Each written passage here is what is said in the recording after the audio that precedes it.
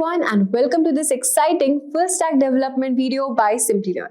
Are you ready to dive into one of the most in-demand careers in tech? Full stack development is where you can learn both the front end and back end of web development, giving you the power to build complete web applications from scratch. As more businesses go digital, full stack developers are in high demand and they enjoy some of the best salaries in the industry. So whether you're building the user interface that people interact with or working behind the scenes with databases and servers, full stack developers have the skills to shape every part of a web project. And in 2025, the demand for skilled developers is growing fast, and this course will help you become one of the go-to professionals in this booming field. Stay tuned as we cover everything you need to know to kickstart your journey as a full stack developer. If you want to advance your career as a full-stack developer with our full-stack development course, master MongoDB, Express.js, React, and Node.js along with Git, HTML, CSS, and JavaScript to build and deploy interactive application. In collaboration with IBM, this 6-month online bootcamp offers hands-on learning through professional projects, advanced AI coding tools, and job assist services. So hurry up and enroll now and find the course link in the description box below and in the pinned comments. So let's get started with introduction to full stack development. So guys, full stack development involves working on both the front end and the back end web applications. As a full stack developer, you will handle everything from user interfaces to server management, making you a versatile asset in the tech industry. And if we talk about front end development, so it focuses on the part of the application that users interact with directly. This includes the layout, design, and interactive elements of a website or app. You will use languages like HTML, CSS, and JavaScript to create a seamless and engaging user experience. On the other hand, back-end development deals with the server side of the application, and this includes managing databases, server logic, and application architecture.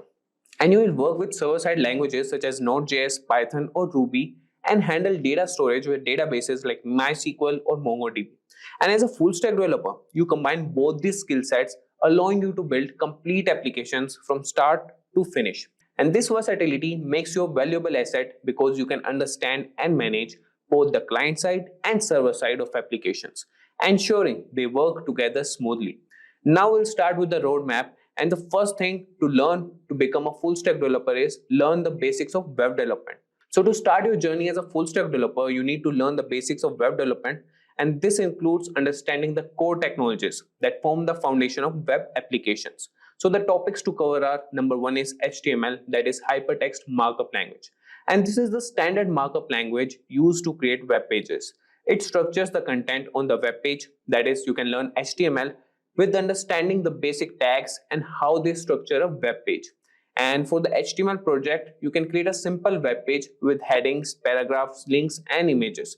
Now moving to the next technology, that is CSS, that is cascading style sheets. So this language is used to describe the presentation of a document written in HTML. It controls the layout, colors, fonts, and overall style of the web page. And to learning that, you can explore how to style your HTML using CSS, learn about selectors, properties, and values. And you can style your HTML page by adding colors, fonts, and layout adjustments. And then comes the JavaScript. So it's a programming language that allows you to create dynamically updating content. And you can control multimedia, animate images, and much more. And you can understand the basics of JavaScript such as variables, functions, loops, and events. And you can add interactivity to your HTML pages such as form validation for a simple image gallery. And with a solid foundation in these basics of web development, that is HTML, CSS, and JavaScript, you can now move on to mastering front-end frameworks and libraries that will enable you to build more dynamic and responsive applications. So now you have got the basics of web development. It's time to dive deeper into front-end frameworks. And these tools help you build more complex, interactive, and efficient web applications. So you can cover the number one, that is React. So it's a JavaScript library for building user interfaces, particularly single-page applications where you need a fast and interactive user experience.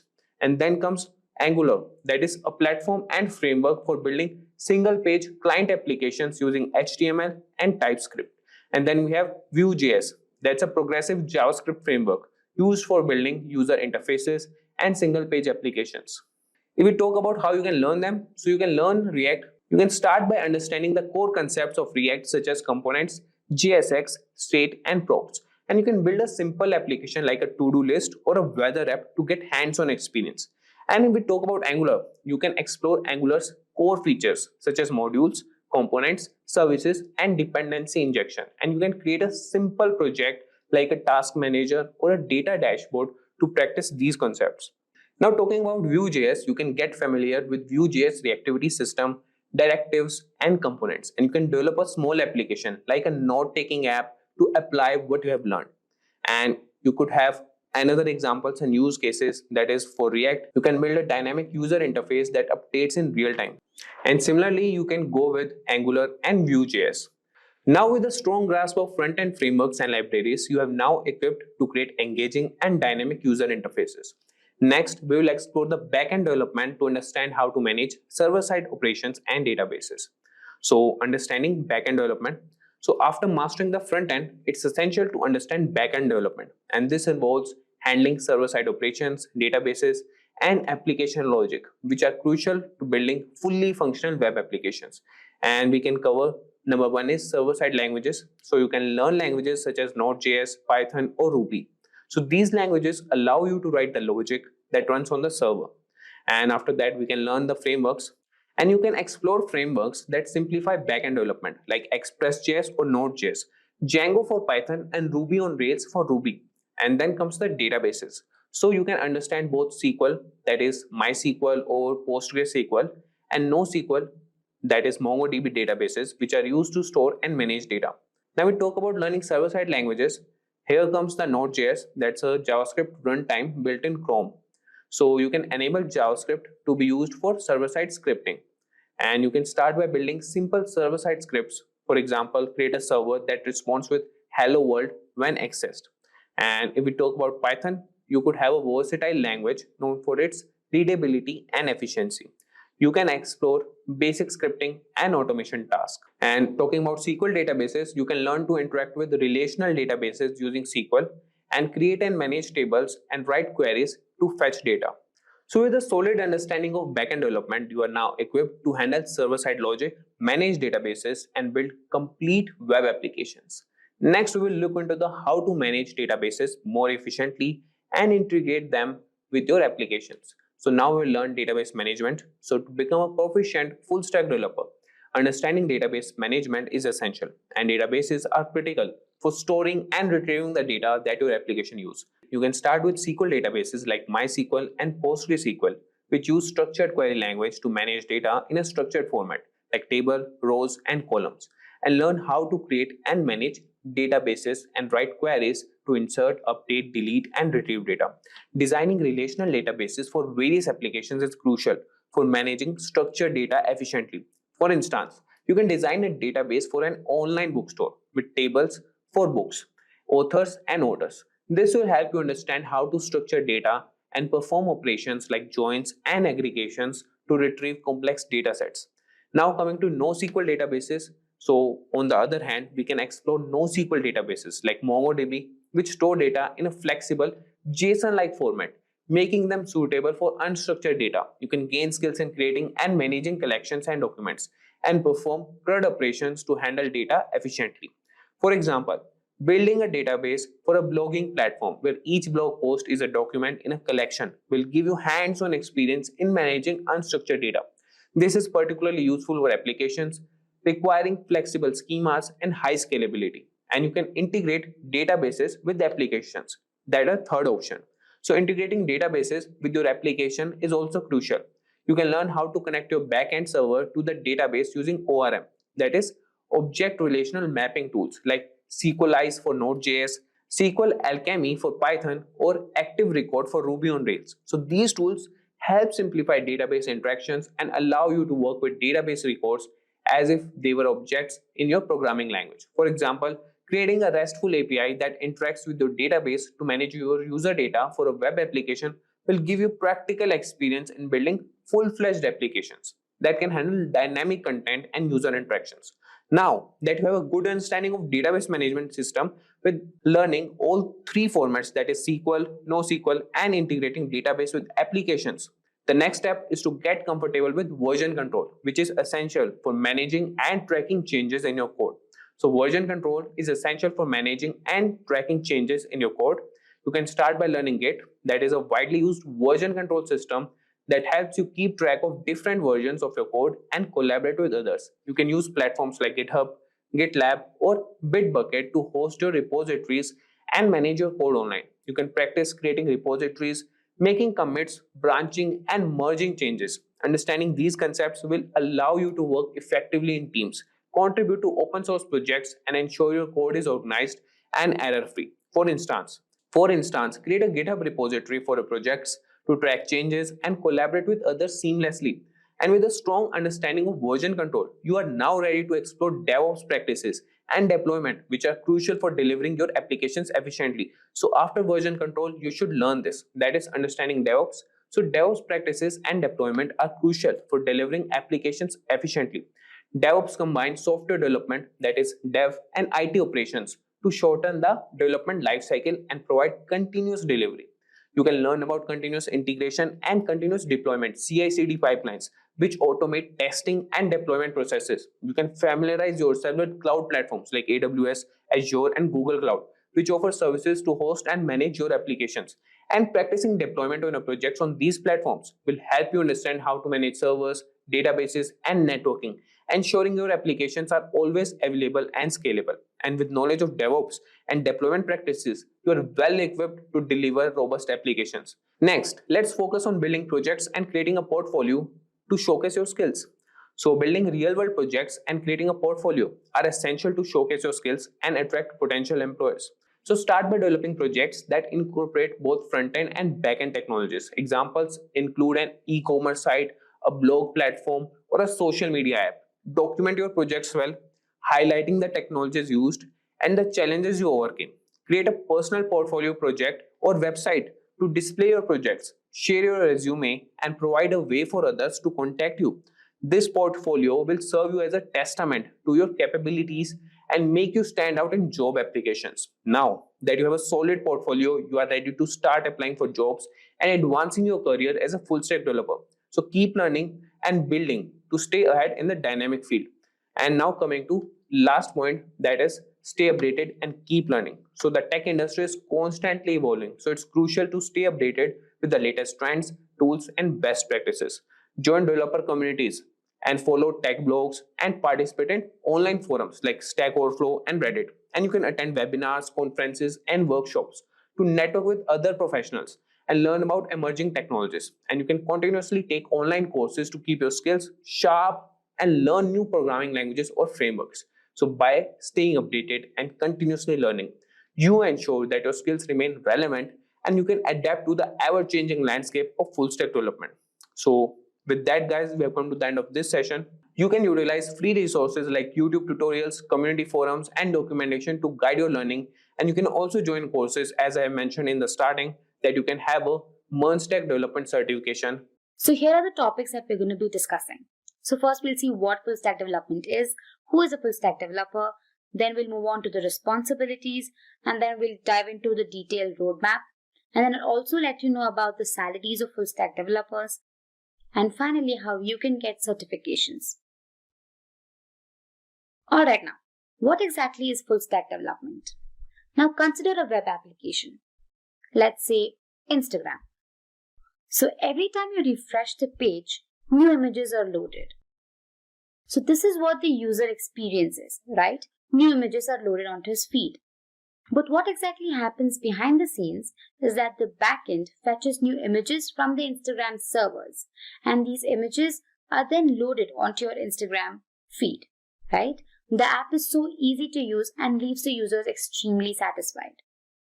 In case of any application, there's always the front end, the back end, and the database.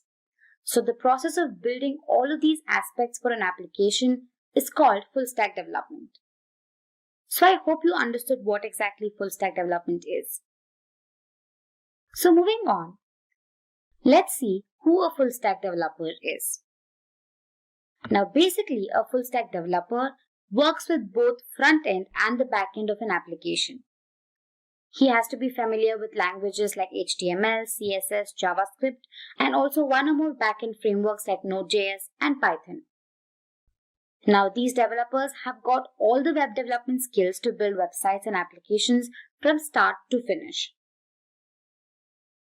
Now that we've understood what exactly a full stack developer does, let's look at some of his responsibilities. Now, the first responsibility is developing the front end. So, as discussed, they must be able to develop the user interface for the users with the help of HTML and CSS. Next up is design the backend. Now, this is also the most crucial part of app development. They should be able to design robust backend architecture to ensure the smooth functioning of fetching and updation. Next up is to design database and servers. Now, databases and servers must be resilient to any outages and must maintain consistency. Next up is cross-platform compatibility. Now, depending on the platforms, there could be some discrepancy and alteration in the functioning of an application, right? It's crucial to make sure that the applications behave accordingly on all these platforms. Next up is developing APIs. Depending on the planned architecture, the developer must be able to develop APIs. The application must also be responsive and interactive and keep the user completely engaged.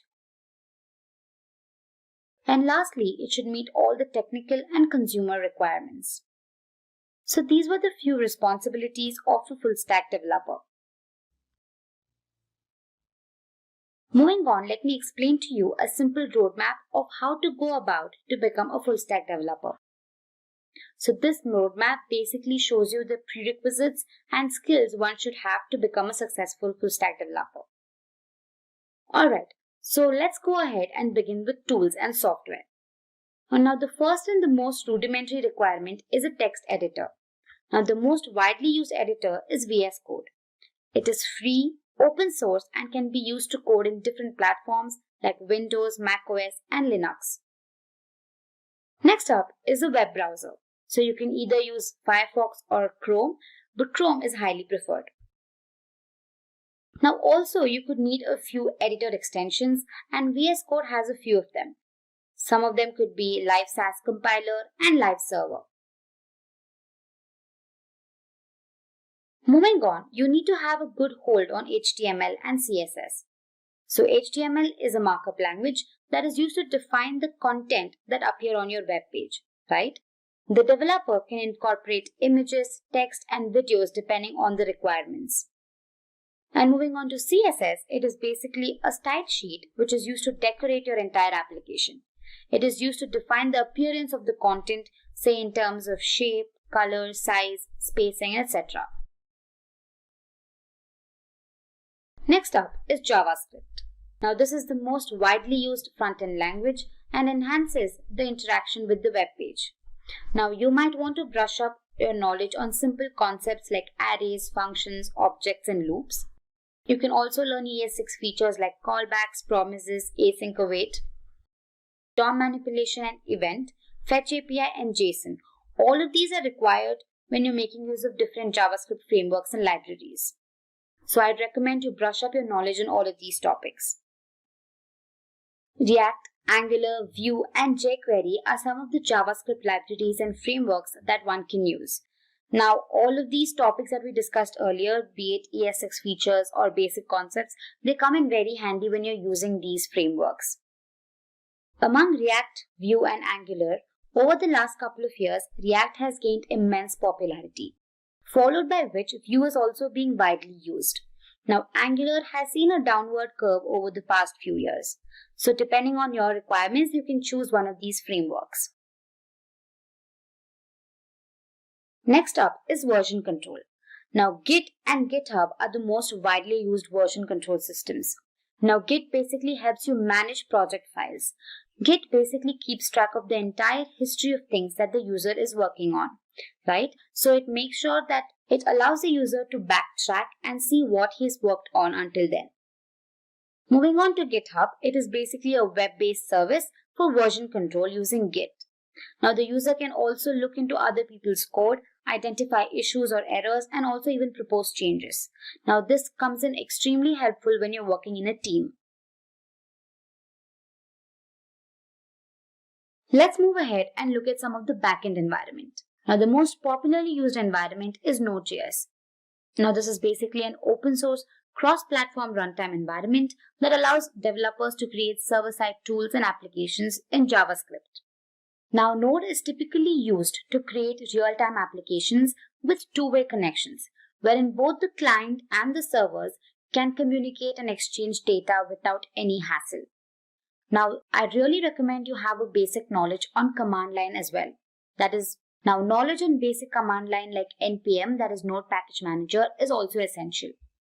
So this was a simple overview on Node.js. Moving on to other backend languages, there's Python and the most commonly used framework, that is Django.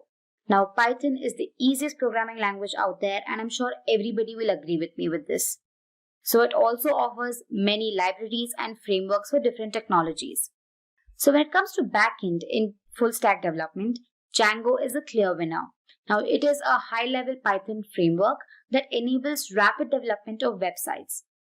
It is also free and open source and has a huge active community of users.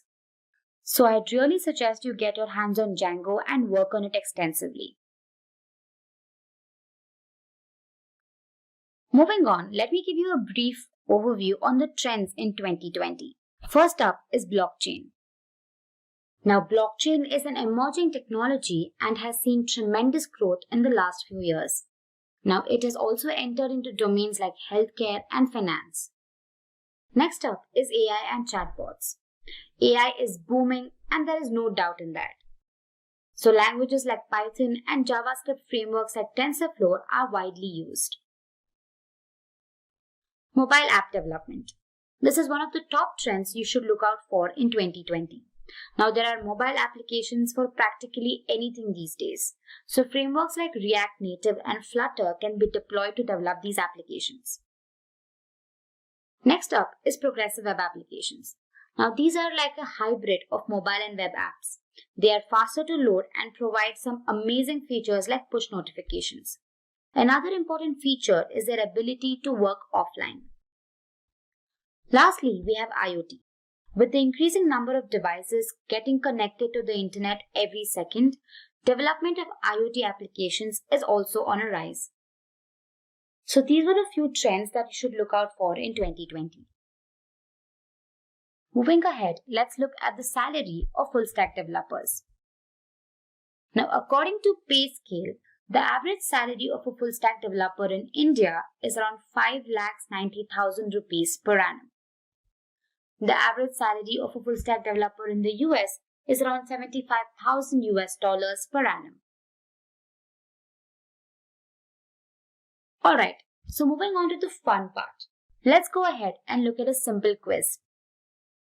Now here is the quiz question. Which of the following is not a JavaScript framework or a library? Option A, React. Option B, Angular. Option C, Pandas. Or option D, Vue. So let us know your answer in the chat section. One lucky winner will get a voucher. So I'll keep this on the screen for a while.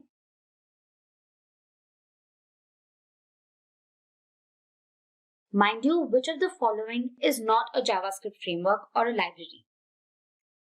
So comment your answer immediately. Alright. So moving ahead, let me tell you how Simplilearn can help you. Now there are several online certification courses, but if you're looking for something that is concise and well structured, then head out to the Simplilearn website. And here you can see a few options. You have the Full Stack Java Developer Masters Program. You have the Full Stack Developer .NET Masters Program. And you also have Full Stack Web Developer Mean Stack Masters Program. You can also go through the overview, and depending on your requirement, you can choose the appropriate course. Hey guys, I'm sure you all have heard about phrases like web development, full stack development, front end and back end development. But if you are not sure about what exactly they mean or how they're different, then don't worry. You're in the right place. This video on front end versus back end development will help you differentiate the two. But before we begin, if you haven't subscribed to our channel already, make sure to hit the subscribe button and the bell icon to never miss an update. Now let's jump right in and look at what's in store for us. So first, we look at what exactly web development is. Then, we look at the different types of web development. Going ahead, we'll look at what front-end development is and understand what exactly back-end development is. And lastly, we'll be comparing the two on the basis of languages, libraries and frameworks, skills, job roles, and salary. So now let's begin by understanding what web development is. Web development is the process of creating a website on the internet. It refers to the non-design aspects of a website, such as creating features and functionality using programming, markup, and scripting languages. Developers concentrate on the technical aspects of web development, such as architecture, programming, application integration, and graphics. Now let's look at the different types of web development. Now, web development could include the front end and the back end. Now, together, they form something called as full stack development. Now, I'm sure you're wondering what they actually mean. So let's go ahead and understand them. Let's begin by understanding what front end development is.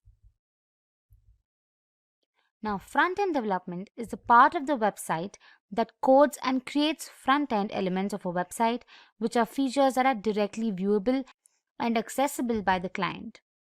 Now, essentially, a front end developer is in charge of everything you see, be it styling, graphics, text, alignment, navigation, colors, etc. And he attempts to improve the user experience to make it as seamless as possible. Now, these front-end developers also contribute to the overall design and aesthetic along with debugging. Responsiveness and performance are the two main objectives of front-end development. Then what exactly is back-end development? You guessed it right. Now, web development that occurs at the back end of programs is accurately termed as back-end development. Now, this backend development covers server-side web application logic and integration and activities like writing APIs, creating libraries, and working with system components as opposed to front-end development, which focuses on customer-facing services and programs. Now, backend developers create code that allows database and an application to communicate with each other. Essentially, a backend developer handles what you don't see. They are in charge of the back end of the website, which includes servers, databases, and applications. So now that you have a brief understanding of what front-end development is and back-end development is, let's go ahead and compare the two. So we'll be comparing the two based on 5 different features. That is languages, libraries and frameworks, skills, job roles, and salaries. Now let's begin with languages. Now, front-end development typically includes coding using languages like HTML, CSS, and JavaScript. Now, as you all know, HTML is a markup language that is a standardized system for tagging text files to achieve font, color, graphics, and hyperlinks. Now, CSS is used to format the layout of these web pages, and JavaScript is used to create interactive elements on the web page. When it comes to backend, the languages include Python, C#, Java, Perl, PHP, Ruby, and some JavaScript. Now, Java in particular was built from ground up to run on the server side, so Java is extremely useful. Python is also one of the most popularly used languages, and C# language is the preferred architecture for backend programming in Windows environments. Now, talking about libraries and frameworks, front-end libraries and frameworks include React.js, Angular, Vue, jQuery, and Bootstrap. While talking about backend frameworks, we have Express.js, Node, Spring, Django, Flask, JSF, ASP.NET, and .NET MVC. Now, front-end and back-end developers work very closely, so it's helpful to have a foundational understanding of front-end developer technologies like HTML and CSS as well. Moving on to skills. Now, front-end developers are in charge of bringing visual elements to a website as well as interactive elements such as navigation, buttons, and anything else that improves overall usability. HTML, JavaScript, and CSS are frequently used to ensure that a site's visual side operates well.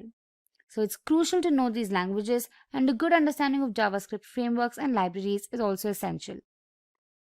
And other general skills include a good grasp of front-end programming languages, the ability to create a responsive design, the knowledge of testing and debugging, and an understanding of front-end development tools like automation, content management, version control systems.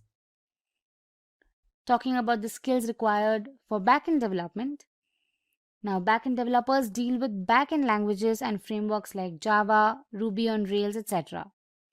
Now, back-end developers deal with languages like Java, Ruby on Rails, etc. to make web pages and applications operate. Now, it's vital to know commonly used backend languages and frameworks like Django, Node.js, Express.js, and so on. Other important skills include database management, framework utilization, programming, knowledge of accessibility and security compliance, and understanding requirements and ensuring data consistency and integrity. Now, moving ahead, let's look at some of the job roles for front-end and back-end development. Talking about front-end, we have the front-end developer, the CSS or HTML developer, we have front-end web designer, we have front-end SEO expert, full-stack developer, and a UI developer. Talking about back-end, there's back-end developer, Java developer, full-stack developer, DevOps engineer, software engineer, and an iOS developer. And lastly, let's look at the salaries offered to these front-end and back-end developers. In India, the average salary of a front-end developer is around 6 lakh rupees per annum, while a back-end developer earns about 7 lakh rupees per annum. In the US, a front-end developer earns around $100,000 per annum, while a back-end developer earns about $121,000 per annum. Session will be about today's topic, which is become a front-end developer. So let us begin. We are going to discuss the things you need to know to become a web developer. First, we will start with basic skills which every web developer must know before moving into more advanced web frameworks.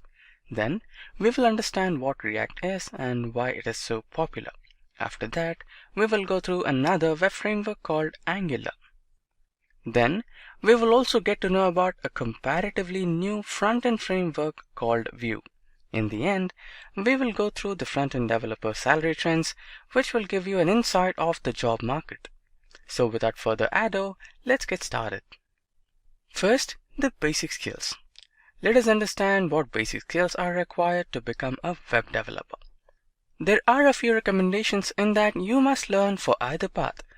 These are the common things every programmer should know. The first one is the GitHub. So Git is a free open source version control system that enables collaborations in a particular project. It is designed to handle both small and large scale projects. Git is a tool used to save code and create different versions to better manage the feature updates in the product or an application. So followed by the GitHub, the next important thing we have is the data structures and algorithms. A data structure is the location used to store and organize data. An algorithm is a collection of steps to solve a particular problem. Learning data structures and algorithms allow us to write efficient and fast computer programs. So followed by data structures and algorithms, we have the text editor. Get familiar with the text editor of your choice. Visual Studio Code is the top choice for most of the web developers, and my personal choice too, because of the large support of languages and, of course, the speed.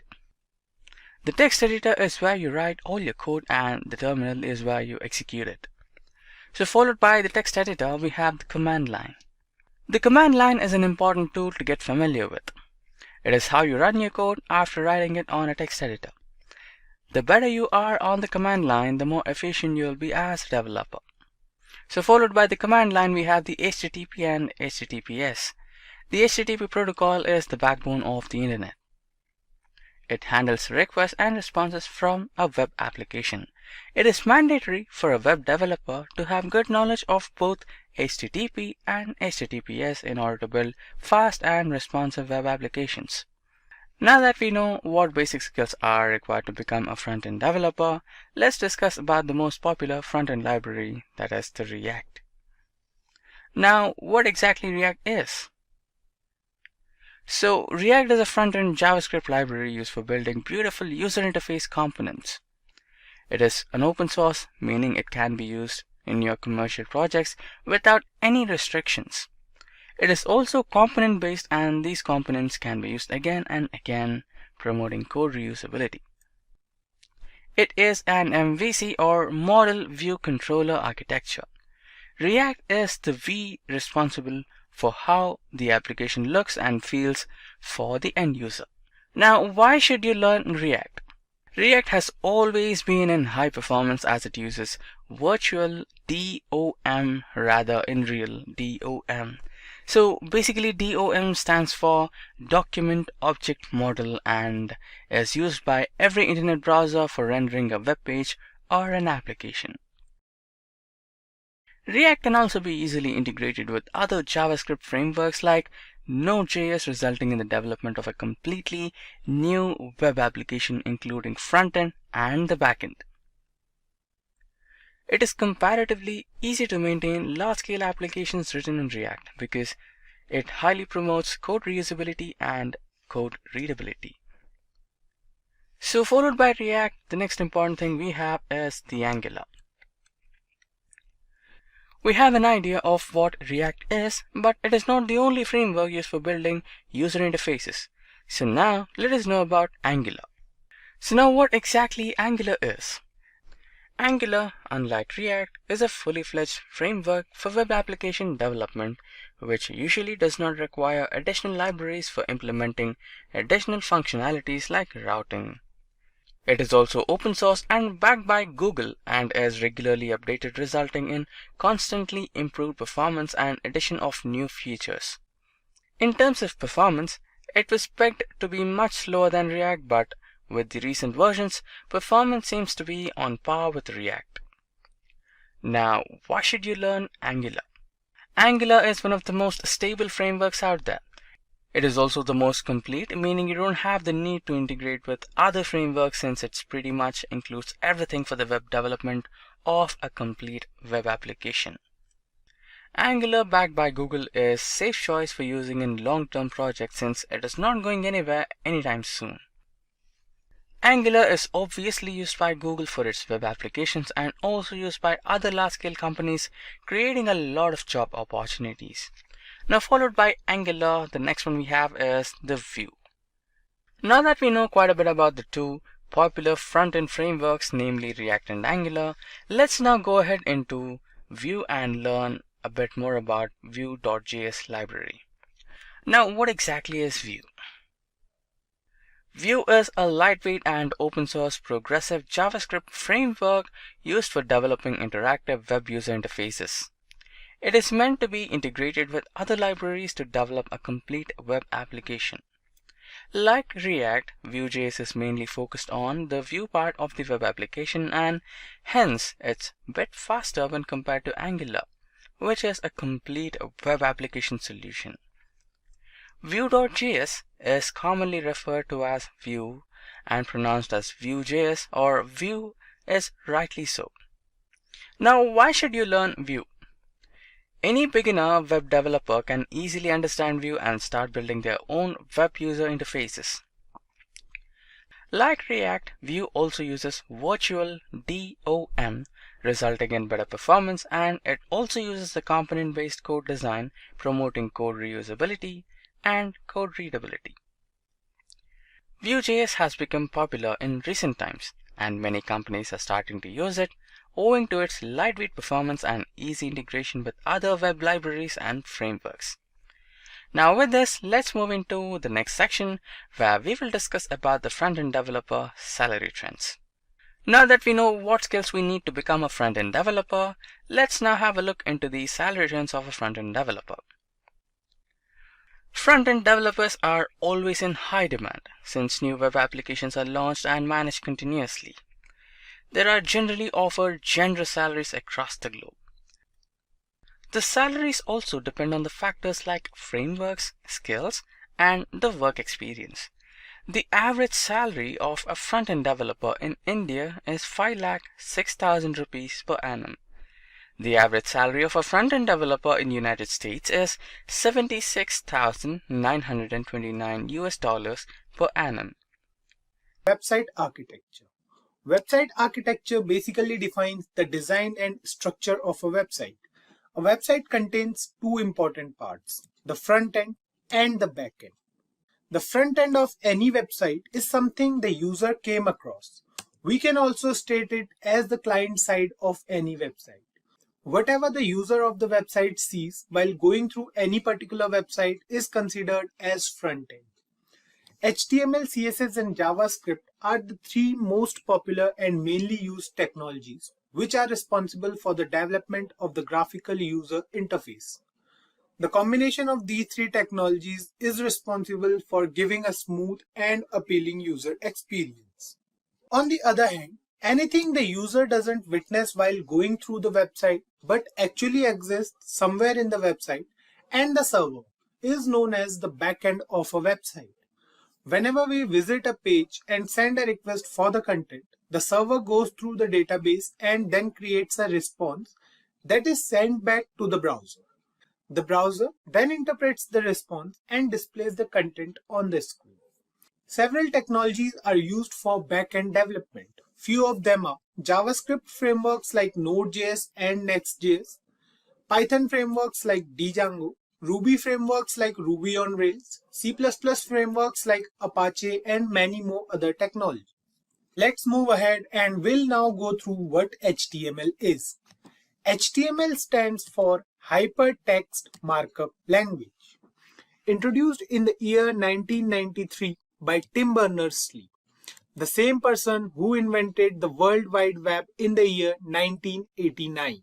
The first version of HTML was written in 1991 but released later in 1993 as HTML 1.0.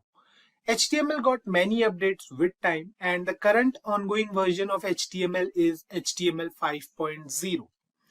HTML is also known as the most basic building block of the web, which is used to create the structure of any website with the help of numerous predefined tags. It helps the browser to understand the structure and style of a document or file for viewing over the internet. It allows our web pages to host videos, images, and other applications. It also facilitates navigation within web pages or between websites through hypertext.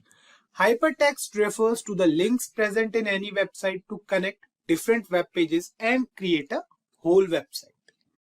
HTML has a lot of use cases. Web development. HTML code is used to design how a browser displays web page elements such as text, hyperlinks, and media files. Internet navigation. Users can easily navigate and insert links between related pages and websites as HTML is heavily used to embed hyperlinks. Web documentations. HTML makes it possible to organize and format documents similarly to Microsoft Word. Moving on to the installation part. HTML does not require any special software to work. If you have Notepad installed in your system, that's enough to start using HTML. The best part about HTML is its ease of use. Let's move on to the editors part now, and we'll then download a particular editor for a complete HTML playlist. An editor or IDE, which stands for Integrated Development Environment, is a software application that comprehends facilities to a programmer for software development. Just like Photoshop makes it easier to edit photos, in the same way, IDE makes it easier for a programmer to write code. The number of IDEs present in the market today is huge. Some of these editors are Notepad++, Atom, and VS Code. These editors are free to use. On the other hand, editors like Sublime are free but with some limitations. To access all the features of Sublime, we have to go for the premium version for the license, and then we can use it for software development. My personal choice for an editor is the Visual Studio Code. There's a reason behind using VS Code as an editor. Let me tell you a few advantages of VS Code over other editors. First of all, it is free to use as it is open source software, so we can get it at no cost. It supports multiple programming languages. There's nothing like we need any web support or work on different editors for different programming languages. We can use VS Code for different languages as well. Extensions are also one of the main reasons behind using VS Code. Suppose we want to use a programming language, it does not support. All we have to do is to add an extension and we are good to go. It also does not affect the editor's speed as it runs as a different process. Besides all these properties, one main key factor behind using VS Code is its availability in different platforms, like it is available for Mac, Linux and Windows. So I think there are enough features we have discussed till now. There are many more features that we'll discuss while installing and working with VS Code. Let's start with the installation part now. The installation process for VS Code is pretty simple. Just go to Google and write here VS Code. Press enter and the next page which will open will show us the results. Click on the first link over here and we are here at the website of VS Code. Right. Now you can see the download button in front of your screen. You can click on it and you can download the stable version for your operating system from here only, or you can go to the other download button present at the top right corner of your screen. Click on the button over here. So you can see here we have all the extensions as well. These are the top extensions. We have to download them inside VS Code once the downloading part overs. So here you can see the download starts. Now sit back and relax until the download finishes. Once the download completes, open the setup file from your downloads and it will take us to the license agreement page. Now agree over here, click on next and it will take us to the browser part. So here what we have to do is we have to choose a location for the VS Code file to locate. So you can choose any location. So for now I'm clicking on next over here. Now you can see we have a different folder, so we can click on browse and then select it and then click on next. So here we can see we have some additional features. So what we'll do is we'll create a desktop icon. Now you can see other options as well, so click on them as well. Click on next and now click on install. The installation will start. Once we are done with the installation part, click on finish and the VS Code will start automatically. Fine. So here you can see we have the welcome page over here. What we can do is we can open a folder from here. So if you have any folder, so what we can do is we can open it from here. Now what we'll do is we'll create a new file. So here you can see we are in a file. What we have to do is we have to save this file now. So click on file, click on save, and now we can save this file at any place or any location we can see. So what we are going to do is we are going to go on desktop. We are going to create a new folder over here. We are going to name it as HTML. Now inside HTML, what we are going to do is we are going to write here the name of our file. So we'll write here first, then we'll write here the extension. So what we have to do is we have to write here first.html, and here you can see we have an HTML file over here. Right. So you can see we have 4 options over here. The first one is for opening a folder or any particular location. So click on open folder. Now what we are going to do is we are going to open HTML over here, and you can see we have the HTML folder open. Now we have the file over here as first.html, which we created recently. Then we have the search button over here to search anything or to replace anything. The next button we have over here is for the source control. Then after this we have the debug button as well, and then we have the extensions. So these are the features VS Code provides us, and below here we have the accounts option and the settings option. What we can do from here is we can change the font size and different settings, right? Now the next button we are going to discuss is the extensions button. Here we can find many extensions given by the VS Code Studio community. They are free to use. So for now we'll use these 2 or 3 extensions. So what we can do is we'll click on HTML CSS support. So you can see I have already installed these extensions over here. So then we have JavaScript and TypeScript nightly and the live server extension. So this extension is pretty important, the live server one and the HTML CSS support. You can leave the JavaScript and TypeScript nightly automatically for now. So we have to install these two extensions for now. So I have already installed it. You can install them in your computer. Now, the next thing we have to do is, so we can start writing our code here on. I've already told you that while saving any file, make sure that we are saving that file with a .html extension. So what we have to do here is we have to put an exclamation mark over here and press enter. And you can see we have the basic HTML code which we'll need in almost every project. We can simply start with it if we have basic computer knowledge. We got you covered if you are a newbie to HTML. Please stay connected with us and you guys will understand HTML in a very fun and exciting way. Before we go through the different tags present in HTML, let's discuss what a tag is. A tag refers to a special word wrapped in angular brackets which are used to define a particular type of content on a web page. After using a tag in an HTML file, the browser decides how to render or display the content on the screen. The list of tags present in HTML is pretty huge. We'll go through some basic tags in today's video and we'll go through the remaining tags while working with them. So let's start with the most basic tag we have in HTML. You can see here we have a basic program written over here. All the tags mentioned over here are mandatory for all HTML programs. The first thing we have here is the doc type as HTML. You can see it over here. We have written doc type HTML. So this is not an HTML tag but an instruction for the system about the type of document.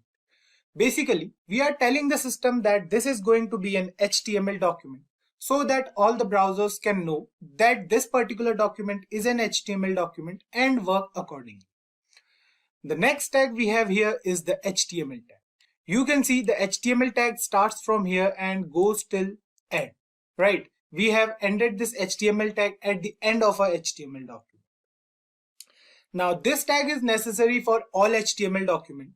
If we are working on an HTML document, then this tag is what we are going to need. The HTML tag represents the root and the end of the whole document. This is a container tag that contains all the other tags within it. So this tag is pretty mandatory in all HTML documents. Now the next tag we have here is the head tag. You can see the head tag over here and the ending of this head tag is present over here. We have certain tags present inside this particular tag. Now you can see that this head tag contains meta tags and the title tag, right? You can see the meta tag over here. We have 3 meta tags and then we have a title tag as well. Now the meta tags doesn't appear on the page itself but only in the page's source code. Meta tags are essentially little content descriptors that help search engines what a web page is all about. Now the next tag we have here is the title tag. The title tag is used to define the title of our web page. Basically, we write the name of our web page inside this tag. For example, if we see here, the title of our web page is document for now. If we change the title of this HTML document and write here something like first document. Fine. Now save the program, open it with live server. Now you can see it over here that the window name is changed to first document. There is no change in the web page itself. So what we are going to do is we are going to reduce the size of our VS Code and the browser. We are going to keep them side by side here so that any changes we made in this HTML document are reflected in the web browser. Other tags we can use inside the head tag are the style tag, the script tag, and the link tag. Now the link tag is used to link any external CSS file to a HTML page. We have to provide the source of that file and then any styling changes we make in that particular file will get reflected in the web page. For that, so let's create a CSS file first. What we are going to do is we are going to create another file over here. Let's name it as style.css. Now this particular file has .css as extension. This will tell the browser that this particular file is a CSS file and we are going to use it for styling purposes. Fine. So we have this style.css over here. Now we are going to link this with our HTML document. For that, what we have to do is we have to write here link. So this is the tag. Now we have to write here rel and we have to write here style sheet. Fine. Now the next thing we have to do is to provide the source code of this particular file. So for that we are going to use href. href is going to be style.css. Now close this link tag. Now this rel tag over here specifies the relationship between the current document and the linked document. Now you can see it over here, we have this rel as a style sheet. This means that this particular file is a style sheet and we are going to use this for styling purposes. Another important tag we have inside the head section is the script tag. This tag is used to declare or use any script within the HTML document. Basically used for JavaScript. So it's not necessary to use this tag within the head section only. We can use it anywhere, but for now we are going to use it inside the head tag. The syntax is also easy. We have to write it like script src. Now src is going to be the file name. So let's add another file over here. We'll write first.js. So this will tell the browser that this particular file is a JavaScript file. So we are going to write here inside this now. We are going to write first.js. Now we have to define the type as well. So type is going to be text and the file is a JavaScript file. So we'll write here JavaScript. Fine. Now close this tag and the script tag will closes automatically. You can see it over here. Fine. The script tag is closed. Keep one thing in mind that we have to close the script tag every time, but the link tag is not necessary to close. The next tag we are going to discuss is the body tag. The body tag defines the document's body. Now you can see it over here. If we go back to HTML page, you can see the body tag over here. Now the body element contains all the content of an HTML document such as headings, paragraphs, images, hyperlinks, tables, lists, etc. There can only be one body element in an HTML document. Any tag we are going to use within the body tag is going to define the structure of a web page. Now the next tag we are going to use is the heading tag. There are 6 different types of heading tags starting from H1 and goes till H6. H1 refers to the most important heading and H6 refers to the least important. The font size of H1 is the largest and the font size of H6 is the smallest among all. So let's use them all here. What we'll do is we'll write here H1. Now inside this H1 we'll write this is heading 1. Save the program and you can see it over here. We have a heading in our web page which says this is heading 1. Similarly, we have the H2 tag as well. So if we write here H2 and inside this if we write this is heading 2. Save the program. You can see the change in the font size. You can see the difference over here. The font for H1 is greater and the font for H2 is a bit smaller than H1. Similarly, we have H3 and for H3 we are going to write here this is heading 3. Fine. Then we have H4 as well. So we are going to write here H4 and inside this we are going to write this is heading 4. Fine. Similarly, we have H5 and H6 as well. So we are going to mention them first here. So we'll write here this is heading 5 and finally we have H6 which is used for heading 6. So we are going to write here this is heading 6. Fine. Save the program and you can see the difference in all the headings over here.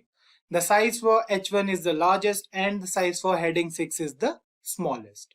We can use any of these headings according to our needs. Similarly, we have the paragraph tag as well in HTML. It is used to write a paragraph or any content within the web page. The syntax is simple. We have to use the P tag for that. So if we write here P and now inside this paragraph tag, whatever thing we'll write. So let's say we are writing here, this is a first HTML document. Fine. Now save this program and you can see it over here. We have some text present in the web browser, right? So these are the most basic HTML tags we discussed in today's video. As we said, the list of tags is large and we'll discuss them while working with them. So please go through these tags on your own and let us know if you face any issues. We have already discussed about tags in the last video. We came across several important tags in the previous video like the HTML, head and the body tags. A simple definition of tags states that a tag refers to a special word wrapped in angular brackets. which are used to define a particular type of content on a web page. After using a tag in an HTML file, the browser decides how to render or display the content on the screen, right? Now, keeping this definition in mind, the definition of an element in HTML states that an HTML element is the collection of a start tag, its attributes, an end tag, and everything in between the tags, right? So an HTML element is basically a collection. Let's understand this with the help of an example. What we'll do is we'll write over here inside the body of this HTML document, we'll write P. Fine. Now this paragraph tag over here is an example of a tag. It has opening tag and a closing tag. So this whole thing is a tag. This paragraph is a tag over here. Now if we add an attribute to this tag like an ID or a class, so what we'll do for that, we'll write here, let's say ID is equals to para1. Fine. This tag now has an attribute within it. ID makes this whole tag unique. We can access the content of this tag with the help of ID attribute. We'll discuss attributes in detail in the upcoming video. For now, let's add some content inside this tag. So what we'll do is we'll write inside this tag. We'll write over here, let's say this is a paragraph. Fine. So we'll write here paragraph. So this is the content of a paragraph tag. Now we have 4 different parts present over here. We have the starting tag over here. So this is the starting tag. This whole thing over here is the starting tag. Then we have attribute. So ID here is the attribute. Then we have the content of this tag. So this is the content present inside whole tag. And then we have the end part of a paragraph tag. So this represents the end part, right? So the combination of these 4 things is known as the HTML element. Now let's talk about the case sensitivity of HTML tags. So HTML tags are not case sensitive. So you can see we have paragraph tag over here with small p present inside angular brackets. What we can do is we can write here capital P as well. So these 2 things are pretty same. So let's write something inside this as well. So let's say we are writing here, this is paragraph 2. Fine. So this is the content present inside this paragraph tag with capital P inside angular brackets. Now save the program. And you can see we have 2 paragraphs over here. The first one says this is a paragraph and the second one says this is a paragraph 2. So what we have to do is we have to remove A from here. Save it now, and now it says this is paragraph 2. Fine. So I hope you guys got that HTML tags are not case sensitive. Fine. Now let's move ahead and we'll now discuss empty elements in HTML. Most HTML elements have a start tag and an end tag that indicate where the element begins and where it ends. For example, we have this paragraph tag over here. This is the start of this paragraph tag and this is the end part, right? So this indicates that this paragraph tag ends over here. Now there is a group of elements that are exceptions to this rule. So these elements are called empty or void and only have a start tag since they have no content present inside the tag. So they must not have an end tag in HTML. Example of empty elements are like the break tag we have image, link and many more such tags. The list is quite long. So what we'll do is we'll add an image using the image tag. So image tag is basically an empty element. So we'll use that particular element and you guys will understand what empty elements are. So as mentioned earlier that empty elements do not require any closing tag. So what we'll do is we'll write here inside angular brackets, img is the tag name. Then we'll write here src. So src over here is attribute. We'll discuss attributes in upcoming videos. So inside this we'll provide the path of our image. So let's say we have this image present inside images folder, which is a folder present in a system. So where we are saving all our HTML programs. So the next thing we'll write here is alt. Alt stand for alternate. So if the image is not shown over the browser, then the alternate text will be shown. So let's say we are writing here image 1. Now we'll close this image tag. So that's all. We don't have to close this particular image tag. We don't have to write here like this. So you can see we don't have to write here like this anything. So if we not write it over here, that's fine, because image element is an empty element. So let's save the program, and you can see we have an image over here in the browser. So the image size is quite large. What we'll do is we'll reduce the size. So we'll write here this for now. We'll discuss all these things in the upcoming videos, so don't worry about it. For now, you can see that we have an image over here. So this is our image. This particular image is what we have added using the image tag. So this is done. Now the last thing we'll discuss in this video is the nesting of elements. Nesting means we can use a tag or element within another element. For example, you can see we have a paragraph over here. So this is a paragraph which says this is paragraph 2. Let's add some more things over here. So let's say we are writing over here HTML stands for hypertext markup language. Fine. And save the program. So this is the paragraph over here. You can see. Let me increase the size of our browser a bit. So now I think you guys can see it much better. Now what we'll do is we'll use a particular element or tag within this paragraph tag. So let's say we want this HTML to be cursive and bold in nature. So what we'll do over here is we'll use the B tag over here. So B stands for bold. So what we'll do next is we'll cut HTML from here and we'll paste it inside this B tag. Now save the program, and you can see HTML is bold in nature now, right? Similarly, what we can do is we can nest one more tag inside this bold tag. So what we can do is we'll write here I. Now we have to put this HTML inside both these tags. Save this program, and you can see the HTML is cursive in nature now. So you can see we have 3 different tags, or we can say we have 2 different tags inside a particular tag. This is known as nesting of elements. So we can do it with HTML as well. I hope you guys must have got an idea about what HTML elements are and how elements are different from tags in HTML. In the last part, we came across HTML elements. We saw the difference between HTML tags and elements. Now that we already have an idea about elements, let's discuss what attributes are. Let me write the basic syntax of an HTML element over here first. So what we'll do is we'll write over here. Let's use the paragraph tag. So we are writing over here.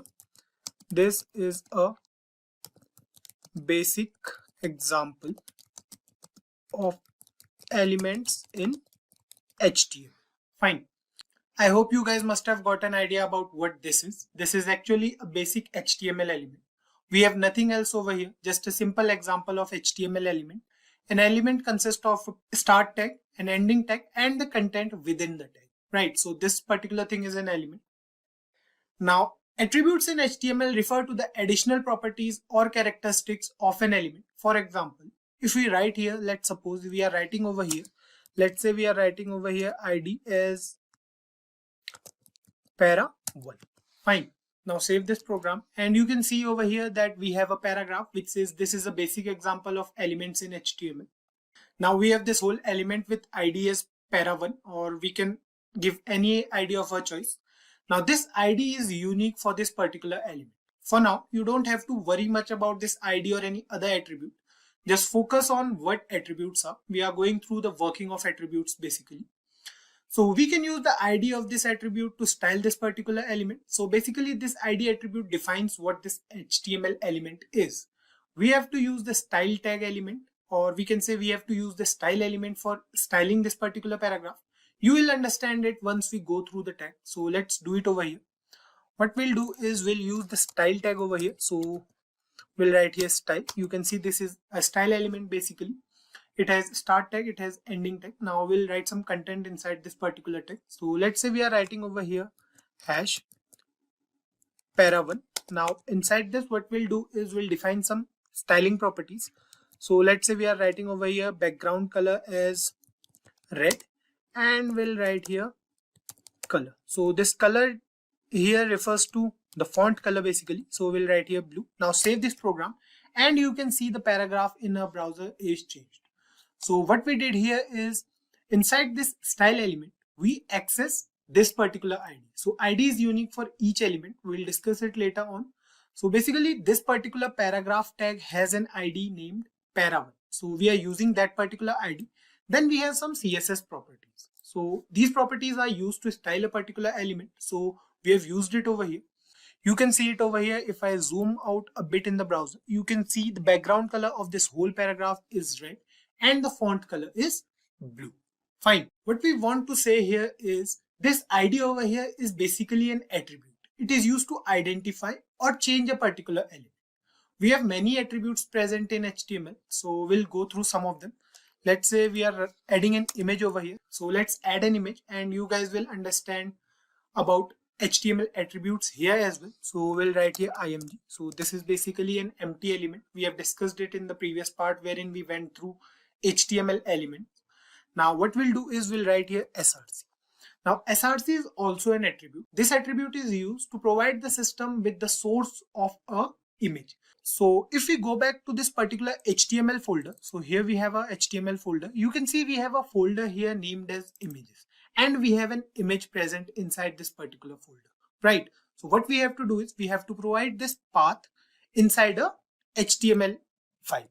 So what we are going to do here is we are going to get back to VS Code and inside here we'll write images. So this is our folder name and we have a file name html.png present inside that particular folder.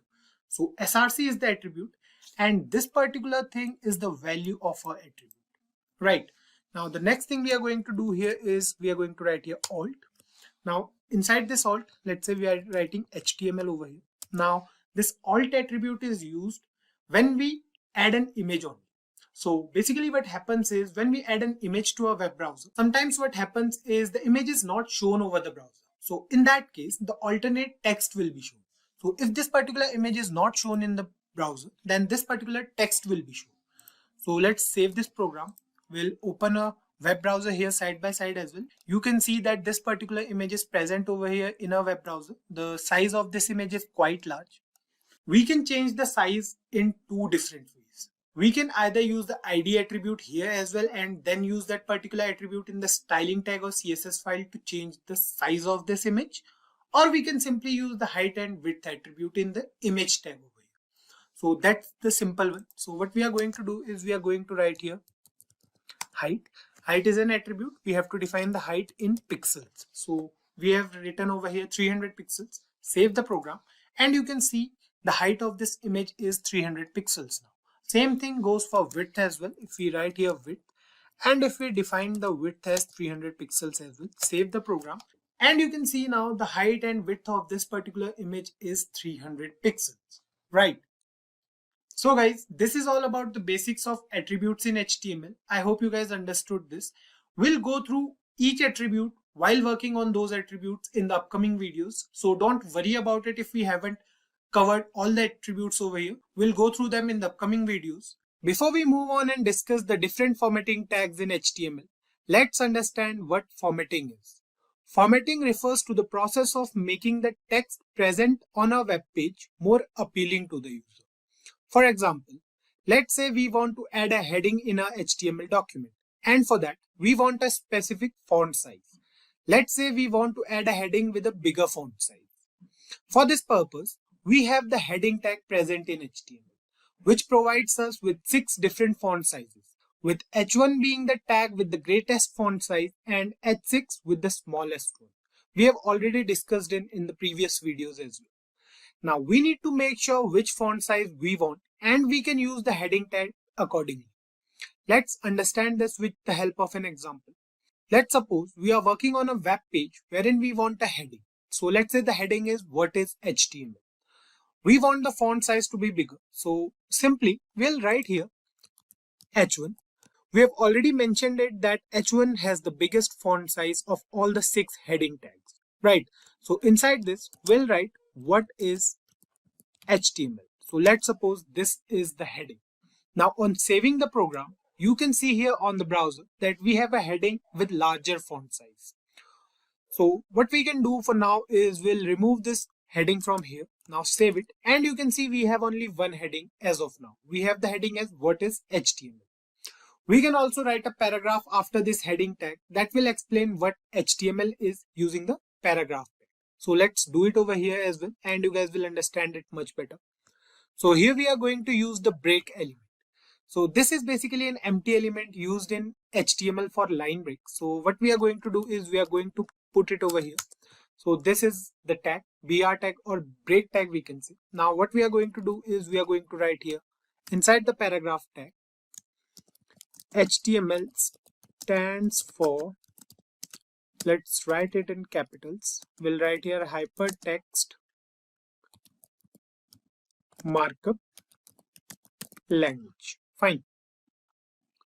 So here we have a paragraph that says HTML stands for hypertext markup language.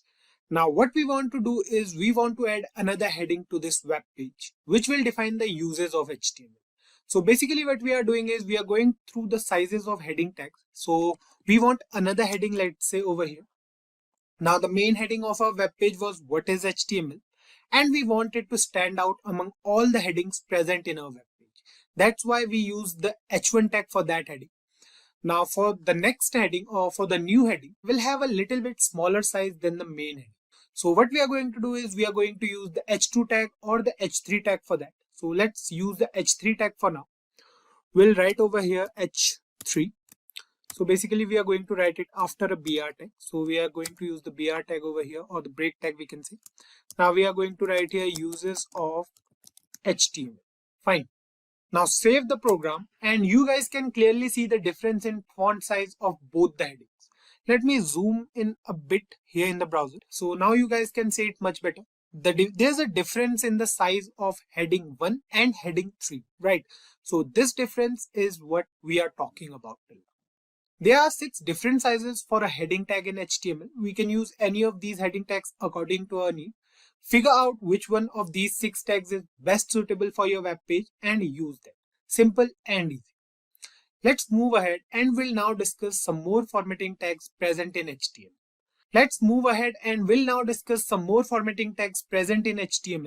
The next tag we are going to discuss is the bold tag. This tag is used to make the text bold or strong. So there are 2 different tags for the same task. For making the text bold, we can either use the bold tag or simple B tag we can say. The other tag we can use is the strong tag. The functionality of both tags is similar. So we'll use them side by side so that you guys can see the difference, or they are basically same. So what we are going to do is we are going to write here after this BR tag, we are going to write here B. So B stands for bold tag. Now we are going to write something in here. So let's say we are writing over here HTML. Now again after BR tag we are going to use the strong tag. Fine. We'll write same thing here. The content will remain the same. So we are going to write HTML over here. Now here we used both tags with similar content present inside them. Save the program, and you can see we have 2 similar outputs here on our web page. The outputs are exactly similar. The working of both the tags is the same, right? Now let's recall the nesting of elements in HTML from the previous video. We have said earlier that we can use an element within another element in HTML. We are going to nest this bold tag inside our first paragraph tag. It means that we are going to nest this bold tag over here. So what we are going to do is we are going to use bold tag inside the full form, or we are going to put the full form of HTML inside the bold tag. Fine. So save it. And you can see we have hypertext markup language written over here in the browser in bold, right? It looks better than the previous one. Just like the bold tag, we have 2 more tags present in HTML to make the text on screen look more appealing to the user. The italic tag and the underline tag.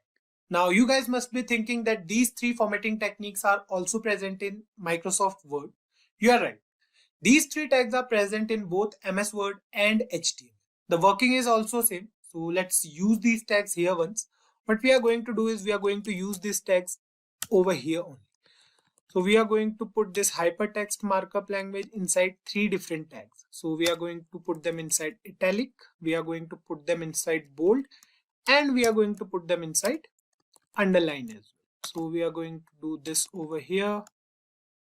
Now you can see the nesting of elements over here. If I zoom in a bit on Visual Studio Code, you can see we have a paragraph tag, then we have three tags present inside it. So we have bold tag, we have italic and underline. So this is called nesting of elements.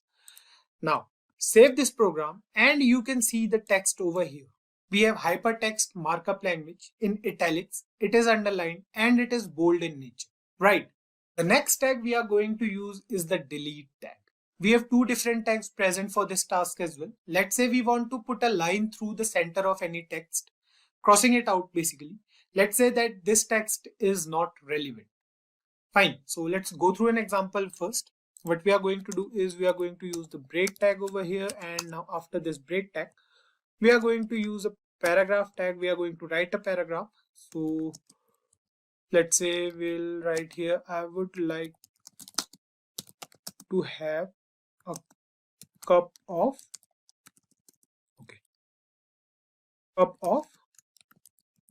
coffee.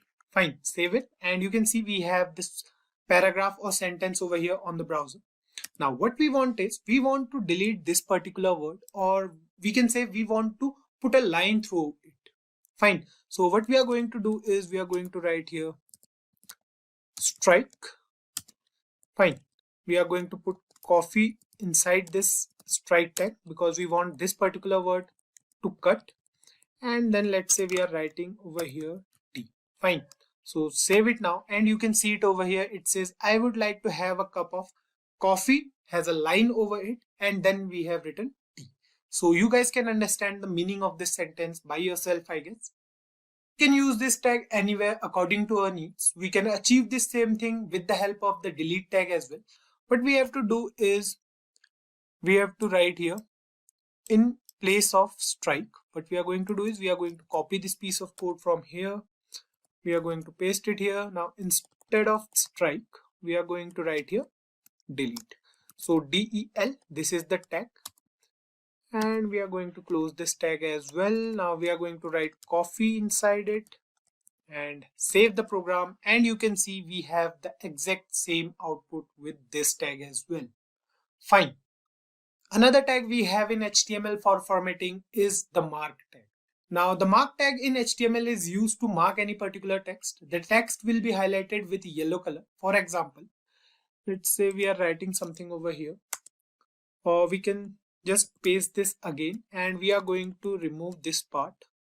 Now we want to mark the word coffee, let's say. So what we are going to do is we are going to write here mark. This is the tag, and inside this tag we are going to write coffee, let's say. Fine, save the program and you can see it over here. We have this sentence which says I would like to have a cup of coffee, and coffee is highlighted over here, right? So this is the mark tag and we can use this tag for formatting. Now the last tag we are going to discuss in today's video is the font tag. The font is an inline element used to change font sizes, font colors, and font styles of the text in a web page. This element has its own attributes. So the three attributes we can use are size, color, and face. Fine. Size is used to change the font size of the text. We can write values between 1 and 7, with 1 being the smallest and 7 being the largest font. Exactly opposite to the heading tag. So you can learn it that way. Color refers to the font color. We can simply write the name of the color, or we can use the hexadecimal values for colors. The hexadecimal numbers are specified according to the RGB value for each color. The last thing we have is face. Face refers to the font style. The default HTML font is Times New Roman. We can use any font style of our choice using this attribute. So let's use this tag over here and you guys will understand it much better, I guess. So what we'll do is we'll write here. Let's say we are using a paragraph tag. So we'll write something over here. Let's say I prefer. Now we are going to use the font tag over here. So this is a tag. You can see it in red color. Now we have three different attributes, right? So the first attribute we have is size. So we'll write here inside size, let's say the size of this font is 4. Then we have color. So color defines the font color. So let's say the font color we want is red. And then we have the face. So let's say we want the font style to be Verdana, and we'll write something over here. Let's say we are writing this over red. Fine. Now save the program, and you can see it over here. It says I prefer red. Fine. So let's complete this sentence. What we are going to do is we are going to write something after this font tag as well. So let's say we are writing over here red over blue. Save the program, and you can see it over here that we have this particular sentence which says I prefer red over blue. So let me increase the size of VS Code so that you guys can see it clearly. So here you can see we have this paragraph tag, then we have written inside it I prefer, and we have kept this red word inside a particular element, font element basically. This font element has 3 different attributes: size, color, and face. Now let's change the size of this to 6 for now, and we'll check the output, save the program, and you can see red over here is quite large in size, right? It looks different. So I hope you guys got this. Formatting an HTML document is mostly done using CSS, but now HTML also allows us to format our documents using different tags. Basic formatting, we can say. So formatting is making the web page more appealing using these particular tags. So the list of formatting tags present in HTML is quite long. We can't discuss all of them here, but if we use any of those tags in the upcoming videos, then surely we'll discuss them over there on. Now the task for you guys is to use these formatting tags and let us know if you find any difficulty in using them. In HTML, a phrase tag is used to give structural meaning to a block of text. What does that mean? Let's try to understand this with the help of an example. We'll first take a paragraph for this example, a small one maybe. So let's do it here. What we'll do is we'll write here P. So we are going to use the paragraph tag. Let's write something over here. So let's say we are writing over here, hello everyone. Then I'll write this is Kaushal. And let's suppose we are writing over here, please subscribe to a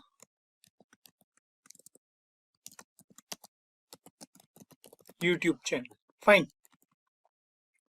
Save this, and you can see here that we have the same paragraph here on the browser. Now, what we said earlier about the phrase tags is they are used to give structural meaning to a block of text, right?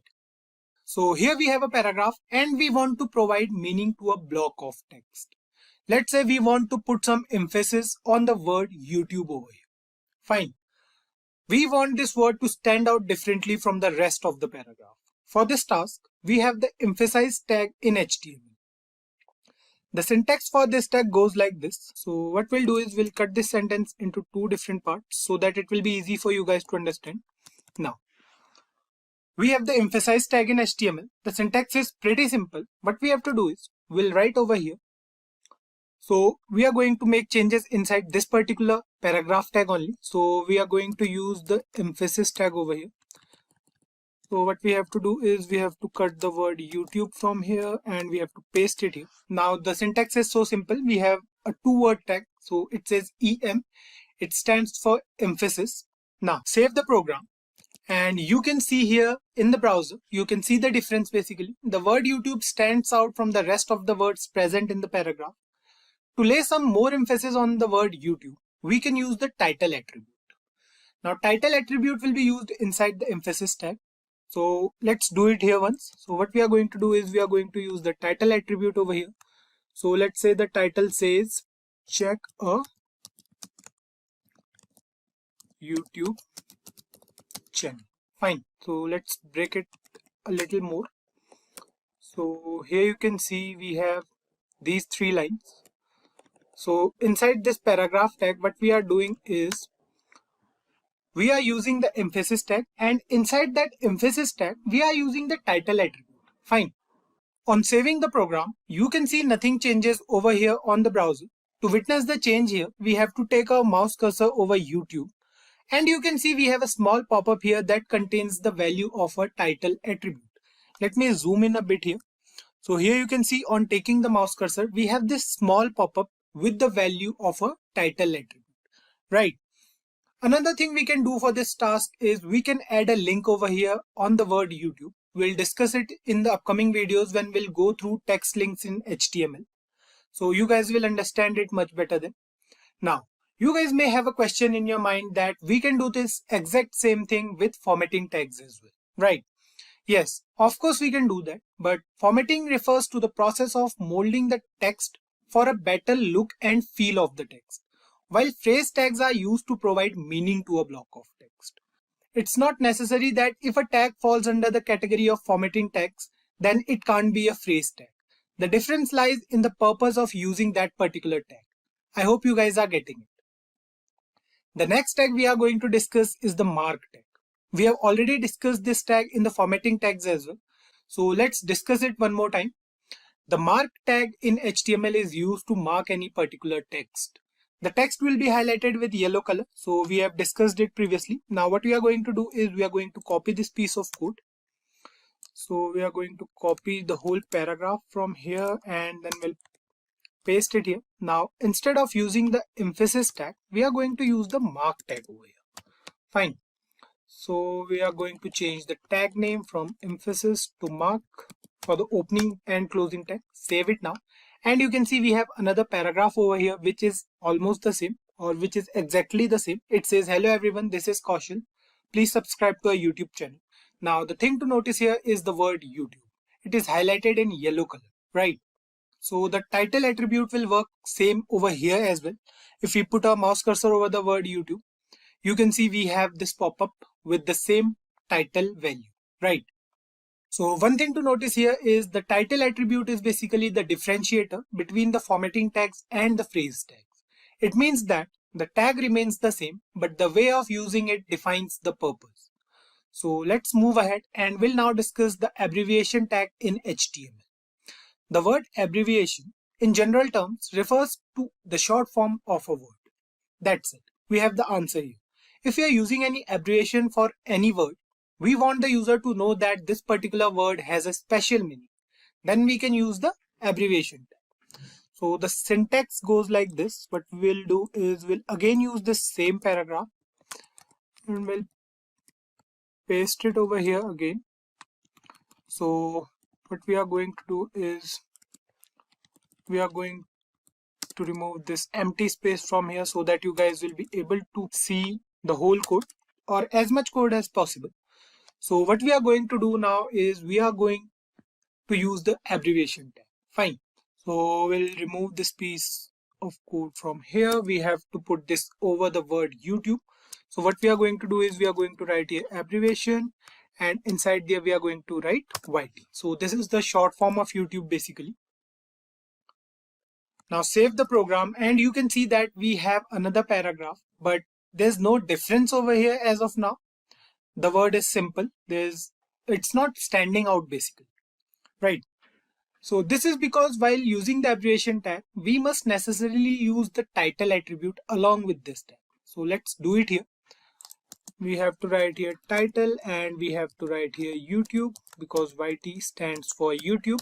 So we are going to write here YouTube. Now save the program and you can see here that the abbreviation YT is now underlined with a dotted line. Fine. This indicates that the word YT is used as an abbreviation here and the user will know that something is different over here. On taking the mouse cursor over it, you can see we have the value of our title attribute. You can see it says YouTube. So this is basically the short form of YouTube, YT over here. Now the next tag we are going to discuss is the address tag. This tag is used to display the address in the web browser. The content is written within the opening and closing address tag is considered as an address in HTML. So this is the address we generally use. Fine, not an IP address or nothing else. The general address we use for our location or for our address. So let's use this tag over here.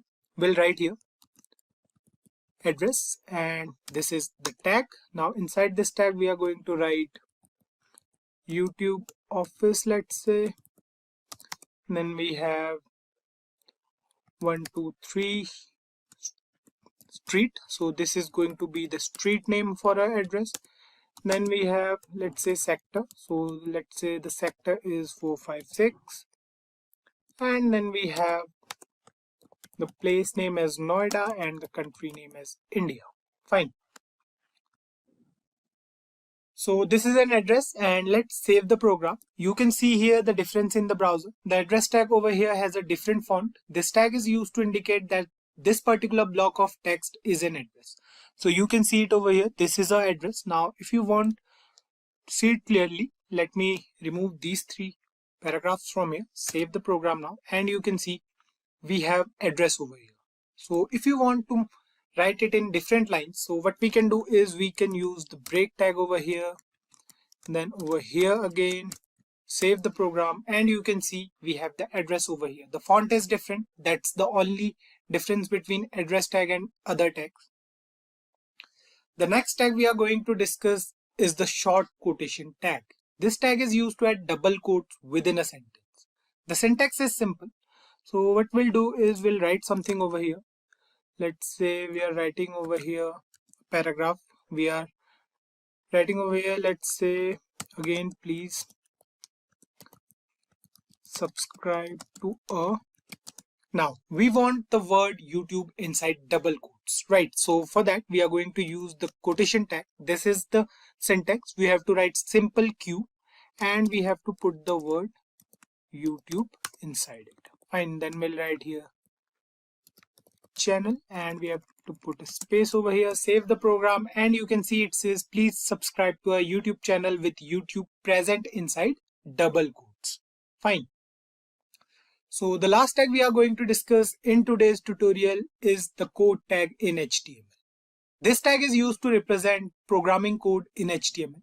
The text will look like we have any code from a programming language. For example, we'll write here code. This is the tag. Now inside there we'll write, let's say we are using a for loop in JavaScript. So we'll write here for I is equals to 0. Then we have I less than 3. So let's give some spaces over here, and then we have I plus plus. Fine.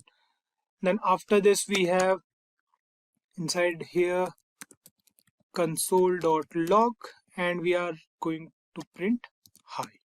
Fine.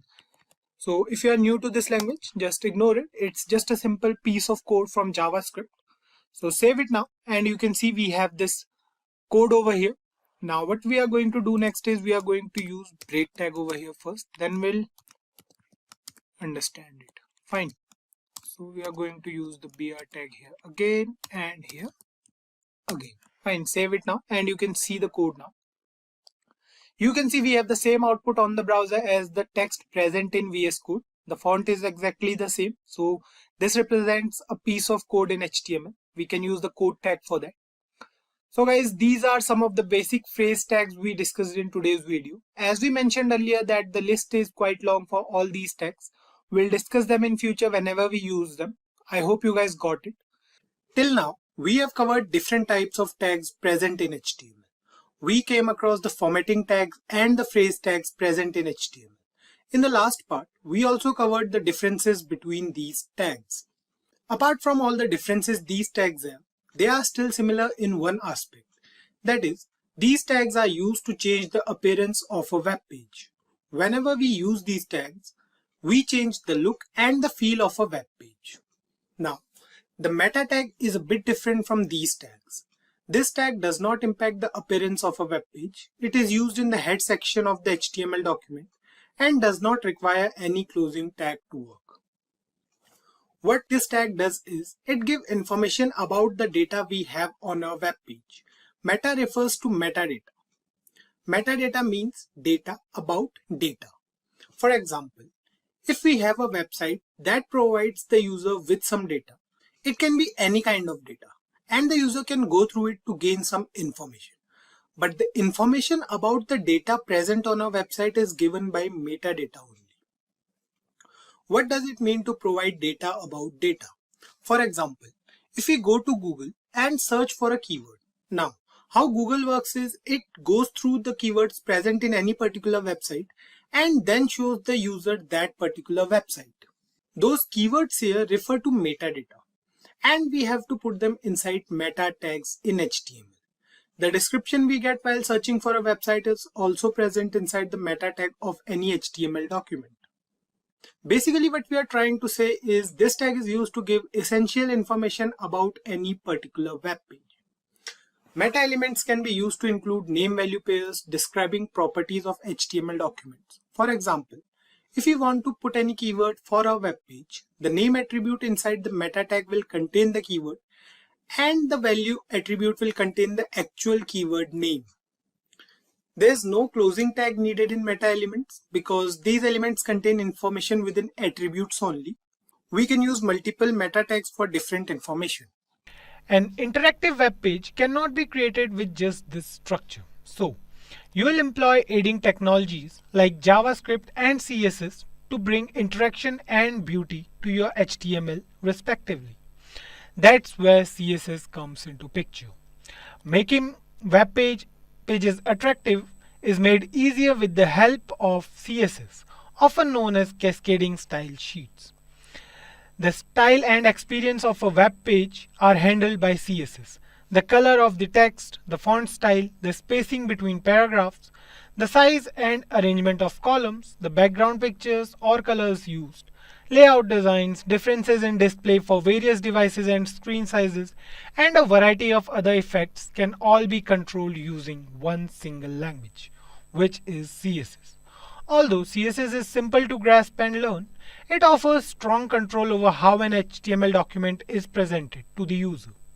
It depends how you are presenting your HTML document, how you are styling it, because the user will get an impression on the first view itself. CSS is most frequently used in association with HTML or XHTML as markup languages. Now, when it comes to front-end web development of any web page, the three most widely used technologies are HTML, CSS, and JavaScript. HTML is used to create the structure of a web page. CSS makes it look more attractive to the user by adding styles to it, and JavaScript adds interactivity to the web page. So let's move ahead and now we'll discuss the advantages of using CSS. The first one is time saving. CSS is a time saving since you can create it once and reuse it across a number of HTML pages. There's a style available for each HTML document, or we can say each HTML element, that you can select and apply to as many different websites as you desire. If you utilize CSS instead of manually writing HTML tag attributes each time, pages load faster. You only need to create one CSS rule per tag and it will be applied to every instance of that element. So quicker download times results from less code. Simple maintenance. To make a modification that affects all elements on all web pages, just modify the style sheet. Everything will update instantly. Also, CSS provides a great range of characteristics than HTML so that you can provide a considerably better styling experience. CSS provides a considerably wider range of properties as well than HTML. So you can give your HTML page a much better look than you can use using HTML attributes. Better styles than HTML. Now, style sheets enable the material to be optimized for multiple types of devices, allowing for multiple device compatibility. Different versions of a website can be displayed for printing or for handheld devices like PDAs and cell phones by using the same HTML document. So, let's move ahead and now we'll understand how CSS actually works. A browser must merge the content of a document with its style information before displaying it. It goes through several steps to process the document, which we have outlined here. Remember that this is a greatly simplified explanation because different browsers will perform the procedure differently when a browser loads a web page. But this is what usually takes place in a browser. The browser starts loading HTML. Example, it receives it from the network. It transforms the HTML into a document object model. In the computer's memory, the document is represented by the document object model. In the same time, it also loads CSS as well. Most of the resources that the HTML document links to, including embedded images, videos, and even connected CSS, are subsequently fetched by the browser. because it is handled a little later in the process. We are not discussing JavaScript here to make things easier for you guys. The browser parses the CSS that was fetched and groups the various rules according to the type of selectors they use, such as element, class, ID, and so on. It determines which rules should be applied to which document object model nodes.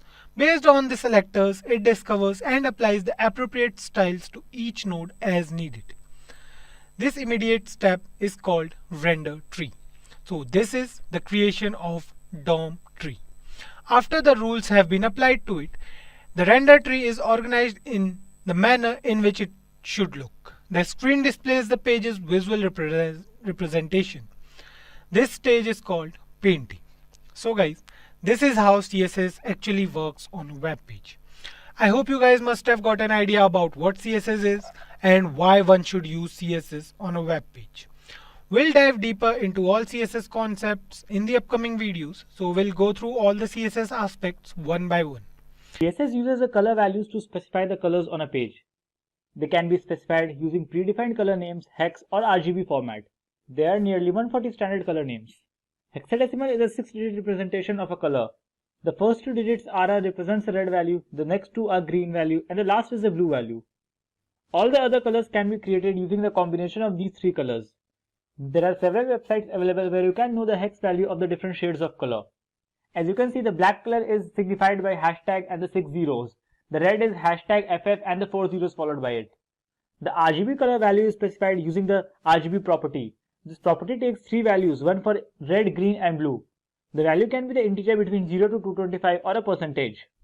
As you can see, the black color is signified by 000, the red by 25500, the blue by 00255 and the green by 02550. Now let's move to an example to understand how we can add the colors to our page. In this example, we will see how we can add colors in different ways to our HTML.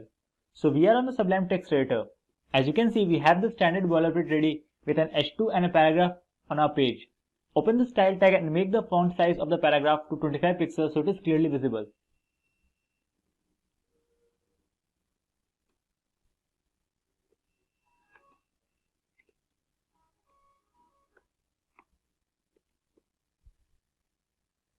Let's start by adding colors to our text just by color names. HTML supports nearly 140 standard color names. We'll make the color of the paragraph green. For that, just type color and set the color to green. As you can see, our paragraph is changed to green. Let's try one more. This time we will add the color red. Just refresh. As you can see, the color is now changed to red. There are nearly 140 HTML standard colors that is supported by the web browser. You can also add colors using the RGB format. There are many websites available to know the RGB or hex value of the desired color. One such is htmlcodes.com. As you can see, in the htmlcodes.com we have the hex value and the RGB value of the desired color. Let's try one. We'll add this color with the RGB value 171, 229 and 27 to our paragraph. So for that, just type RGB and the color code you want.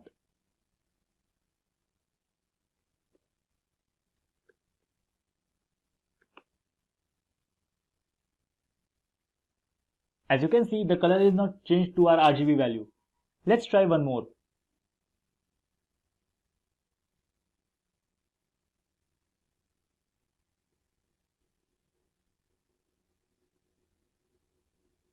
This time we'll use this RGB value to our text.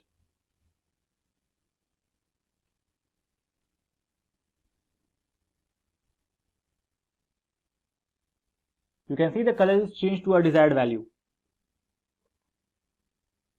In this way, you can use the RGB format to change the colors. The next way is using the hex values. Hexadecimal is a 6-digit representation of a color. The first 2 digits are red, next 2 are green, and the last are the blue value. Let's see how you can use the hex values. As you can see, the hex value for this color is #31787F. We'll use this value to our text.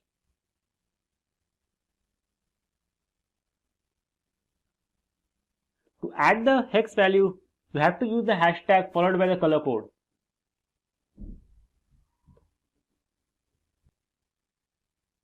You can see that color is changed to a hex value. Let's try one more.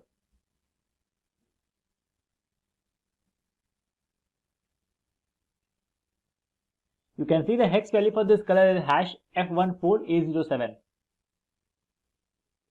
Just copy the desired value to your file.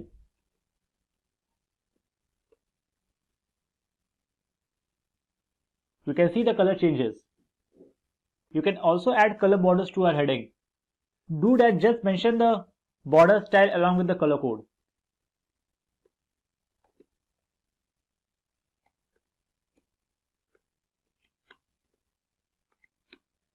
We'll add the border color red to our H2.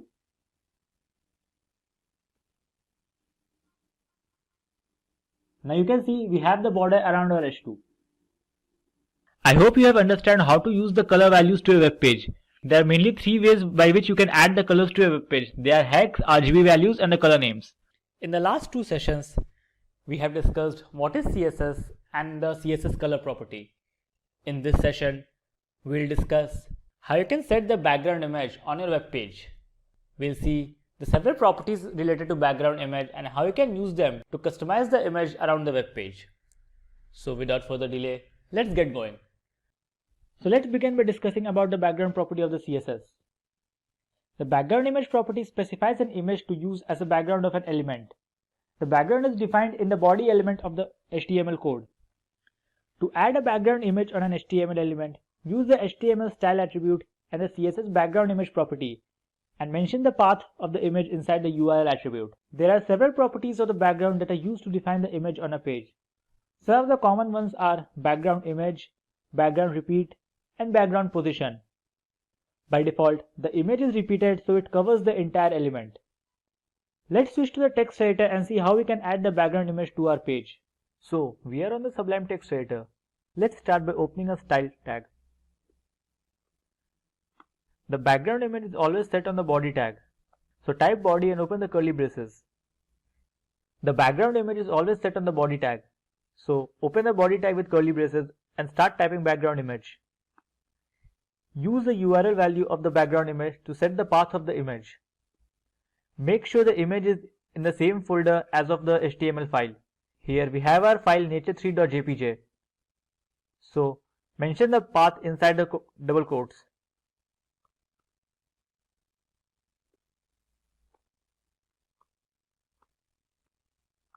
Save the file and let's see how it looks on a web page. As you can see, we have the image on the web page. Let's format this image a little bit. We'll start by setting the background size. So type background size and there are three values to the background size. First one is auto. It will set the image as it is. Save the file and let's see how it looks on a page. As you can see, the size of the image is as same of the original size. The color value will set the image size that will be fit to the web page.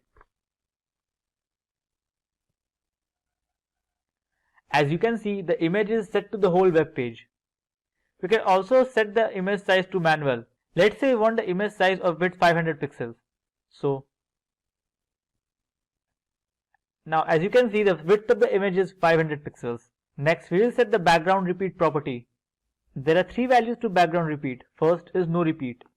With the no repeat value, the images will not be repeated on a page. Now as you can see, the images are not repeated. Second is repeat X. It will set the images to be repeated on the X axis.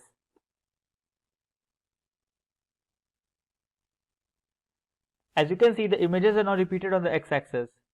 Similarly, repeat the images on the Y axis. As you can see, the images are not repeated to the Y axis. And there is a default value repeat which will repeat the images on the web page. So let's keep it to cover. So let's keep the background size to cover and set the background repeat to no repeat. Let's save the file and look it on a web page. Now as you can see, the image is fully fit to the web page. Let's add a text above our image to see how it looks like. So I'll add a paragraph tag and type some random text here.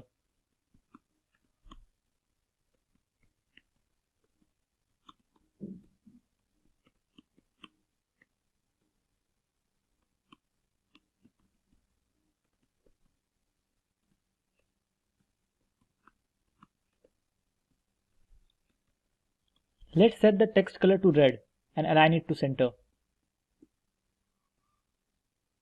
I'll type P and open the curly braces. I'll set the color to red.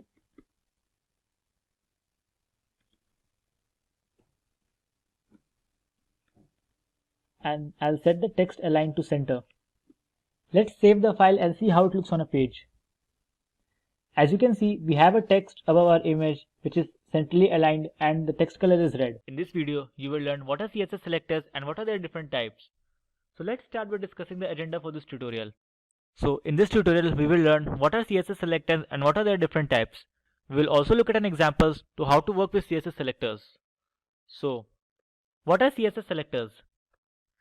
CSS selectors allow you to select and style HTML elements.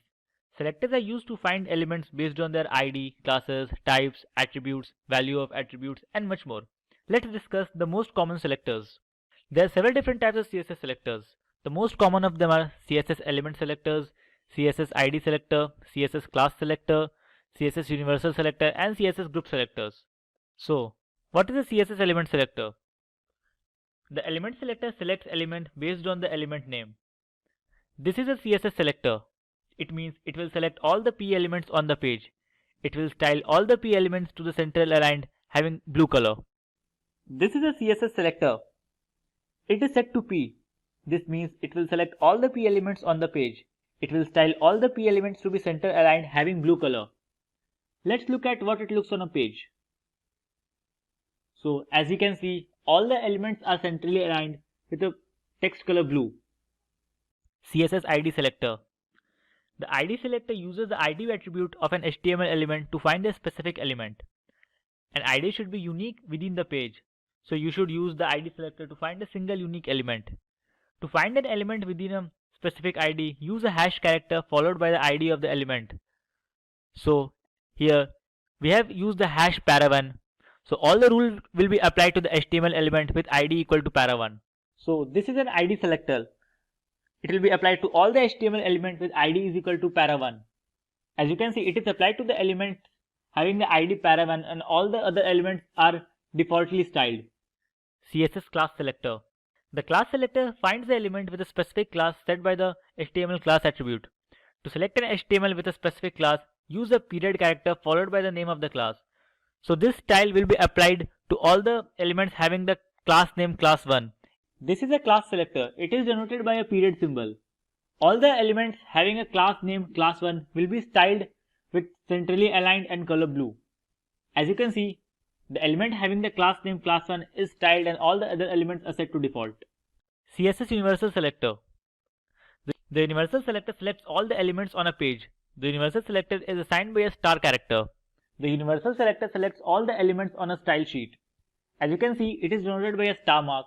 All the elements inside our web page will be centrally aligned and the color will be set to blue. As you can see, all the elements are centrally aligned and the colors are set to blue. CSS group selector. In style sheets, there are often elements using the same style. To minimize the code, you can group selectors. To group the selectors, separate each selectors with a comma. Here, we have group selectors for H1, H2 and P. So, style is applied to H1, H2 and P elements only. It is better to group the selectors to minimize the code. Here we have group selectors P, H2 and H3. So, style will be applied to only elements having P, H2 and H3. As you can see, so all the elements of P, H2 and H3 are centrally aligned and colored to red. Every element that can be displayed on a web page is comprised of one or more rectangular boxes. CSS box model typically describes how these rectangular boxes are laid out on a web page. These boxes can have different properties and can interact with each other in different ways. But every box has a content area and options surrounding padding, border and margin areas. The following diagram demonstrates how the content, padding, border and margin CSS properties determine how much space an element can take on a web page. The content area consists of content like text, images, or other media.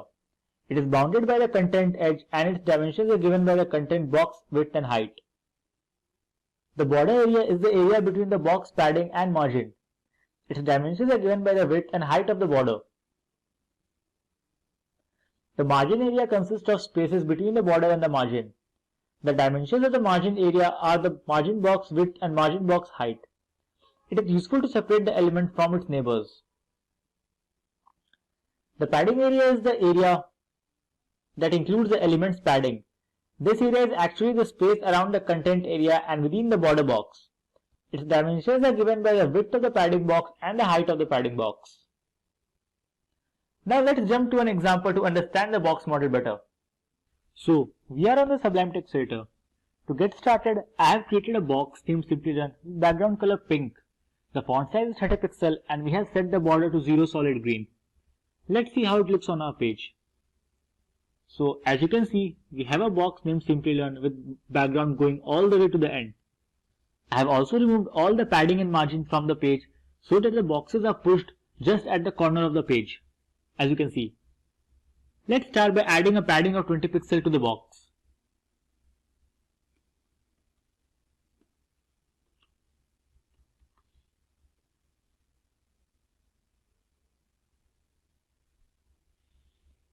If you save the file, you can see the box increased by 20 pixels from all the sides. Padding occurs inside the background of an element. It goes around the content of the element. Most of the buttons inside the CSS is designed using padding so that the background of the button becomes wider than the actual text. The next thing we can do is change the border of the element. If we change this border size to 15 pixels, we will get a nice solid background of color green.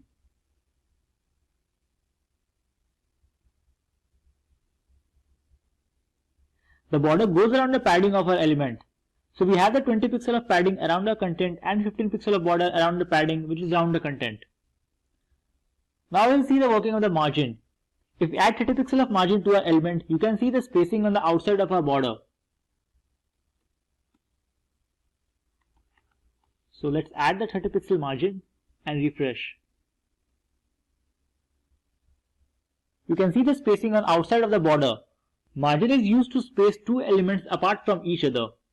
Now let's change these values to see the difference. Let's make the margin 40 pixels. We'll make the padding 30 pixels.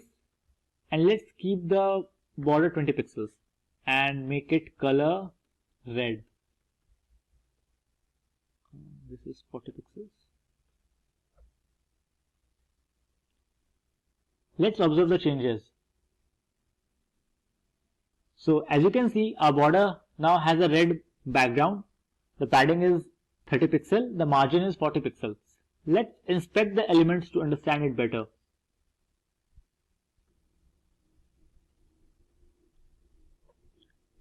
By clicking on inspect, you can see the different styles. Here in the computer tab, you can see the box model. This is the content area, this is the padding area, this is the border, and this is the margin area. We have the margin of 40 pixels around the border. So you can, when you click on this area, you can see the margin gets highlighted. The border area gets highlighted of 20 pixels. This is the padding and this is the content. You can change the size of the content by adding the height and width. So let's try adding height and width. We'll give the height 50 pixels and we'll give the width also 50 pixels. Just save the file. Now when you refresh, you can see the content area 15 to 50. What is a flexbox? Flexbox, also called flexible box model, is basically a layout mode or model that provides an easy and clean way to arrange the items within a container. If you are using a CSS for a while, you must have used the old block model where you assign width in terms of percentage or fixed width and then use the float to arrange the items on the page. Suppose for example, you want to arrange 3 boxes in a row.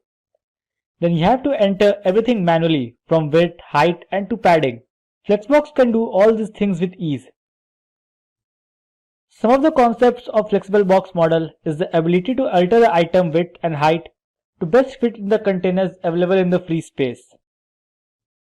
Flex model is direction agnostic, which is different from the box model, which is vertically biased, and the inline, which is horizontally biased. Flexbox works for both. Flexbox is more effective in small scale layouts. So here are the main properties of the Flex. Okay, so let's jump to some code and learn how these Flex properties work. Okay, so we are on the Sublime Text Editor. To get started, let's add a div inside a body here, and we'll give a class of Flexbox container, since this will be the container where all our Flexbox item will reside.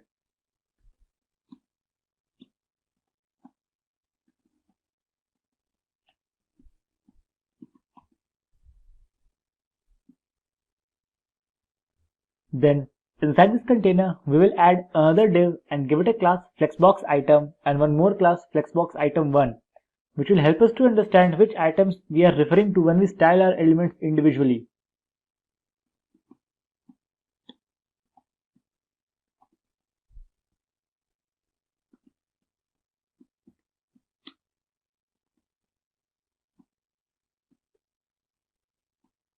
Let's just save the file and see how it looks on a page. Now if you save the file, you can see we have the box because I have already applied some of the styles to these Flexbox items. Let's just see the styling. So you can see we have the items styled, just a basic styling, so that we get the box on the web page. Now let's just copy these and add 2 more Flexbox items, and you will see we have 2 more boxes on our page.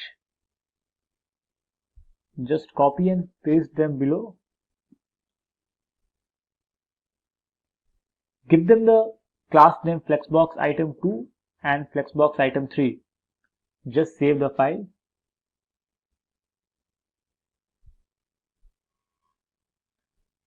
Now you can see we have 3 boxes on the page. Now to create a Flex container, we will add display Flex to our Flex container, and this is how we create a Flex box container. So here we will just add display Flex. Just save the file. Now you can see all the items are in the same height and they are all in the same row. You will also notice that if we shrink our browser, the items adjust themselves accordingly to fit within the browser. Now if we want to style the elements on the main axis, we will use the property justify content inside a Flexbox container. Let's make it a center. Save the file. Now you can see that all the elements are in the center of the page. Another thing we can do is, if we want our layout to have a spaces between the elements, we will set the justify content to space between.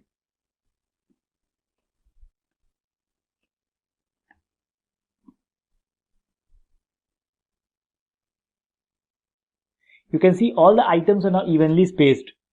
If you want to lay out your items on the cross axis, we will use the align items property. The default value for this is stretch. If we want to keep the size of our items, we will use the center, and then all our items will be center vertically. Before Flexbox, aligning the items vertically inside the container was nearly impossible. With Flexbox, you can do it easily. Now you can see the items are aligned vertically inside the container. Now let's just delete everything and we'll just keep the display Flex. Now if we want to have a column layout instead, we will use the Flex direction and change it to column. Flex direction, column. Now if you refresh the page, you will see all the items are shown up in a column. Now we can start talking about the different properties that can be applied to our different Flexbox items as opposed to the Flexbox container items. The Flexbox container is only for laying out and spacing between your items as well as the positioning of your item inside the container. The actual Flexbox item properties are used to override those item properties or to apply different sizing to these elements. Now if we want our first item that it does not shrink when we shrink our browser, we'll set the Flex shrink to 0 to our first item. So we'll set the Flex shrink to 0. Now if you go back to the page and try to shrink this, you'll see the first item remains the same. It does not shrink. Now, in the same way, you can set the items to grow in proportion with the web browser. Suppose we want our flexbox item to grow with as the page grow and cover all the empty spaces. So we'll set this flex grow to 1. Now you will see all the empty spaces are taken by the second item. Let's say we want our second box to be the center of the container instead of stretching to full height. We can use the align self property and set it to center.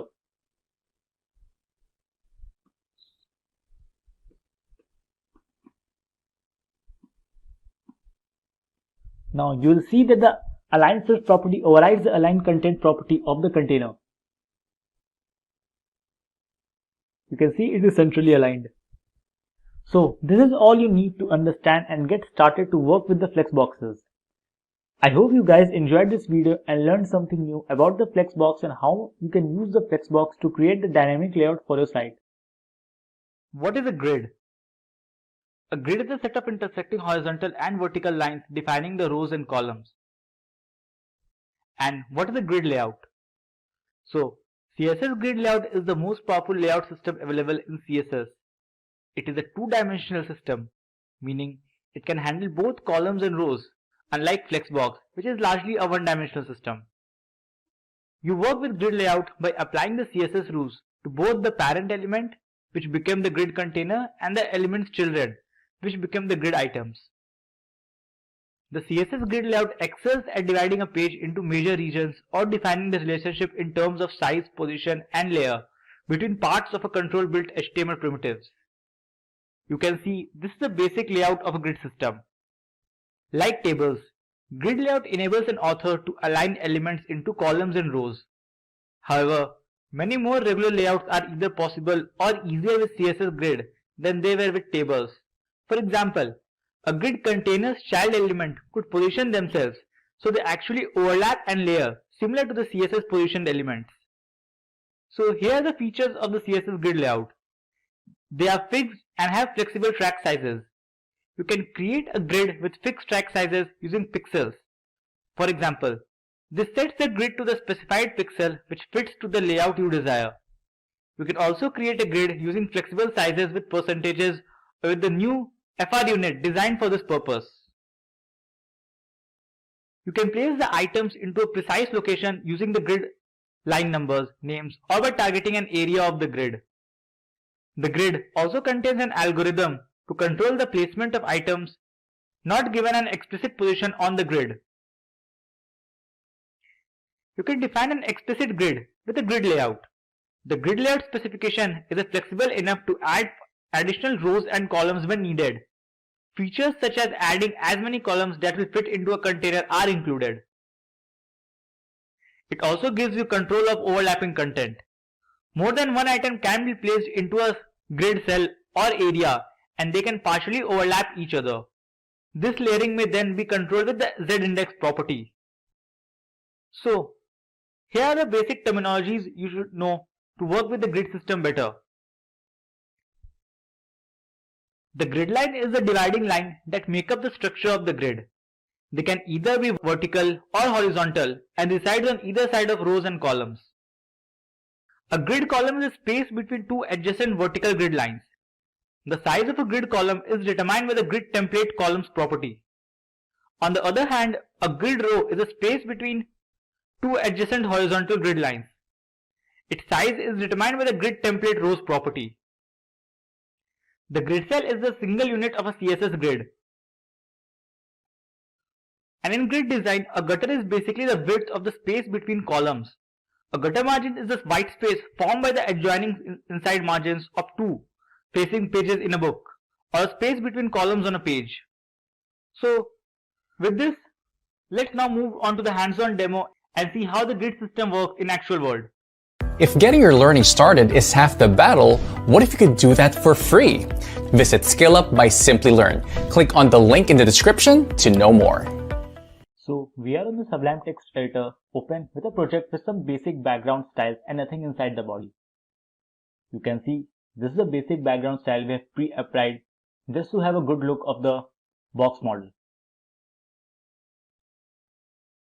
We'll start by creating a container and wrapping our grid items in it. So let's create a grid and give it a class named grid container.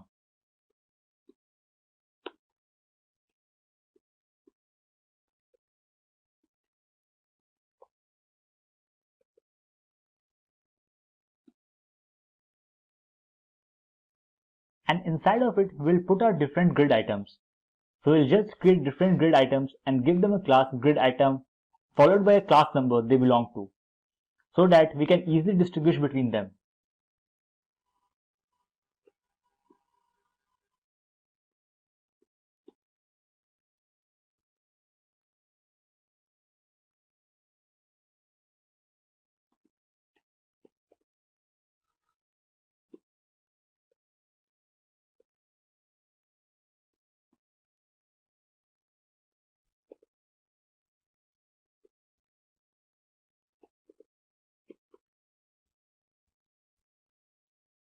Just copy paste this 5 times.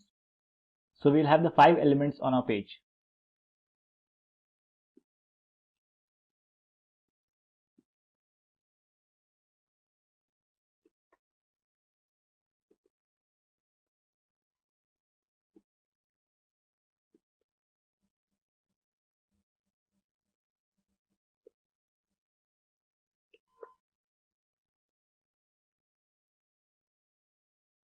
Let's save the file and see how it looks on the page.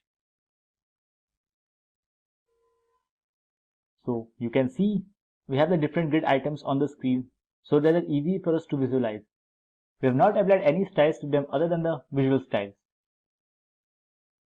So we'll go back to our code. Let's go back to the CSS styling sheet.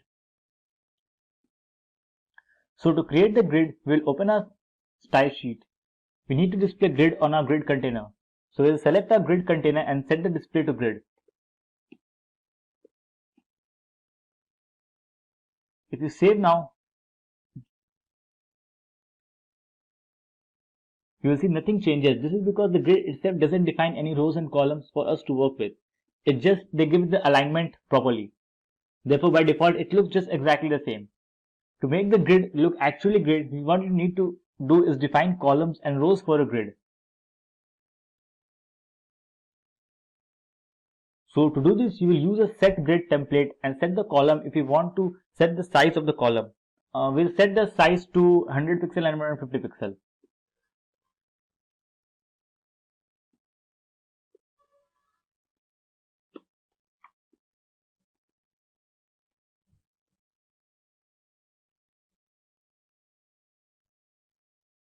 Now, if you refresh, you have the 100 pixel column on the left and a 150 pixel column on the right, and then the grid captures our next row. But what if we want our box to flexible size themselves according to the items inside of them? Here, we'll use a fraction unit. Instead of a 150 pixel column, we want one fraction of our size, and instead of 100 pixel, we want the 2 fractions of our size. So we'll just replace with 2 fractions and this with 1 fraction. Now if you save the file and go back to the page, you will see that the items on our left here in our first column are twice as large as the item on the second column. And that's because of the FR units we have defined. You can see the difference in the sizes. The item 1 is the twice of the size of the item 2. Another thing you can do is with columns is use repeat. Suppose you want 4 columns of a size 100 pixel wide. You can just write repeat command and inside of it how many times you want to repeat the size. So we'll just delete this and use the repeat.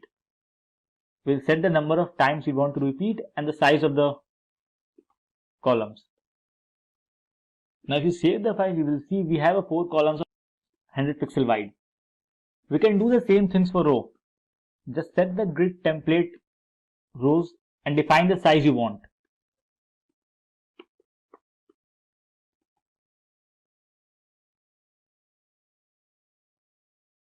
Now you can see we have the symmetric size all around our container. If you don't know how large your grid is going to be, you can use the grid auto rows and this will determine the size of all the rows that is added after the template rows. Suppose we want all our rows to be 100 pixels.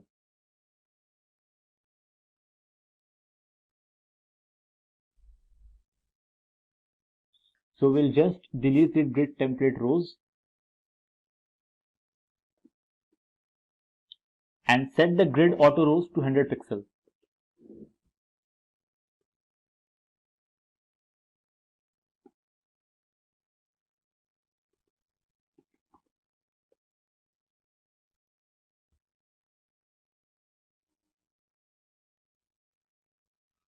Now you can see all the rows are now 100 pixel tall. Let's change our column back to 100 pixel and 150 pixels so that it will be easier for us further.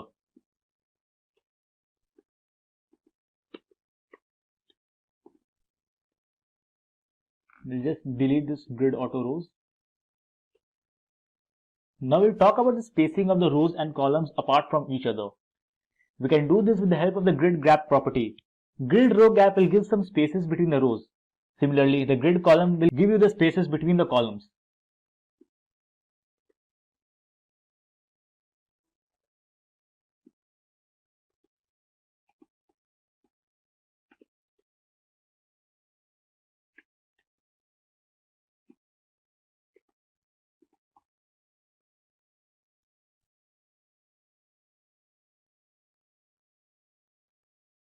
Now you can see the gaps between the rows and columns.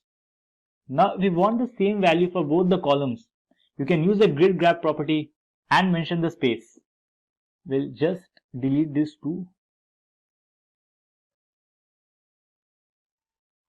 And instead of it, we will use just the grid gap.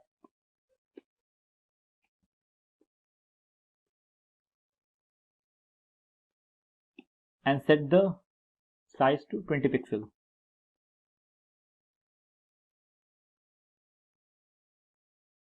Now you can see the evenly spaces between the rows and the columns.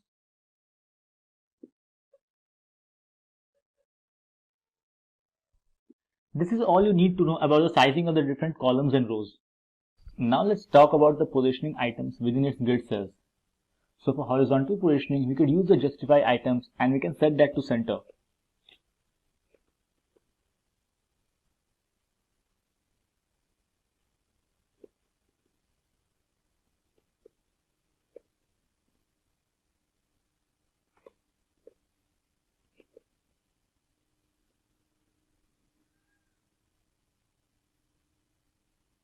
So that centers each item within the cell.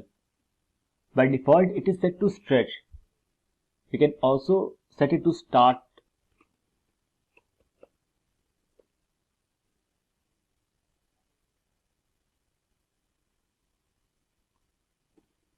Or end.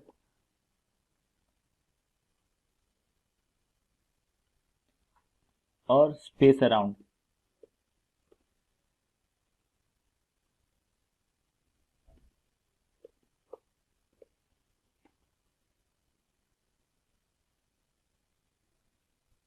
We will leave this to center.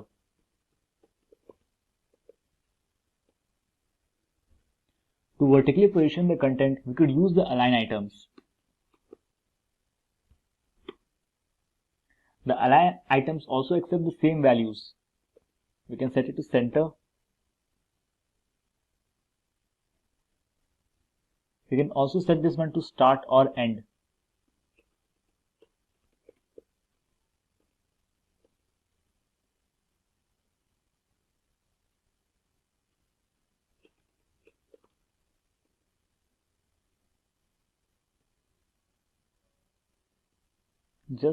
We'll keep this to center as well. You can also align the entire grid within the container. So let's get rid of these to just demonstrate them in a proper manner. We can use the justify content and that will align the content horizontally within the container.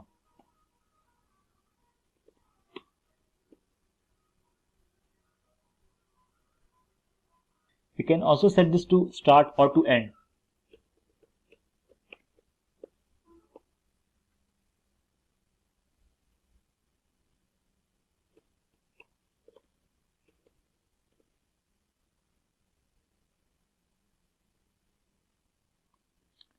just set this back to center. To align the content vertically, we could use the align content, and the align content also accepts the same value. We can set it to center.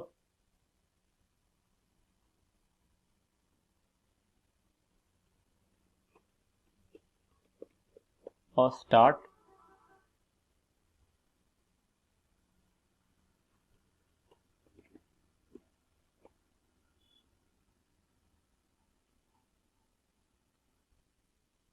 If you inspect the elements,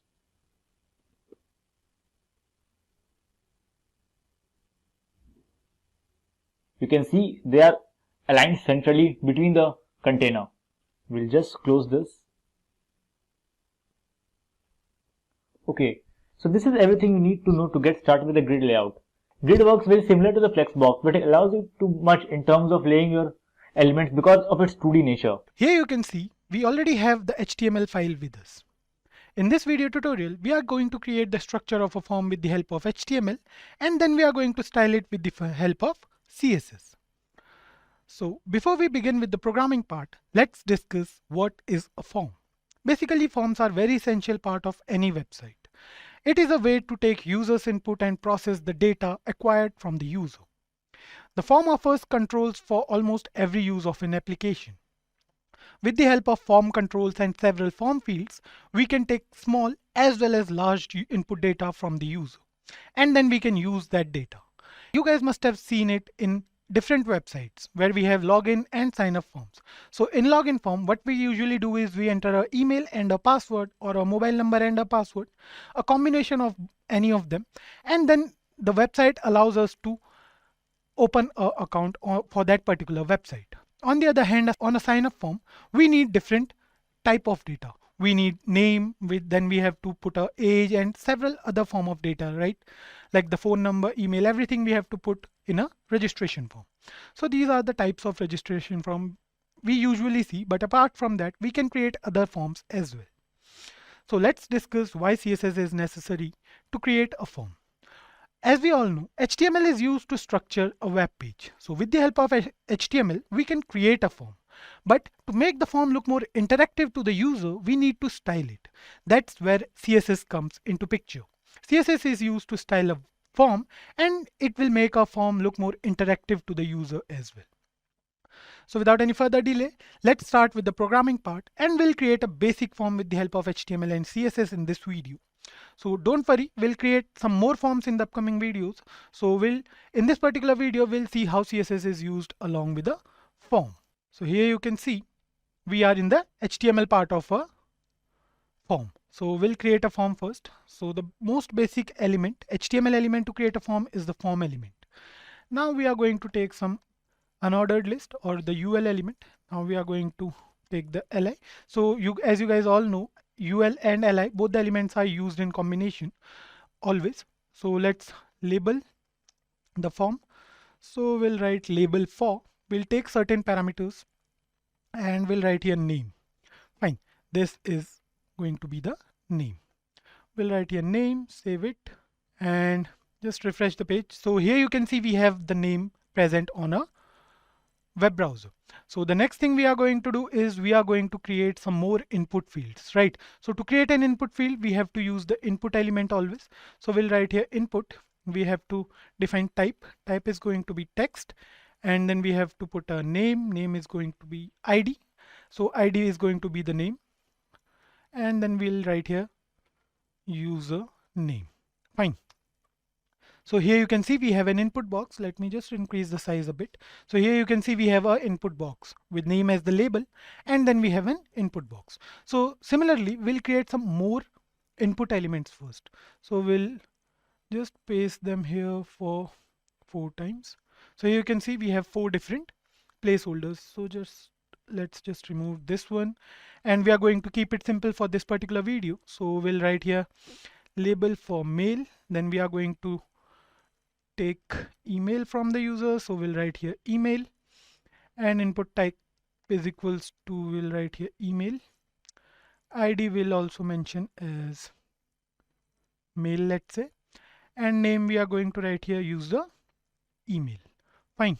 So save it. Here you can see Now we are going to do the same for another one. So here what we'll do is we'll write here message. So we are going to label this as message. We are creating another input field. So we'll write here input type is equals to, okay, let's just do one thing. Let's just remove this input tag from here, and we are going to use the text area in place of it. So we'll write here text area ID as, let's say, message, and then we have to write here name user underscore message. Fine. Close it, and the text area is done. So here you can see we have a text area as well. We have two input fields and a text area. So we are going to create a form out of it. Fine. So we have all the HTML elements. Now what we are going to do is we are going to style this form basically. So before that, let me just create a button as well. Okay, so we'll write here button type is equals to submit, and we'll write here submit. Fine, save it, and here you can see we have a button as well. So let's move to the CSS part of this form now. So what we are going to do is we are going to style this form with the help of CSS. Now we already have the structure of a form. So to style this form, we are going to use certain IDs, or we can say elements name, or whatever we want to use, we can just use them. So first of all, we are going to center the form on the web page. So we are going to, let me just show you in this way. So here you can see we have all the HTML elements present on the left side of our web page. So we are going to center them first. So we are going to put them here. For that, we are going to use basic CSS. So we'll write over here margin. Margin is going to be 0 and auto.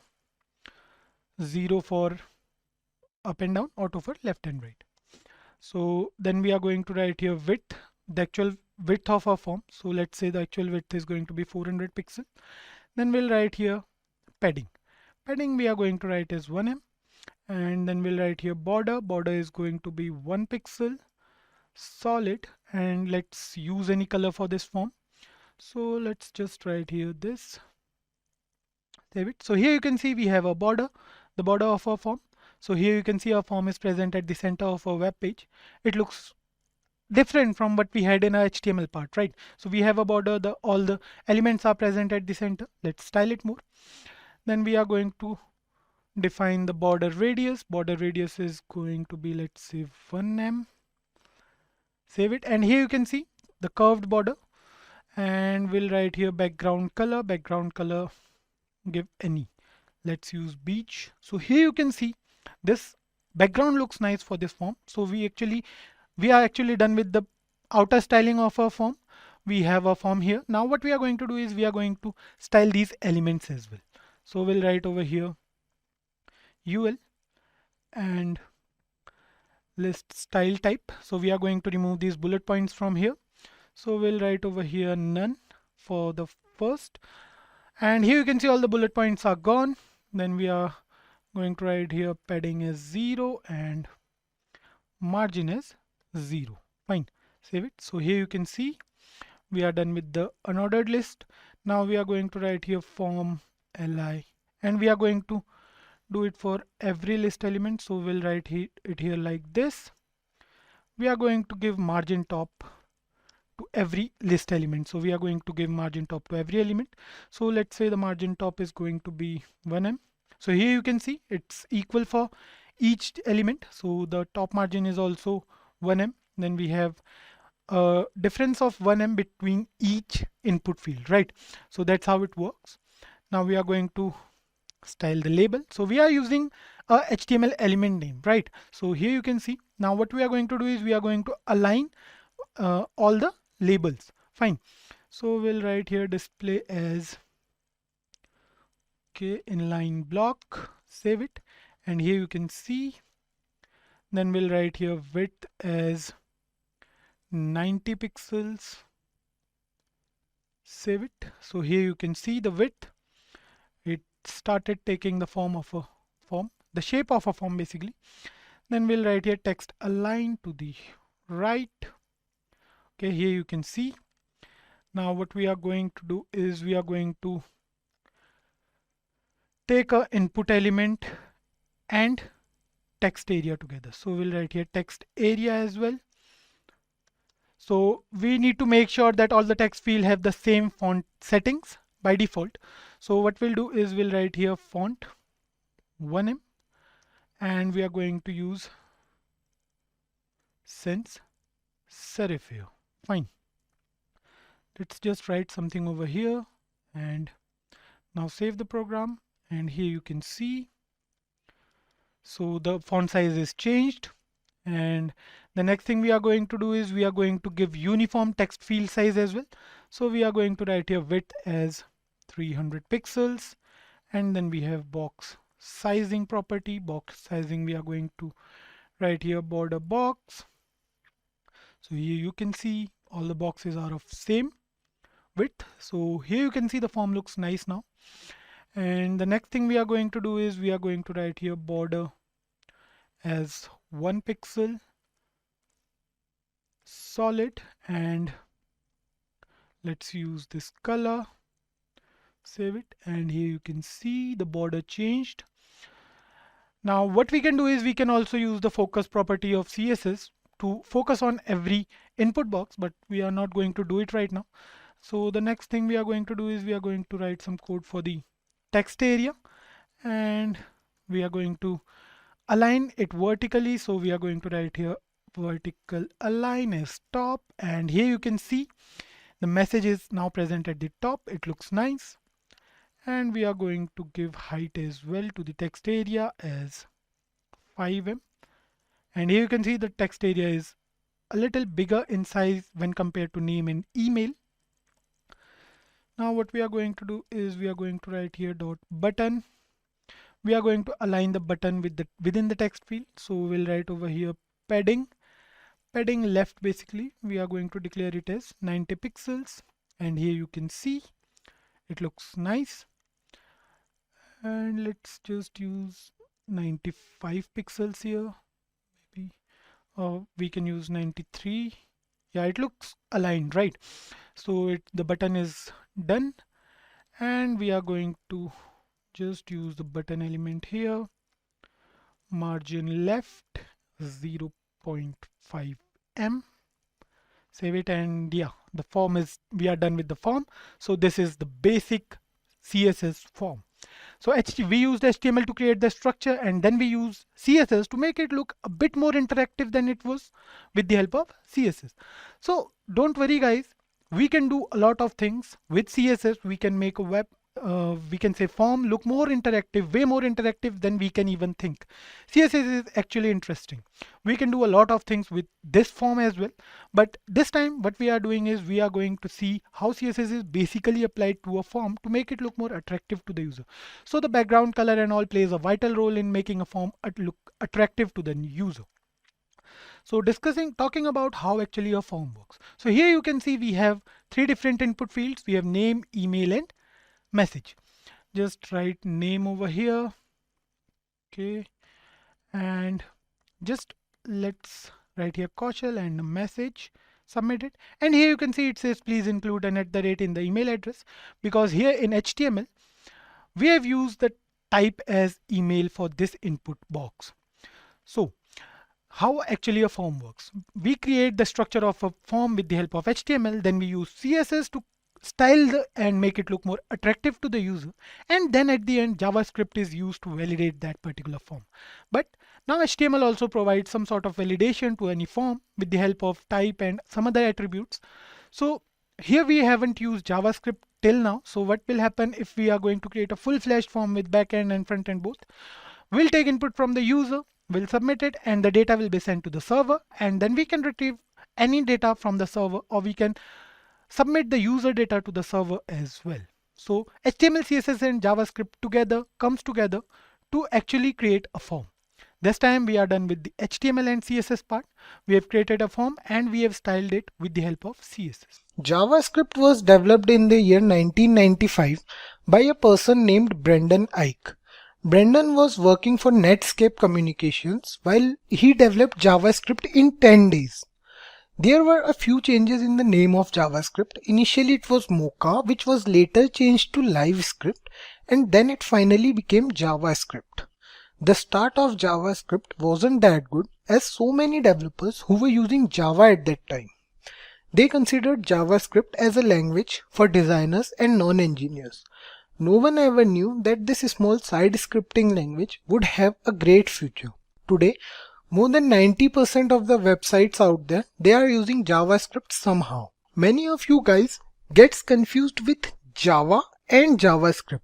Let me clear it for you that both Java and JavaScript, they are different languages. They have almost nothing in common.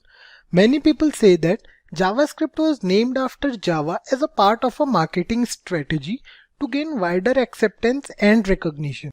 In 1995, Java was a buzzword when JavaScript was developed. That's why they renamed JavaScript after Java. Let's move on to what is JavaScript. Have you guys ever been through a website where you can see images that slides automatically? One such website is Amazon. The home page of Amazon, where we can see different types of ongoing sales, is an example of JavaScript. In layman language, JavaScript is a lightweight scripting language used to make web pages more interactive and more lively. Earlier, when JavaScript was developed, it was only a side scripting language to do basic tasks like you can add pop-ups in your web page or you can make your web page more interactive. Nothing more than that. But now the whole scenario has changed. With the help of JavaScript, we can create applications as well. If we talk about applications, let's take an example. Let's suppose we want to create an app.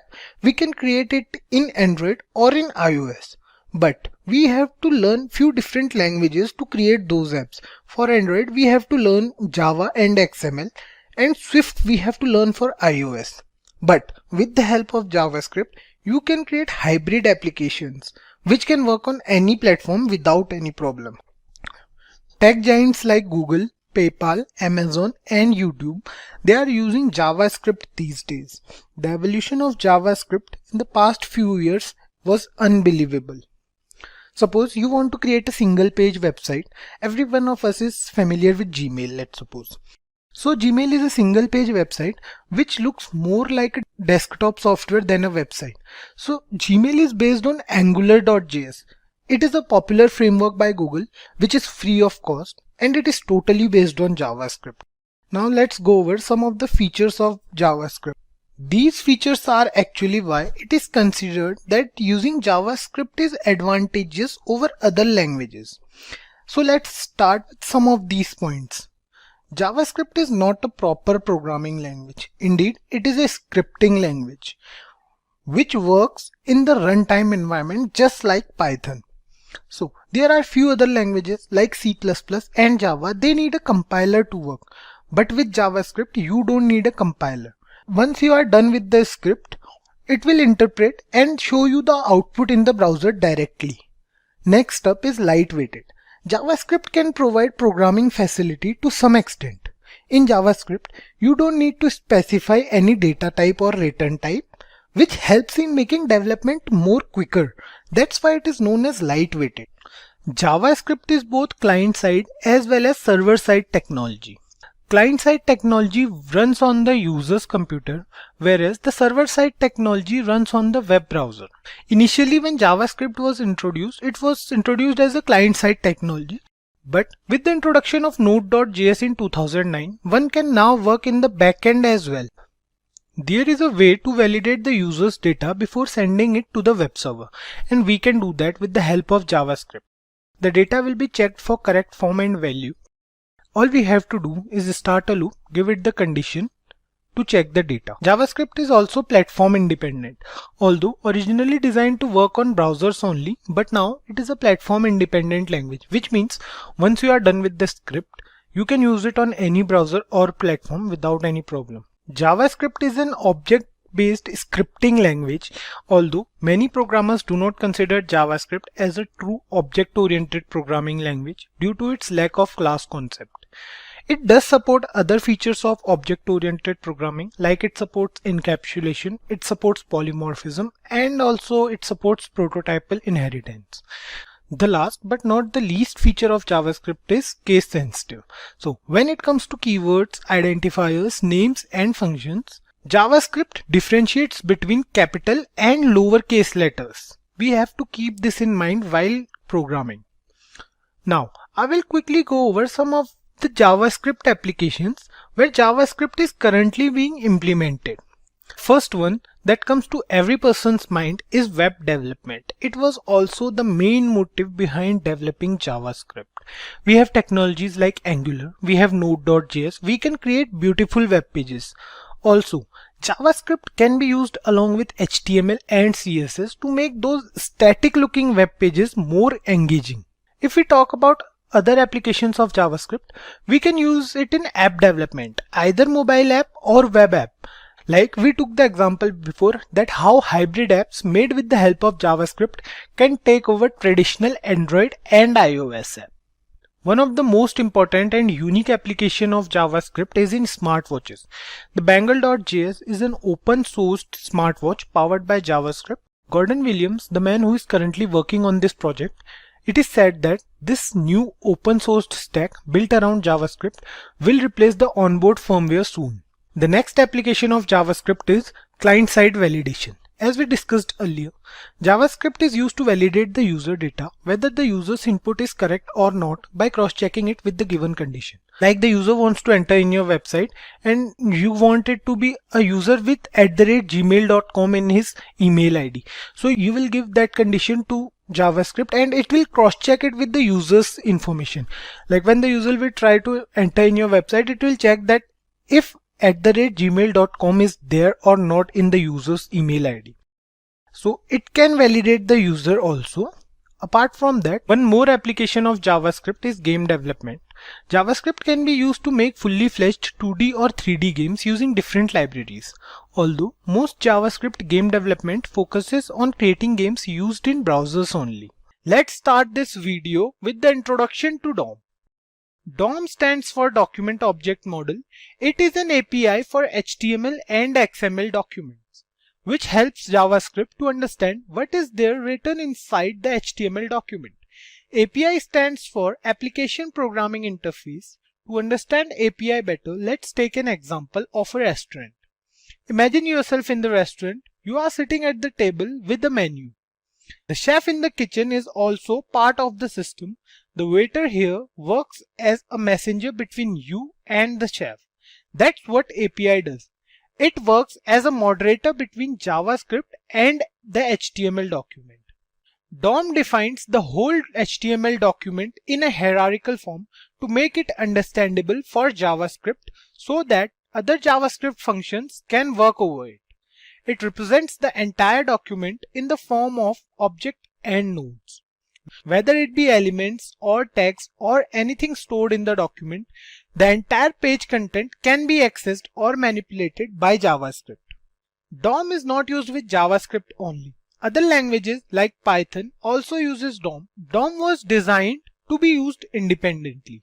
To begin with DOM, there is nothing special you have to do. Different browsers have different implementation of the document object model. Every browser uses DOM to make the web page of the document accessible by JavaScript. Let's move on and see what is document object model with the help of an example. I believe you guys have the basic knowledge of HTML and CSS, a prerequisite for this course. Let's start things off with a basic HTML example. Here we have a code that consists tags like HTML, head, body, heading tag, etc. We have the HTML tag here, the opening HTML tag and the closing HTML tag. Inside the HTML tag, we have the head tag, which contains the document's header part. Inside the head tag, there is a title tag that contains the title of the web page. Then comes the body tag, which contains a heading tag and two div tags with IDs as div1 and div2. A div tag defines a particular section in the HTML document. The ID used within the div tag, it is an attribute basically that has to be unique within the document to make the element unique from other elements. Next up, we have a paragraph tag with a class attribute within it. CSS and JavaScript uses classes to select and access specific elements. Don't worry guys if you have no idea about it. Let us first see the output of this code before going to the document object model of this whole document. So guys, this is the output of the previous code we just came through. Here we can see the title of the web page as well as heading after it. There were two different div tags used in the code. Here is the output of both the div tags. The question here is, where are those ID and class attributes seen in the output? The answer to this question is there's nothing on this web page that can show both of them. We can use them in our CSS file or through JavaScript to specify the containers in which they are used. So we have concluded how a normal document works and how the browser interprets the HTML code. But how JavaScript uses this code is a bit different.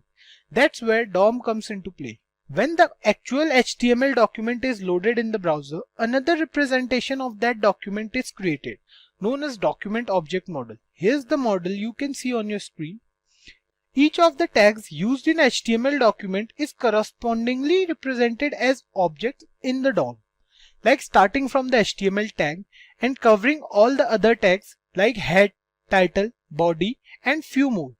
The same hierarchy as there was in the HTML document goes with the document object model also. Document object model is simply the same HTML document with different representation. The reason behind this different representation is that it's easy for JavaScript to interpret this format. JavaScript can't understand tags, but it can understand these objects. JavaScript can easily manipulate these objects using different functions, which we will see in future while working on these functions. For example, if you want to access the text present inside the heading tag, you can do it by accessing the heading tag with JavaScript. You can also work on the style of this text with the help of JavaScript as well. JavaScript uses the concept of nodes. It can access nodes of the document object model. There are many types of nodes present in the DOM. The basic three types are element node, attribute node, and text node. The element node consists of all the tags used in HTML document, like the head tag and the body tag. The attribute node contains the attributes used in HTML document. By now, I hope you have understood the concept of attributes. So JavaScript can access these attributes as well, and the user can work upon them as per requirements. The text here in the HTML document, that is simply. It can also be accessed with the help of JavaScript. It is the value of that particular element. Variables are named storage that a program can manipulate. As the name suggests, a variable is a value that can change according to conditions. Variables refers to those memory blocks inside the computer where we can store information. Let's suppose you want to store any value inside your computer. So variable will represent the location of that value. In simple terms, variables are cups with stuff inside them, and you can use that stuff later again and again according to the way you want to. Before the introduction of ES6 or ECMAScript we can say, which is the updated version of JavaScript, variables were declared using a single keyword only, which is where. We'll try to declare a few variables here. We'll see how where keyword works. So let's comment this thing first. So let's declare a few variables. Let's suppose where a equals to 15. We will declare where b and the value of b will be 6. We will declare where c and the value of c would be a plus b. So here we have defined three variables a, b and c. A is a variable with value 15 stored inside it, and so is b. The value of b is 6. But c is a variable that will contain the value of a plus b. Let's try to print this on browser. Document.write, and we will print the value of c.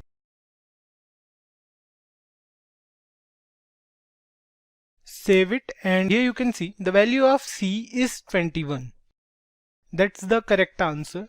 So similarly you can also print a and b as well. Let's print a and b as well here. What we will do, we'll copy this line, we'll paste it for a, and we'll update this here as well so it won't create any confusion. So here you can see the value of c is 21, the value of a is 15, and the value of b is 6. It shows the value of all the three variables we declared. But with the introduction of ES6 or ECMAScript in 2015, Two more ways were introduced to declare a variable. These are let and const. We shall discuss these two terms in the later part of this session. Let me show you how to declare a variable. There are a few things you have to keep in mind while declaring a variable name. Here we have seen we use three variables A, B and C. That was an easy task to do, but giving a variable any name, like something other than a single alphabet. So you have to keep a few things in mind while naming them. Start them with a letter, underscore or a dollar sign. You can't use any sign except underscore or dollar. So if you are giving a variable name, you can't use any other sign except the underscore or the dollar sign. You can use these two signs only. You can't use any other sign. You can't use a number in the starting. Apart from that, let's suppose you want to give it a name as 9BE. You can't do that in JavaScript. JavaScript won't allow you this. If you try to save it, it will throw you an error, invalid or unexpected token. So you can't do this in JavaScript. There is no limit for the length of the variable name. But you can't use reserved keywords in a variable name. Like let's try to create a variable with name as class. Class is a reserved keyword in JavaScript. We will save it and see here it throws an error, unexpected token class. But you can use a class with capital C. Let's save it and here it will work fine. Why it works? Because JavaScript variables are case sensitive. If we try to create a variable with same name, let's see, we try to create a variable with var_girl and the another variable will be var_girl with capital G this time. JavaScript will treat these two variables differently. These two are different variables for JavaScript, as JavaScript is case sensitive when it comes to variables. Let's declare a few more variables. Let's remove it. We'll declare a few more variables. Let's comment this part as well. We'll declare a few more variables. Suppose we declare a variable with keyword var and we'll name this variable as bike name. Var bike name and press enter. If we leave this variable without assigning it any value, the by default value will be undefined. Let's try to print the value of this variable. Right, we will try to print the value of bike name. Save it. Here you can see the value it shows is undefined. So the by default value of a variable, if you do not assign it any value, will be undefined. Let's try to give it a value. Let's suppose we try to give bike name. We use equals to operator to assign it a value. To assign, let's suppose we'll assign it Yamaha. Semicolon and press Ctrl+S to save this, and here you can see the output as Yamaha. You can also assign a value to the variable during declaration, as we have done in the previous examples. Here we have assigned the variable's value at the time of declaration only. Let's move on to let and const. So we will discuss let and const, but first we will compare let with var. Let is also used to declare a variable just like var is used, but there is a limitation to use let. Let is not accessible outside the block in which it is declared. So we will use let here only. Let bike name equals, and we will change this value as well. We will change it to hero, let's say. Save it, and here you can see the output as hero. But if we try to put this code inside a block, let's suppose we put this code inside this block, a pair of curly braces, and we will again try to access document.write. We'll try to access bike name again from here. From outside the block we try to access this. Save it, and here you can see bike name is not defined. It is an error in line 18. So what's happening here? Basically you can't access a let variable outside the scope.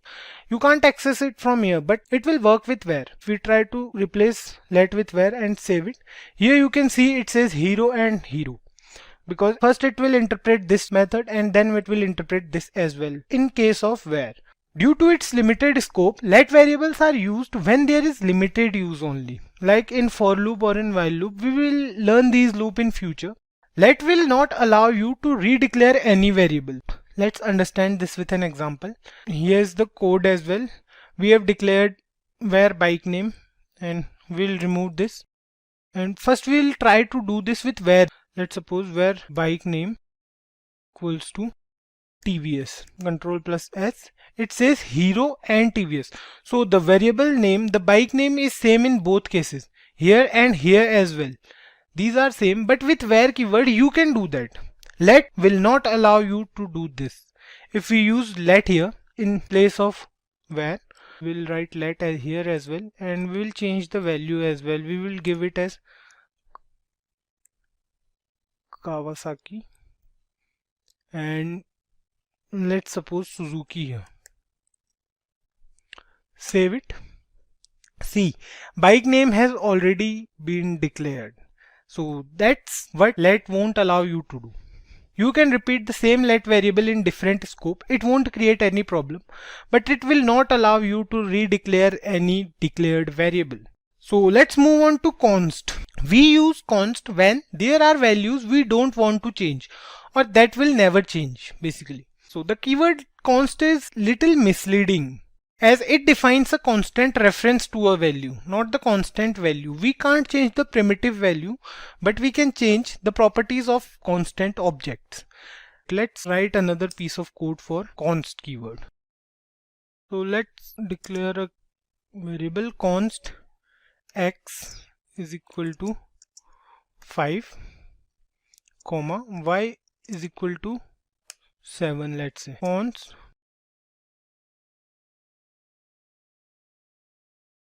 So here what we have done, we declared a variable x and a variable y with value as 5 and 7. We declared this time with const keyword, and a variable z which is x plus y. We printed z on the browser and it shows the value as 12, which is x plus y. 7 plus 5 is equal to 12.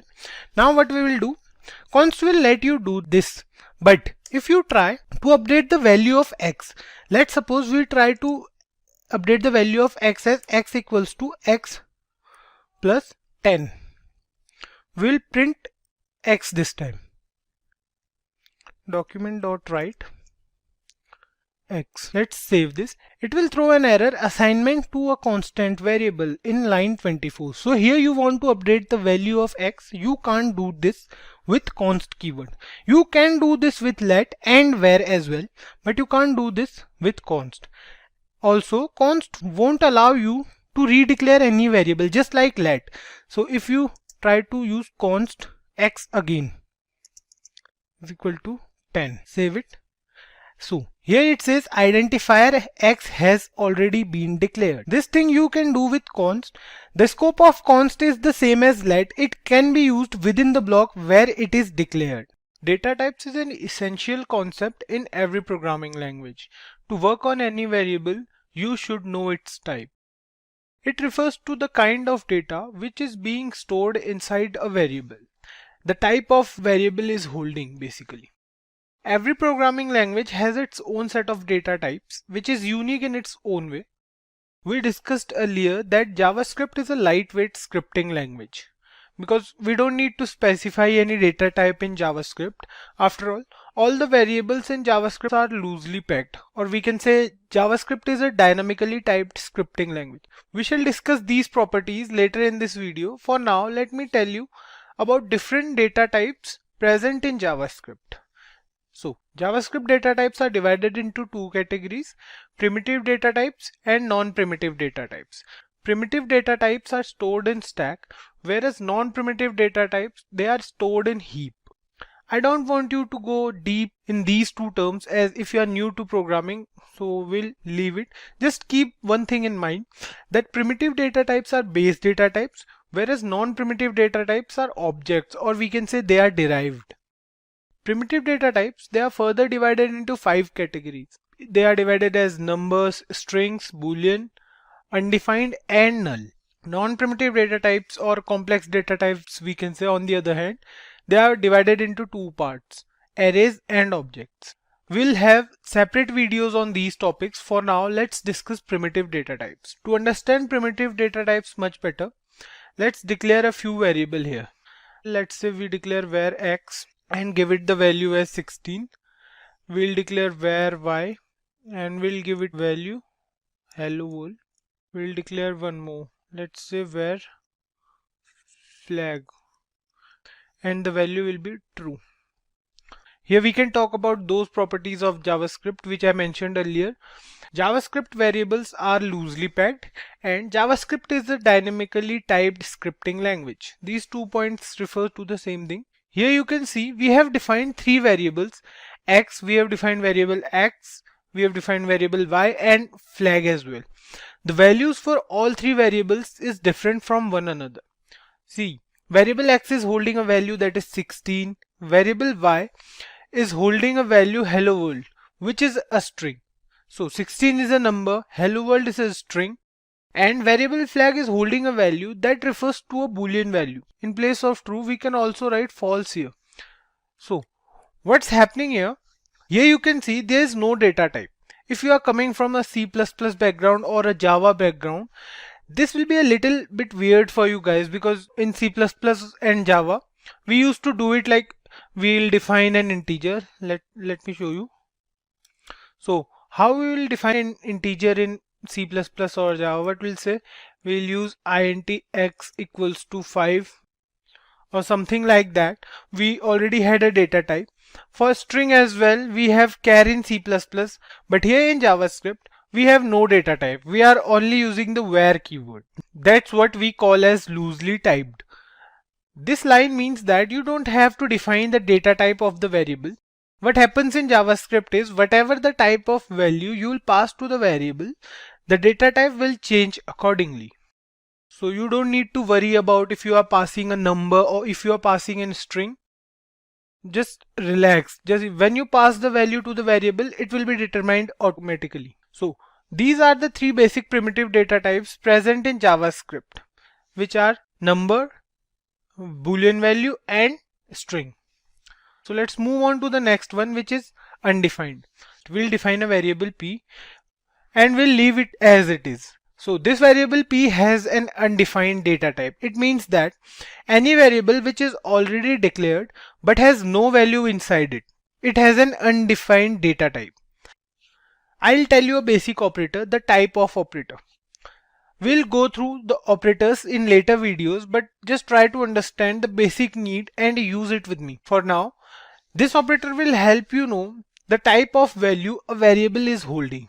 See, let's use it here. We have declared a variable p. We'll check the type of p. So to use this operator, you have to use it with document.write now. So we'll do document.write and we'll use 2 brackets, and inside it we'll write type of, and whatever, like if you want to know the type of variable x, let's suppose, we'll write here x semicolon, save it, and you can see here it says number. This means that this variable has a value which is a number. Similarly, we will check for all the variables present here. We'll check for every variable. We'll check for y, we'll check for flag, and we'll check for p as well. Let's copy this and paste it 3 times, and let's change the value here from x to y in this line, and from x to flag here, and here we'll change it to p. So we have done it. We'll save it and see. Here it says number first. Variable y, it says it's a string, because you know hello world is a string. It's a sequence of character. For variable flag, it says boolean, so it's defined as true or false. And for variable p, it's written here undefined. With this, we are left with only one primitive data type, the null data type. There's a difference between a null value and an undefined value. Undefined means lack of value, whereas null means the absence of any value. Suppose you are using null as the value for any variable. The type of operator will return this variable as an object. But if you are not giving any value to this variable, you are leaving it after declaration, the type of operator will return undefined. Here's an example for this. See, we'll declare one more variable here. We'll declare var num. Let's name this variable num, and we will give it the value as null. We'll use document.write type of, and we will check with the help of type of operator that what type of value the variable num is holding. So let's give here num. We are good to go. Press Ctrl plus S and see. Here it says it's an object. So a null value will always be shown as an object. We'll talk about the complex types or composite types in further videos. We'll have separate videos for each of these types, don't worry about it. The term control statement is pretty self-explanatory and straightforward, right? We came across JavaScript statements in previous videos. JavaScript statements are the instructions that tells the browser to perform specific actions. Control statements are also instructions and they govern the flow of control in a program. So let's take a look at control statements with the help of an example. Let's suppose we have a piece of code that has n number of statements. Here, let's say we have this code, and so the conventional workflow will be it will first execute the first statement, then second, then third, and so on till statement n, right? So this is the basic flow, right? From statement 1 till statement n, and it will execute each statement in between. However, in real world, the scenario is different. Like, we don't write the code in same manner every time. For example, let's suppose you are in line 5 and you want to print this line 10 times. So what should you do? You can write this line 10 times or you can copy paste it, right? Okay, let's forget about 10 times. Let's suppose you have to use this code, or we can say let's suppose you have to print this statement 100 times. Doing this, like copy pasting it for 100 times or writing this statement for 100 times, that's useless and unnecessary, right? So that's where control statements comes into picture. We'll discuss them in a while. Let's assume another situation. This time you want to make a choice based on certain conditions. You can use conditional operators, but then it has limitations, right? To tackle this problem, we have control statements in JavaScript. So these are the very basic reasons why we need control statements for performing a certain activity. Like if we want to perform a certain activity n number of times, or if you want to make a certain decision making kind of scenarios in your program, that's where we need control statements in JavaScript. In JavaScript, we have two different types of control statements depending upon what action we are performing. So we have the conditional control statements and we have the iterative, or we can say looping control statements. Talking about conditional statements, as the name suggests, we use conditional statements when we have to make decisions based on conditions. When we have two choices, or when we can say when we have two different conditions and we want to make choices accordingly, so that's where we use conditional statements. We have two different types of conditional statements, the if-else statements and the switch case.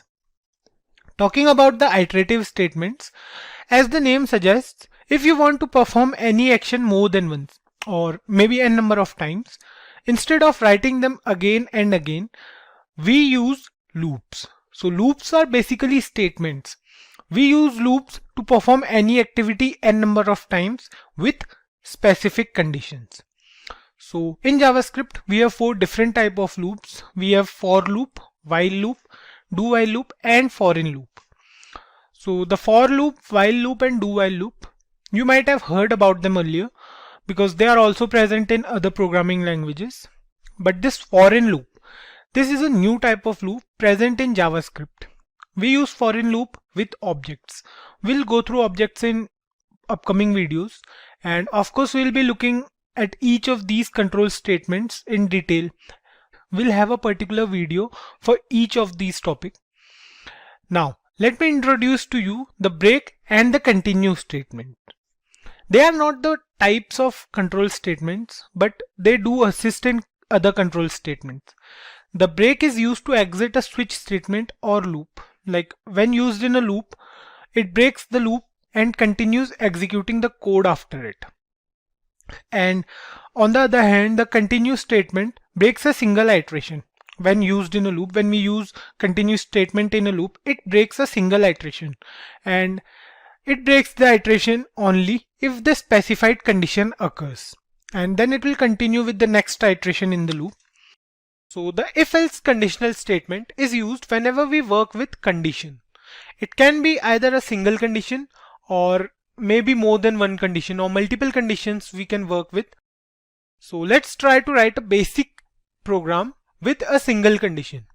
So then we'll move on to multiple conditions using the else if statement. So we'll create a new file today. So I hope you guys know the importance of creating a separate file for every topic. It will be easy for you to work to find out that separate file later if you want to revise that topic. So here is the program where we have taken a variable x and the value of x is 10. So what we are doing in this program is we are checking if the value the variable x is holding, that is the value 10, and if the value is less than 10 or if the value is greater than 10. So we have only two conditions, either the value can be less than 10 or the value can be greater than 10 or equals to 10 as well. So here in this program what we'll do, we'll update this value as 8. So the variable x is holding the value 8. So to check the output, let's save it, and here you can see it says the value of x is less than 10. Of course the value 8 is always less than 10, right? So for 8, that's fine, it will say the value is less than 10. And similarly if we do the same for, let's say, 11, save it now and see it says the value of x is greater than 10. So that's quite simple, right? But what if we are giving the value as 10? We know 10 is equals to 10. So save it now and see. Here you can see it says the value of x is greater than 10. This is happening because what we did, as we told the interpreter to check the value if the value of x is less than 10. We didn't mention that what to do if the value is equals to 10. So it will check for only x is less than 10, not for equals to 10 or greater than 10. So here what it is doing, it is checking if the value is less than 10. So that it says okay, let's print this statement if the value is less than 10, or if the value is not less than 10, or if the value is equals to or greater than 10, it will print the value of x is greater than 10. To avoid this type of misunderstanding, we use an else if statement. So the concept of else if statement is the same as if statement. What we are doing, we are using multiple conditions, right? We are giving it more than one condition. So how to use else if? It's quite easy, and the syntax is also similar to the if statement. The only difference is that it contains an else before if. So it's an else if. So what we are doing is we are giving it a condition that else if x equals to 10. So now what it will do, it will check for two conditions, that if the value x is holding is less than 10 or equals to 10. And what we'll do, we'll update it as. So let's check the output now. Save and see. Here it says the value of x is equals to 10, right? So I hope you guys are getting this. The execution flow for this program will be like, it will check for the first condition if x is less than 10. If yes, it will print the value of x is less than 10. If no, it will move on to the following condition. Like under the else if statement, it finds a condition that if x is equals to 10, it will check for it. If yes, if x is equals to 10, then it will print the value of x is equals to 10. Or if not, then otherwise it will move to else statement and print the value of x is greater than 10. We don't need to specify any particular condition for this, because we have already specified the two conditions, that if x is less than 10 or if x is equals to 10. Now we'll take a look at some basic programs. Other than this one, we'll take a look at a few more basic programs. So here's another program. What we are doing here is we are taking a variable x and the value of x is 5. So what we are doing is we are checking if the number is an even number or an odd number. The thing you have to keep in mind is the logic to find whether a number is even or an odd number. So to check whether a number is even, what we do, we'll divide that number with 2, right? What basically we want is we want the remainder as 0 when we use the modulus operator. So what we'll do, here we have written x mod 2 equals to 0. So if the remainder is 0, then the number will be an even number because it is divisible by 2. Else it will be an odd number. So that's quite simple, right? Let's save it and check the output. For 5 it says odd number. Yeah, 5 is of course an odd number, right? So that's for even and odd number. So here we are with another program. Here it says we have a variable y and the value of y is, let's say, 8. And what we are doing here is we are checking if a number is positive or negative or 0. So we have three different conditions. Either number can be positive or it can be a negative number. Any number greater than 0 is a positive number, right? And any number less than 0 is a negative number. And the third one is a number 0. It's neither positive nor negative. So let's check for the number 8, save it and see. Here you can see it is a positive number. Let's see for -2. Save it now. It says a negative number. For 0 it will say 0. So these two programs are quite simple, guys, right? The conditions are pretty simple. We use modulus operator, we used greater than or less than sign, and that's quite easy to use, right? So let's move on to the next program, which is a bit tricky than these two. So what we'll do in our next program is we'll check if a number is positive or negative, and at the same time we'll check for even and odd also. If we are giving any number as input, like let's suppose we are using 5, we'll check if the number is positive or negative and odd or even. So we'll do this simultaneously. Let's move on to this program. So there are two ways to check whether a number is positive or negative and odd or even. So the two methods, we'll discuss them one by one. The first one here is to use nested if, and the another one is when we use logical operators along with the if else if statement.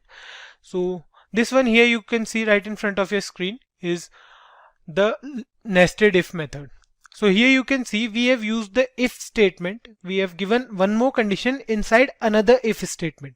So first it will check whether a number is positive or not. For x greater than 0, it will check if the number x is greater than 0. Then if yes, if it will find it that yes, this number is greater than 0, then it will move on to the nested if and it will check for odd or even. For odd number and even number, it will check if it finds that the number is even, it will print that the number is positive and even. If the number is not even, it will print the number is positive and odd. So here you can see the difference. What the interpreter is doing is it will check for the number as positive, and if the number is positive, then it will move on to the nested if and check for the even or odd. So if it finds that the number is even, it will print positive and even, otherwise it will print positive and odd. Then it will move on to the next condition, which is for negative number. If x is less than 0, then it will again move to the nested if and it will check for even and odd. So if it finds that the number is even, it will print negative and even, otherwise it will print negative and odd. And the last condition is for the number 0. Let's try to find out the output of this, and what we'll do, we'll update the value of x as 8. So save it now. Here it says the positive and even. So 8 is a positive number and even as well. Let's update the value of x as -5. Save it now. It says negative and odd number. -5 is a negative odd number, right? So that's how it will check for positive or negative and odd or even. So we are doing both the things simultaneously in a program. We have an alternate method as well. Here you can see on your screen we have written a program, and here we have taken a variable x. The functioning of both the programs is same. Both of these programs will check for positive or negative and odd or even. So here you can see I have taken a variable x. Let's say the value of x is 7. It will check for x greater than 0 and x mod 2 is equals to 0. So we have 4 different conditions, right? A number is greater than 0, that means a number is positive and even. A number is positive and odd. A number is negative and even. A number is negative and odd. And the final one is a number is 0. Okay, we have 5 conditions and we have to specify these 4 conditions here. So here you can see we are using the logical AND operator. This means it will print this statement. Let's suppose for this statement, it will print this only if both the conditions are true, right? If the value x is holding is both greater than 0 and an even number. So if you try to find out the output now, save it and see, here it says number is positive and odd. So the number 7 is greater than 0. But the number 7 is not an even number. That's why this line is not there on the browser. It will print this line because the number is positive and odd, right? The switch case is another conditional control statement, and just like the if-else control statement. There's a difference between the usage of if-else and switch case statement. Now both if-else and switch case works with conditions, and we have to choose when to use switch case over if-else. Switch case is generally preferred over the if-else when there is n number of test cases present, or we can say when we are working with a lot of conditions. Let's say we are working on a program and you ask the user for an input between 50 and 100, a numeric input basically. And in the output, we have to print the textual form of that number. Suppose if the user enters 75, right? The output will be like this. So what we are doing, we are taking a number from the user as an input and we are printing the textual form of that number, right? So we can use the if else, or we can say else if control statement, but the program will be so lengthy and not so clean.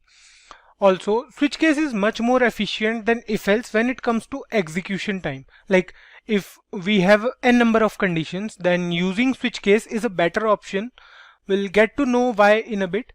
So let's move on to the programming part, and today we'll write a program where we have to find the month in a year by accepting its number. So we have 12 months in a year. For example, if we enter 4, then the output will be April. And if we enter 8, then the output will be August, because August is the 8th month of the year, right? So I hope you guys are clear with the question. Of course, we can do this program with the help of if-else statement, but we discussed earlier that using if-else in such cases is not efficient, right? We can use switch case in this scenario. So let's create a variable first. Let's say we are creating a variable where month, and you can give any value to this variable from 1 to 12. You can provide it with any initial value.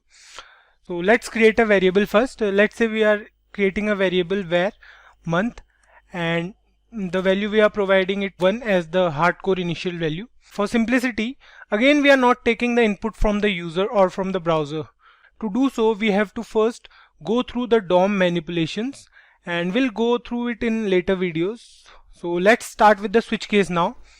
The syntax for switch case is quite simple. Just write down switch and pass the variable month. So we have to check in this round bracket for the variable month, because you know any value you are providing to month, the switch will check the program accordingly. So for now we have taken the value as 1 for month. We can take any value, like we can take 3, we can take 11, 12 or any value other than 1 to 12 as well. So whatever value you are providing to the variable, you can provide the variable to the switch statement, right? So next up we have an open and a curly braces. For the body of the switch case, we have to test for 12 different conditions inside this, starting from 1 to 12, right? So the syntax goes like this. You have to write case and then the value month variable might hold, like 1, 2, 3 and so on, followed by a colon, right? So we have to write the value 1 and a colon, not a semicolon but a colon. Keep this thing in mind, guys. And below that we are going to write what we want when the value is 1, like what the output we want when the value is 1. So we have to write document dot write and whatever you want as the output. Like for 1, the first month is January, so we are writing here January and a semicolon. So if the value of the month is 1, you will get the output as January. Save it, and here you can see the output is January. Let me increase the font size for this as well. So here you can see the output is January, right? Next, we'll use a break statement. If you guys remember, we discussed the break statement in the control statements video, right? The break statement is not actually a type of control statement, but it assists other control statements, or we can say it helps us manage the control statements, right? What this statement does is, once we are done with our output, we get our output, right? Once we are done with case 1, we get our output as January. This break statement helps us to come out of the switch case. So to understand this much better, let's write here one more case. So let's say we are writing here one more case as case 2, and the output will be document dot write. The second month is February, right? And February here we can write. So we'll include one break here, like we'll come in the first case and include a break statement. So here's how you can write a break statement, how you can include a break statement in your code. So let's check the output now. So for now it says January. So if we don't include this break statement here, when the interpreter will execute this code and it will see that the case is 1, right? So it will print January, but it will print other statements as well. So for example, if we remove this break statement and save it now, see, you can see here the output as January and February. January and February both are getting printed on the output. So we need a break statement to break it here. See, the value is 1, and if we include break statement here, the moment the interpreter finds the answer, the correct answer as January, it will come out of the switch case. So I hope you guys are getting this. Similarly, we'll write all the cases for all the months. Let me show you all the cases. So here you can see on your screen that we have 12 different cases from 1 to 12, one for each month, depending on the value the variable month is holding, right? The output will be June if the value is 6, and if we say 10, the output will be October, and so on and so forth. Now the question here is, what if we try to write a random value for the variable month? By random value we mean that if we try to write any value other than these 12 values from 1 to 12, if we leave these values, then if we try to write another value, like if we write here 13, so what will be the output now? Let's save it and see. There's no output, and there might be no error for this as well. So if you try to check for an error, go to inspect and check out. See, there's no error, right? So in that case, we have one more case, like we have default case. So let me show you how to include default in your program. What you have to do is write here default with a colon and write document dot write, and let's suppose we are writing here wrong input. What is happening is, let's try to run this program first. Press Ctrl plus S, and now you can see it says wrong input for value 13. So what is happening is, the switch case will first check these 12 cases, and any value other than 1 to 12 will get the output as wrong input. It works the same as the else statement, right? In else statement, we don't need to specify any particular condition. Any condition other than the if condition or else if condition will fall inside the else statement. It's not necessary to add default in your program. It's just if you want to give the user a prompt that he has entered a wrong value. So you must include this default case in your program every time while using switch case, because it's quite useful, you know. Okay, so this is the complete program to find out the month by accepting its number. If you try 6 and save it now, it will say June. If we try 10, save it, it will say October. If we try 12, save it, it will say December. So I hope this is clear to you guys. Next up, let's discuss about switch case in detail, because the switch case in JavaScript works differently from other languages. Like, switch case is also present in C++ and Java, but in JavaScript it is a bit different. So in JavaScript, switch case can accept numbers, it can accept strings and boolean values as well. Now let's have a look at how the switch case works with string values. So here is an example of string values.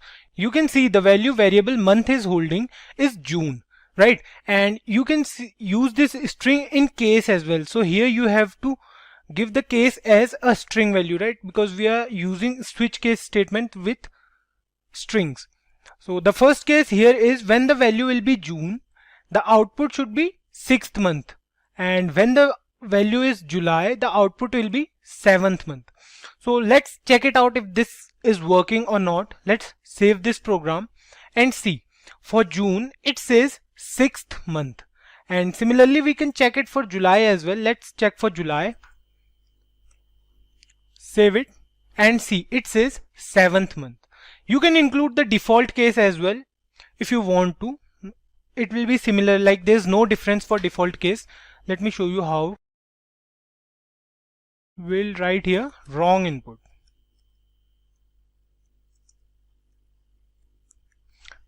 And save it, and now let's try to change the value here. Let's say we are using May.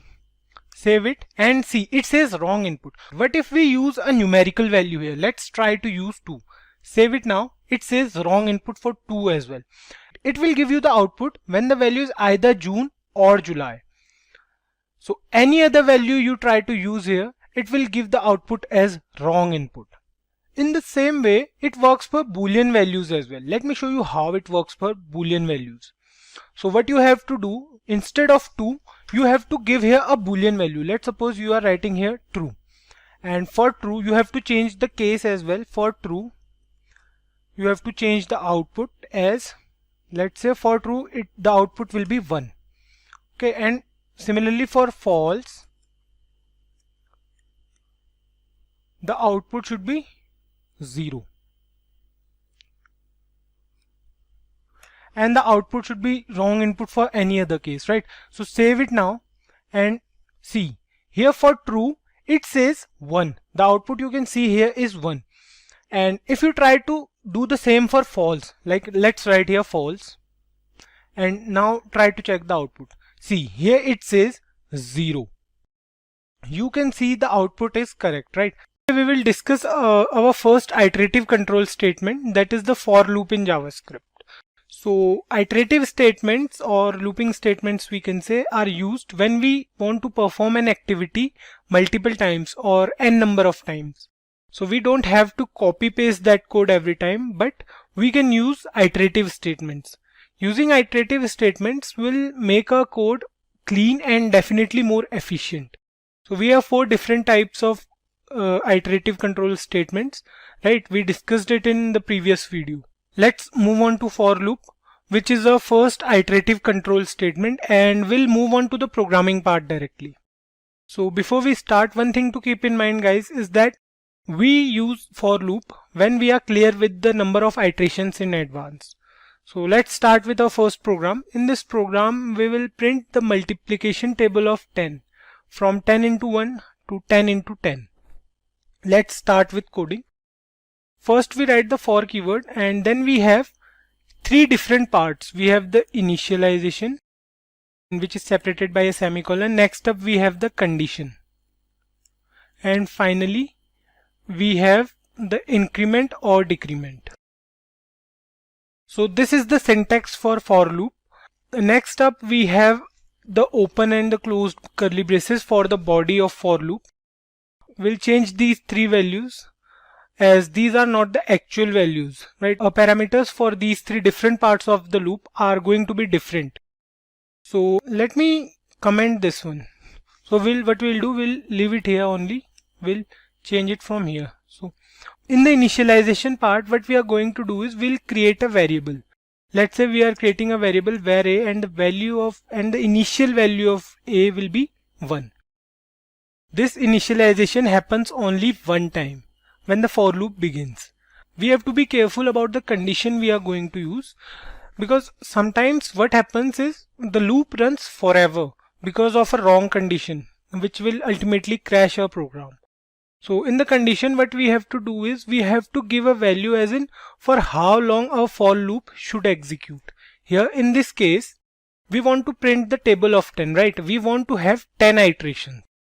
So what it will do, it will start from a equals to 1 and it will go till this final condition. So let's suppose we are writing here a less than equals to 10.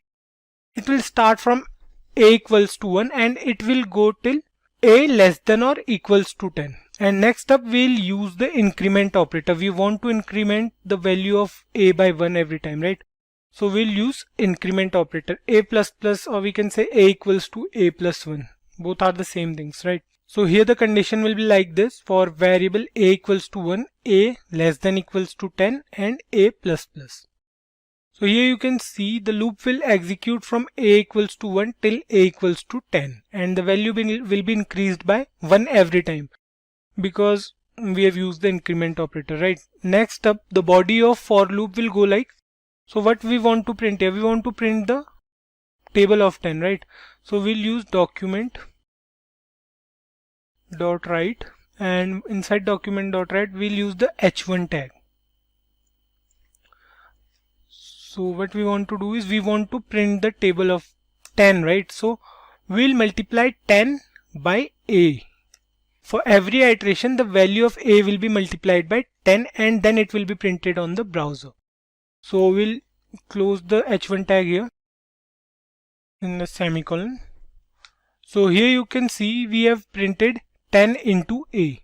Let's save it and check the output first, and then we'll look at the execution flow of this program. See, here the multiplication table of 10 is printed on the browser. You can see 10, 20, 30, 40, so on and so forth till 100. So what is happening is, firstly, the for loop is also known as the entry control loop. It means that the condition is checked initially. The first time the for loop runs, we perform initialization only once. So here the value stored at variable a is 1.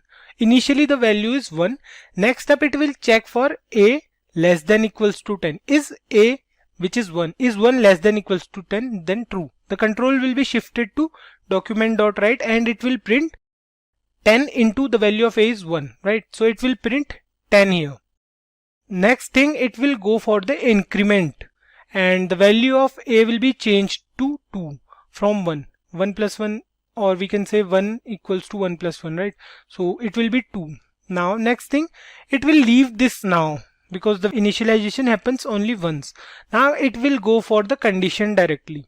Now it will check for is 2 less than or equals to 10. If yes, then again the control will be shifted here and it will print 10 into 2 because the value of a is 2 now. And after that it will print 20 here, and after that the value of a will be increased to 3 because we have used a++. Then it will check for 3 is 3 less than 10, and same thing will happen, it will print 30, and so on and so forth till the value of a is 10. Now if the value of a is 10, it will print 100, right? And when the value is incremented, it will become 11. So what will happen? Now it will check for 11 less than equals to 10. No, we know that 11 is not less than equal to 10, right? Then it comes out of the loop and it will print nothing after that. So this is the basic working of the for loop. We'll go through one more program wherein we'll print the odd numbers between 1 and 10. So what are odd numbers? Odd numbers are those numbers which are not divisible by 2, right? So we have the odd numbers as 1, 3, 5, 7, 9, and we want to print them. So the difference between each number is of 2. The 1 plus 2 plus 2 plus 2 till 9, right? So what we have to do is we have to write here a plus equals to 2. We have to increase the value of a by 2. And instead of writing here 10 into a, because this time we don't want to print any multiplication table, we want to print a number only, right? So we'll use a only. Save it and check the output. It says 1, 3, 5, 7, 9. So these are the odd numbers present between 1 and 10. Keep one thing in mind, that you have to give the condition wisely every time. So next up we have the while loop. Like the for loop, while loop is also an entry control loop, which means that the condition will be checked first. So the question here is how while loop is different from the for loop. If you guys remember, when we discussed that we must know the exact number of iterations, then only we can use the for loop, right? So the while loop is preferred when we are not aware of the number of iterations, or we can say we don't know if the condition will be true for a certain number of times.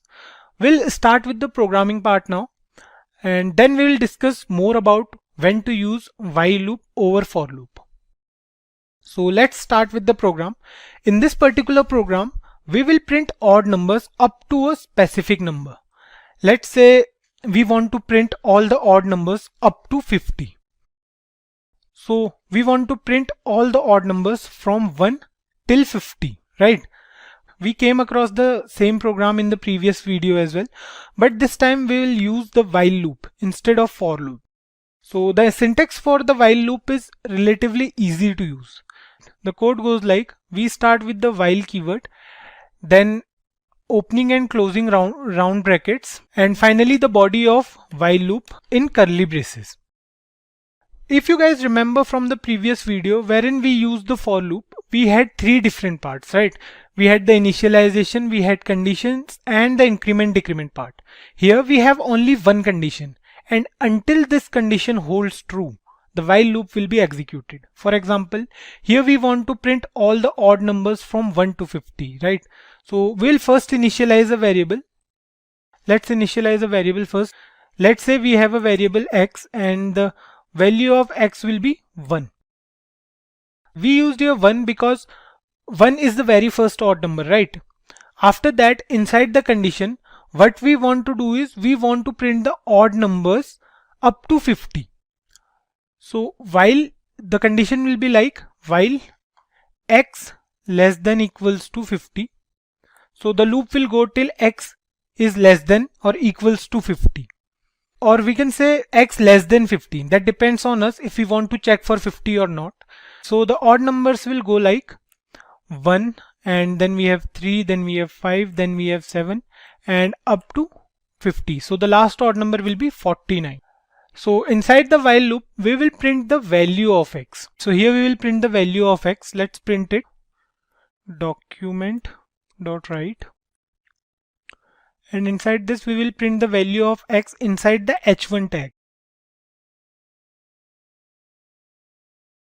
Suppose we try to run this program now.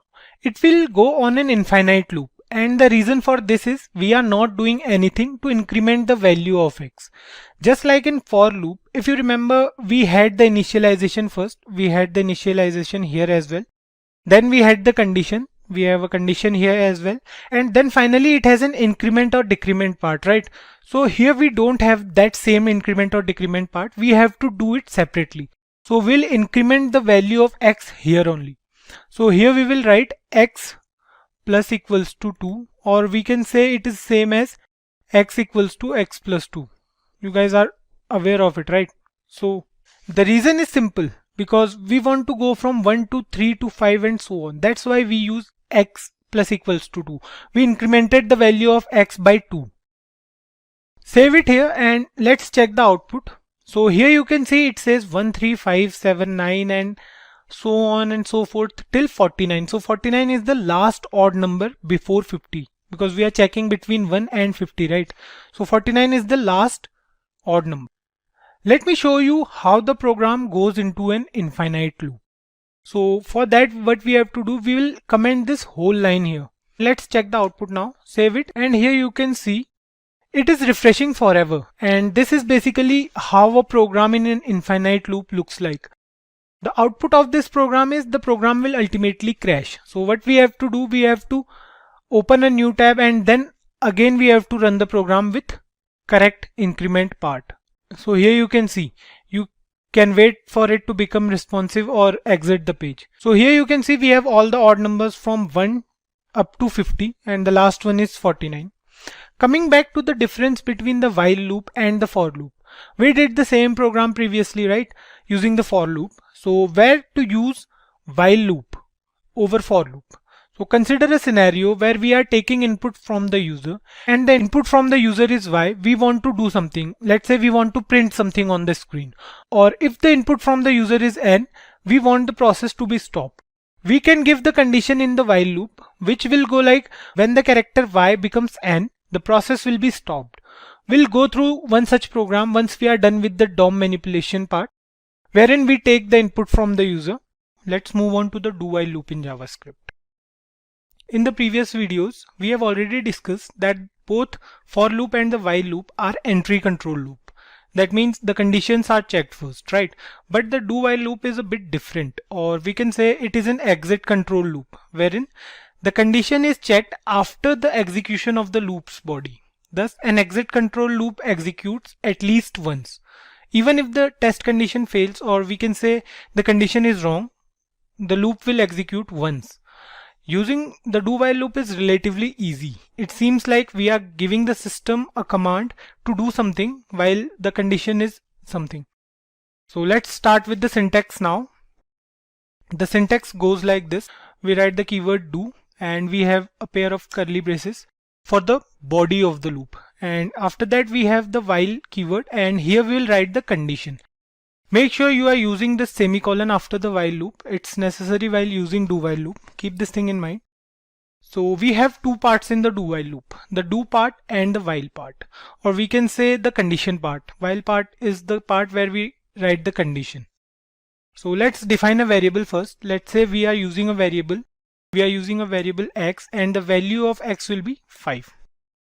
So here we have taken 5 as a random value. You can take 1 as well. Now inside the condition part of the do while loop, this is the condition part where we are using the while keyword.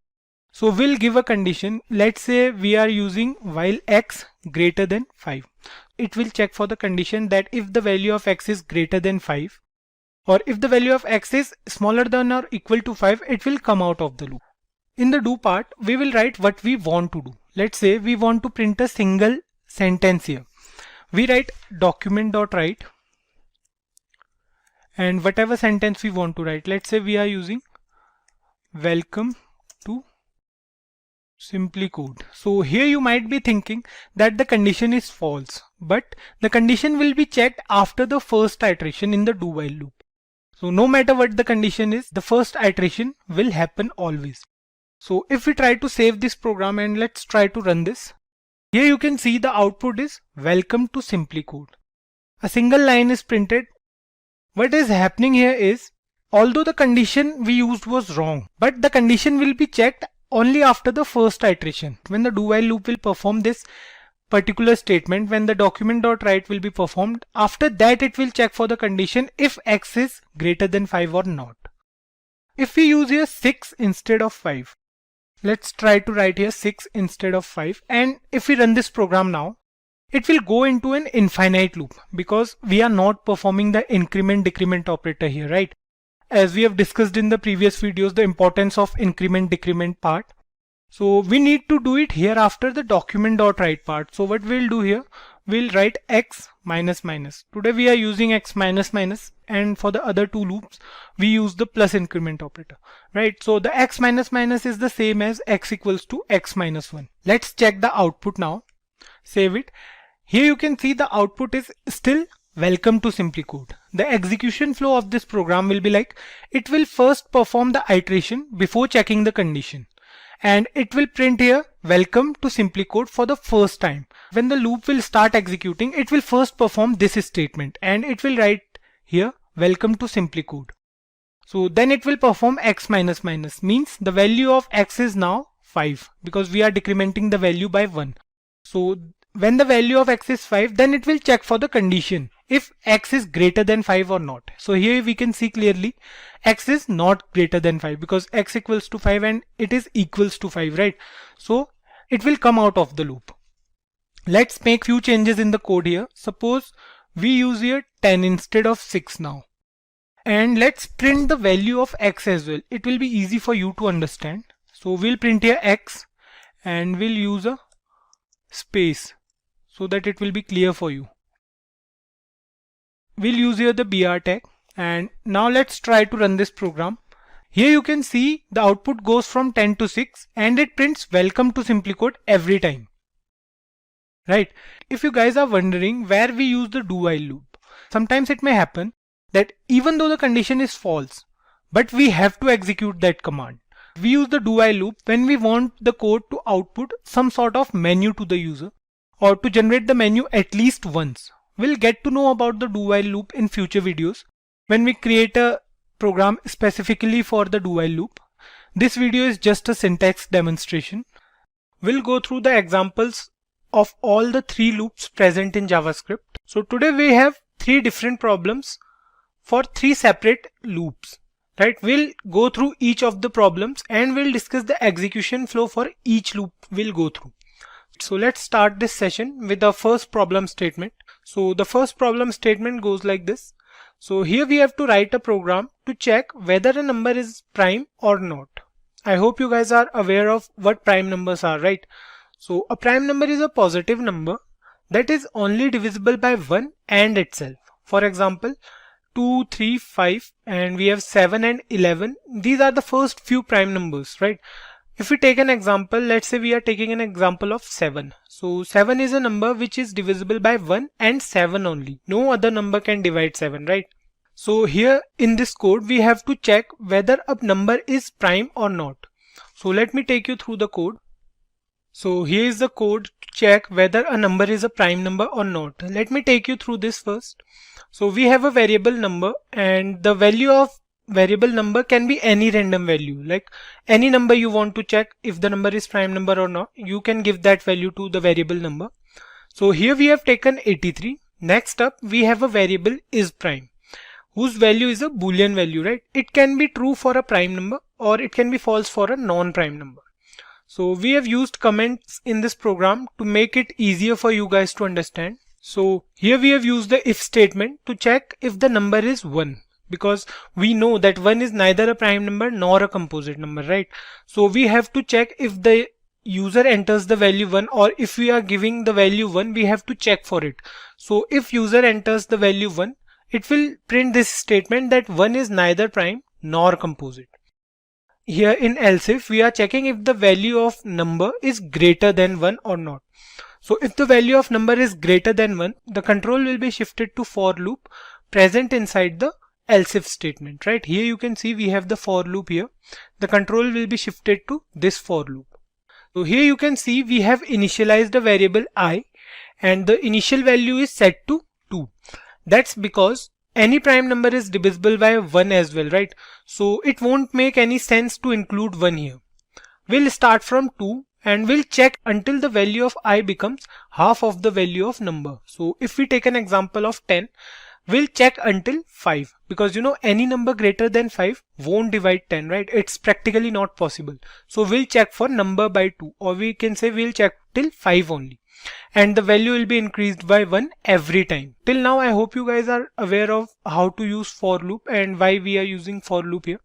We can do the same program using while loop as well, but to make it more clear how to use for loop, we are doing this program with the help of for loop. So then we have the I++, or we can say we have increased the value of I by 1 after every iteration until the value of I becomes half of the number. So the condition number % I equals to 0. So here is the main condition to check if the number is divisible by I or not. So the execution will be like, if we are taking here a number 10, it will start from 2 and it will check if the remainder is 0 or not. So if the remainder is 0, then the value of is prime will be changed to false and it will come out of the loop. Next, it will check for the value of is prime if the value of is prime is true or not. Here you can see if the value of is prime is true, then it will print n, or we can say then it will print that the number is a prime number. Else it will print that the number is not a prime number if the value of is prime is false. For example, when we took the example of number as 10, so the value of is prime will be changed to false, because you know 10 divides by 2 is equals to 0, or we can say the remainder will be 0. So the value of is prime will be changed to false, and for false it will print number is not a prime number. So at last we will check if the number is less than 1. If the number entered by the user or any other number we have taken, like if we take here -5, so it will print the number is not a prime number, because by the usual definition of prime numbers, any negative number cannot be a prime number. That's a usual definition, right? So we have to keep this thing in mind, and here in this else loop we'll print that if any negative number is entered, we'll make sure that the program gives the output that the number is not a prime number. So let's try to run this program and check the output. Let's save this program, and the output says 83 is a prime number, as 83 is not divisible by any number except 1 and 83. For example, if we take here any number which is divisible by, so let's say we are taking 75. Save it now and see, it says 75 is not a prime number. Okay, here's a spelling mistake. It says 75 is a not prime number. So here we'll correct this.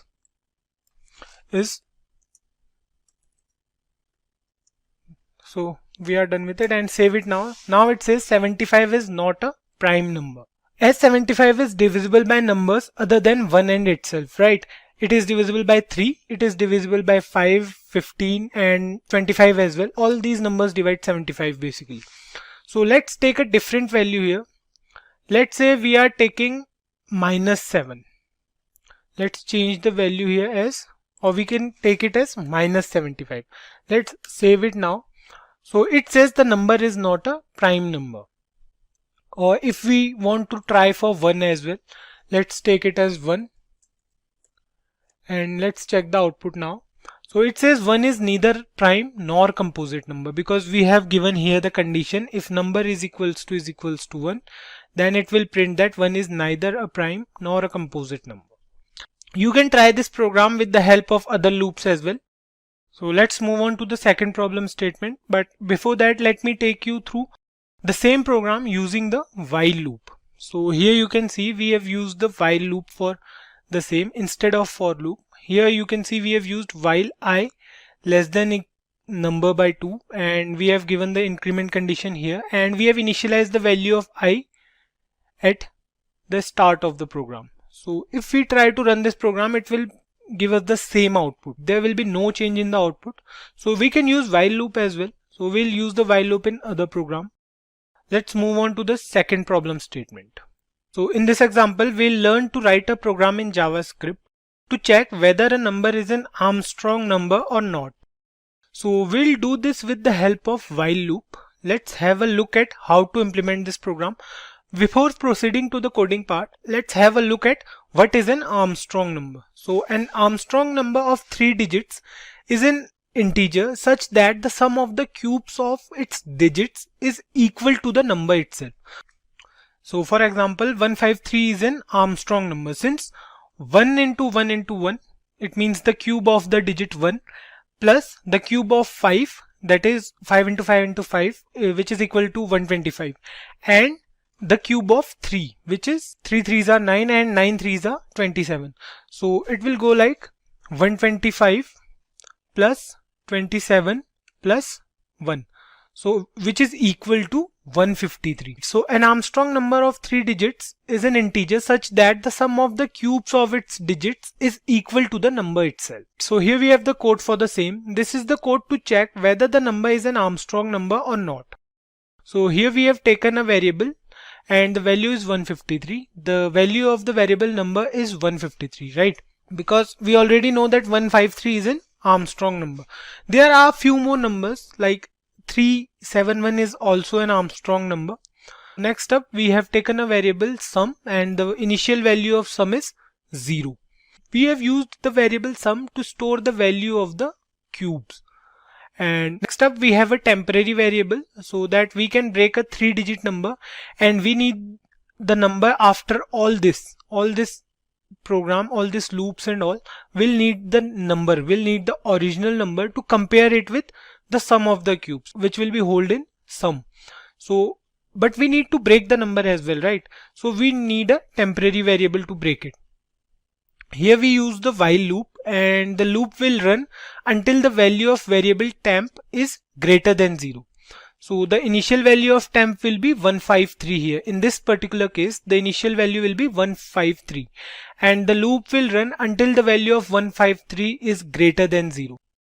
Next up, we have a variable remainder that stores the last digit's value as we are dividing 153 by 10. So the remainder here will be 3. So the value saved at variable remainder will be 3 for the first time. Then what will happen will we are updating the value of sum and the new value of sum will be 0 plus 3 into 3 into 3. So 3 3s are 9 and 9 3s are 27. So the updated value of sum will be 27. Next up, we are removing the last digit from the number. So for example, we have here 153, and if we divide 153 by 10, the answer will be 15.3. That's why we are using here %, because what % will do, it will convert the float value into an integer. So if we try to perform a simple divide in JavaScript, like if we try to divide 153 by 10, it will give us 15.3. It will give us a float value, but we want an integer value, right? So % will change this value to the nearest integer. So 15.3, the nearest integer will be 15. So the new value of temp will be 15. Then again this loop will be executed, and for this time the variable reminder will hold the value of 15 modulus 10, and the remainder will be 5, right? So the new value of remainder is 5, and the value of sum is 27 plus 5 into 5 into 5, which is 27 plus 125, right? So the new value of sum will be 152. And then again it will go to the temp and it will divide 15 by 10, and it will change the value to an integer. So 1.5 will be changed to 1. And next up, the final value of temp is 1, which is greater than 0, right? So it will divide 10 by 1 and the remainder will be 1. So next up, it will add 152 plus 1 into 1 into 1, that is 153, right? And then it will divide 1 by 10 using the %, but this time the value will be 0 because there's no remainder, right? Next up, we'll compare the value of the sum and the number variable. So the sum variable here, it is holding the value as 153. We break this number into 3 different parts. Then we took the cube of these 3 numbers and added them. So the final value of the variable sum is 153, and the initial value of number, or we can say the value we gave to the variable number, is 153. So right, it will print here that 153 is an Armstrong number. Or if we use any other number instead of 153, let's suppose we are using 121. So it will print 121 is not an Armstrong number. Let's check out the output once. Let's save it and see the output here is 153 is an Armstrong number. So if we change the value of 153 to 121. So let's check the output now. It says 121 is not an Armstrong number. Why? Because if we take the cube of each of the digit and we'll add them, suppose the answer here will be 10, because the cube of 1 is 1 and the cube of 2 is 8 and the cube of the final one is 1. So 8 plus 1 plus 1 is equals to 10. So that's why 121 is not an Armstrong number. Let's move on to our last problem statement, where we'll use the do while loop to find the factorial of a number. So here's the problem statement where we'll have to write a program to find the factorial of a number.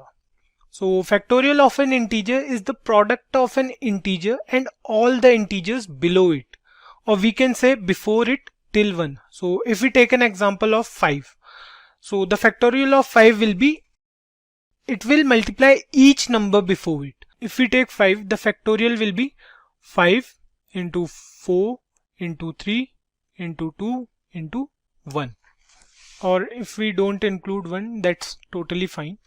So this program is pretty simple as compared to the previous two we did.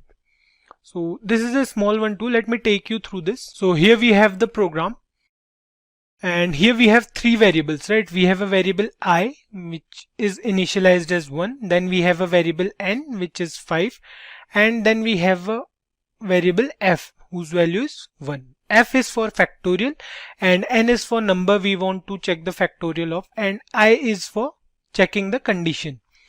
So here what we will do, we'll use a loop where if we, for example, if we are taking 5, then the loop will go from 1 into 2 into 3 into 4 into 5, from 1 to that number. It's not like if we are using from 5 towards 1, but we are going from 1 towards 5. The answer will be same, right? Because we are multiplying all the numbers in both the cases. So here we took 5 as the number. Next up we have a variable f, and the value of f is also 1, as you know. So here we are using the do while loop. For the first iteration, it will perform this. So the value of f for the first iteration will be f equals to f into I, which means f equals to 1 into 1, which is 1. So the value of I will be increased and it will become 2. And now it will check for while 2 is less than equals to n. Yes, 2 is less than n. So it will again go up and it will update the value of f, and the new value of f will be 1 into 2, that is 2. Then again the value will be increased and it will become 3, and then it will change the value of f as well. If it will become 6 and the value of I will become 4, then it will check if 4 is less than 5. Yes, 4 is less than 5. And then it will multiply 4 with 6 because the value of f was 6, right? So 4 into 6, it will become 24. And then finally the value of I will be 5.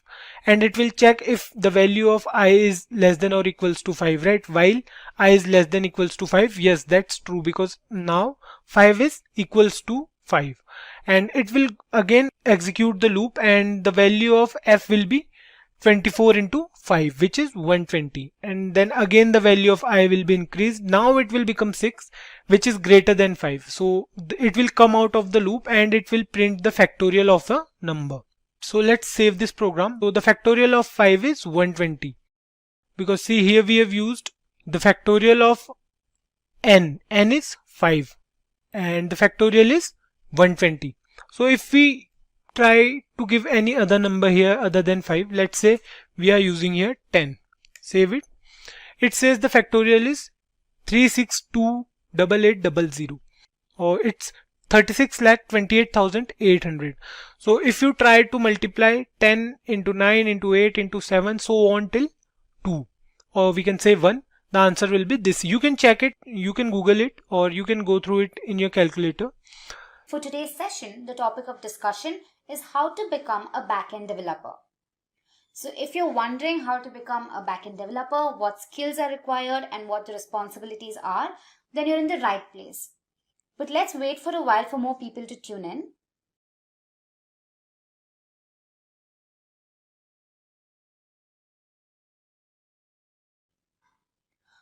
I'd also like to thank all our viewers for actively participating in these sessions. Alright, so whilst you're at it, if you haven't subscribed to our channel already, make sure to hit the subscribe button and the bell icon to never miss an update. Okay, so I see a lot of people tuning in.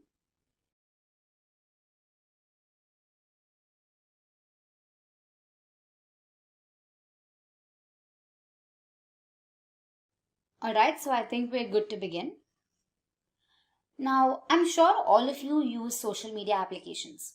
Now, every time you click on a video, scroll through a feed, perhaps search for something, the corresponding information is displayed on your screen. Now, these applications provide an excellent user experience. But how is this achieved? You must know that every application comprises of two parts. There's the front end and then there's the back end. The front end is what the user deals with and the back end is what makes this happen. In other words, the backend includes an application, a server, and a database. The backend application fetches the data from the database and processes all client requests. The result of this is made visible to the user. So now the question arises, who is a backend developer? A backend developer's role is to focus on details like building an effective website architecture, scripting and writing code that serves as a means of communication between the website's database and the browser, and lastly, to ensure data integrity and consistency. So now, let's look at the skills required to become a backend developer. It is vital for you to have good understanding of programming concepts like data structures and algorithms. This includes stacks, queues, linked lists, trees and graphs, sorting algorithms, and search algorithms. Next up is programming languages and frameworks. One of the most critical skills of a backend developer is a depth of knowledge in backend programming languages. This includes proficiency in JavaScript and its environments like Node.js and Express.js. Next, there's Java. This language was particularly built from the ground up to be run on server side. Popular frameworks include Spring and Java Server Faces. Next up is Python, which is the most popularly used language today. It is flexible and easy to use. Python frameworks like Django and Flask are used for backend development. And lastly, there's C# and its frameworks like ASP.NET Core and ASP.NET MVC. Other languages include Perl, PHP, and Ruby. Now, because backend and frontend developers work so closely together, it is also helpful to have a foundational understanding of front-end web languages like HTML and CSS. Now, proficiency is essential not only for performing daily tasks, but also for working alongside front-end developers for developing solutions. Next, we have database management systems. A backend developer writes code that is used to perform relational mapping to fetch data from the database. Some popularly used DBMS are MySQL, SQL Server, and PostgreSQL. Next up is version control. Again, popular ones are Git and Subversion. They help manage the project files and keep track of the entire history of things that the developer is working on. And lastly, there's cloud hosting platforms. These platforms allow you to deploy your product on the cloud service provider so that it can be accessed from the World Wide Web. Most popular ones are Amazon Web Services, Google Cloud Platform, Heroku, and Microsoft Azure. Of course, there are non-technical skills that are required of backend developers. Those who choose this profession should be comfortable with analytical processes, have well-developed problem-solving capabilities, be interested in emerging technologies, have good communication skills, and be able to work independently and sometimes as a part of a collaborative team. Now that you're familiar with the skills, let's have a look at the responsibilities of a backend developer. First up is forming an understanding of the performance needs and goals of the website to develop effective, successful solutions. Development and management of application programming interfaces. Development of systems for websites to accept and securely store data, such as those required for payment processing systems. Then there's writing code, testing and development solutions for code-related issues. Then there's organization of system logic. Other responsibilities also include development of site architecture using proper methodologies like Agile Scrum framework, and also providing solutions to system problems. Lastly, let's have a look at the salaries of a backend developer. The average salary of a backend developer in the United States is around $102,000 per year. The average salary of a backend developer in India is around 7,23,000 Indian rupees per annum. In this session, we're going to cover the topic of what is Angular. I'm sure all of you use mobile and web applications. Be it from social media to healthcare, e-commerce and net banking, these apps are used by billions of people across the globe. Now, the main reason we use these apps is that they offer seamless user experience and interface. But how are they developed to provide such reliability? One of the frameworks that is widely used to build such robust apps is Angular. So let's dive into the session now. So here is a list of topics that we're going to be covering. First up, we'll see why Angular was introduced. Then what is Angular? Features of Angular, Angular architecture, advantages and limitations of Angular, the learning curve of Angular, and finally, we'll look at some of the companies that deploy Angular. So without further delay, let's begin. Why Angular? Now, JavaScript is the most commonly used client-side scripting language. It is written into HTML documents, enabling interactions with web pages in many unique ways. So, as a relatively easy to learn language with almost pervasive support, it is exceptionally well suited to develop modern applications. But the question arises, is JavaScript ideal for developing single-page applications that require modularity, testability, and other features? Perhaps not. However, we have a variety of frameworks and libraries designed to help us with such things. With respect to front-end development, Angular and JavaScript together bring in structure and consistency to your web applications and also provide scalability and maintainability. Now, Angular is specifically developed for single-page applications. So now the question arises, what exactly is Angular? Angular is an open-source JavaScript framework written completely in TypeScript. Now, it was primarily aimed to develop single-page applications and is maintained by Google. Angular as a framework provides a few advantages while also providing a standard structure for developers. It is designed for web, desktop, and mobile platforms. Now, if you have a doubt here as to what exactly single-page applications are, let me help you with that. Now, these single-page applications are basically applications that get loaded just once. So the main page gets loaded onto your browser. So any further interactions does not lead to loading of subsequent pages.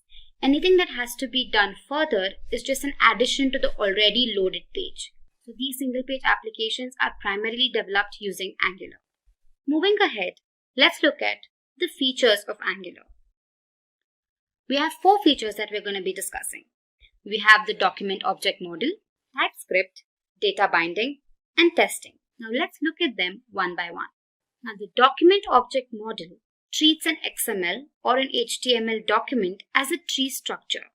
Now here every node in the tree structure defines an object representing a part of your document. Angular uses the regular DOM. Now let's suppose you've made 10 updates on a single HTML page. So every time you make a change, the corresponding DOM or the tree structure needs to be updated. Now Angular updates the entire tree structure of HTML tags. Moving on to our next feature, we have TypeScript. Now TypeScript defines a set of types to JavaScript, which helps you write JavaScript that is easier to understand. Now all the TypeScript code compiles down to basic JavaScript that can run smoothly on any platform. Now TypeScript is not mandatory for developing an Angular application, but it is highly recommended. The main reason it's highly recommended is that it offers better syntactic structure while making the code base easier to understand and maintain. Now TypeScript can be installed as an npm package. Now to do that, you just have to run the command npm install -g TypeScript on your command prompt. Next up is data binding. Now data binding is a process that allows you to manipulate web page elements using the web browser. Now, it mainly employs dynamic HTML and does not require complex scripting or programming. It is used in web pages that include interactive components like calculators, tutorials, games, etc. Now, incremental display of a web page makes data binding extremely convenient when pages contain a large amount of data. When it comes to Angular, it uses two-way data binding. So any changes made in the UI element is reflected in the corresponding model state. And conversely, any changes made in the model state are reflected onto the UI state. Now, this allows the framework to connect the DOM to the model data via the controller. The last feature we're discussing is testing. Angular uses Jasmine to run its various tests. The Jasmine framework allows various functionalities to write different kinds of test cases.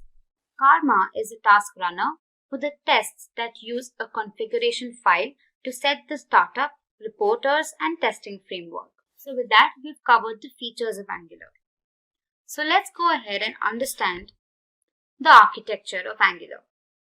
Now, Angular is a full-fledged MVC framework. It provides a strong opinion on how the application should be structured and offers bidirectional data flow and updates the real DOM. MVC, short for Model View Controller, is an architectural pattern that separates the application layer into model, view, and controller. Now, model here relates to all the data-related logic. View, on the other hand, is used for UI logic of the application. And controller is the brain of the setup. Now, it is an interface between the model and view. Moving on, let's look at the advantages of Angular.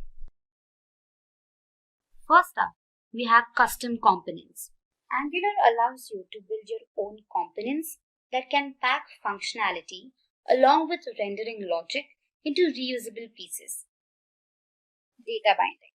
As discussed, Angular allows you to effortlessly move your data from your JavaScript code to the view and react to user events without having to write any code yourself. Dependency injection. Angular allows you to write modular services and have them injected wherever they are needed. This greatly improves the testability and reusability of the same. Don't worry if you can't wrap your head around these topics. We're going to discuss them further in the coming videos. Next advantage is testing. Angular has been built from the ground up with testability in mind. You can literally test every part of your application.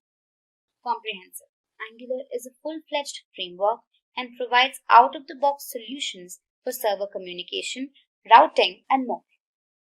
Lastly, we have excellent browser compatibility. Angular is cross-platform and browser compatible. An Angular application can typically run on all browsers, be it Chrome, Firefox, Safari, and platforms like Windows, macOS, and Linux. Now, many versions of Angular have been released ever since its inception. All of these versions have added to the efficient working of the framework. Now, here are the different versions released. First up was Angular 1. It was built on JavaScript and completely based on controllers. Next release was Angular 2. Now, this incorporated the component-based approach, wherein the entire UI was divided into several components and lastly integrated to give the final logic. Next was Angular 4. It included router updation. Angular CLI or Command Line Interface 1.0 was introduced, however not deployed. In this release, the Angular CLI was optimized and commands like ng-update and ng-add were added. In the Angular 7 release, prompts were introduced which provided tips in CLI about the functions being used. In Angular 8, IV renderer and Bazel were introduced. And finally, the most recent release was Angular 9. Now this came with the better framework and Angular material. Now this completely switched to the IV renderer as a default compiler. Now that we've learned about the pros of using Angular, let's look at some of the limitations of Angular. First up is a steep learning curve. Now since Angular is a complete full-fledged framework, it becomes difficult for learners to begin with. You need to be acquainted with simple topics and then move on to more advanced topics to become proficient in this language. Next up is limited SEO options. Now, Angular offers limited SEO options and poor accessibility to search engine crawlers. It's verbose and complex. Now, a common issue faced by the Angular community is the verbosity of the framework. It also poses to be complex compared to other front-end tools. And lastly, migration. Now, one of the drawbacks of Angular is poor migration. Now, it becomes difficult to port legacy code to Angular-style architecture. Also, with each new release, it is painful to upgrade and a lot of them are not backward compatible. Next up, let's look at the Angular learning curve. Now, if you wish to learn Angular, you need to be acquainted with basic topics in Angular. Some of them are directives, modules, decorators, components, services, dependency injection, pipes, and templates. Now, once you've mastered your basics, you will want to go and understand more advanced topics such as change detection, zones, AOT compilation, and rx.js. However, the learning curve of Angular is clear-cut. In the beginning, it could be a little intimidating, but once you start using the tool, it becomes way more easier to comprehend and understand what is going on. And lastly, let's look at some of the companies that use Angular today. Many top-tier companies like Nike, Forbes, Google, HBO, Sony, Upwork, among others, readily deploy Angular. So moving on, let's look at the prerequisites for Angular. First up, we have Node.js. Angular uses Node.js as its base for a large part of its build environment. So as a result, to get started with Angular, you will need to have Node.js installed on your environment. So head to their official website and download the latest release for your corresponding operating system. Next up is the Angular CLI. Now, this command line interface is a tool that makes it easier to bootstrap and develop your Angular applications. Now, to install the latest version, run the command npm install-g at angular/CLI. You gotta run this command on your command prompt. And finally, to confirm installation, check for its version. Now, the next thing that you will need is an IDE or a text editor to type your code. Now, there are several IDEs that you can choose from, but in this series, we've used VS Code throughout. So it is available on all platforms, so go ahead and download it if you haven't already. Now, moving on to the final part is the demo. Now that you have a basic understanding of Angular and its prerequisites, I think you're ready to create your first Angular application. So let's head to our VS Code and begin. Here, I've created a folder called Angular on my desktop and opened it on my Visual Studio Code. So to create your app, you need to open the terminal. Just go here and select New Terminal. And now type in the command ng new and provide the name for your app. So I'm just going to say Hello World. So now this is going to create, just say yes. So basically what happens is that when you run the command, it will automatically generate a skeleton application under the folder that is Hello World in our case. And it includes a bunch of files and installs all the necessary dependencies for the Angular application. So this could take a while. So once you've created your application, to run it, first change the directory. So let's say cd hello world. And now use the command ng serve. Now once it's compiled, you need to go to your browser and type in localhost 4200. And once you do that, you can see your UI. You can see that the application has been loaded onto your browser and it says Hello World app is running. So this is how you create your application. So let's go back to our VS Code. Now, as you can see here, there are many files and folders that are created, right? So let's look at a few of them. Of course, we can't explain everything, but I'll brush through a few of them.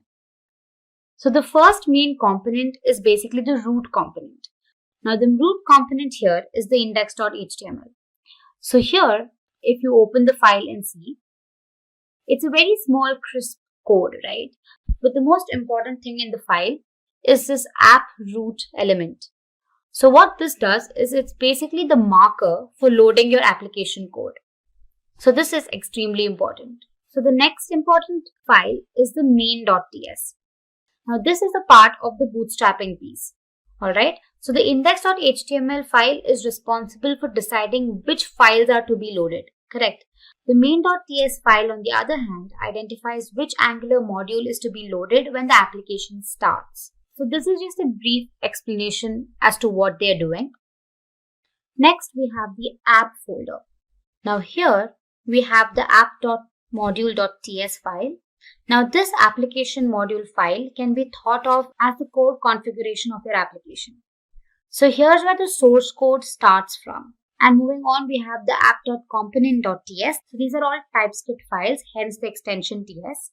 Now this file basically is the root component of your application. And then we have the HTML file for the same, which defines the appearance of what you can see on your browser. So let me just change the message that is being displayed. So I'll say, hey, welcome to this Angular tutorial. So let's save this. And when we go back to our browser, we can see the message, hey, welcome to this Angular tutorial being displayed.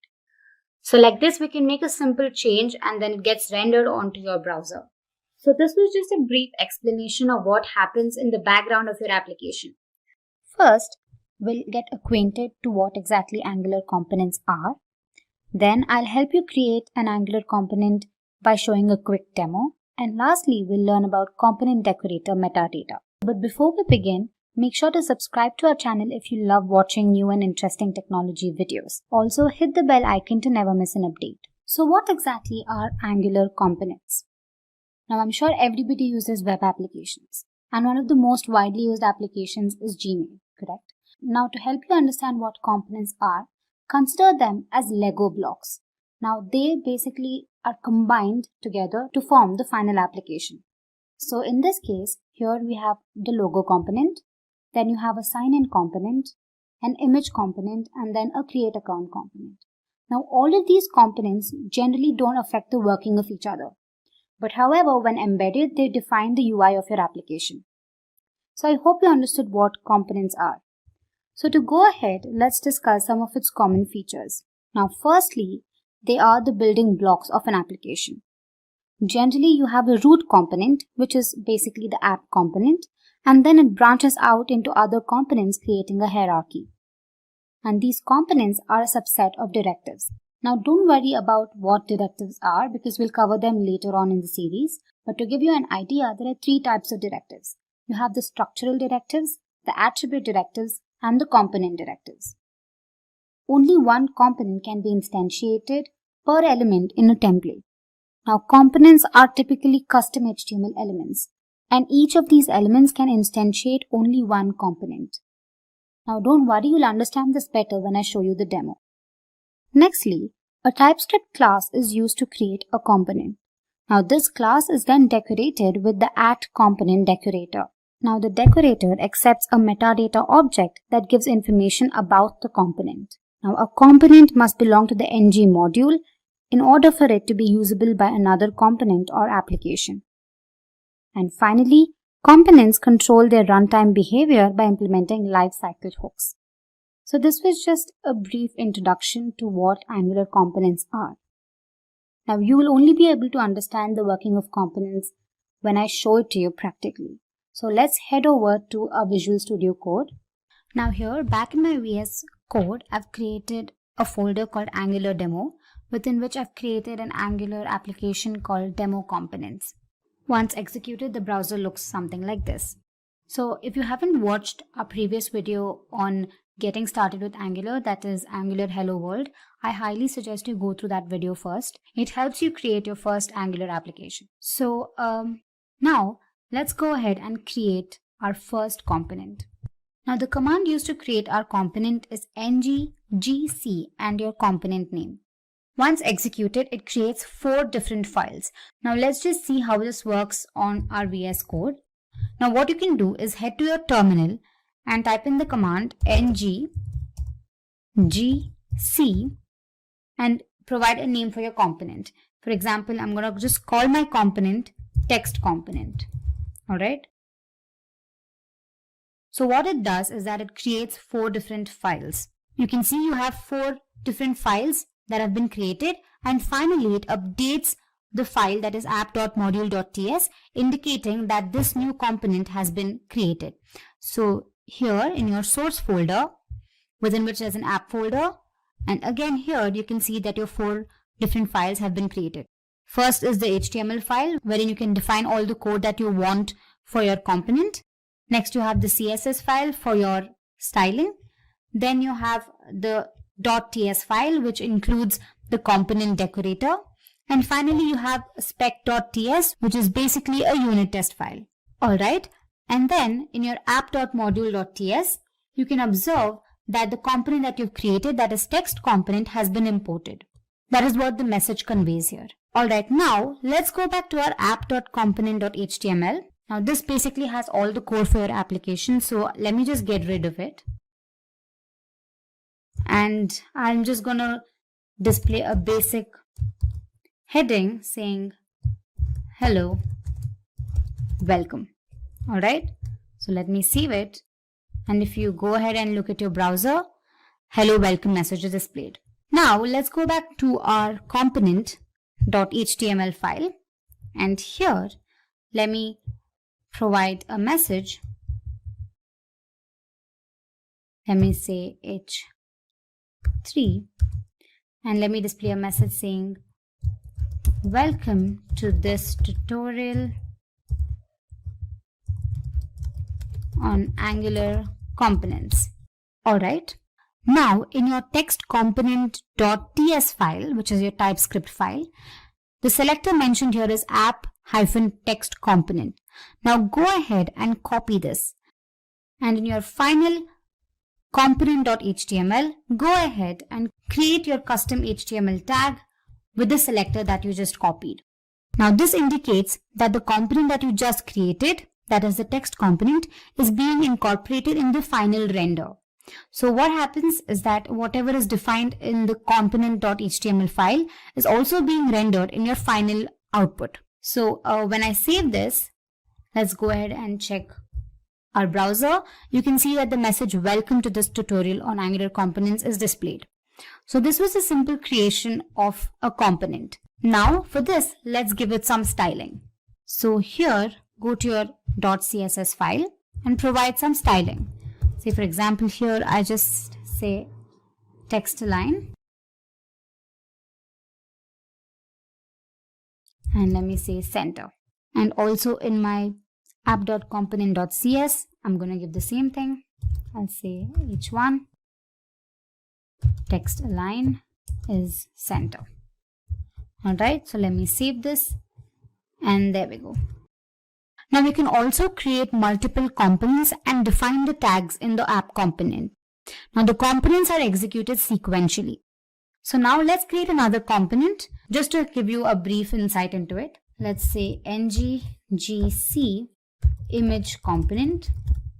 Now here I'm going to be adding the Simplilearn logo. So I'll show you how that works. Now you can see that a new component has been created with 4 files again. So in my assets folder here, I've added the logo. So what I can do is back in my HTML file, I can go ahead and create an image tag. So first, let me just display another message here just to avoid any confusion. And let me say this is the image component. And then let me say image source equals, so the source is basically assets / logo.png and class equals center.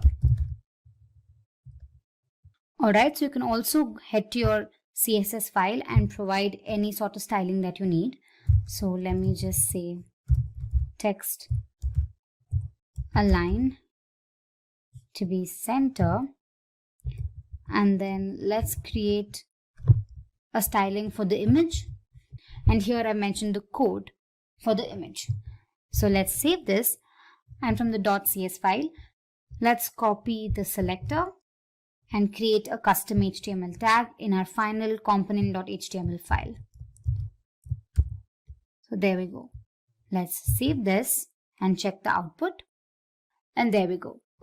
First, the hello welcome message is displayed. Next, you have the message displayed from the first component, and then you have the second component. So this is how you can create your own components, and don't forget to incorporate these selectors into your final HTML file.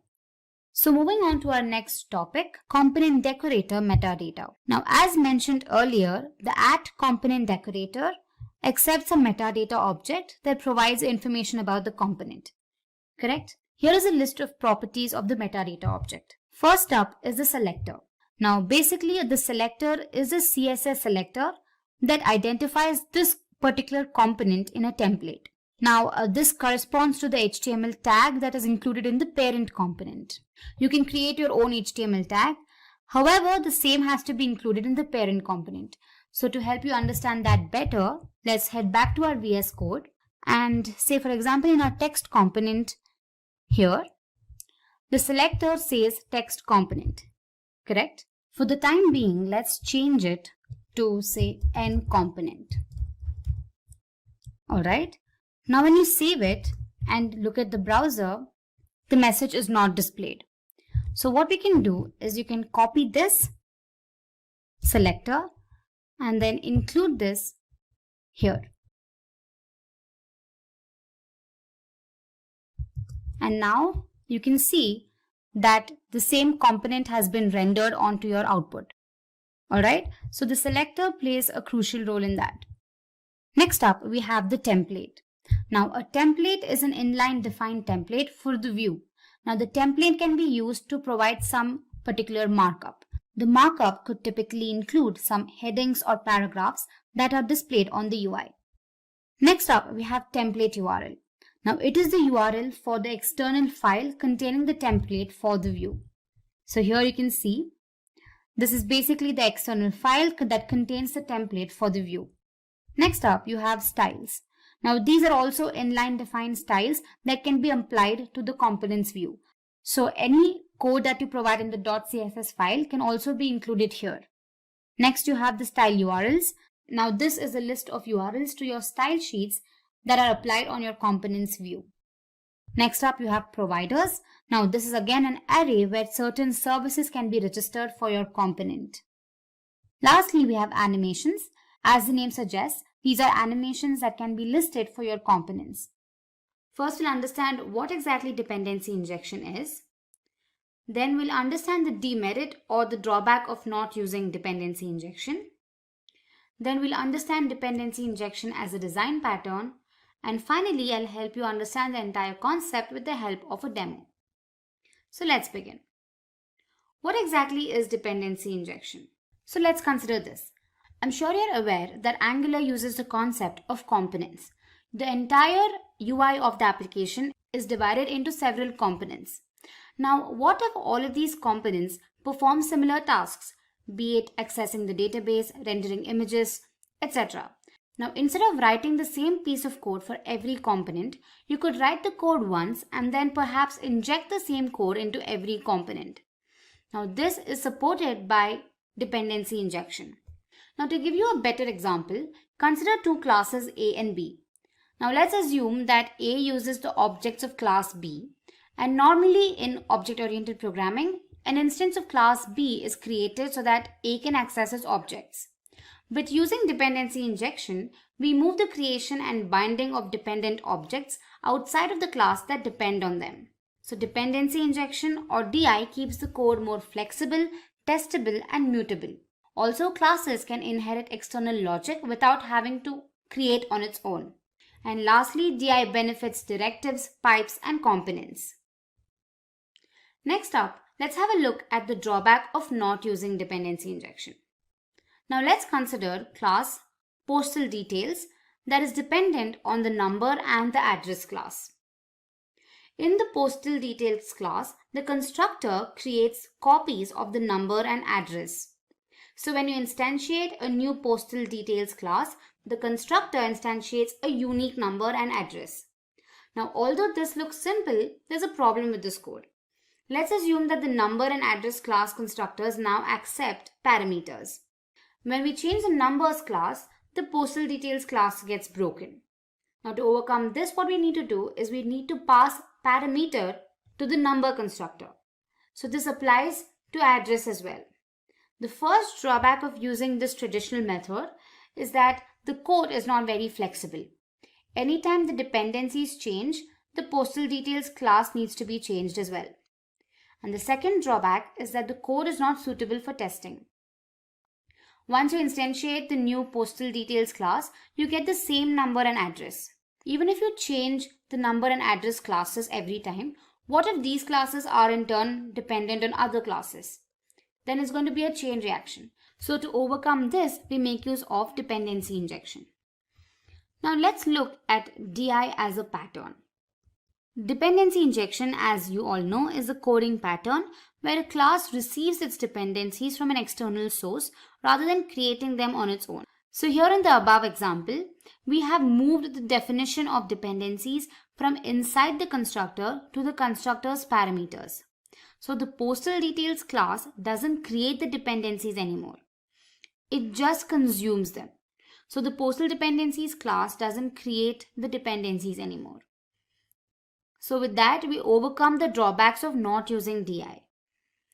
So now that you know what exactly dependency injection is and how vital it is, let's look at a simple demonstration to understand the concept better. Now, services, classes, modules, components, all of these are benefactors of dependency injection. So in the demo, I'm going to be showing how dependency injection can be used with the help of services and injecting these services into classes. So the main thought behind this is normally components are used to ensure just a good user experience. These components do not generally execute tasks. So to execute these tasks, we make use of services. So a component can delegate tasks like fetching data from the server, any network related issues, etc. to a particular service. And these services can be made available to components. With the same thought, what I'm going to be doing is I'll be creating a service that performs the task of displaying an employee list. Later, we're going to inject this service into the class using dependency injection. So let's head to our Visual Studio Code for the demonstration. Alright, so as discussed, I'll have to first create a component that displays a button for the employee, and then I have to create a service class and inject it into my component. Now this service holds the employee details such as name, employee ID, email ID, etc. So first let's go ahead and create a component. So here let me just type nggc, and the name of the component I'm providing is empinfo. Alright, so as you can see here in my app folder, I have the component with 4 different files. Alright, so the next thing we have to do is we have to create a service. So to create that, we make use of the command nggs. You can either give s or service, and the service name I'm providing is records. So let me just say records here. Alright, here you can see 2 files are created. There is a spec.ts file and the .ts file. Alright, so now the service contains all the employee data that needs to be displayed. Right, so let's go ahead and write the data. So first we're going to make use of 3 arrays. I'm going to be displaying employee records for 3 employees. So I'll have to create 3 arrays and provide certain information. So let's go ahead and do that. Alright, so the array I'm creating is called info1 for the first employee, and I'm going to be passing information like name, employee ID and the email ID. So the array is of type string, and within which, let me just mention the details. I'm giving random information. I'm just saying Adam Taylor and some random employee ID, and let's say at@abc.net. Alright, so I'm going to be creating 3 records, so I'll just copy the same thing and paste for the rest too.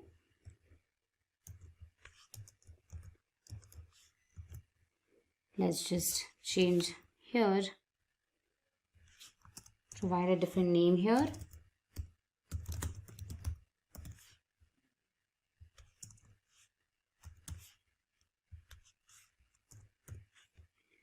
And same for the last one.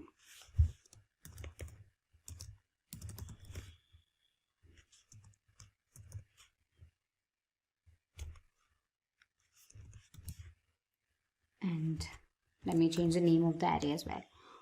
Alright, so with the agenda to retrieve this data in our component, we make use of the method for the same, right? So this method returns the employee data.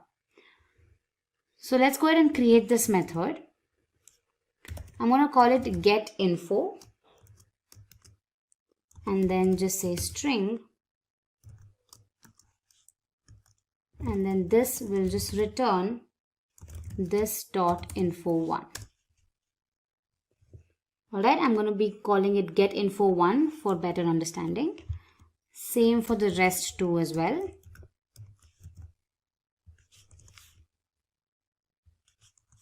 I'm just going to return different arrays here. Alright, and lastly info3. Alright. Now in order to retrieve this information in our component, we need 3 more arrays, right? 3 more arrays that will receive this data. Let's go back to our component.ts file here and then type in the following code. So I've created 3 arrays again, info received 1, 2 and 3. Now what we need to do is we have to accept the information that is being sent from the service, correct? Now as I mentioned, services are implemented with the help of dependency injection.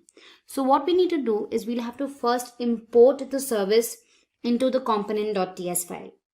The key reason behind doing this is that when Angular creates this component, an instance of the service class is also made to perform the necessary tasks.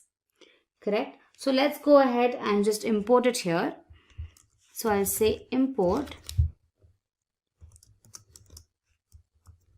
records service from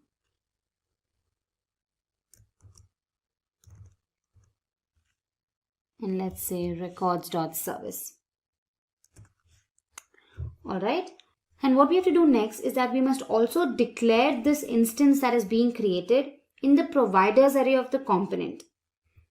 Alright, so let's just say providers and then say records service. Alright, now we've created the instance of this class, right? However, to access this instance, an object is also created. So this object will in turn access the methods and variables of the service class. So for that, we have to create another object. So let's do that here in our constructor method. Let's say constructor private. And the object I'm creating is called our service. You can give a name of your choice. And then I'm going to just say records service. Alright. Now this object will help me retrieve data from the service. So let's go ahead and use this in order to get the employee details. Alright. So I've created 3 different methods here. Get info from service class 2, 1 and 3.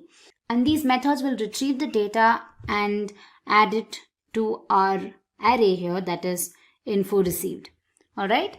And lastly, we'll have to create an unordered list in our HTML file here. We haven't added anything, so let me get rid of this. So now I have to create 3 different buttons for 3 different employees, and when the user clicks on the button, the data is retrieved from the service and then displayed on the UI, right? So as you can see, I've created buttons for 3 different employees, and then I've made use of a bootstrap class called list group info, and then I've interpolated info which displays the contents of the info variable. Alright, now in order to call the methods in the .ts file, we have to bind them with the button. So since it is bound with the click event, every time you click on the button, the information is displayed.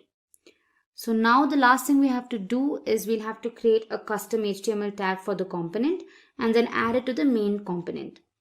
So let's just do that. Let me copy this here. And then in my app component.html, let me get rid of this. And then let me just create this. I've just created the custom HTML tag for my component. And now just to beautify the code, I'll write a heading. And let's say employee details. And then I'll also add the Simplilearn logo, say image source.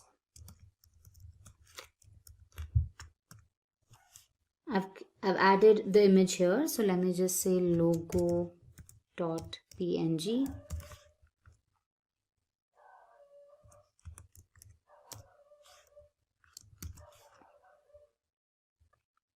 I've also added some styling to it. All right. So now let me just save this and have a look at the browser. So here we go. We have the logo here and then employee details heading. And then we have 3 different buttons created, that is employee 1, 2 and 3. And when I click on it, the information of the employee is displayed, the name, the ID, and their email address. So this is how you can make use of dependency injection and inject a service class into a component. Dependency injection plays a crucial role in Angular. We'll understand what Angular forms are. Then we'll look at the different types of form building supported by Angular. Next up, we'll get acquainted with features like form control and group control. And we'll learn all of this with the help of a simple demo. So without further ado, let's begin. So what exactly are Angular forms?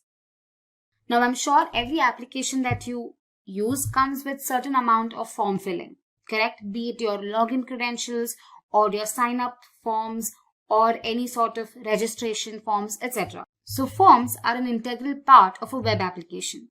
You need forms to update your profile or to enter sensitive information, or also to perform any sort of data related tasks. So now let's look at the different types of form building supported by Angular. First up, Angular supports two types of form building.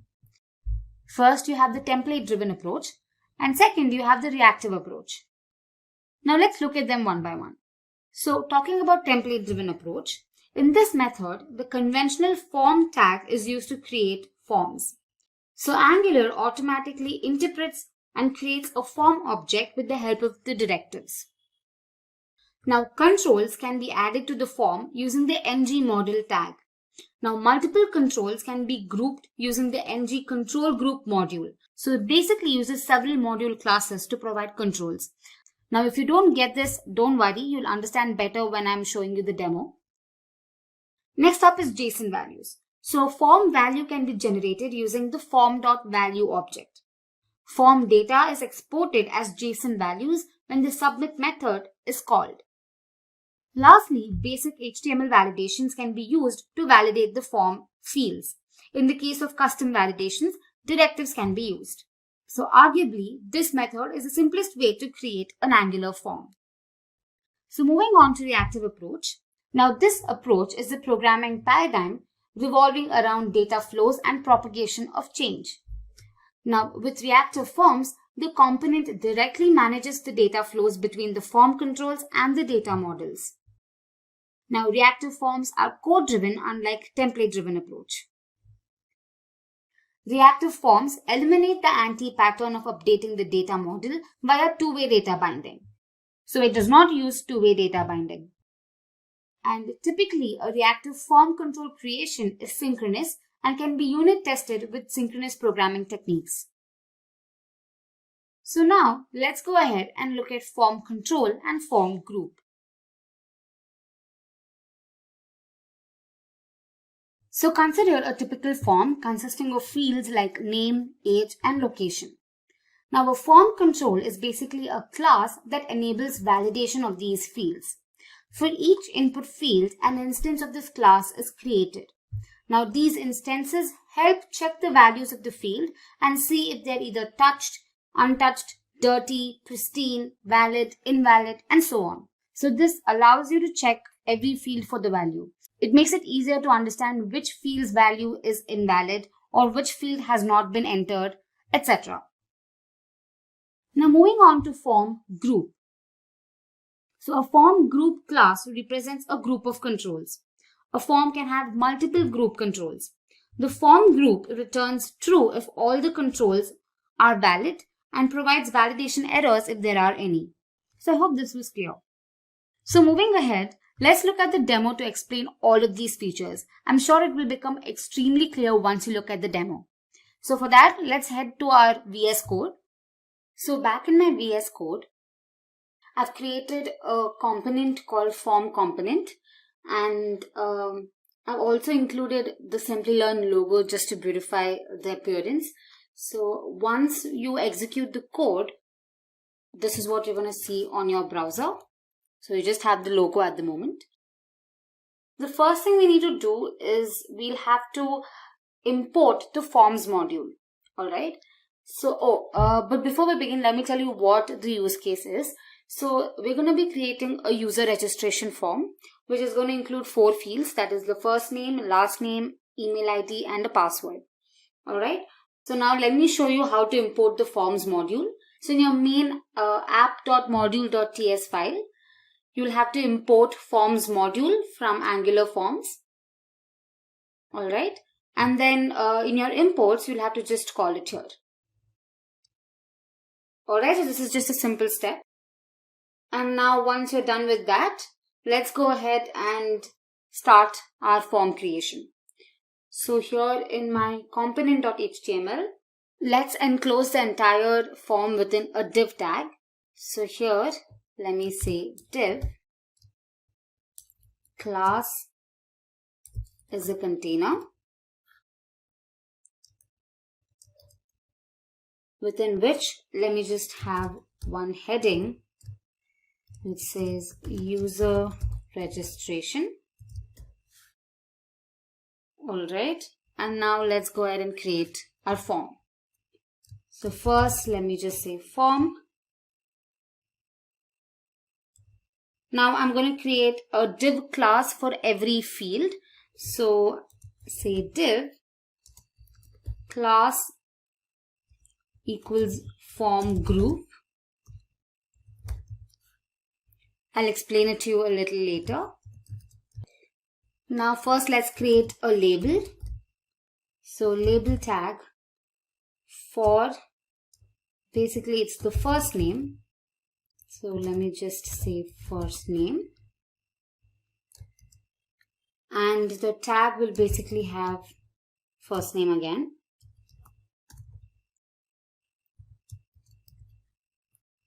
Alright, and let me just break the line. Next we have the field, so let's say input, type is text, name is first name, and we have a class which is the form control class. Alright, so this we have to do for all the other fields. So let me just copy this and paste it like 4 times. I'll also add the tag pre for spacing. Let's do that here. And finally, we'll have the button. So let's just add that here with a type submit, and let's just say submit on the button. So now let's go ahead and change these values here.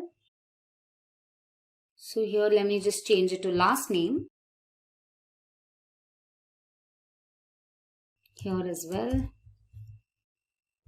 and here as well. And in this case it is going to be email, so let me just change it here.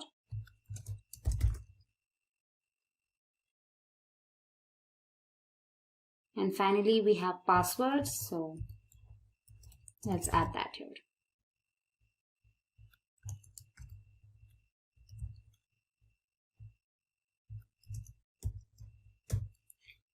Alright, so let's save this and just have a look at our browser.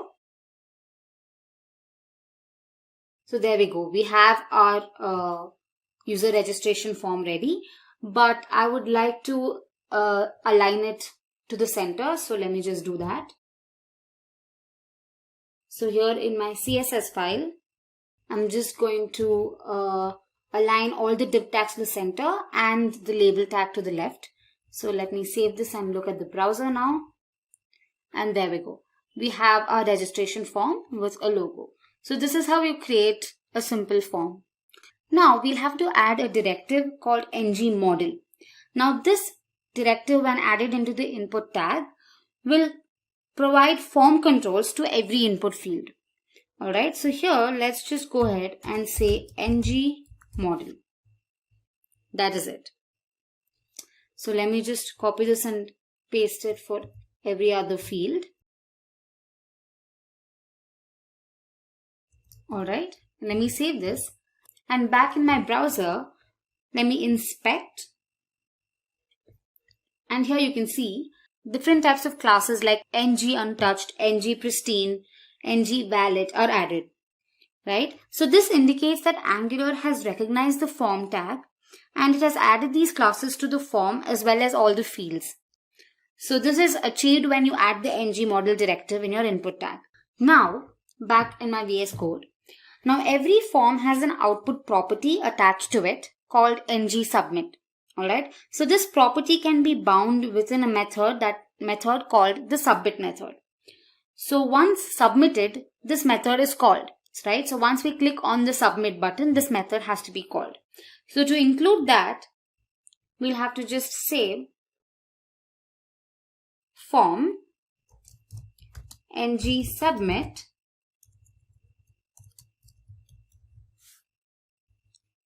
equals submit. Alright, so now we'll have to define the submit method in our component.ts file. So here, let me just go to our component.ts file and let me just get rid of unnecessary code here. And let's define a function called submit.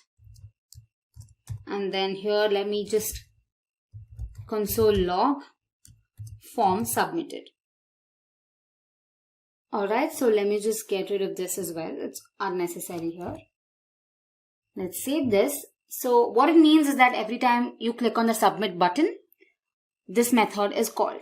Alright, so let's just have a look at the browser. So first let's go to our console. And when I click on submit, it says form submitted. Alright, so the next crucial step is to generate JavaScript representation. Now we'll have to make use of another directive called ngForm that is assigned to a template variable. Okay, so this JavaScript representation helps with validating all the fields. So I'll help you understand that better. So back in our HTML file, let's just create a variable first.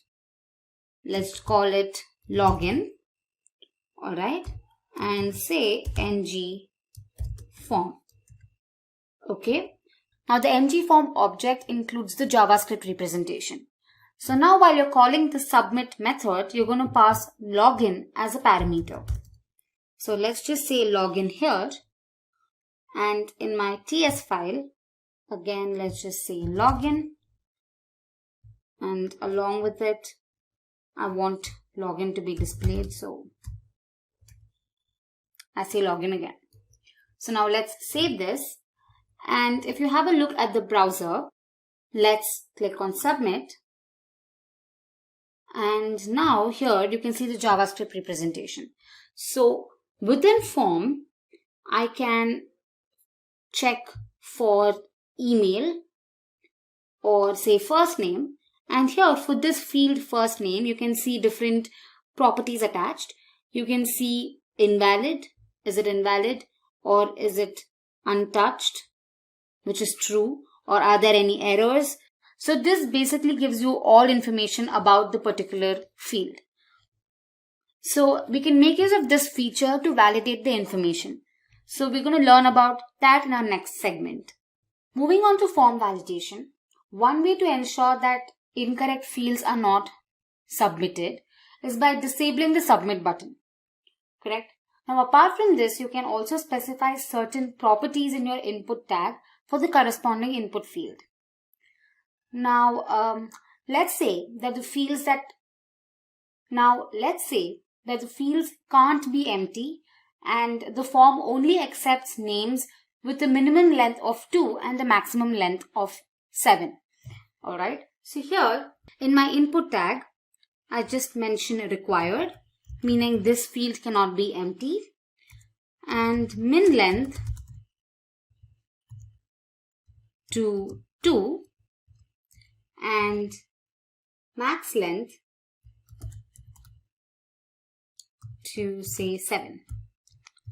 Alright, so to check this, let's go to our browser and here let me submit the form without filling the first name and evidently there has to be an error.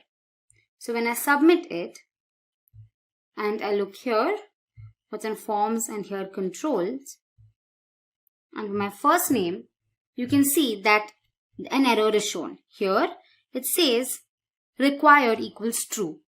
That means there is one error. Now you can make use of these form control objects. You can leverage form control objects to ensure field validation and display a message whenever an error occurs. Right? So to do that, you need to access these objects like errors or invalid or touched. All of these properties or objects need to be accessed. For that, we'll have to create a template variable. And then this variable is assigned to this object. So back in our VS Code, let's create a variable. Let me call it name. And let's say ng model. Alright, here the variable name receives the control object.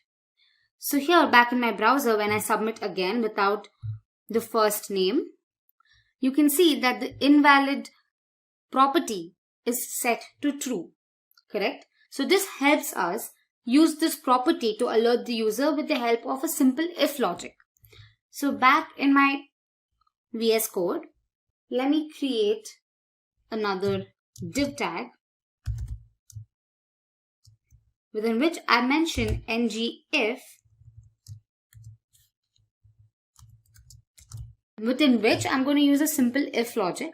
So let's say ng if name, which is our template variable, name dot touched and name dot invalid is true, right? Then I'm going to alert. So I'm going to make use of an alert here. Let's say alert danger. Alright. So in my CSS file, I'll have to mention the simple styling for alert. So here, let me just say, so we're going to have the background color red for danger, alright? And here I'm going to display the message invalid in bold. So now let's go back to our browser and check it. So let me proceed without entering the last name. It says invalid here. So this was a simple demonstration to show you form validation. Of course, you can modify the code depending on your requirement. Say suppose the length of the first name is too short, then you can alert the user with a different message. Or suppose they have missed out on filling a form field, then you can again alert the user. So you can basically make use of the nested if condition, right? Now just to help you understand that better, let me just show it to you. Now back in my HTML file, instead of invalid, let me have another tag, a paragraph tag, within which I make use of ng if again. Now ng if name dot errors dot required is true, then I display the message first name required. Alright, and if the length of the first name is not 2, now if the length of the first name is less than 2, then I'm going to display another message. So let me just say name dot errors dot min length. If this is true, then I'm going to say sorry short first name. Alright, so let's save this and have a look at the browser. When I proceed without providing the name, it says first name required. But when I type in one character, it says sorry short first name. But if I type in another character, it accepts. So I hope this made you understand how form validation works. So this was just a simple demonstration again. Now I highly recommend you explore these properties and play around with these objects. Trust me, it's really fun. So I hope this tutorial helped you out. First, let's have a look at the basics of routing. Now I'm sure that you've observed that the URL changes every time you click on a particular link or on an icon on the user interface. Correct? Now this basically indicates that you are navigating throughout the application. Now to achieve this navigation, we use a mechanism called routing. Routing is essentially used to navigate through a website or a web application. But how is it achieved in Angular? Especially in Angular, routing plays a major role. It is used to create single-page applications. Now these applications are loaded just once and new content is added dynamically. Applications like Google, Facebook, Twitter, and Gmail are a few examples of single-page applications. The best part of using single-page applications is that it provides an excellent user experience and you don't even have to wait for new pages to load, which by extension makes single-page applications extremely fast. But how is this new content loaded? Enter routing. Now routing is the mechanism that, as discussed earlier, that is used to navigate through the application and load new content. Routing helps Angular configure the route and the component that needs to be displayed. Now I'm sure you're going to understand the concept of routing better when you work on it hands-on. So in the demo, we're going to be navigating to the login and the home pages of a web application with the help of routing. So let's head to our Visual Studio Code. So basically, the objective of our application is to navigate to home and the login pages. So when I click on the login icon here, it loads the login page. And here you can see the extension /login. And similarly with home, once you click on it, some new information gets added and the URL changes with a /home appended. Alright, so this is the main objective of our application. So to create it, let's head back to our VS Code. Alright, so here I've created a folder called demo_angular and I've created a file called demo routing. Now the first thing you want to do is open the index.html file and make sure that the base tag is added. Now although this is generally added when your app is created, if it is not, then add a base tag with href attribute which is set to a /. Alright, now this is generally done to tell Angular to construct the URL while navigating with a /. Alright, and the next thing you want to do is open your app.module.ts file and check if the app routing module has been imported. If not, go ahead and import it and then also mention it in your imports array. With that, the initial setup is done. Now to create the nav bar, the code that I'm going to be using is already explained in the previous video, that is Angular Bootstrap. I highly suggest you go through that video before watching this. So the code is already available. I'm just going to create a component and write the code for it and paste the code in it. So let's do that. Let me say nggc navbar.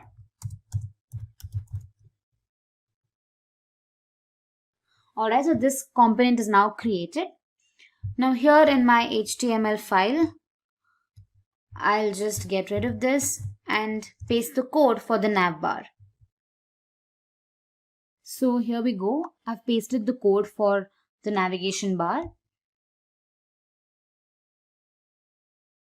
And back in my app.component.html file, I'll just remove all the unwanted code here and just specify the custom HTML tag for my navbar. So let me just create one here. Alright, let me save this. Let me just run the application and see if it's displaying correctly. Alright, so when I open the browser, the navigation bar has been created along with these different options, that's home, about, services, and login. All right, and we also have the Simplilearn icon here. All right, now the next step is to generate the components to display the login page content and the home page content.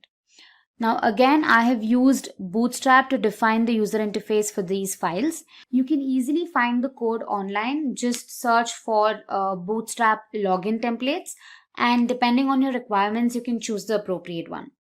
So first, let's create the components for my two files, that is for the home component and the login component. So let's go ahead and do that. NGGC, I'm just going to call it login for my login component. All right, and then I'm going to say NGGC home for the home component. All right, so I'm just going to copy the code for the login component. So back in my login.html file,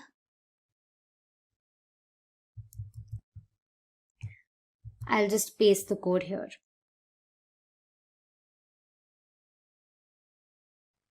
Okay. Also note that I've added the Simplilearn logo in my assets folder and then just provided the source for it here in my login component. All right. So next up is the home component. And if you've seen the previous video, that is Angular Bootstrap, you might have seen that we created 3 different components, that is intro, courses, and footer, which included the content for the intro message, for the courses, and the footer message, correct? So here we're going to just paste the code for all of these 3 and then just display it when the home button is clicked. All right, so what I'm going to do is I'll just paste it here. So this basically has all the content. One thing I want to tell you is that in the previous video, we made sure that the code was written in 3 different components. However, for this, I've just added all the code in the same component. Now, I agree that this is not the best practice. So if you want, you can go ahead and create 3 different components and separate the code into these 3 components and just add the custom HTML tags in your home component. I'm just hoping you're following me right now. And also here in my assets folder, I've added a video and the YouTube logo that needs to be displayed when the home icon is clicked. Alright, so now that we've created the home and the login components, the next step is to configure the routes for the application. Alright, so here you can see that we have a file called app-routing-module.ts file. So here we have the routes and the router module that is imported, and we also have a constant called routes, which is strongly typed to routes from the router package. All right, now this array is used to define all the possible routes in the application. Now each route is basically an object with a path. So here in my routes array, I'm just going to go ahead and create the paths. That is, we have 2 different routes, right? One is for login and one is for home. So I'm just going to create a path object. So let's say path. Within curly braces, I say path. And then the path that I'm going to give is login. This is basically what will appear on the URL. All right. And the component that needs to be navigated to is nothing but the login component. So let me just say login component. As you can see, the login component has been automatically imported. Now same with the home path. So let me just say path home, and the component that needs to be rendered is the home component.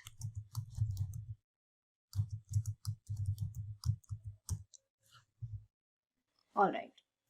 Now the next step is to link these routes to a button in the nav bar, that is the home and the login button, right? So we're going to make use of the nav tag and an anchor tag for this.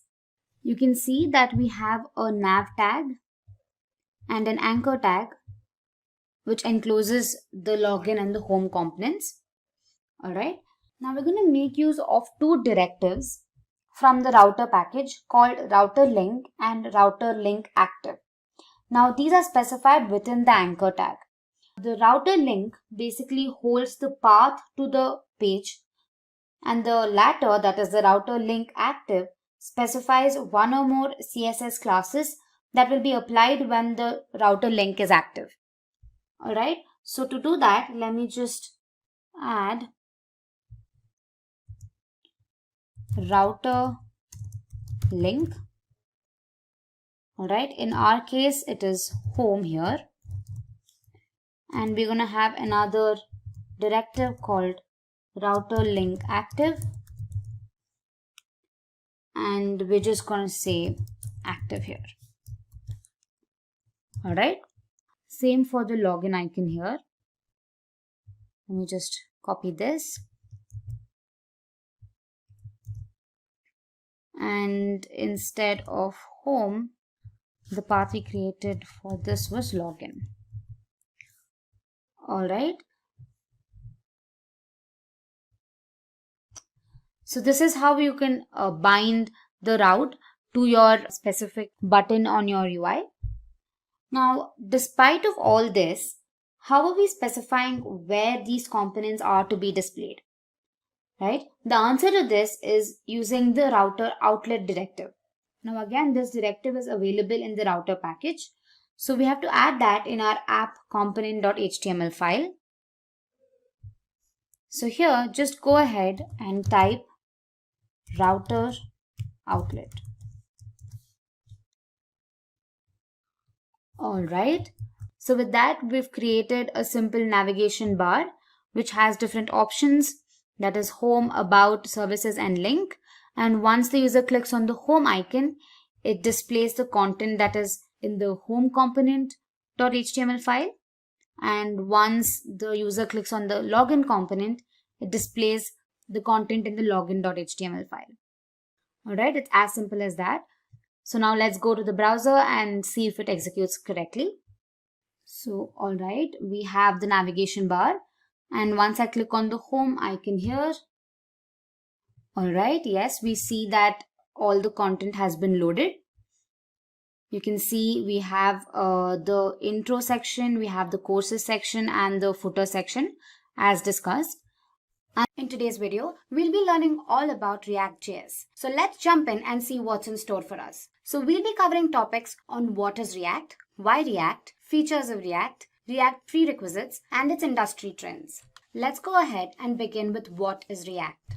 React is a JavaScript library used to build fast and interactive user interfaces for both web and mobile applications. Now, one thing that makes React extremely powerful is the fact that it's open source. Any user can access its source code, modify it, and enhance it. In a typical model view controller architecture, React defines the view part of the application. It is also responsible for how the app looks and feels. Fun fact, React was built by Jordan Walke, an engineer at Facebook. Now let's go ahead and see how React works in real time. Consider a typical web application, say Instagram. The entire UI of the web page is divided into several components. We have the search component, a profile description component, stories component, and a post list component. These components make the code easier to debug and always remain discrete. Components also make development and maintenance of web applications faster, as multiple developers can work simultaneously on different components of the same web application.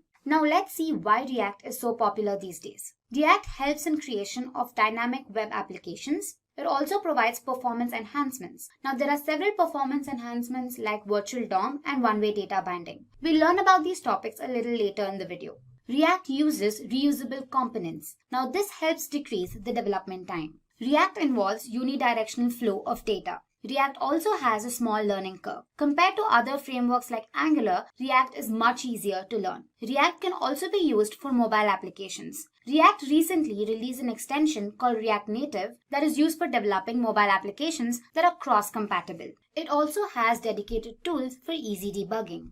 Now let's dive in to the features of React. First, let's understand JSX. JSX is a syntax extension to JavaScript. Using JSX, we can add HTML to the JavaScript file. All coding in React is done using JSX. It also helps in making the code easier to understand and debug. Ultimately, JSX is a combination of JavaScript and HTML. Now let's consider a small example. Const simple here is a JavaScript notation. H1 tags indicate HTML. Again, the semicolon indicates JavaScript. Note that the semicolon is not mandatory. However, it's a good practice to include it. Moving on, the next feature is Virtual DOM. DOM, which is an acronym for Data Object Model, actually defines how documents are accessed and manipulated in a web page. It represents the entire structure of the web page in the form of a tree. Now let's see how this actually works. React creates a virtual DOM that is the exact copy of the real DOM. Traditionally, whenever something changes in the web application, all objects in the real DOM are updated. This makes it extremely slow. Let's see how React counters this. Now consider two objects whose states have been changed. React now compares the virtual DOM with the virtual DOM snapshot that was taken right before the update. By comparing the new virtual DOM with the pre-update version, React figures out exactly which virtual DOM objects have changed. Now React only updates those objects on the virtual DOM. This makes a big difference when it comes to speed. Coming to the next feature, performance. React uses virtual DOM. As discussed earlier, virtual DOM impacts the speed of the web applications. We also took an example of Instagram and learned how multiple components can affect the development time. They help improve performance drastically. The next feature is one-way data binding. This means information flows in only one direction. One-way data binding is specifically used when information is displayed and not updated. Remember that the components of React are functional in nature. That is, they receive information through arguments and pass information via their return values. The next important feature is extensions. React has many extensions that we can use to create full-fledged front-end applications. It provides server-side rendering, which means that the application is rendered on the server rather than in the browser. React Native, which is a React extension, is used for developing mobile applications. There are many other extensions that React provides for every scenario in web development. Now let's look at a few of them. React Native lets you build mobile applications using only JavaScript. A React Native app is a real mobile application and not just a web application running on your mobile devices. Thousands of applications like Facebook, Instagram, Pinterest, Skype use React Native. The next popular React extension is Flux. Flux is the application architecture that Facebook uses. Flux implements a unidirectional flow, which makes it easier to understand what actually is going on. Now let's see how it works. When we trigger an action, the dispatcher will get notified. The dispatcher receives actions and dispatches them to the stores.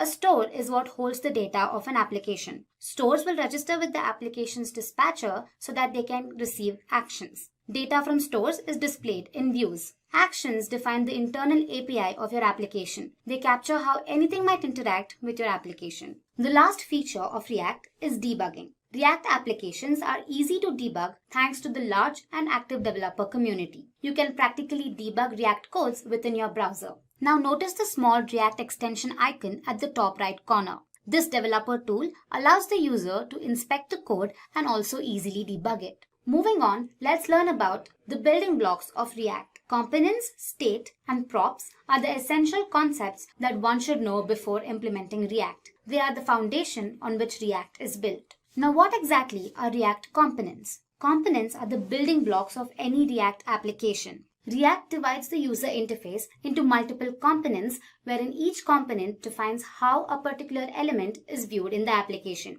React components remain discrete and are processed independently. Another feature is reusability. Components can be reused multiple times across the application. This reduces the development time. Consider the following code snippet. A component is implemented as a JavaScript class having some state and a render method. State is the data which we want the component to render. The render method is responsible for how the UI looks and feels to the user.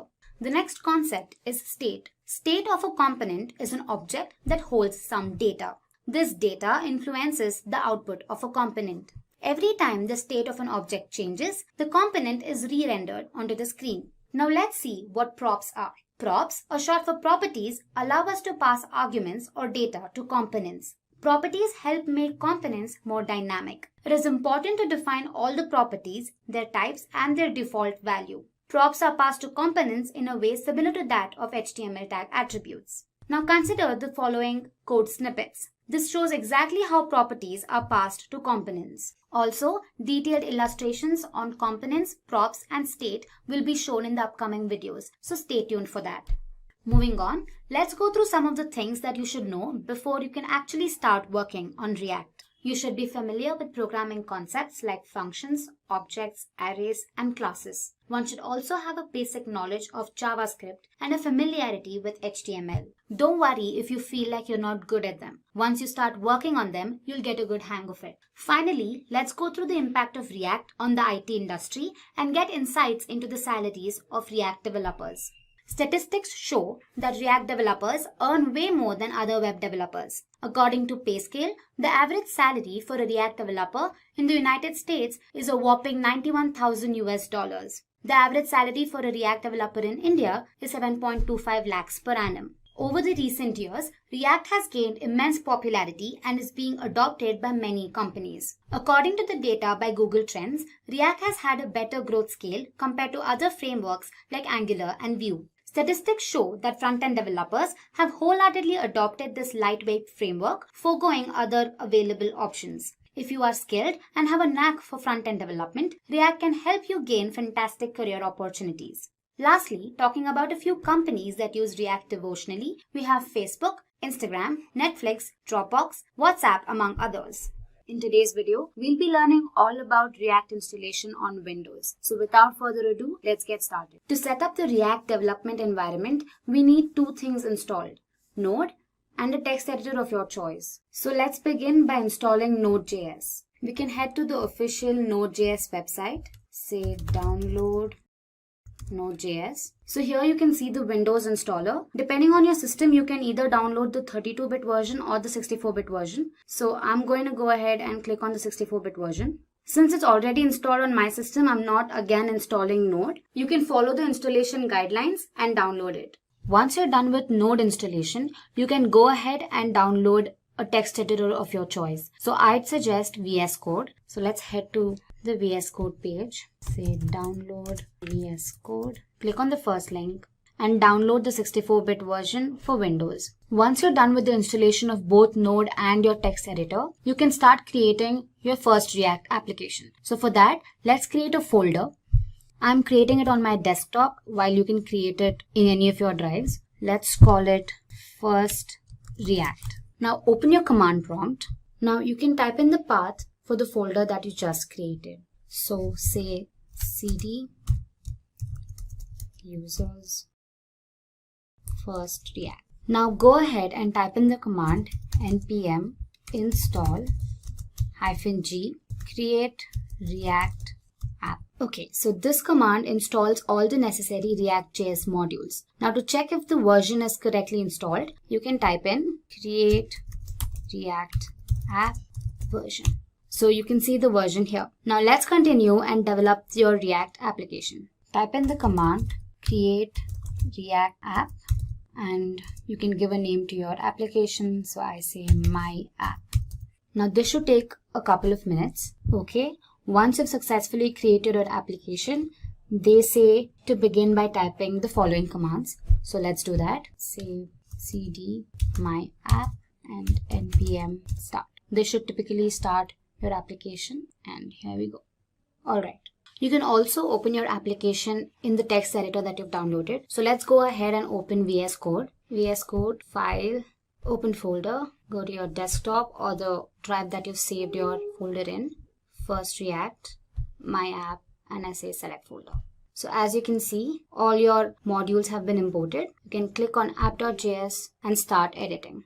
In today's video, we'll be learning all about the most basic infrastructure of React.js called components. Without delay, let's begin and look at what's in store for us. So we'll be touching on topics like what are components, types of components, nesting components, higher order and pure components, and a brief description about component lifecycle. Alright, to begin with, what exactly are components? Components are the building blocks of a React application, wherein each component represents a part of the user interface. Now, to make it more understandable, consider the Facebook homepage. The entire UI can be broken down into several elements. Say we have the credentials component, the sign up component, the image component, and the logo component. Notice that each component adds something to how the homepage looks. Alright, reusability is one of the salient features of React components. One component can be reused several times across the application, and this improves the development speed. Components can also be nested.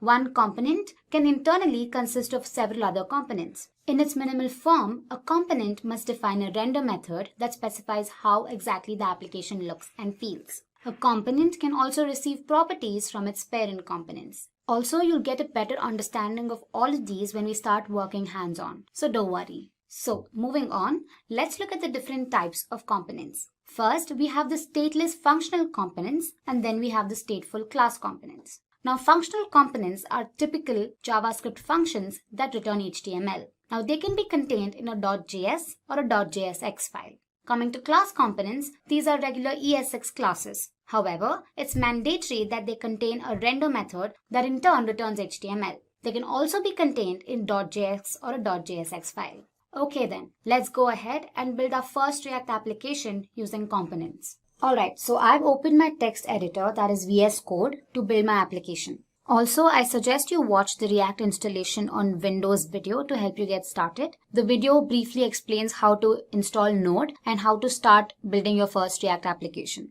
In my case, I've opened a folder called React Component Tutorial, and here in my source folder, I have app.js. Now, app.js is the main component that gets rendered to the DOM. Let me show you that. Here in index.js, you pass app.js, which is a component that gets rendered to the React DOM. So app.js consists of several other components that can be nested. So as you can see, app.js is a functional component. And before moving on, let me get rid of all the unnecessary code. So let me delete all of this and return an h1 tag that says hello, welcome to Simplilearn. Let me save it, and if you look at the browser, you'll have hello, welcome to Simplilearn. Now let's go ahead and display another message. Say h1, this video is about components. Right, let me save it and let me check the browser. It gives you an error. So JSX uses a conventional rule which states that all HTML tags have to be enclosed within a div tag. So for example, I say div and I enclose it. So let me save and check my browser again. Here you go. So multiple HTML tags have to be enclosed within the div tag. Moving on, let's create our first functional component. To do that, I'll first create a folder in my source folder, say components. Within that, I'll create a file, say functional component.js. Alright, so the first thing we have to do is import React. So I say import React from React. The general syntax for a functional component involves the keyword function and say functional component. Now you say return an h1 tag, or I've already used h1 tags, so I'll say paragraph and I say this is a functional component. Alright.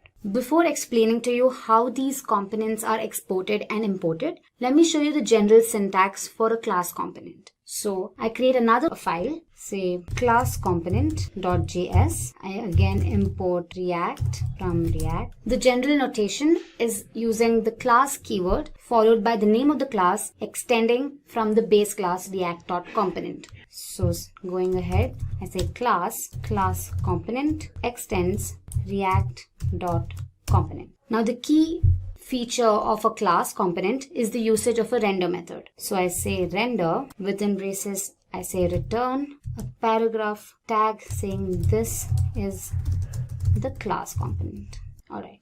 So moving on, let's see how these components can be nested into the main component, that is app.js. Components can be nested into the main component using import and export keywords. So as the name suggests, export feature is used to export a particular file or a module, and import is used to import a particular file or a module into the current existing module. So we have two different types of exports. You have default export and just export or named export. So a default export is used to export just one object, be it a function, a class, a variable, from the file, and there can only be one default export per file. And when you're importing it, you can specify the address and use the word import before it. So let me show you how it works. Let's go back to our editor and then functional component. And here I say export default and the name of the functional component, that is functional comp. So let me save this, and going back to my app.js, I say import name of the functional component, that is functional comp from, and I pass the path, this components / functional component. Also, let me get rid of these unnecessary files here. Now let's define functional component in our app.js component. So here I say functional comp. Let's compile it and check our browser. Here it says this is our functional component. Moving on to my class component, it's the same syntax here as well. I say export default name of my component, and in my app.js I import it. Import class comp from the path, and again I'll have to define it in my return method. I say, so let me compile it and check my browser. It says this is the class component. One unique feature of default export is that I can rename the file while I'm importing it. So for example, I can rename it as say FC, and while I'm defining it, I'll have to make sure I use the same naming conventions. So I say FC again. And when I check it, it says this is the functional component. There's literally no difference. The next type of export is the named export or just export. So a named export can be used to export multiple objects, be it functions, class, etc. from a file. Now there can be several named exports from a single file. One hack is that while you're importing, it cannot be renamed. So let me show you how this works. Okay, so let's create another class in our class component. So I'll just copy paste this. Let me give it another name, say class comp 1. And the message that I want to display is, hey, I'm another class. All right. So when I'm exporting it, I don't want default. So let me take it off and say export here. All right.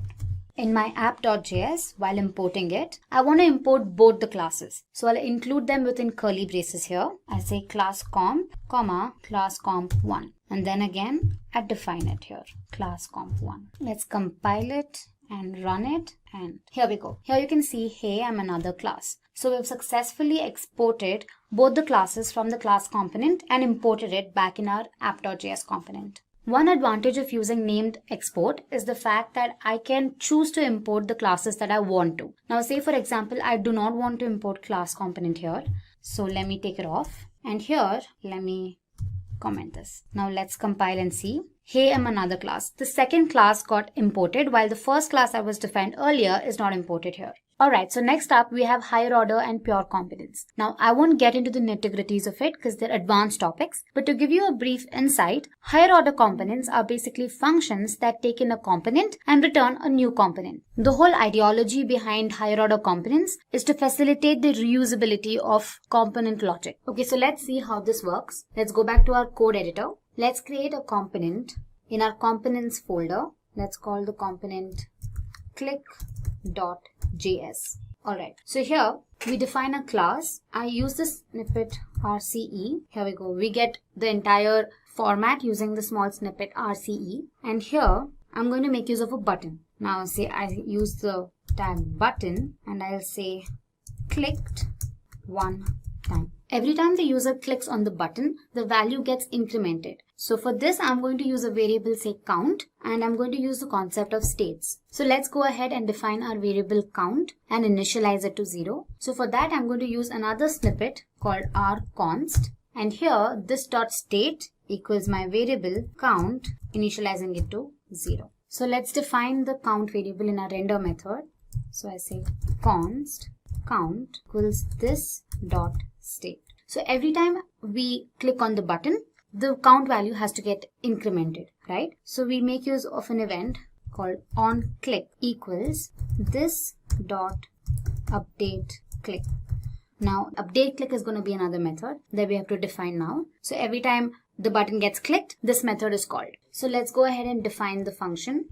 So it is update click equals is going to be an arrow function, and I say this dot set state is nothing but count this dot state dot count plus 1. Okay, and here we say count times. Alright, so once this is done, let's import our component in app.js. So here again, I say import click from components click, and let's define it here. So let's check our browser. Every time we click on the button, the value gets incremented. Alright, so let's go ahead and create another component, say counter.js, wherein every time the user hovers the mouse on the button, the count value increases. So let's go ahead and do that. I say counter.js. I'm again going to use the snippet RCE to create a class component. And here in my div tag, I define a button and say incremented to, for now I say X. So now let's go ahead and add the event. Say button on mouse enter. I'm going to call the method this dot increment count. Okay, so once you're done with that, let's go ahead and define the increment count method. I'm going to copy the same code that I've mentioned in my click.js. So I say copy this. Alright, so one change is that I'll change the name of the method and call it increment count. Again, let's define the count in our render method. So I say const count equals this dot state. And here I change X to count. Now let's go ahead and import it in our app.js. So I say import counter from components and counter. And let's define it here. Alright, let's save it and let's run the code. Okay, so as you can see, you see another button here incremented to 0, and every time I move my cursor on the button, it increments. Mind you, I'm not clicking, I'm just hovering my mouse.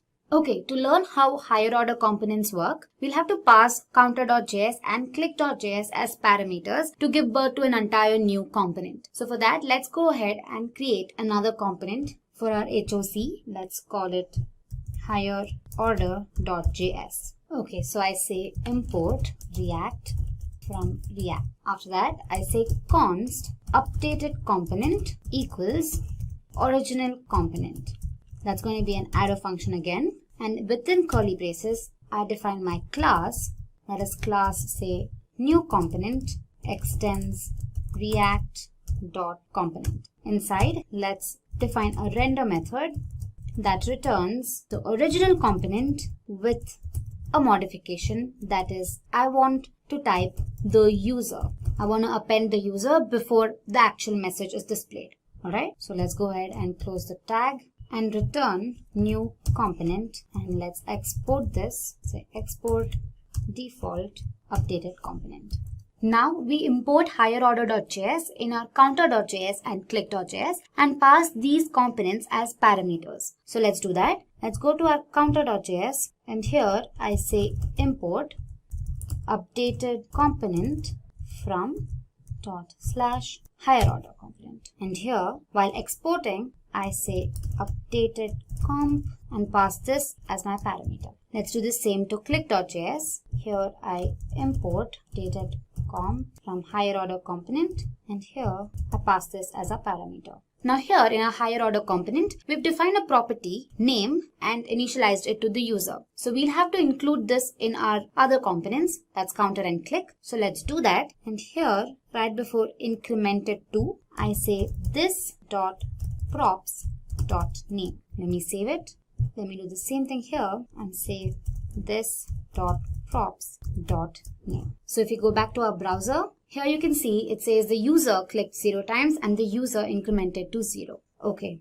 So this basically shows how React implements reusability of components. Moving on, our next topic is pure components. Now, another way to create class component is by extending pure component from React. A pure component avoids unnecessary re-renders. Now, how does it do it? It does not implement the should component update method. Now, you'll learn about this method a little later in the video. Now, this method enables re-rendering of components to the DOM. But a pure component, on the other hand, ensures a shallow comparison of states and props and checks if a re-render is actually necessary. Only then does it render to the DOM. A React component can be considered pure if it renders the same output for the same state and props. So let's take an example to explain pure components. So let's go back to our VS Code and create two component classes, one for a regular component and the other for a pure component. Now using this example, I'll show you exactly how pure component is more helpful.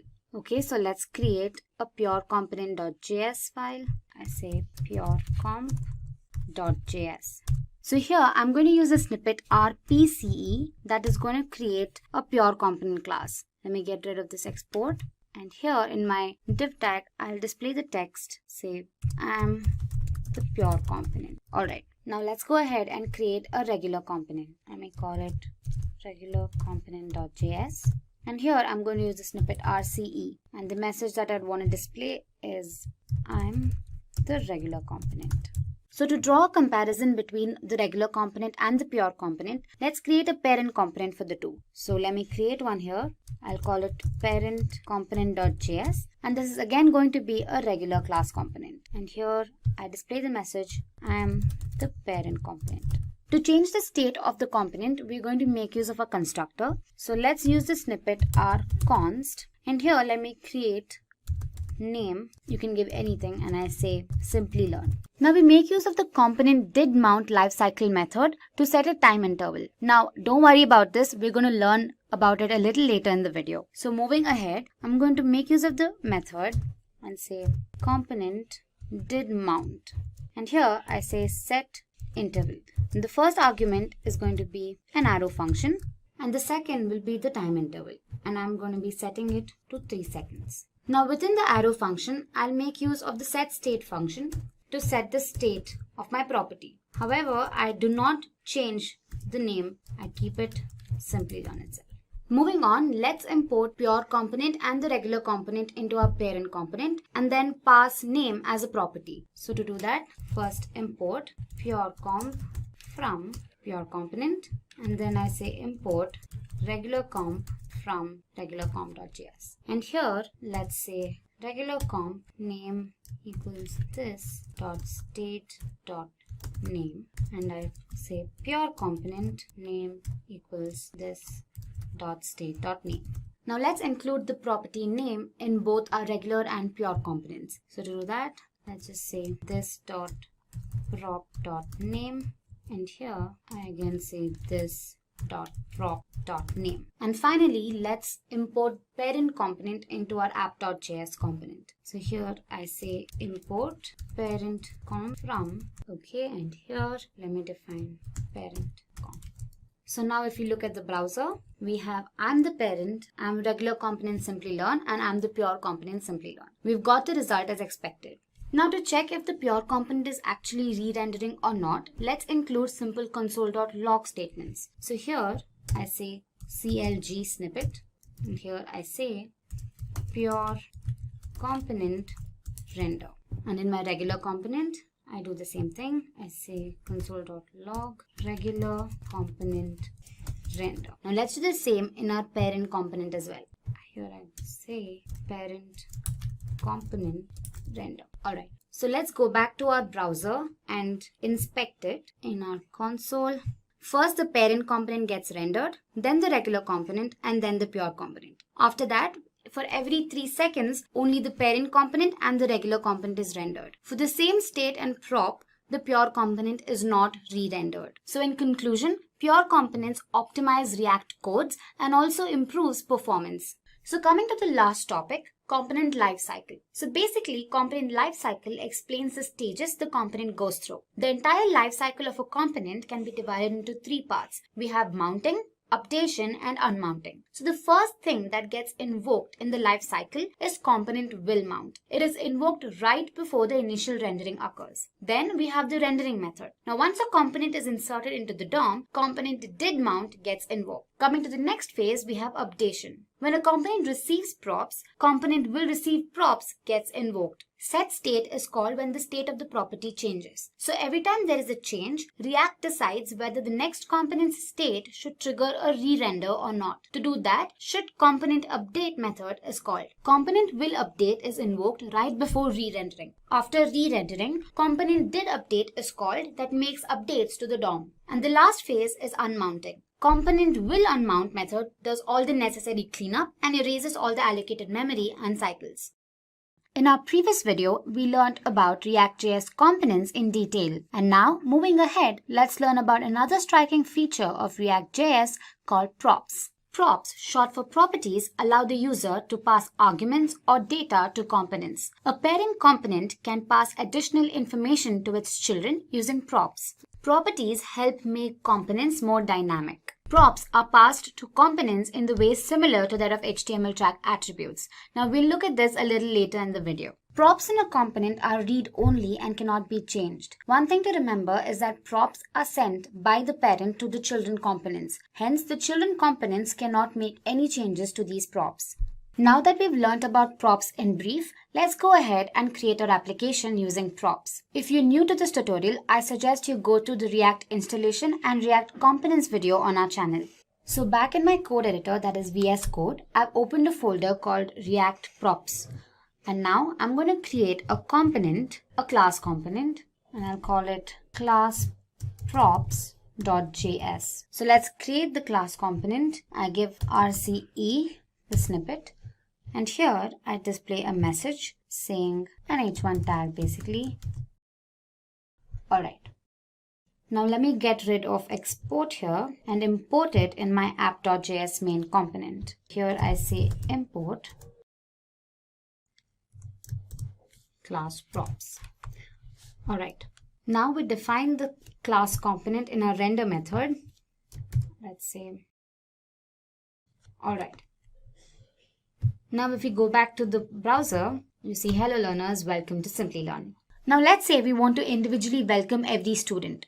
Instead of retyping the message for everybody, we can pass their names as props. Now let's see how to do that. Now we pass the name as a property from the main component, that is app.js, to the child component and render this onto the browser. So let's do that. So here, while I'm defining my child component, I say name. I save it, and here in my child component, instead of learners, I use the keyword this dot props dot name. Let me save it, and if you look at the browser, we'll have hello learner 1, welcome to Simplilearn. Now let's go ahead and welcome learner 2 and learner 3. So I again say class props name equals learner 2. Alright, so if we save and look at the browser, we'll have all the 3 learners displayed on the browser. We can also pass multiple props to the child component. Now say for example, we want to welcome the student from a particular place. So we say welcome learner 1 from place X. So I can here define another property, say place, and say place. Similarly, I can do it for the rest too. Say place Y.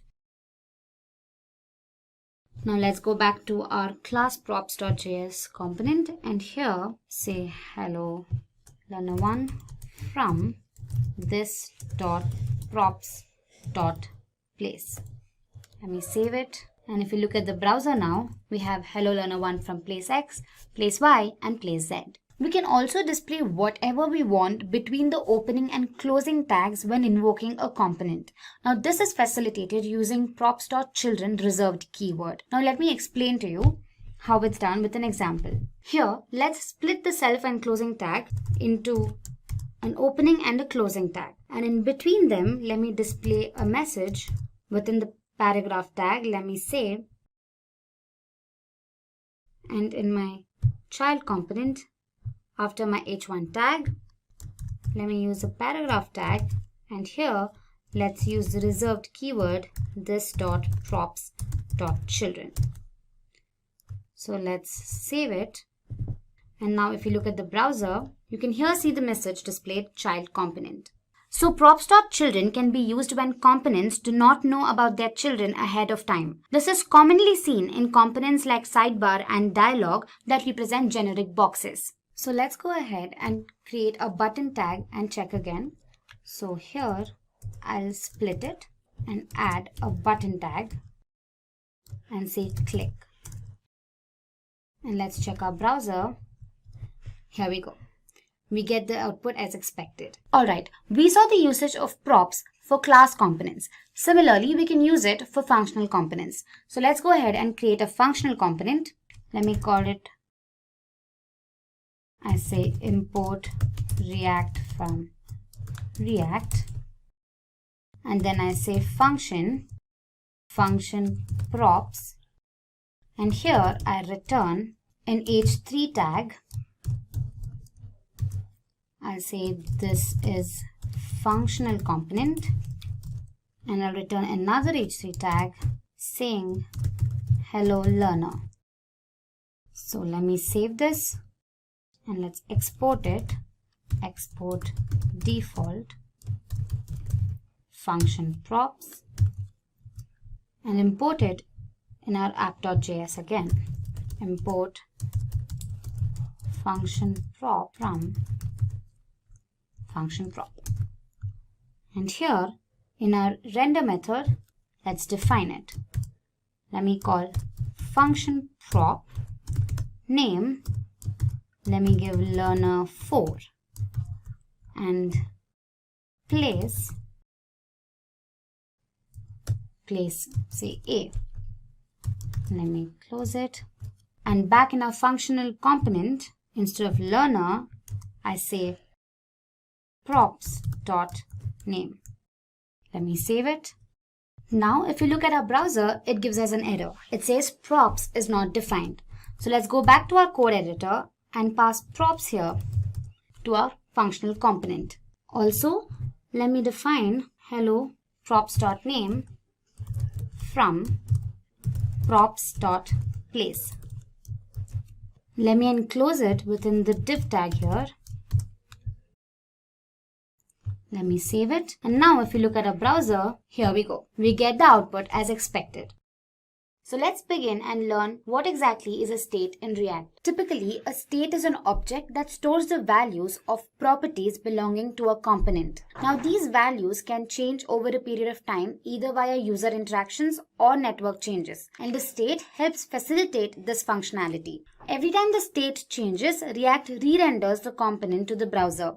The state is initialized in the constructor. A state can also store multiple properties. A method called setState is used to update the value of the state object. Now this function performs a shallow merge on the new and the previous state. Conventionally, a shallow merge ensures that the previous state values are overwritten by the new state values. Moving on, in our previous video, we learnt about props. And although props and state dictate and control the behavior of a component, they have significant differences. So let's go ahead and draw a comparison between the two. Firstly, props in a component are used to pass data and event handlers to its children, while state on the other hand is used to store the data that has to be rendered on the web page. Props are immutable. Once set by the parent, they cannot be changed. State holds volatile data and can be changed over time. Props can be used in functional and class components, while state is restricted to class components. Props are set by the parent component, while a state is generally updated by event handlers. Now that we've learned all about state, let's go ahead and build an application to see the working of state. Alright, so in my code editor, that is VS Code, I've created my application, say state, and here in my source folder, I have my app.js file.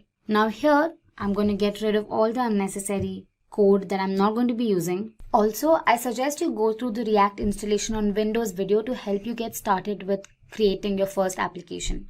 So let's create our class component, say class app extends react.component. Inside, I have a render method that returns an HTML tag.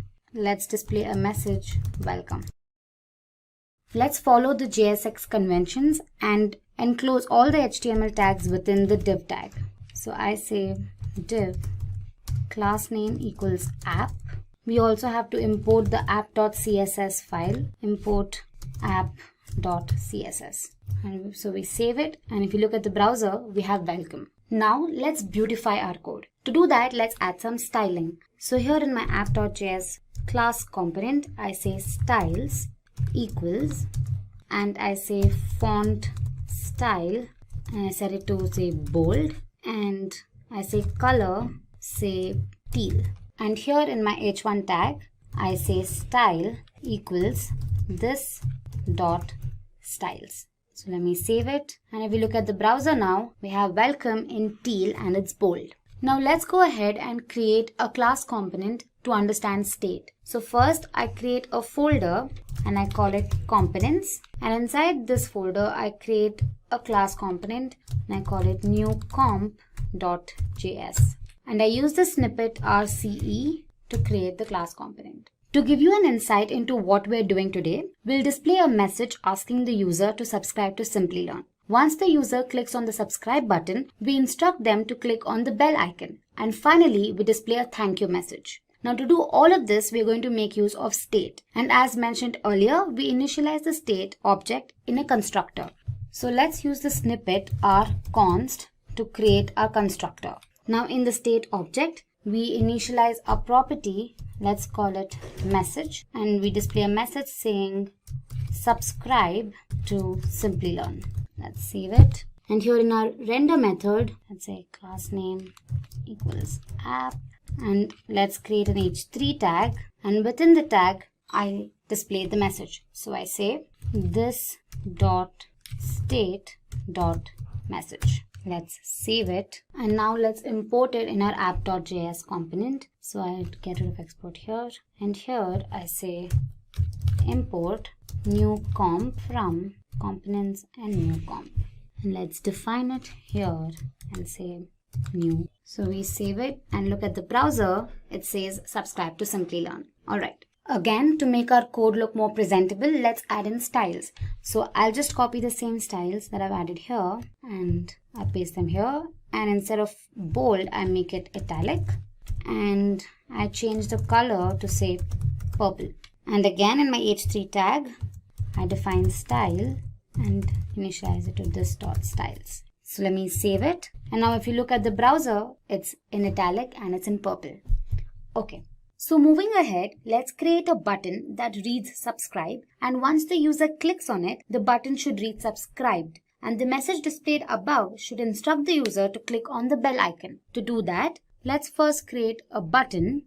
The message that I want the button to read is subscribe. However, this message gets changed once the user clicks on the button. So instead of explicitly mentioning subscribe here, I create a prop. I say sub and I say subscribe here. And back in my render method, I say this dot state dot sub. So let's save it. And if you look at the browser now, you have a button which displays a message subscribe. Now once the user clicks on the button, the message displayed should change to click on the bell icon to never miss an update. So let's create an event handler for that. So here, button on click, I call another method, and let's call the method button change. Okay, so this method should update the state and change the message and sub values. To do that, we make use of a setState method. Now a state can be updated in response to event handlers, server responses, or prop changes. Now all the updation can be done using the setState method. Now this is the general syntax used by the method. We'll however look at this further in the demo. Now the setState method conventionally enqueues all the updates made to the component state and instructs React to re-render the component and its children with the updated state. Now let's go back to our code editor and look at the working of this method. Now here I define the arrow function, button change. If you are not familiar with arrow functions, I suggest you read up on them. And this is the general syntax. And here I say this dot set state. And inside I change my message to hit the bell icon to never miss an update. And my sub value changes to subscribed. Let's save this. And now if you look at the browser, when we click on the subscribe button, the message changes to hit the bell icon to never miss an update.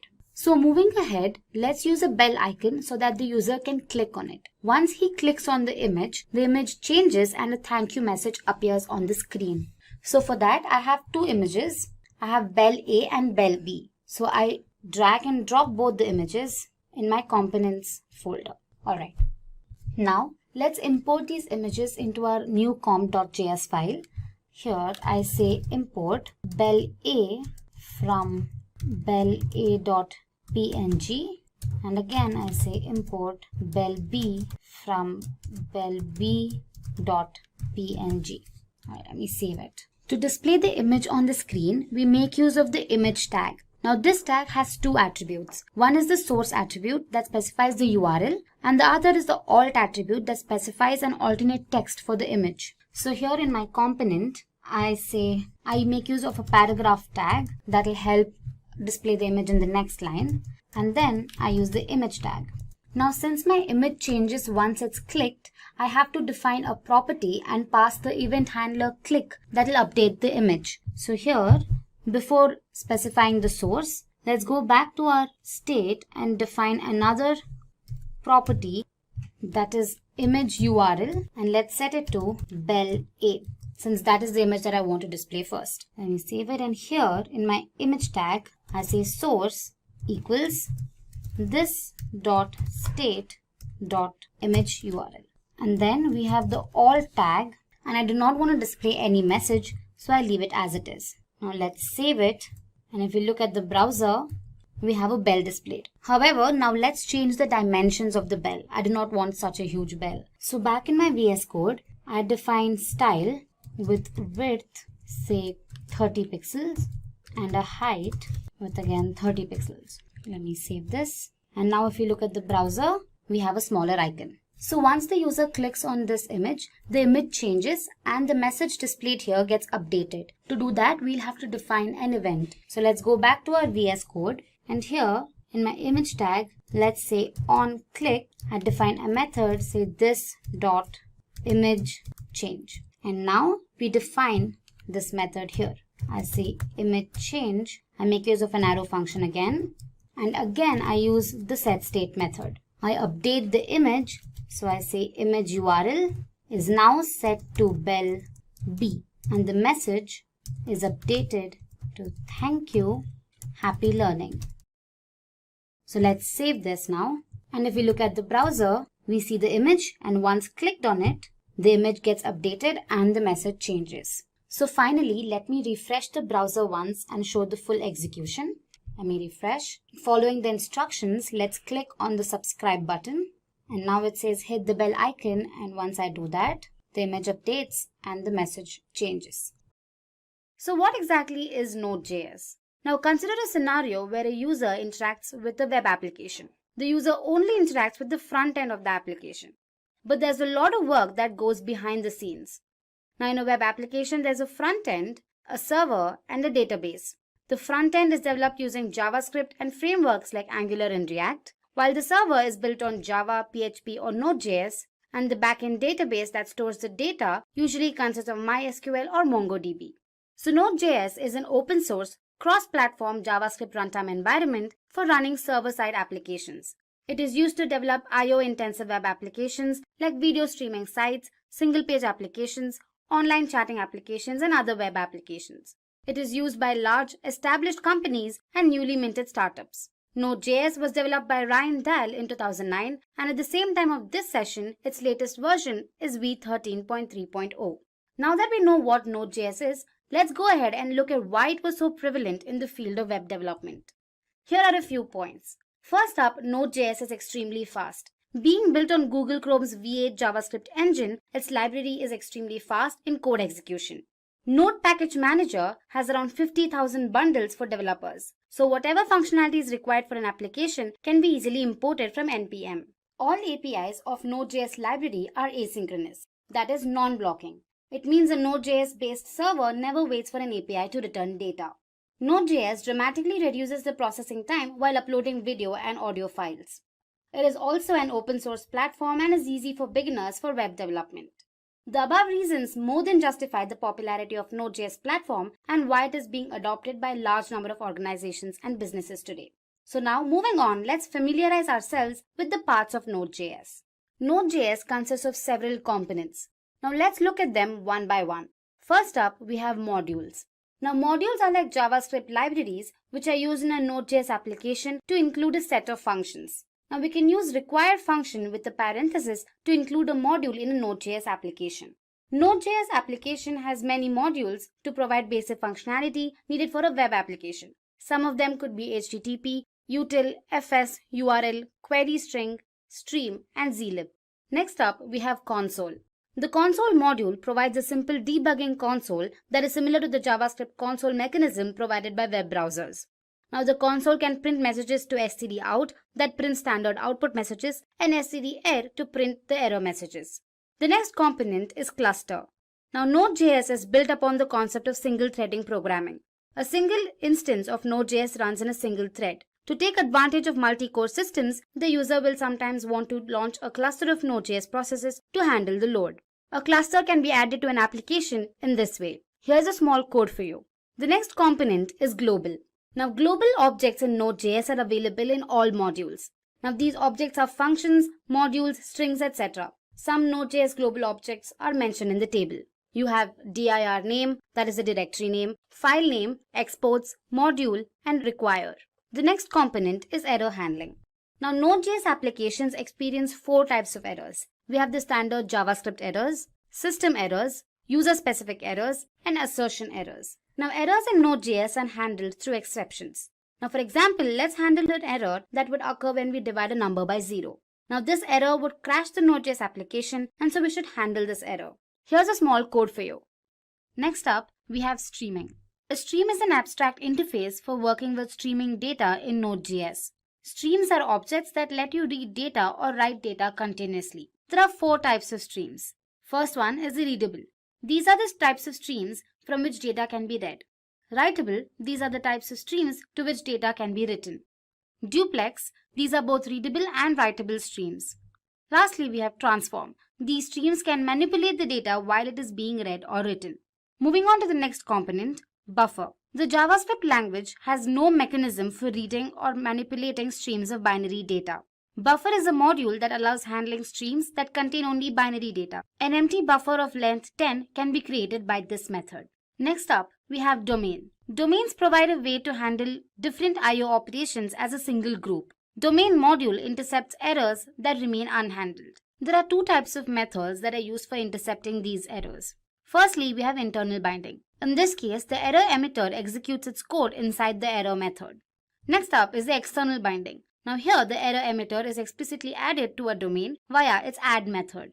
The next component is the DNS. The DNS module enables name resolution. For example, it is used to look up the IP addresses of host names. DNS module is used to connect to a DNS server and perform name resolution by using the method dns.resolve. The DNS module is also used for performing name resolution without a network communication by using the method dns.lookup. The next component is the debugger. Node.js includes an out-of-process debugging utility accessible via a V8 inspector and built-in debugging client. This Node.js debugger is not feature-packed but supports simple inspection of code. It can be used in the terminal by using the inspect keyword before the name of the JavaScript file. In order to inspect a file, say myscript.js, you can use the following method. Now that we are familiar with all the major parts of Node.js, let's go ahead and learn about the Node.js Express framework. Express is a flexible Node.js web application framework that provides a wide set of features to develop both web and mobile applications. You can assume Express as a layer built on top of the Node.js that helps manage the server and the routes. Now let's have a quick look at some of the core features of Express framework. It is used to design single-page, multi-page, and hybrid web applications. It allows setting up of middleware to respond to HTTP requests. It defines a routing table that is used to perform different actions based on the HTTP method and URL. It also allows dynamic rendering of HTML pages based on passing arguments to templates. Now moving on, let's take a quick example of a simple Hello World program. Now this is developed using Express framework to gain a better understanding. Alright, first up we have the var express. Now this is used to import Express framework into our Node.js application. Now the app.get method is a callback function with parameters request and response. The request object represents the HTTP request and has properties for the request query string, parameters, body, HTTP headers, etc. The response object represents the HTTP response that an Express app sends when it gets an HTTP request. Now the application will listen to the defined port, which in this case is 8081, and variables host and port will contain the address and the port respectively. Lastly, we have the console.log, which is used to show the address and port in the command prompt. So this is what the command prompt would look like. And finally, the output is displayed on the web browser. Having learned about the Express framework, now let's move on and look at the Node.js use cases. Now it is no doubt that Node stands out for its speed and intensive data exchange. So top industry leaders like NASA, PayPal, Netflix among others incorporate Node.js. First up, we have Netflix. The world's leading internet television network with over 117 million users is one of the top companies that trusted their services to Node.js. The reasons why the company chose to use Node.js were application scalability and data-intensive application. Now you must be wondering what application scalability is. It is basically the potential of an application to grow in time, being able to efficiently handle more and more requests per minute. And data-intensive application allows millions of people to stream Netflix simultaneously.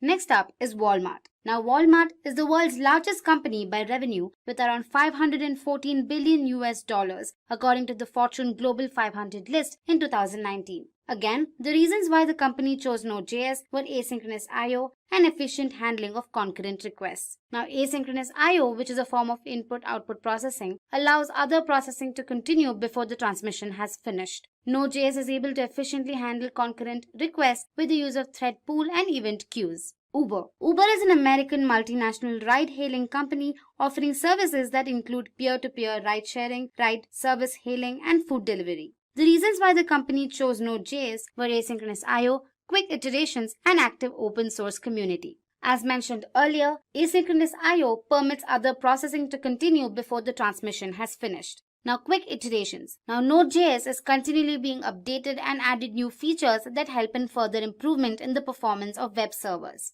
And finally, active open source community resolves many problems that an organization may face in a particular scenario. Next up, we have NASA. Now, NASA is an independent agency of the United States federal government responsible for the civilian space program as well as aeronautics and aerospace research. The reasons why the company chose Node.js were reduced access times, handling of data-intensive tasks, and the fact that the servers are active 24/7. Now, NASA has lots and lots of data, and using Node.js has really helped them in reducing the access times. It is also continuously handling and working with large streams of data.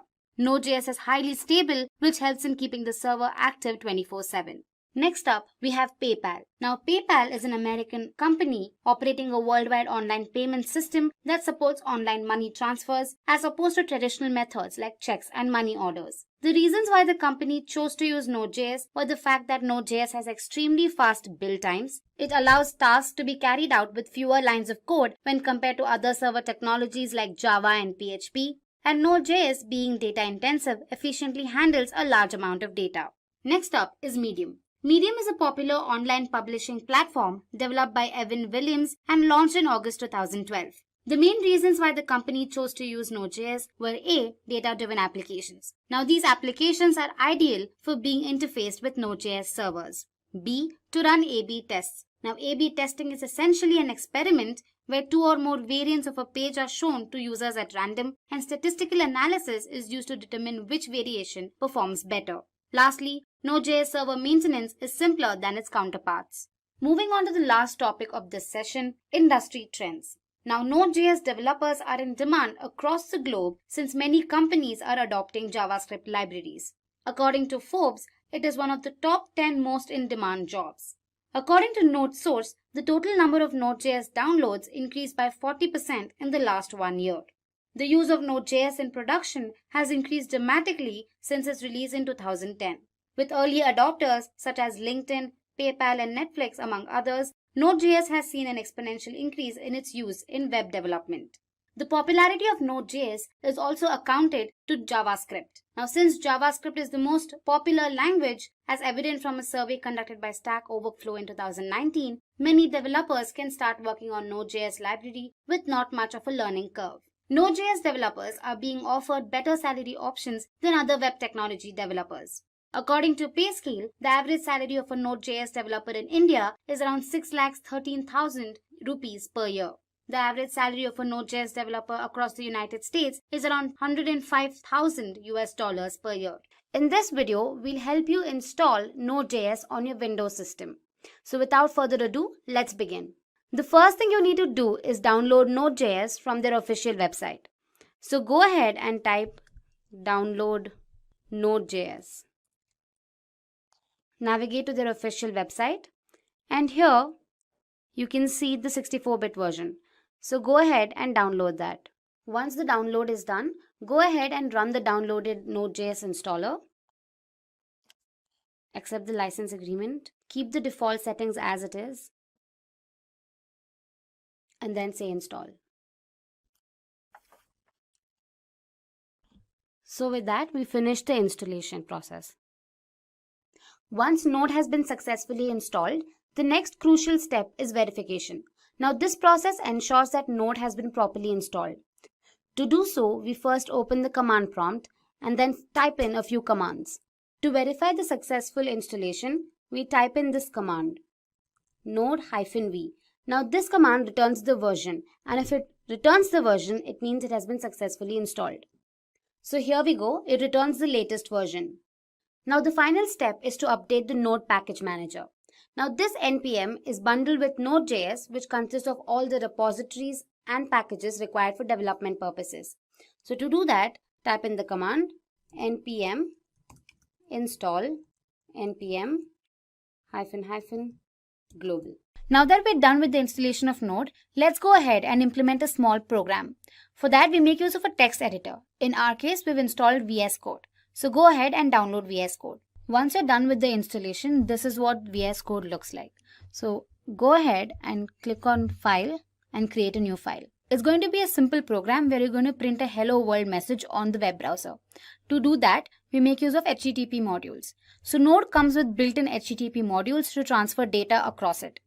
So for that, we make use of a require method. We create a variable first, say var HTTP equals require, and just say HTTP within single quotes. Now the HTTP module can create an HTTP server that listens to the server ports and gives a response back to the client. To do that, we make use of the create server method. So let's go ahead and type the code. Say HTTP dot create server, and internally it consists of a function. Now the parameters to this function are request and response. Now the response is basically used to write to the client. So we say response.write, and here we type in the message. We say hello world, welcome to this tutorial. Once you're done with that, you end the response. So the server listens to a port number to display the message. By default, it listens to the port number 8080. So we keep that as it is and we end it. Save your file, say demo.js, maybe demo1.js, and say save. Now to run the program, you have to open the command prompt. So open your command prompt and mention the path to your file. So in our case, it's our desktop, saved on the desktop. So cd desktop. And now to run it, say node demo1.js. Now you navigate to your browser and say localhost 8080, and here we go. Our message is successfully displayed. So let's talk about the Node.js architecture and understand why it's so good. So to begin with, Node.js has what's called a single-threaded event loop architecture, and this allows you to be able to handle many concurrent clients at the same time. It's just a very flexible way of being able to scale up your support for many clients. And then in addition to that, we have the JavaScript event-based model along with the JavaScript callback mechanism that allows you to have this standard approach to being able to connect with and talk and discuss interactions between the client and the server. It's good to have these kind of standards where you're not using something that's unique to a specific framework or a specific technology. This just makes it so it's more accessible for everybody. So if we look at the actual Node.js server itself, everything centers around the concept of the event loop. And the event loop has an event queue, an operation completed via requests, threaded pull, and then it'll actually do the actual computation or the file system interaction. All of this interconnects in a nice seamless loop. The great thing again with Node.js is that it's not new technology. It's been around for almost a decade. It's very, very well tried out. Many of the largest websites out there are running Node.js. So let's now dig into each of the parts of the Node.js architecture. So let's talk about requests. So the way that the request works is that you have your framework such as Angular on the client, and that will then send a request to the web server. And there's many ways that those requests can happen through web workers, through forms, and through other interactions. But at some point, a request is sent to the server. And so these requests can be for data, they can be for deleting data, they can be for updating data, they can be for interacting with services as mentioned before, but the goal is to have some kind of request. Now, once that request actually hits the server, and then we start actually getting into the queuing and threading process that centers around the event loop. And this is where Node.js really excels because it's able to use that single threaded model to be able to manage from just even a few requests to tens of millions of requests. So it receives the actual request and starts the event queue. And this is where that single threading process starts, is by queuing everything up appropriately. And then it then maintains the threads within a pool. So you have the queuing process as one action, and then you have a threaded pool which manages those threads as well. And then we have an event loop, which goes through and actually receives and processes those requests. And then finally, what we're doing is we're actually then going to be interacting with a system, and that could be a database, it could be a cloud system, it could be an API, file system, but we're interacting with something that's outside of the Node.js server. So the Node.js server itself is doing some actions on the server, but then it's also interact with things outside of its own server environment. And so let's talk a little bit about that workflow. So requests come in, they go into the event queue, and they get spiraled through the event loop. And then we have non-blocking operators, which are going to be doing the input-output polling, such as KQ, ePoll, and other services. And from there, we're also going to be then interacting with the threaded pull, and we're using the blocking operations to manage that threaded pull. And that threaded pull is going to now then go outside of the server and interact with something beyond the server. So whether that is a database or file system or API or microservice, these are the things that can be interacted with. So let's go through what NPM is. So NPM itself stands for the Node Package Manager. No great shakes there. As the name says, it's responsible for all the packages and modules that are bundled within Node.js. So the Node Package Manager itself really has two key functionalities. The first is that it is a central repository for all packages and modules, which you can then search through online. You can go to search.nodejs.org and you can find all of the packages and modules that are out there. The second is that it's also a command line or terminal line utility that allows you to install those packages, so you can actually go through and you can see the version management and dependencies within those packages, and you can actually control the packages themselves. So why would you use NPM? So NPM is really useful for being able to extend the project you're working on. So when you're building out a project, one of the concepts I like to use is the concept of Lego bricks. Big fan of Lego. And what's great about Lego bricks is that they're all individually by themselves, very small, very specific functionality. But if you actually get a whole collection of Lego bricks together, you can build like crazy cool things. So think of when you're working with the Node package manager itself, is that each of those individual pieces that you're working with, each of those individual packages are their own Lego bricks, and by themselves you can then edit and update and maintain that piece separately from the whole environment. As long as your inputs and outputs, really the piece where you snap the Lego in or when you connect the Lego to something else, are interacted and open and well documented, then you can actually then use those modules effectively throughout your project. So you can actually then be able to do that. You can do version control on your codes and dependencies. You can do testing very easily. And then once you actually get to the point where you go, yes, I want to release a new module, you can do that effectively using NPM, and it will actually go through and do the actual deployment for you. So let's go through the NPM installation.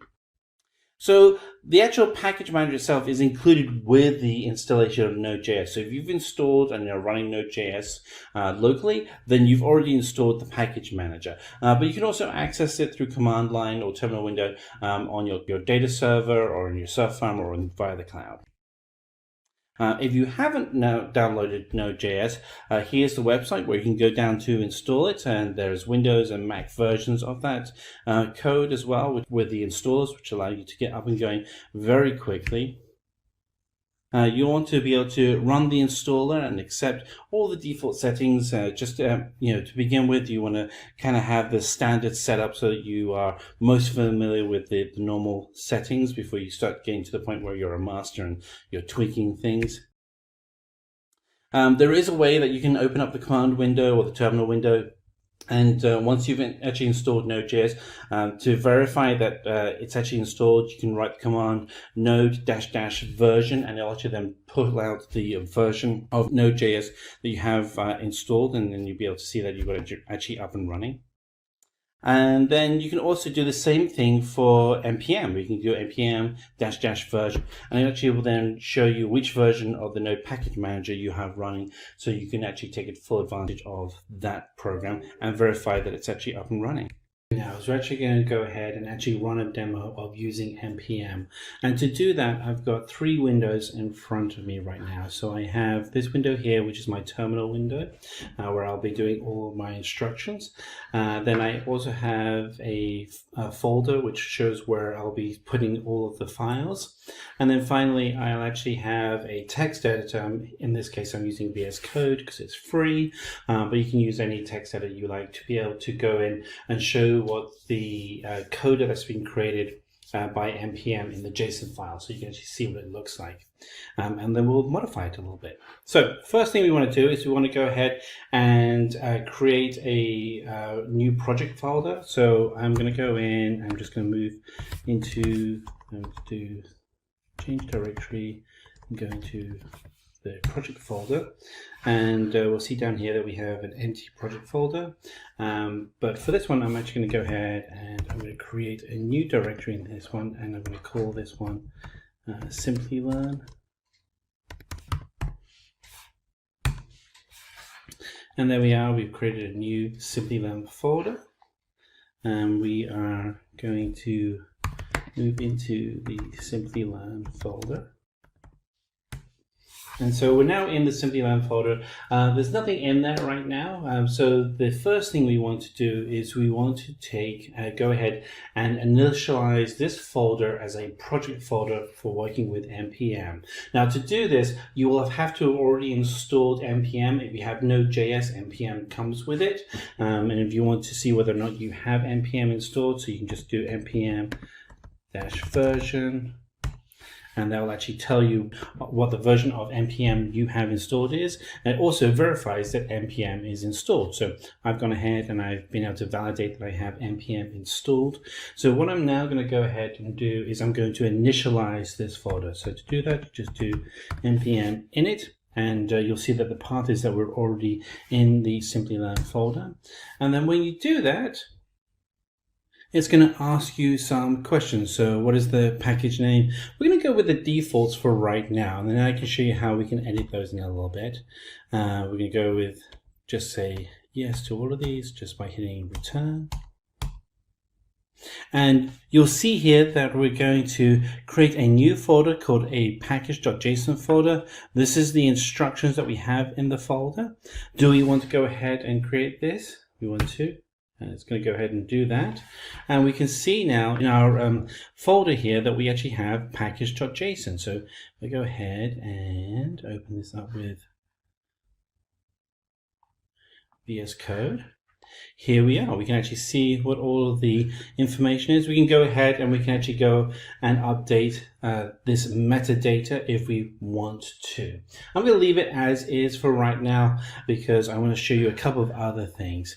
So a lot of times when you're actually working with NPM, and the reason why you're using NPM is that you want to take advantage of packages that are freely available in the open source community that are supported by Node.js.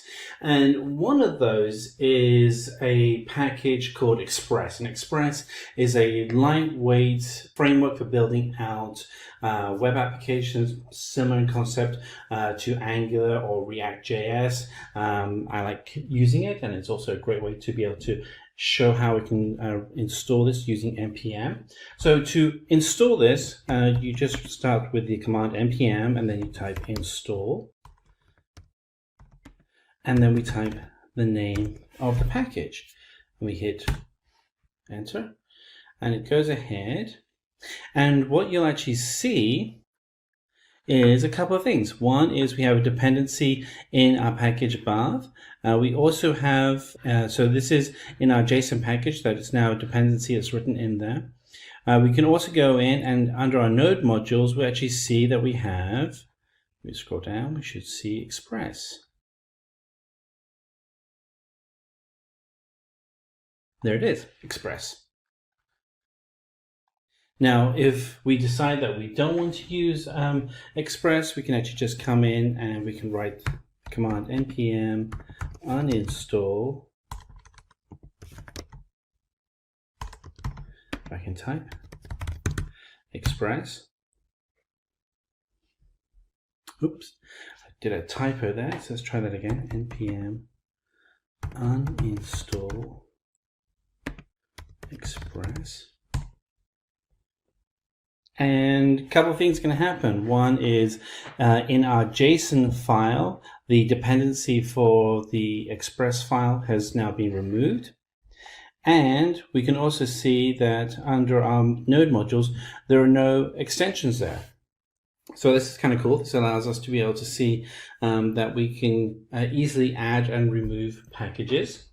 So let's just go ahead and I'm going to install Express again. So install Express. Oops. npm install Express.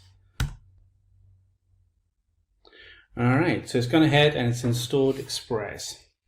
Now, one of the things that will often happen is that when you're working with a package, the actual JSON package, so you'll receive this file, and you want to be able to go ahead and install all of the sub-modules that come with it. So you can go through and you can manually install them like this, or you can actually run an install command so you can actually install all of them at once. I can just show you what that looks like, because we're going to actually go ahead and simulate as if we're going to install Bootstrap, which is another popular framework.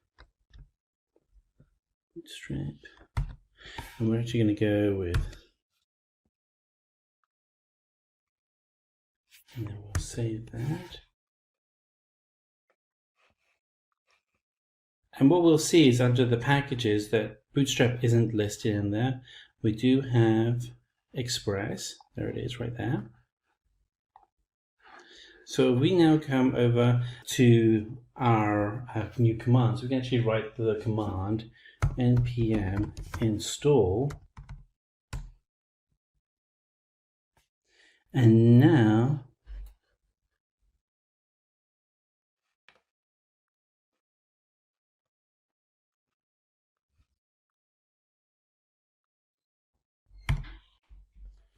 slight typo. Let's try that again. Let's do npm install.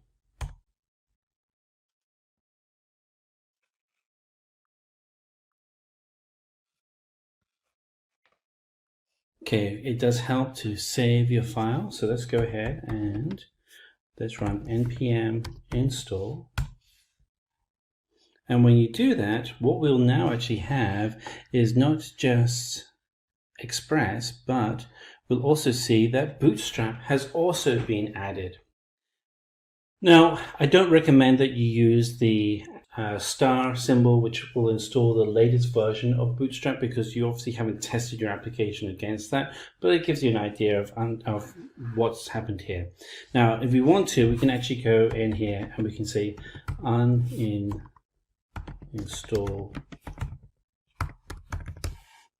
Bootstrap, and it will actually remove that from your JSON package. So there we are. That's how you work with using npm, from getting started with a setup for a base initialization of your package, going through to creating the first package, being able to set up and control the naming convention for each of the items within the metadata that provides the instruction for the package, how you can then put in dependencies such as Express and Bootstrap, how you can install them and remove them, and actually do all of this through command line.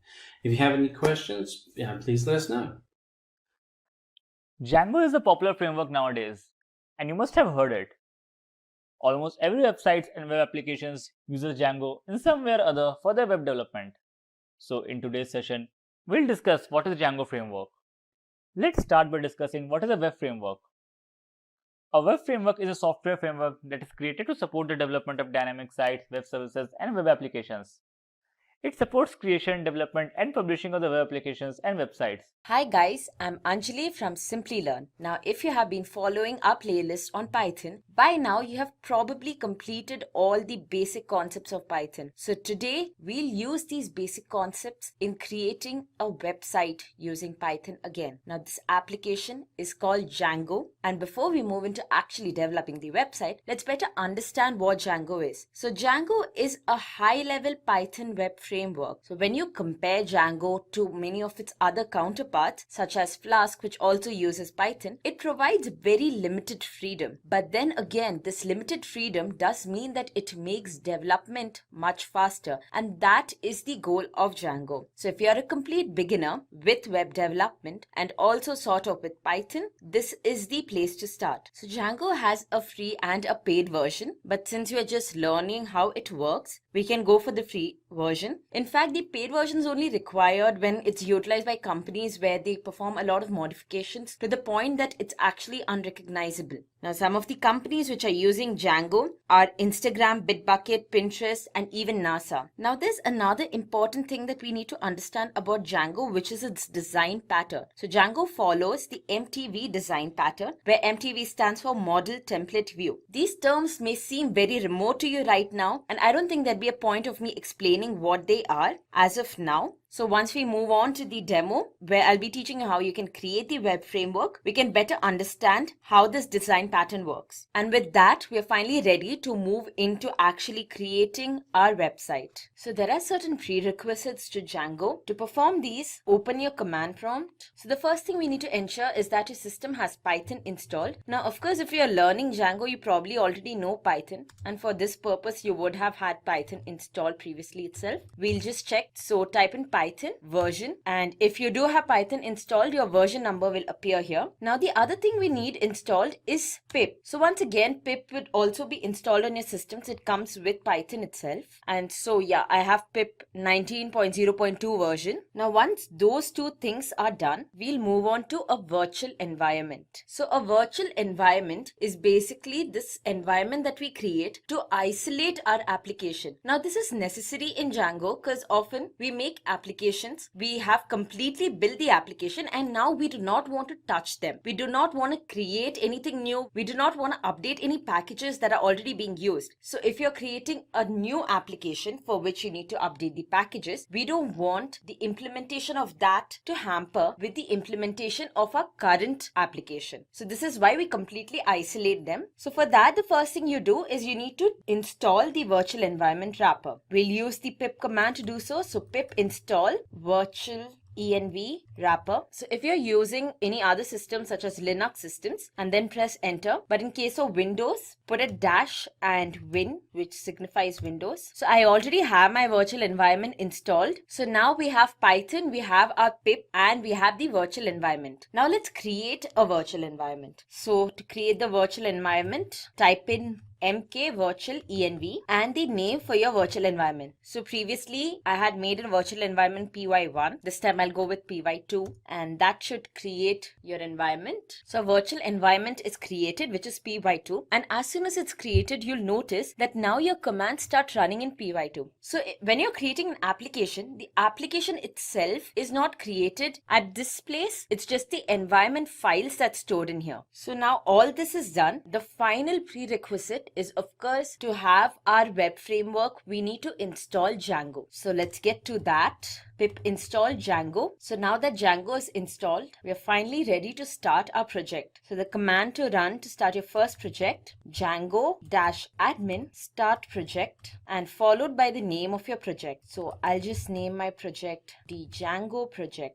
So I just cleared my screen. Now, if you go to this location where we created our project, you'll see the project folder is created here. And inside the folder, there's yet another folder with the same project name and a manage file. Now, this manage file is usually what we will be running to compile our programs. And then within the folder, you have certain Python files. So we'll open all this in our IDE, and I'll be using PyCharm, but you can go ahead with any other Python IDE. In fact, you can even use a notebook. So you can select your project from here, the panel on the left, or you can opt for open, browse through your folders, and then select your project. So the project we created just now is the Django project, which is this one. So I'll open it, and your project will appear on the left side panel here. You can see within it, there's another folder with the same project name, and there's the manage.py file. Now within this folder, again, there's another folder, .idea, and then there is the init settings URL and the WSGI file, although we won't be making changes or modifying any of these files. So we'll check out what these files are one by one, although we won't be making modifications to most of them. The idea folder probably won't be existing in your project. You can completely ignore that. Now we'll have a look at what each of these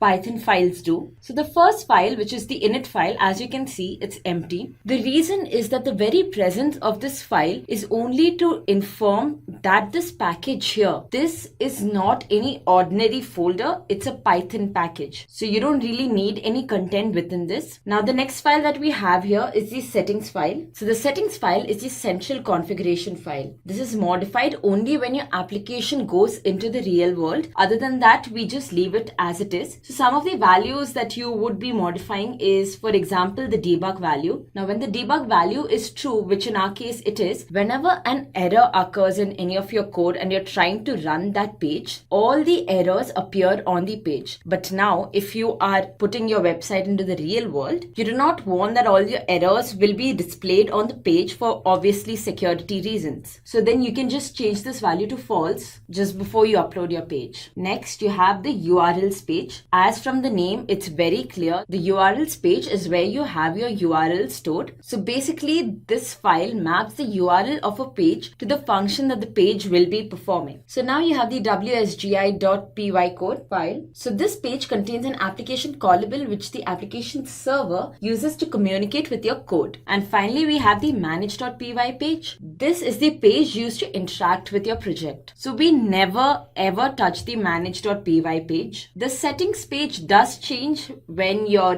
website goes into the real world. The URLs page we will be actually modifying during the course of our project. Again, the wsgy.py page, we leave it untouched. So now that you know the basics of what each file already present does, we can start our demo. So before we start coding our website, there's a dummy development server which is provided with Django. So we'll just check that out first. Just go to your command prompt and move into the path of your project. And then you just type Python manage.py run server. And as you can see here, the development server has started and it's at port 8000. So go to your browser, open any browser of your choice, localhost, and at 8000 port. And as you can see here, since we have installed our Django and we ran our server, so our Django page has appeared here and it says that our installation worked successful. So far all good. We can now start building our project. So what website are we creating? Well, I was thinking of a very basic website where you'll have the front page. The first page would have probably like 3-4 genres, and within each genre you'll have a piece that is an article, a novel, or even a poem of that particular genre. So the user gets to click the genre on the first page, and the minute he or she does so, we move on to the next page where we have our article within that genre displayed. We'll also include a registration page just to see how that works with Django. So before we move on, guys, I want to tell you that this tutorial will completely concentrate on how Django works. So we will not look much into the details of how our page is displayed. That is, we won't go in depth into HTML, CSS, and so on, but rather just stick to Django and its functionality. And another thing that we need to know about Django before we start developing is that every page in Django is called an app. So when you go to a website, say Facebook for instance, you have multiple tabs, right? So there's a tab for the profile. You click on it and it immediately takes you to your profile. Now, if this entire thing, that is Facebook, was built on Django, then your profile would be one app. And then there's another tab which takes you to your messages. The page where all your messages are displayed, that would be a second app. So that's how Django works. Every small thing, every component, or every page of your website is an app, and you need to ensure that you can describe exactly what an app does in 1 or 2 sentences. So a page should not have multiple things happening on it. If a page is for displaying messages, that should be the sole purpose of the page. So yeah, that's the basic of apps and how they are a part of Django. So how do we create this app? Just open your command prompt, move on to the path where your project is stored. Now in here, you'll type in the command to create your first app. So that's Python manage.py start app, and then the name for your app. So I'll name my app genre. So basically on my first page, I want all my genres to be displayed and every article is put under a particular genre,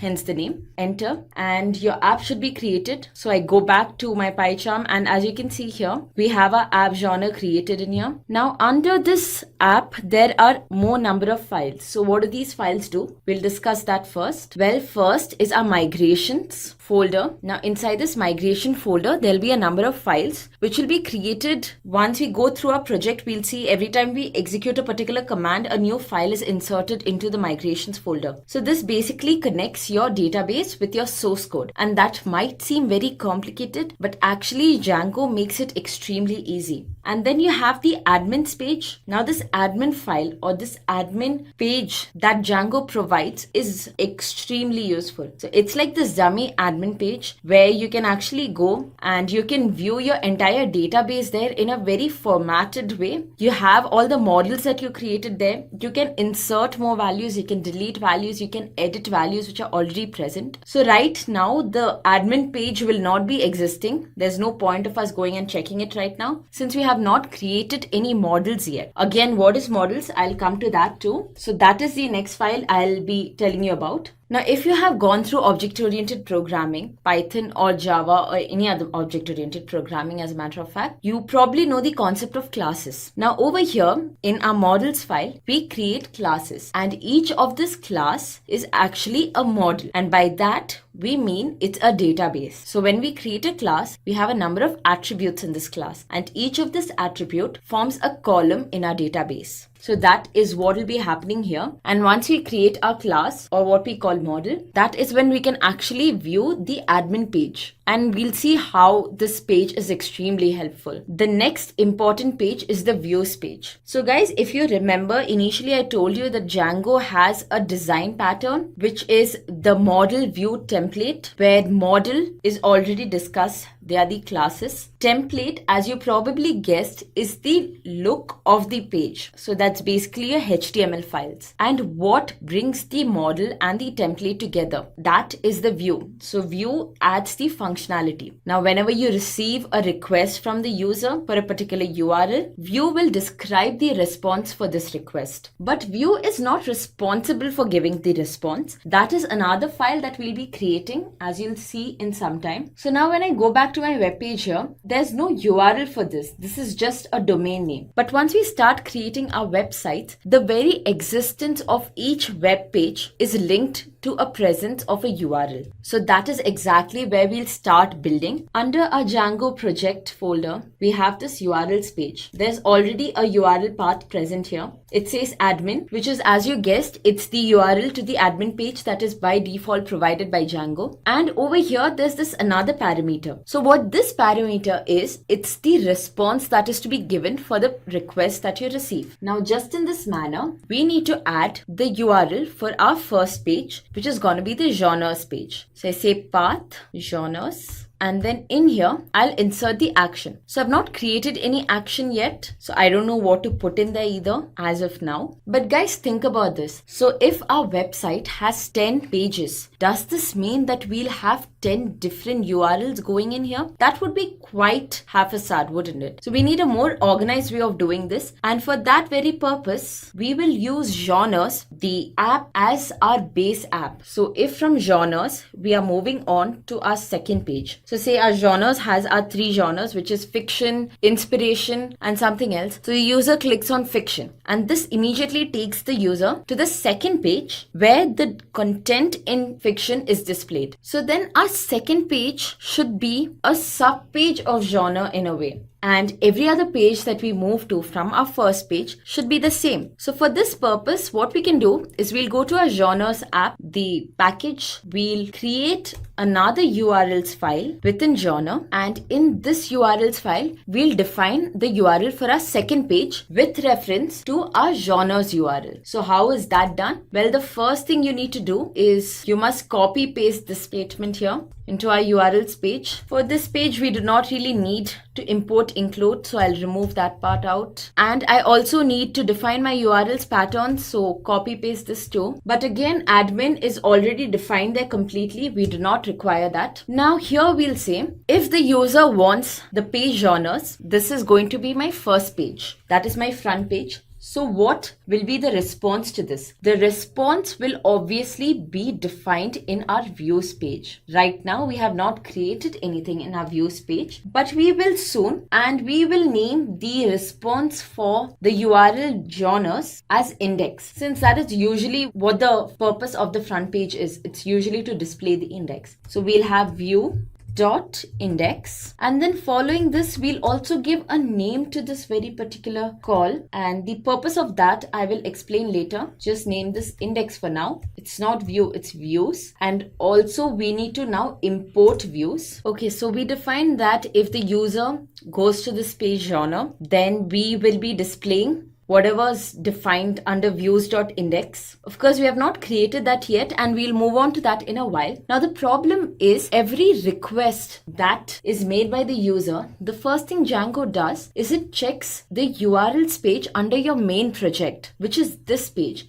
And under this page, we have not defined the action for genres. And it would be very repetitive to define this again. So what we do instead is we'll just include the file where we did define the function for genres. And that is genres.urls. So the user gives a request for the genres page. Django checks out this main URLs page. It sees it matches the URL to this very particular pattern here. And for that, it knows that the response is to include the genres.url page. So it includes this page. And within this page, we of course have the function or the response defined. So now the next thing is to create the response. So now under this views file, we'll create a view. The first thing is we need to import the HTTP package. The request is always HTTP, and this time the response that we are providing is also a HTTP response. We'll change this later because we'll need a more defined response, but for now we'll stick to a very basic display on our first web page. So let's import django.http,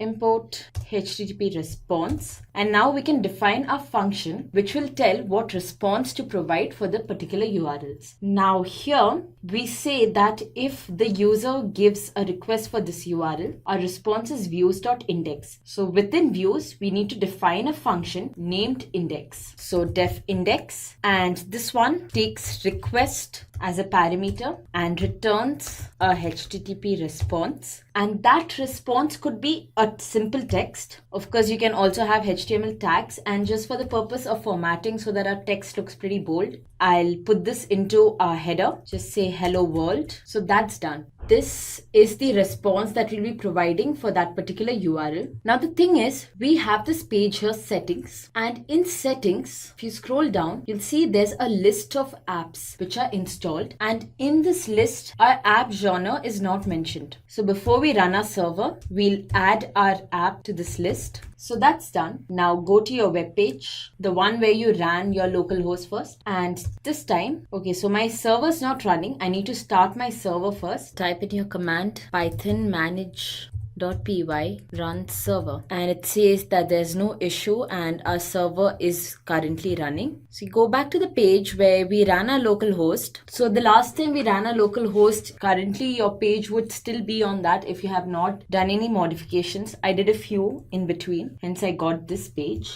Now if you check out localhost again, you'll see that there's an error. This is because now we started defining the URLs in our URL page. So when you don't give any URL as such, Django checks out the two URLs defined here and says, hey, what you typed in here, whatever your request was, does not match any of the URL patterns. So now we want to check out the genres page and enter, and as you see here, hello world is displayed. So of course this is a dummy page. We need to do something way more. We need to create a web page, and that is what we'll get to. Okay, so now that we viewed our dummy web page, the next thing we need to do is actually populate this app with some data. Now to populate the app with data, of course we need to first store the data, and that is stored in a database. So with Django, you would have probably already noticed here, there's this file called SQLite3. So this is the database management system that comes along with Django. It's already set up to be used, just a small command, a small tweak that we require, and everything will work perfectly fine. So what this does is basically all the data that you enter through your model will work along with this. So that means that there should be a communication between your SQLite and your source code. Now, if I go back to the terminal where I ran my server, you'll see here there's an error line which says you have 15 unapplied migrations and your project may not work properly. Right now, what we designed worked right because we didn't have any data stored. But from now on, we will be storing data. So we need to ensure that the migrations are done right. And by migrations, we mean that our database management, that's SQLite, is synced pretty well with our source code. So first of all, stop your server, and now you run a command to do the syncing, which is python manage.py migrate. And as you hit this command, the syncing is happening. So when you say that the migrations are complete, what you actually mean is when Django looks at your installed apps, this is an app that we created and we just added it a while back to this list of installed apps. But everything else in here in this list was already present. So these are some default apps which Django or this project in particular will already work with.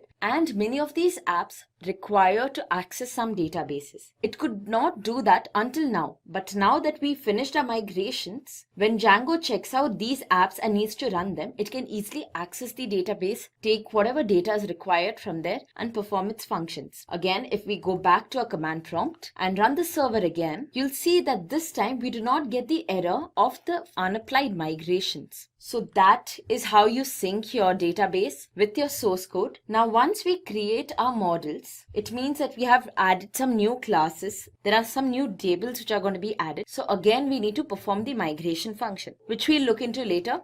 Now let's get to creating our classes. So as I mentioned earlier, models are basically classes. Now there are two classes that we will be creating for this particular project. The first class will have all the genres and the second class which will hold all the articles. So let's begin coding. Now my first class, I'll call it collection. and every class needs to import from models.model. Now within this class, all we need to define are its various attributes. So I'll explain this again. The class is basically a table, and all your attributes of the particular class are the columns. So the first thing is the collection name or the genre name. Now the collection name would be something like fiction or inspiration or non-fiction, could be anything, and all these are strings. So when you're inputting them, so in Django basically that's the char field type. So you say models.char field, and a compulsory parameter here is you have to insert the maximum length. I'll give it 100 characters. Next thing, we'll have a description for each genre type. That again would be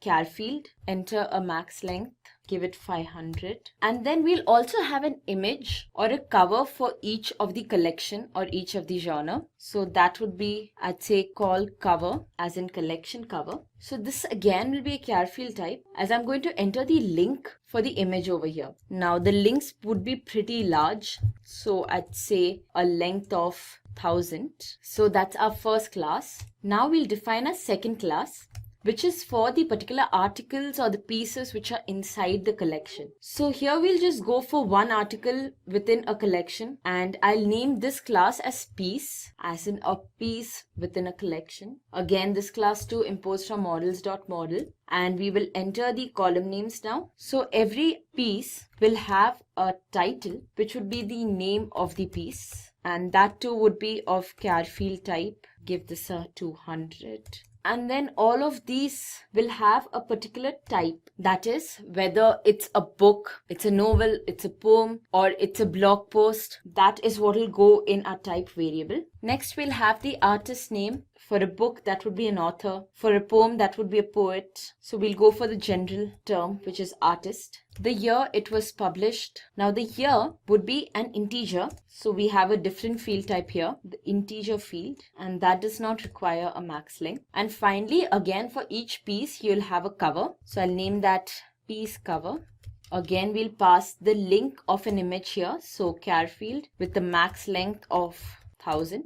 And yeah, so our two models are created here, class collection and class piece. Now once again we'll do the migration, and what will happen is that the database will link with this model, and then we can finally view the admin page and see what exactly that admin page is that we've been talking about all this while. But before we move on, we are missing out on something. So we have our collection and we have each piece. How do we link the piece with the collection? Well, this is where the concepts that you probably learned in database is gonna come into use. This is where we'll use a foreign key. So although we are writing a code here, this is exactly how a table in a database will be created. So every item would have a primary key, and now we are going to use foreign keys in our class piece to link each piece to a particular collection. So if I say Dan Brown's book origin, so that should be linked through the foreign key with our collection fiction. So let's create our foreign key, and I'll name it collection, but this time with a small c.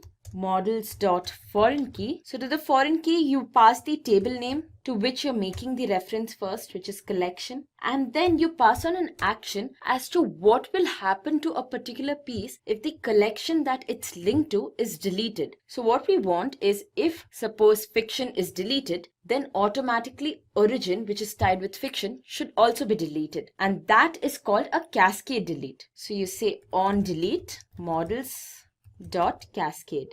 And now we are finally done creating our models. So now that our models are created, we know these particular models are created for our application or our app genre. So you go back to the settings page, and here we had previously inserted this app genre, but back then it was not really required. It was just that there is this other app that is not included in the default apps given by Django. So let's put in the name there. But now that we actually have a database associated with this app, we need to specify this app in its complete structure. That is the configuration. So if you go under genres, and then there's this file apps, and under apps, you can see this class genre config. Copy this, go back to settings. So genre.apps apps.genreconfig. So now when you run your server, Django will check the list of installed apps and will be able to access the database associated with our newly created app too. But there's more to it than that. Remember how previously we made migrations so we can link our database with the source code? Now we got to make those migrations again because now we created new models. So every time you create a model or you make some changes to your models, you always need to do your migrations. And this time, since our migrations is specific to a particular app, the syntax is slightly different. So you can also use this terminal down here. It works just the same. And Python manage.py, make migrations, and your app name. Enter. And as you see, it says the models, collection and piece have been created. Now what this migrations exactly does is it converts these models that you have written in coded format into an SQL form. So that's where your tables and everything's stored. And now if you check your migrations folder, you'll see there's a new file under it. That is the current migration that you attempted. So now that the migrations are made, you can finally run your project. So once again, an overall migrations. So I'm back to my command prompt since the black background makes it easier to see the text.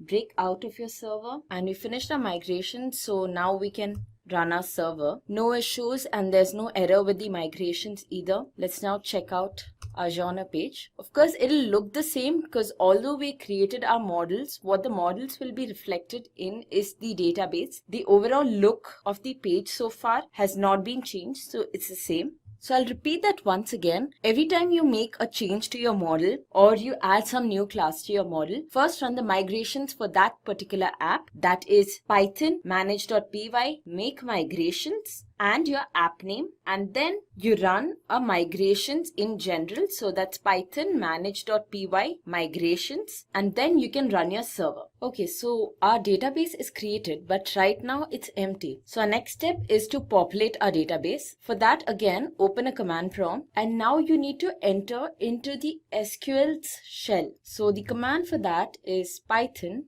manage.py shell. But before that, I'll just go to the path where my project is stored. And now in here, I'll execute my command. So once you get these three arrows, you know that you have entered the shell, and over here, you can execute your SQL commands. Now, before we input values into our tables, what we need to do is we have to import these tables, because even within this project, there are multiple number of tables. There are some tables which were in there by default too. So from genre.models, import collection, piece, which are the name of our tables, and enter. So our tables are now imported. Now first we'll populate our table collection. Okay, so collection has three columns. There's the collection name, there's a description, and there's a cover image. So go back to your shell. So we'll have an object here, collection1, which will be equal to collection. So this would be the constructor for our class collection. And within this, we'll insert our values. So our first attribute is collection name, and that's equal to fiction. Our second attribute is the description, and we'll say enter the world of fantasies for the description of fiction. And finally, we have the attribute called cover, which is the collection cover. And in here, I'll just enter the URL of an image I found online. So that's it. We have entered the values for our three attributes. Now press enter. Now let's view if this is actually stored in our database. So for that, you execute the command, your table name, which is collection.objects.all, and it's empty. So what's wrong? We created an object in which we inserted all the values, but then still our database seems to be empty. So this is because so far this collection object that we created is only stored in our shell's memory. We have not actually committed this to the database. So the command for committing this to the database would be our object name, which is call1.save. And once again, we'll execute the command to check everything that's present in our database collection. And now you can see finally that there is an object present. And now we can also check the value of the various columns in our table collection for this particular object. You can say call1 dot collection name and gives you the collection name. Similarly, you can also check its description. Now, as I mentioned previously, every object that you create in a table has a primary key associated with it. So the primary key basically holds the uniqueness of that particular row. So we can also check the primary key for a particular row or an object. Just go for call1.pk and it says the primary key is 1. Now the primary key is also known as the ID of the object. So you can identify it as ID2. Again, you'll get the value, which is 1. Now, if you want to change the value of any of these columns, that can also be done very easily on the shell. So suppose I want to change the description, say call1.description, and initially it was enter the world of fantasies. I want it to be welcome to the world of fantasies. So welcome to the world of fantasies. And now if I check the value of call1.description, the value has changed. So that's pretty simple, isn't it? Now, if you think this is simple, there's a much more simpler way of adding values to the database, which we'll see just in a while.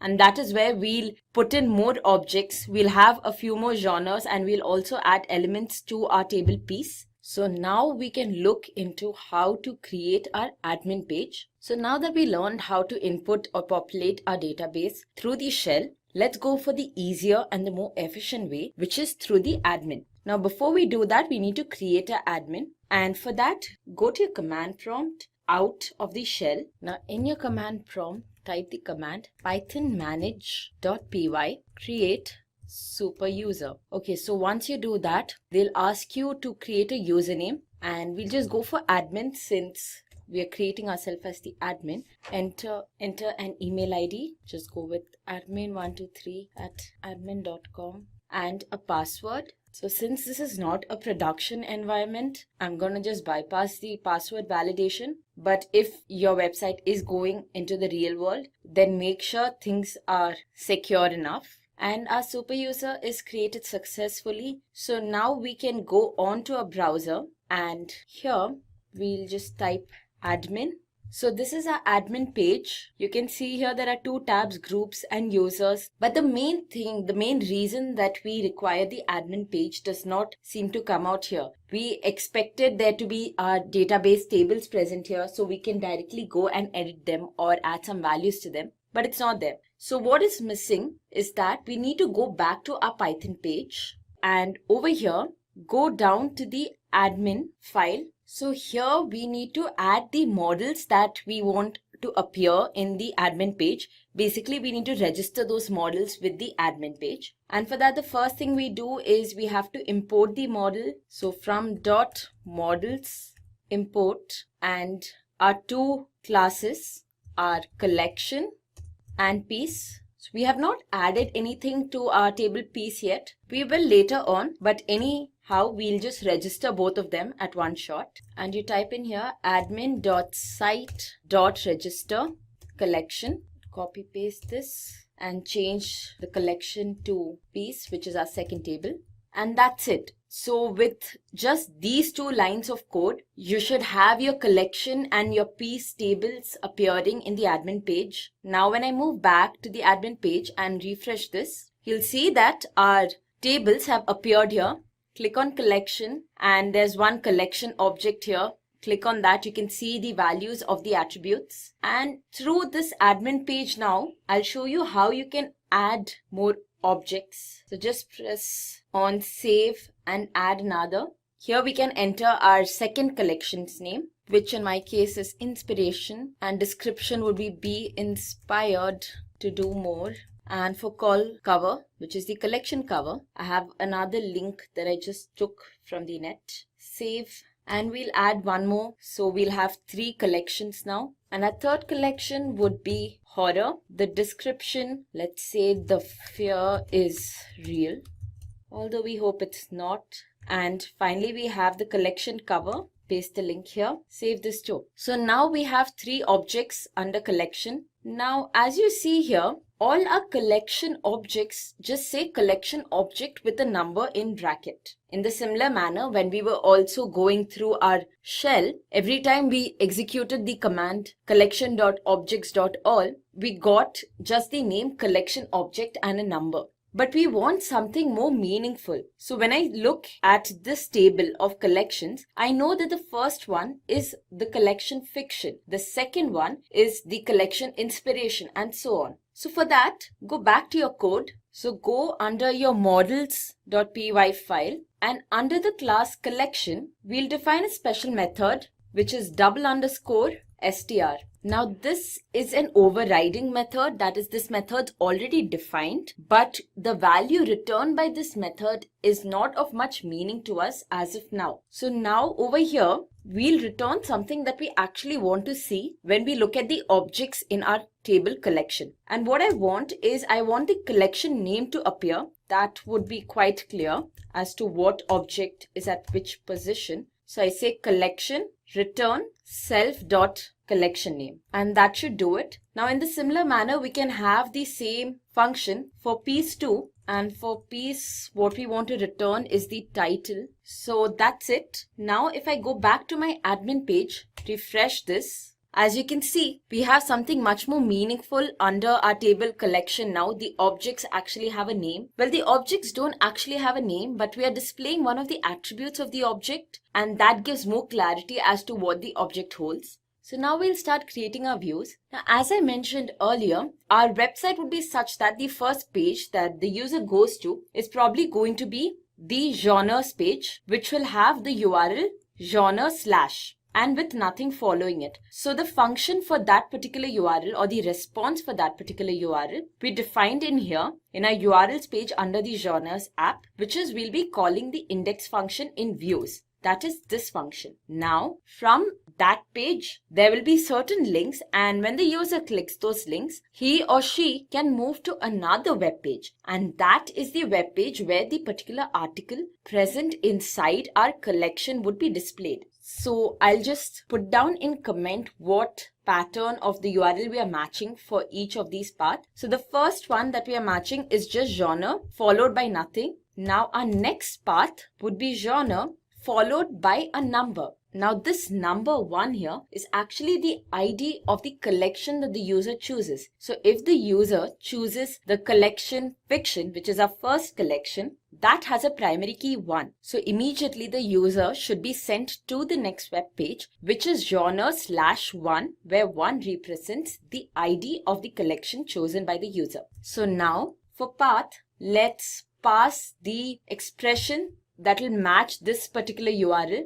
And that expression is actually just an integer number, since the front part, that is genre/ is already matched. And this integer number, we are going to store it in a variable because we'll require that variable later. So you can just say int : and collection ID. Now when you do this and genres ID, so when you do this, what happens is that this 1 gets stored in this variable genre ID, and this pattern will match this URL. Now when this URL is matched, what response do you want to give? That is, what do you want to display on that particular web page? That will be defined in another function. We'll define under views. We'll name it details for now. Of course, details is not defined. We'll do that in a while, and give a name to this too, which will be the same details. So now we are able to recognize this URL. What we need to do is next we need to define details, which will give a response to that URL. So go to your views page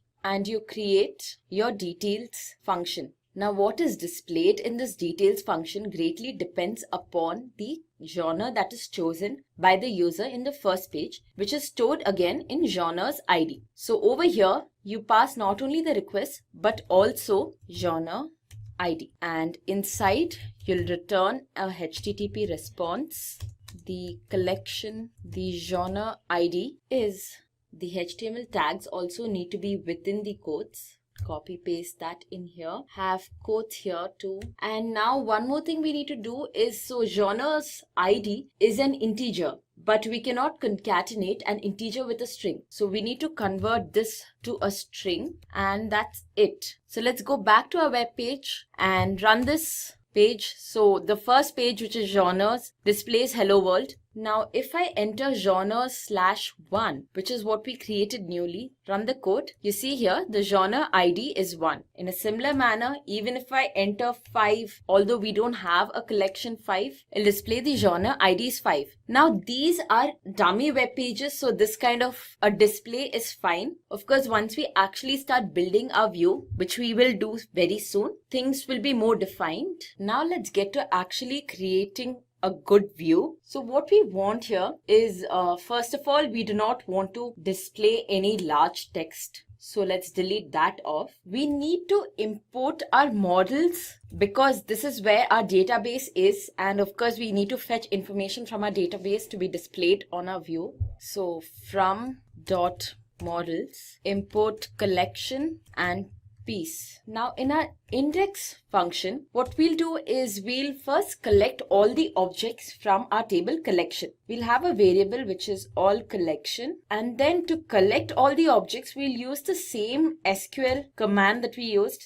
So that's collection.objects. So all your objects in the collection table will be stored in all collection. Now we'll store this as a dictionary so that we can iterate over these objects and display them one by one. So we say context equal to all collection is the key and the value would be our variable all collection. So that's done. Now we need to iterate over this. So do we do that within our views itself? But there's no point of doing that because while we are iterating over every object in our collection table, we also need to display them in a certain format. That means that we need these objects to be somehow embedded in a HTML file. And this is where we create our very first HTML file for our first page, which is the genres page. So to create our HTML page, inside genre, create another package and you name this package templates.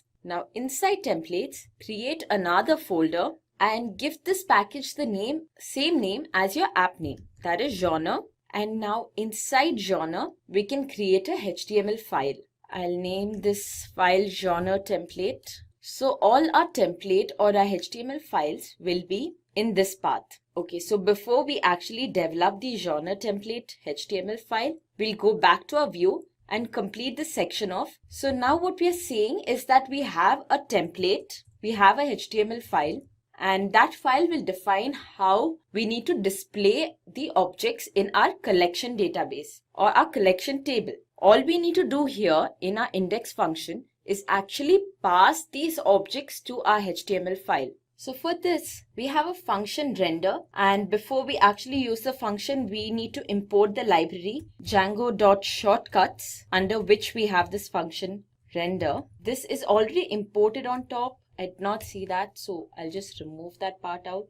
And now that you have the render function, you use that to pass your object. So what this render function does is basically, we'll pass context to it. It will type context with the template name that we pass, and it will return a HTTP response object. So you pass your request, you pass the path to your template, that is genre/templates/genre/genre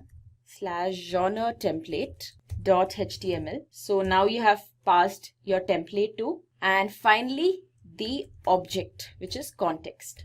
So that's pretty much all you need to do for your very first view under the views file. Now we need to develop our genres template. So for our HTML file, first thing we'll change the title. Let's display our app name. So in this particular case, since I'm making a dummy website, I'm not giving it a name or anything, just going with our app name. Okay, so now we need to display our objects which have been passed from the views folder. Now the render function basically passes an object which is called object_list. So we'll create a for loop, say collection in object_list. So this way we can iterate through all the objects in our object list. And now see, this is an HTML file, but this line of code here, this is the Python code. So pretty often this will happen that you need to embed a Python code within your HTML file. So what you do is you insert your Python code within curly brace followed by the percentage sign. This will tell your compiler that, hey, although this is a HTML file, this line here is actually a Python instruction. So now we're able to extract each genre. In fact, I'll name this variable as genre obj. Now we need to decide how exactly we want to display these objects. So what I want is, first I want the image of that particular collection or the genre to be displayed, which is what I've stored in one of the variables. And then just below the image, I want the name of the genre to be displayed. Now this name should be clickable so that the minute the user clicks on it, we can move on to another page. And then just below the name, I want the description for that genre to be displayed. Okay, so first we have the image, img source, and in here I need to insert the link for that particular image. So the link I actually already stored in my database. As I showed, we did that through the shell and then later on through the admin page too. So how do we access that particular link? Well, just like you would in a Python code, you can access it through the variable name, and every time you're accessing or you're displaying just the value of a variable, you insert the variable name within double braces. So double braces and then genre obj dot call cover. And now I'll give it some height and width to make it look a little more appealing. We'll have minimal formatting here because the objective of this tutorial is not to show you how to write your HTML code, but how Django works. And next I'll have the name. As I said, this particular name would be clickable. So inside href, I will insert the URL of the page the user should be taken to once he clicks on the name. So that URL is what we defined here. Okay, so it's genre followed by the primary key or the ID of the category that he clicked. So that would be genre slash, and we stored it in genre ID. So that's the link the user will be taken to. And now the name that will be displayed. And then after that, finally, we have the description to be displayed. So that'll be in a h3 header. Again, double braces because we are going to just print out the value of a variable. And then after each object's details are displayed, we'll break a line.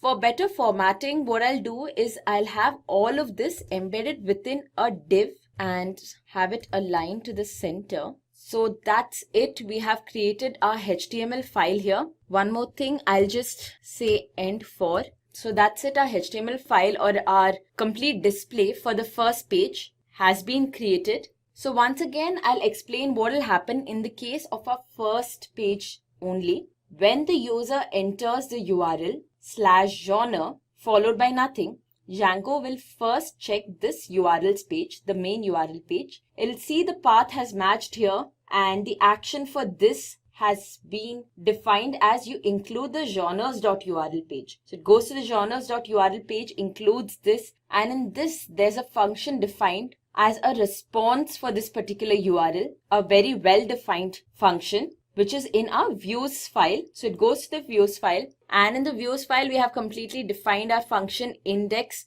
Over here, we collect all the objects in our collection table. We convert that into a dictionary so that it's iterable. Then we pass it using the render function. So the render function will take your template and it will tie that along with the context, which is the dictionary, and it will pass an object, a response object, to our HTML file. This response object will be called object.list and it is iterable. So we'll iterate through the object. We will display each object in a sort of formatted way, and that is it. And then the render function will pass this object, all collection, to our template. And over here, we will iterate over the all collection, which is the dictionary. And using this HTML code here, we'll print out the objects in all collection in a formatted way. So that's it. And one more thing, make a small correction back in the views file. So initially I had inserted the entire path to genre template.html. So the thing with the render function is that it automatically knows that it must look into the templates folder. So you have to only give the path after the template, that's genre /genre template. Now let's go back to our browser and in here put in your URL And there you go. So that's our first web page. You can see the image for our genre is here. And then you have the name. And then you have the description. Okay, so that's redirecting us to a page where there's an error. It says that this path is not found. So when you look at these error, guys, you will understand better as to how the matching of the URL patterns take place. First, this URL pattern, just this part after your port number, that is checked against the URL in your main URL file. That is Django projects.url file, where we have defined just genre. And then after that, it will check the files that we included in the genre's URL file. That is genre followed by the genre ID. Now we had defined a dummy page for this previously, and that was being displayed too. So I'll go back to the code and figure out what the error is. The error is here, of course, I wrote genre ID, which does not signify anything as such. Now, because here we have this object genre obj. That is where all the objects from the collection table are stored one by one. So what we actually need to access is the ID for genre obj. Now I'll go back to my browser. So now I'm back to my browser, and as you can see here, we still have our front page. Click on fiction, and yeah, we got our dummy page back. So now our next step is to design this page. Go back to your code, and again, designing the page means we need to start putting content into our details function. Now, before we start designing this function, we need to populate the piece table. So again, let's go back to our admin page. We'll add the data through the admin page since that's much easier. Here you have piece and click on the add button. First, we'll add for fiction. The title we'll give, let's insert the book Origin by Dan Brown.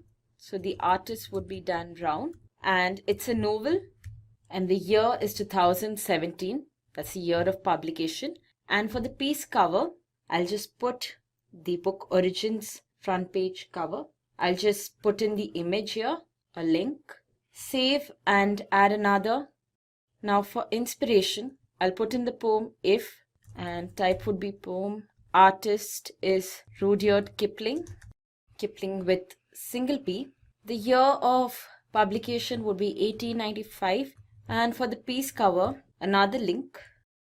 And finally, we'll add one to horror. The title would be The Pet Cemetery, written by Stephen King. And again, this is a novel. It's published in the year 1983. And then link. And we save this. So we are done for each of the categories or each of the genre. We have added a single article.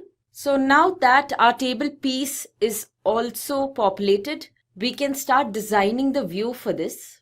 So for our details page, let's start with removing this HTTP response here. So first what we need to do is we need to extract the object that the user selected from our genres page. So we say collection dot objects dot get pk equal to genre ID. So what we are doing here is, as you can see above, we use the query collection.objects.all, which returned all the objects in our table collection. Now here we are telling that, okay, I want just one object from my collections table, and that particular object is the one whose primary key matches that stored in the variable genre.id. And since genre.id is defined in this file, and it's basically the ID of the genre that the user selected, this will be a number either 1, 2 or 3. That is 1 for fiction, 2 for inspiration, and 3 for horror. So now that we got that object, we will use this object cItem to extract from our piece table. So for that we say piece.object.filter, and to this we pass, and the category that we filter on is the collection, and that is our foreign key. So remember, when we created our table piece, we had a foreign key named collection. So we are saying if collection is equal to cItem, then extract that particular object from our table piece, and then we will return this again through the render method, pass the request, and in here we'll have the path to an HTML file just like we did in the previous case, but this time a different HTML file because we want to display this slightly differently. And then finally we need to pass the context. So we haven't created the context yet, which we will. Now, although this is just one item, every time you're passing it through the render function, you need to make a dictionary out of it. So just copy paste this here, name this p item, pass in here p item. And just now I did create a HTML file in the same path as before. That is under templates, you have the genre folder, and under that I created a HTML file called detail template. Nothing's filled yet, but now that we have created a file, we can put in the path here. So just copy paste this and change the genre to detail. So that's done too. Now all we have left is to actually code the HTML file.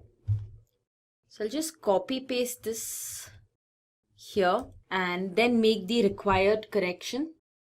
So in p item, and this would be piece object, you align its center, and piece obj is the cover. We do not really need a href here, so delete that part out because this is the final page. We are not redirecting to any other page from here. Of course, when you're building a complete web page, this ideally when you click on the name of an article, the article should open.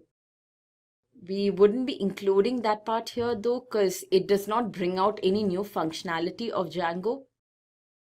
Piece obj, and here, so piece obj dot title dash, and then we'll print out the author or the artist name.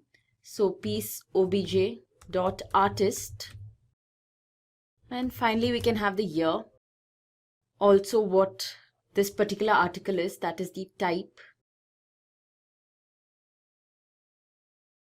So that's pretty much it.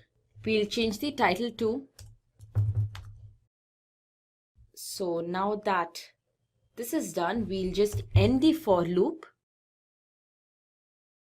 Also, this is not called cover, but now we got to change it to piece cover. And now we'll go back to our browser. So this is our genre page. Refresh it once again. And we'll click on one of the genres. And yeah, as you see, the particular piece related to that genre gets displayed. The Pet Cemetery by Stephen King, which is a novel published in the year 1983. So now we're back to our code, and well, our first and our second page is designed. It's working fine. So now we are not going to create something new. Instead, what is already created, let's modify that. Now, so far, the functions that we wrote work just fine. But Django provides this thing called generic classes or generic views. What this does is it makes writing these functions extremely easy. So now you have 4 lines of code. The exact same thing can be done in like 2 or 3 lines of code. In fact, it's not just the easier method. This is also recommended. So I'll tell you how that is done. First of all, we need to import the generic package. So from Django.views, import generic. And now let's delete this entire thing. So our first function is basically listing out all the objects in the table. So you have multiple objects, all of them are being listed out. Now this kind of a function would belong to a generic class. So far I was defining functions. Now I'm speaking about class. So is it a function or a class? Well, it is a class. It's definitely a class, but I'll show you how this class is called as a function. So first we'll finish writing the class. Now we have the class index, and this particular class type is a list view because we are listing out objects. Now under this, first we'll have a template name, which is the path to our template. And now to return our query set. So previously we were always returning a dictionary. Now we can return a query set. We have a function def query set, and under this we just say return collection.objects.all. So the same query we were using previously, but now we do not need to take the objects from the query and then convert them into a dictionary, then pass it on using the render function. We can simply do this one statement and all our objects will be sent to a template, where now in the template, so far we were saying all collection because that is the key that we were using in our dictionary, but that is no more. We are not using the render function anymore. When this query set passes an object, it's received by the template file in a variable named object list. So you replace your previous variable with object list, and that is it. With that, we finished the method for displaying our first page. Now we'll move on to the second page. So the second page is slightly different because this time we are not listing out multiple objects. We just have one object and we are basically giving out the details of the object. That means that this class, which we'll still call details, is a detail view class. So we say generic dot detail view. Let's delete all of this first. Now the function of this detail view is basically to display the details of an object. So what we need to do is first we need to define a model. Now our model is collection because we are receiving the primary key from the collection, and each of this object actually is a part of a collection. The object would not exist if the related or the counterpart genre of that object did not exist. So our model is collection and our template name will be again the path. So that's genre detail template .html. And that's it. So this is even smaller than our generic view.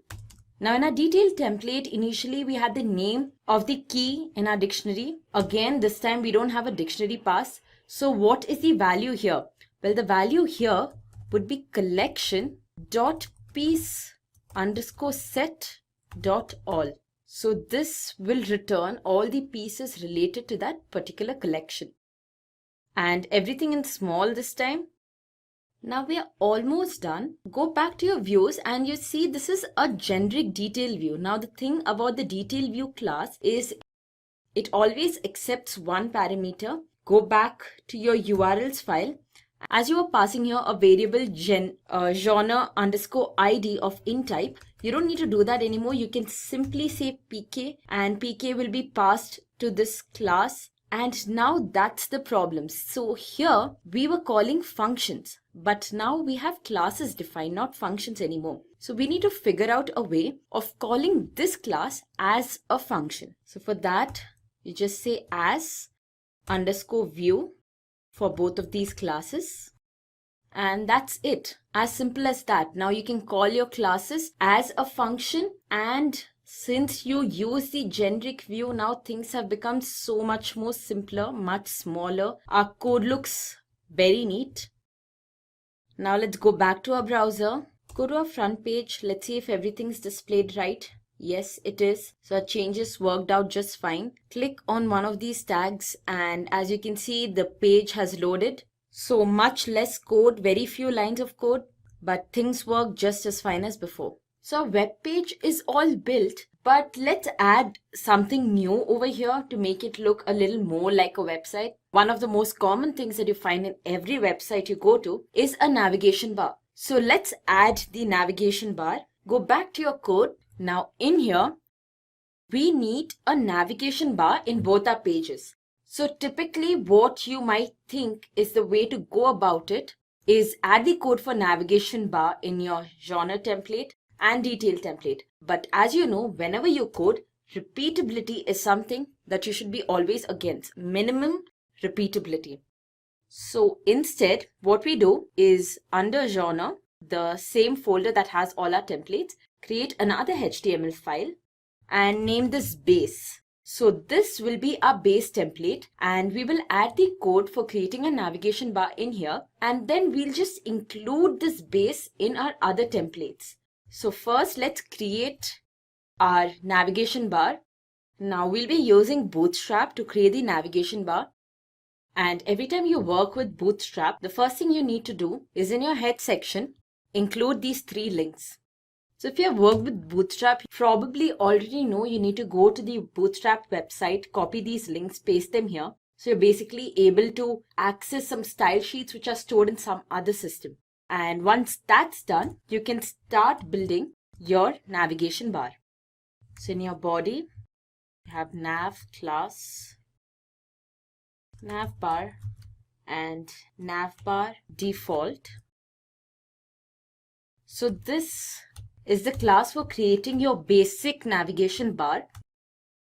But actually we'll go with inverse instead of default. So this has a dark theme navigation bar. It will look better on our white background website.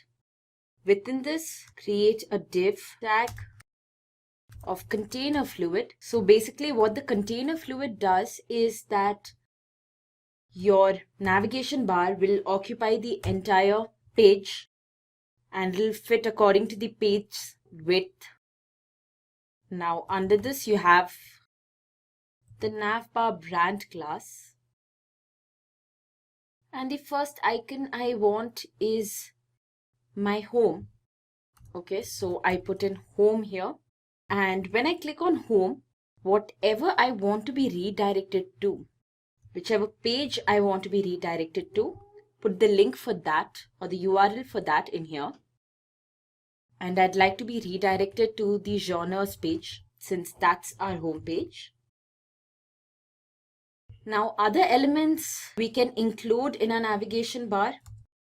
We put them as list elements. So class, navbar, and we want these elements to the right of our navigation bar. So we say navbar right. Now I'm not going into the details of this since again this is not a part of the Django tutorial. So we'll quickly just create the navigation bar. Now every element to the right will be listed out. And I'll have a registration button. So that will be under genre/register. Now I have not created the view for this URL yet. In fact, this URL is not even identifiable yet. But for now, I'll just put that in and we'll run it all together. And finally, at the very right end corner of my navigation bar, I want to display the username. That is whichever user is currently going through my website. Now, yeah, right now we have not designed the features for all of this. We don't have a registration form itself. So a user does not mean anything to us right now. But very soon I'll show you how you can create a registration form. You can have users register to it. So then this will start making sense. So we'll say li class, and in here, the way you can extract the current user of your website is you say request.user. And that's it. That's pretty much all we need right now. Just check all the tags again. We have the navbar inverse, which is the type, the look of our navigation bar. Container fluid. And here we actually need to specify that it's a header. So we say div class navbar header. Well, this would be closing right in the end.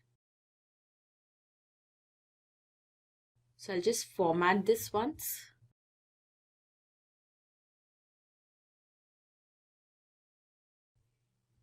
And finally, down here, you insert 2 Python statements. You say block content. Content is a variable, so you can have any other name here. Just say block content and then end block. So why this, I'll explain to you in a while. So basically this entire part creates your navigation bar, but you require this navigation bar to be present in multiple pages. So here, when you say block content and end block, it's basically the content that will fall in each of the pages. So if I go to my genre template page, I can simply include the base template here, and then everything inside the genre template page, all this instruction to actually create that page will come under a block. So what we'll do here is we'll go to our template pages, and here we will extend our base.html file. So extends genre/base.html, and then the body, the instructions within the body will be the content of the block. So you say block content and then end block. Now we do the exact same thing with our detail template.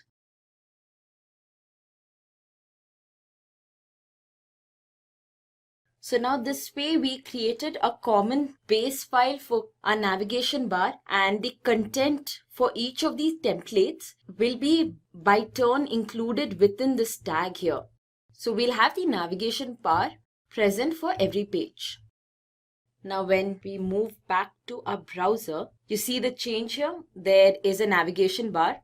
If you click on home, we'll be redirected to our genre page, and then click on one of the categories and you have been redirected to the next page. The navigation bar is still present. So we also have a user here. Currently, the only user we created, the super user, it's the admin. This will change soon once we start registering people. So next step is to create a form where we can actually have users register. So for our registration page, the first thing we need to do is we need to create a URL and go in here. Let's copy this line.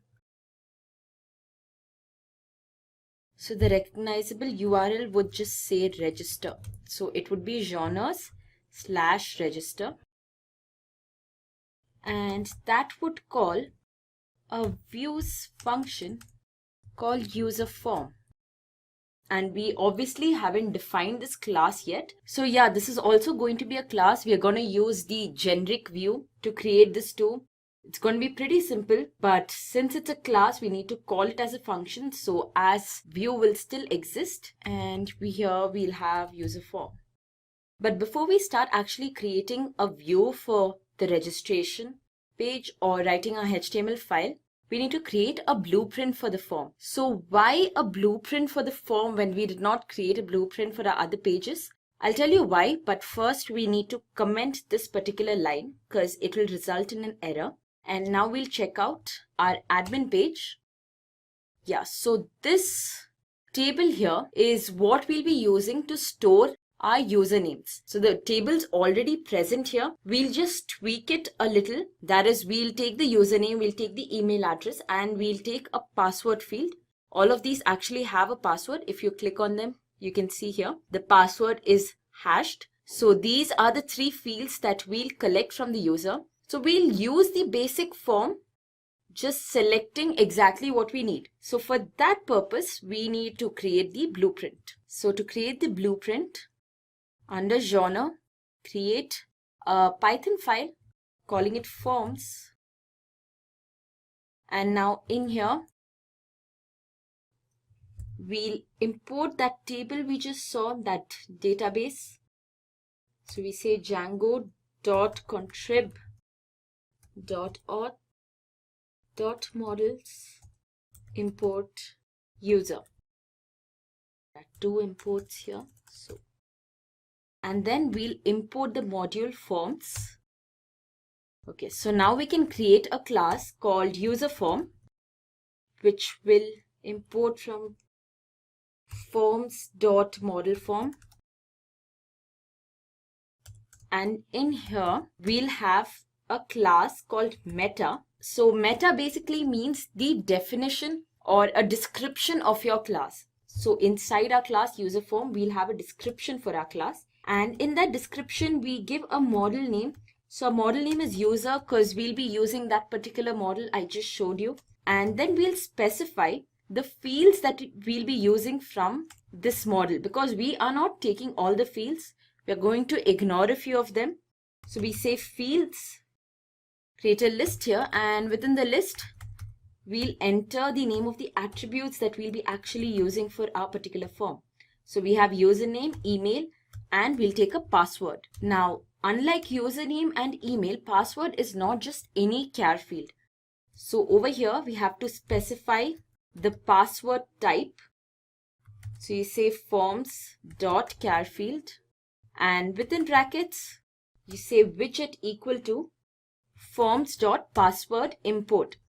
So password input. So from this, your Django will know that here we basically need to take the hashed values and not just store what the user inputs as characters. So that's it. With that, we have created the blueprint of our form. Next thing is we can actually go to the views and begin writing the view, the class view for our form. So the class to create our form would be called user form view. Actually, before we proceed, we need to import this. So let's do that first. Import user form. Also need to import some other packages. Here we'll import a few packages for user authorization. That's authenticate and login.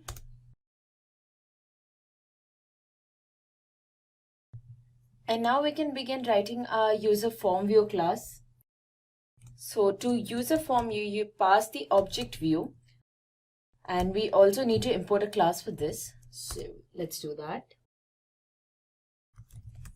From Django.views.generic, import view. Okay, so the first thing we need to define a class for this form. And that would be the user form. And once again, a template for this form, which will define the outlook this form has. So you give a template name, which is a variable name. Actually, you can have any variable name here, just something that makes sense. Now, I don't have a template page already. So I've not created another HTML file for the form specifically, but I know that I'll be creating it, the pass genre / and the name of the HTML file. So that would be form template. Now, the minute we are done writing this view, I'll show you how we do the template. That's just basic HTML code, so I'm pretty sure you know how to work with that too. Now with forms, there are two things. There's the get method. That is basically when the user wants a form. So you give the user an empty form. And there's a post method. That is when the user puts in his or her details into the form. So with our class, with our generic classes, these methods are already defined, and within 2-3 lines, you can completely define the functionality of these. So first is the get method, to which we pass self and request. Now the first thing is you provide the form to the user, and this form is empty. So you say self.form class, and you pass nothing to this because, as I mentioned earlier too, the form is empty. And now what you do is you return this object through the render function. So basically when you do this, the form is combined with the HTML file and an object is returned. So basically when you do this, what happens is, as I mentioned earlier too, the render function works in the same way. It passes the object of the form, the content of the form, to the template, and it basically sends out a HTTP request. So that's your template name, and then finally the form itself. And as we did previously, this will be a dictionary, and that is the get function. Now we'll move on to the post. Again, you pass self and request. Now, when the user enters the data and then hits the submit button, that's when the post function will be called. All the data will be stored in a particular data variable, and that is what we'll be defining in the first line. So form equal to self dot form class and request dot post. So all your data will go into this post variable. Now the next thing that the post function has to do is check if the data entered by the user does make sense. So for that you say if form dot is valid. So if the form is valid, save this data. So you say form dot save.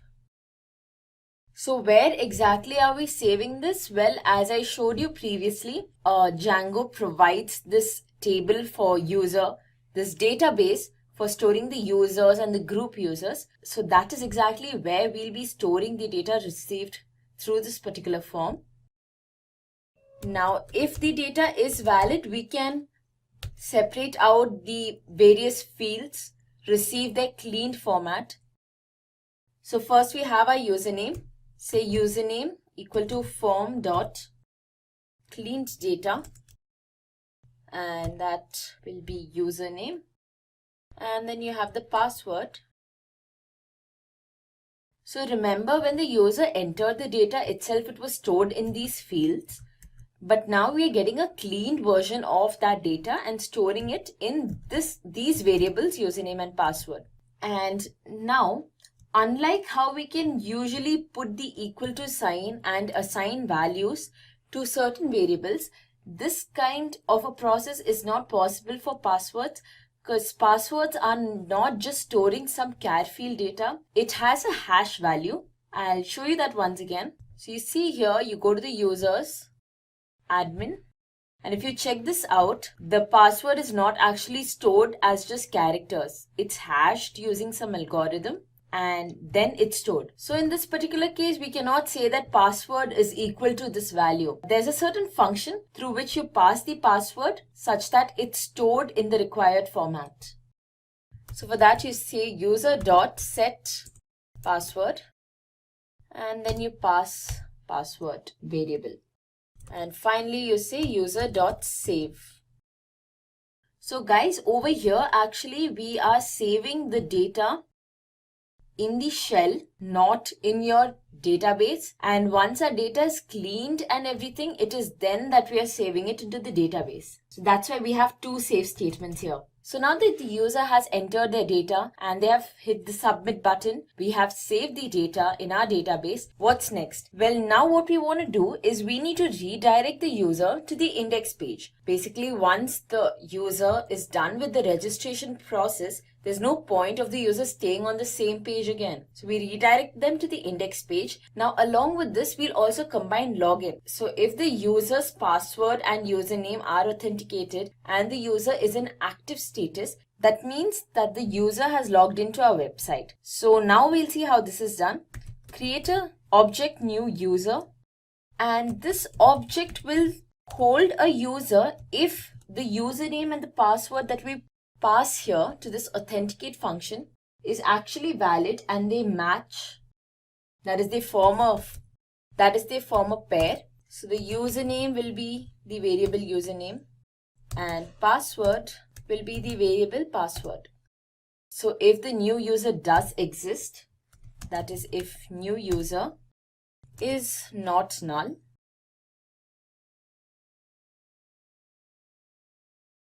if the new user is not none, we'll check the status of the new user. So what is the status? Again, I'll take you back to that database.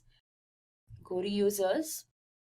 Well, since we're in the middle of the code, we cannot access this page. But basically this database or this table which stores the usernames has a field called status, which you probably would have noticed. And next to the active user, there's a green tick. So if the user has that green tick, if the user is active, that means his session is in progress. So it's basically like logging in. So you say if new user dot is active, you log in the user, so you send request and the new user object. And once the user has logged in, you return the user to the index page. And this is where you need to use a function redirect. Before we use that function, we need to of course import it. So here, redirect is within this same shortcuts library. We'll just add in redirect here. So index page is basically called genre. So that's where the user will be taken. Now, if this user is not authenticated, that is, there is some invalid data entered, we basically give the user back a form, an empty form, give them another chance to fill it. So for that, we just copy paste this line here, the render, put that down there. And that's it. With that, we are done creating our view for our user form. Now what we are left with is actually creating this HTML file. So let's do that. Again, go to genre, your main folder, and create a HTML file. Now remember what we named our HTML file in this view. That's form template. Make sure it's the same name. So let's start creating the form. The first thing we do is, for the form too, we want to add the navigation bar. So go to any of your HTML files and copy out these lines here. Registration. Then you have the block content, which is exactly where you'll be putting all your content. That goes here. And then we'll start, and then we'll add the end block. Again, copy paste that too. Okay. So now we can start typing out our HTML code. So first is our form tag. Now this is going to be an extremely simple, straightforward form. And now the thing with Django is, whenever you're having a form, an interactive form, make sure to include this CSRF token here. So CSRF stands for cross-site request forgery.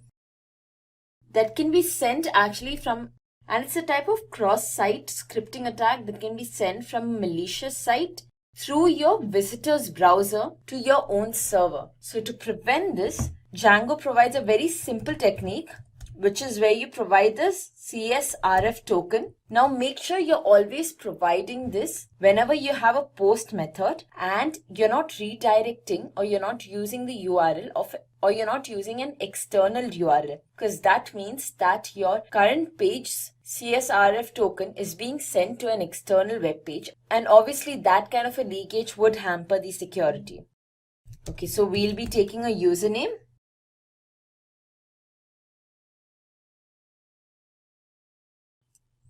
Again, email is also typed text.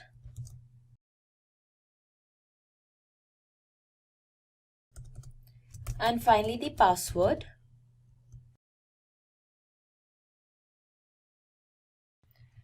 And after all the fields, you have finally the submit button.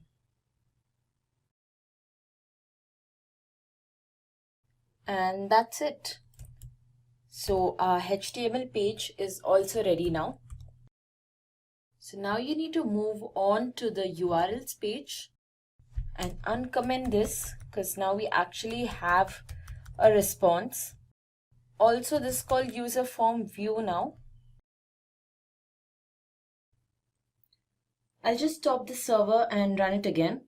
Although this is not really necessary, if you just go back to your page, refresh it, everything works fine. Okay, now we will move on to our web page. Okay, so our home page is working fine just like before. Next, you click on register and here's your form.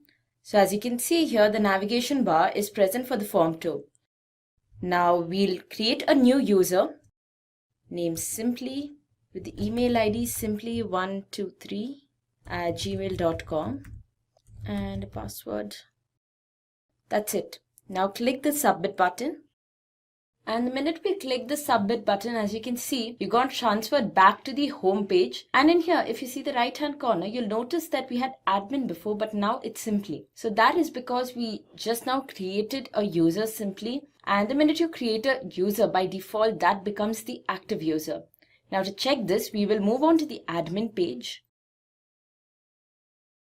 And this is our landing page. So now what happened is that since the other user that we newly created is the active user, that means we got logged out of the admin's profile. And to view the admin page, of course, we need to be logged in as the admin. So I log back in. And as you can see here, under the users group, you'll notice we have a new user created simply with the following email ID. Video on GitHub Copilot at Simplilearn. In this video, we are going to explore the powerful capabilities of GitHub Copilot and how it can transform your coding workflow. GitHub Copilot is an AI-powered code completion tool that is going to help you write code faster and more efficiently, whether you are building simple scripts or complex applications. In this video, we will cover how to set up GitHub Copilot, how it generates code suggestions, and how you can use it to enhance your coding experience. Plus, we will walk through some practical examples and show you how GitHub Copilot can assist in debugging, improving code quality, and even learning new coding techniques. By the end of this video, you will have a clear understanding of how to integrate GitHub Copilot into your development process and leverage it for maximum productivity. So let's dive in and see what GitHub Copilot can do. So let's start with understanding what is GitHub Copilot. GitHub Copilot is an AI-powered coding assistant that was created by GitHub in collaboration with OpenAI's Codex. It is designed to understand the context of your code and provide intelligent suggestions as you type. Whether you are writing a simple function or tackling complex logic, Copilot is here to make coding faster, smarter, and more efficient for you. Now, let us discuss some of the key features of GitHub Copilot. The first one is code completion.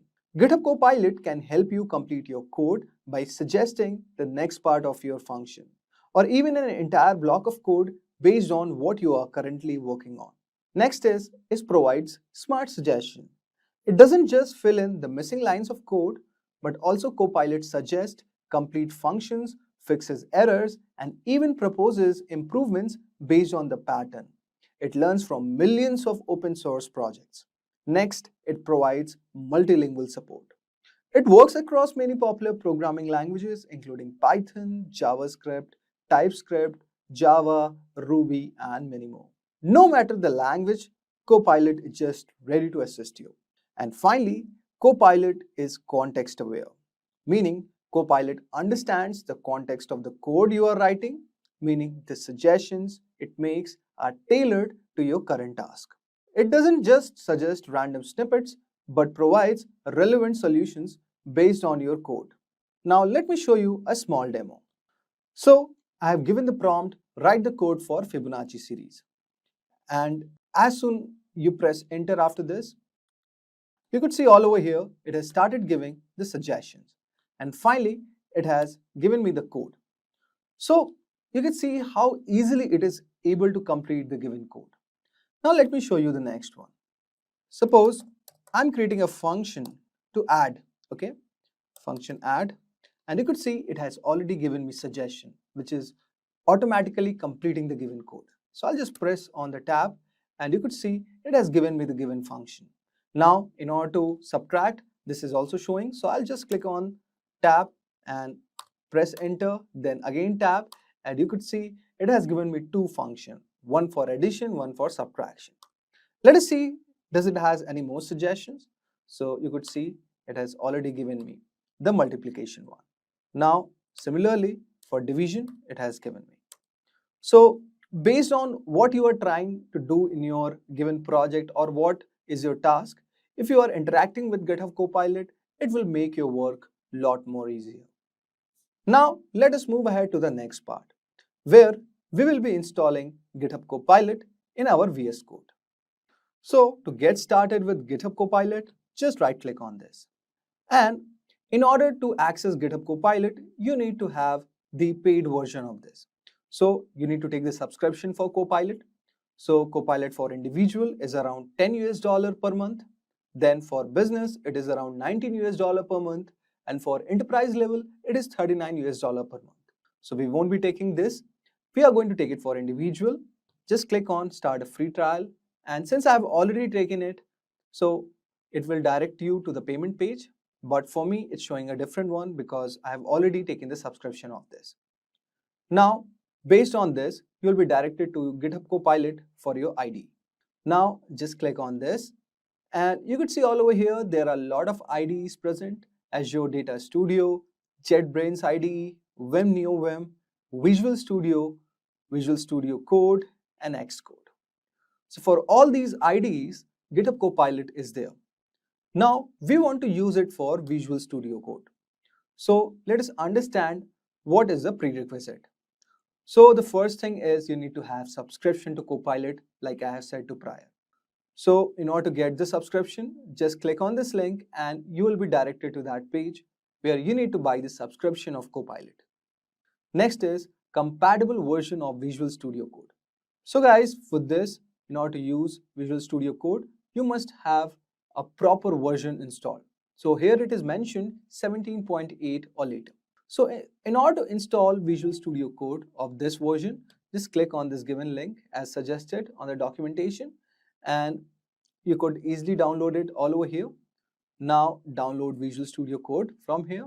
So you could see there are 3 options given: free download, free trial is there. But we are taking for the community purposes. So just click on this and here you are going to get started with downloading. Since I have already installed it, so I won't be doing it. Now, the next thing that we have to do all over here is account integration. Now, let us go on the extension panel and type GitHub Copilot. So you could see all over here, I have already written GitHub Copilot and this extension is showing. So you have to search it all over here in the search bar and you need to install this.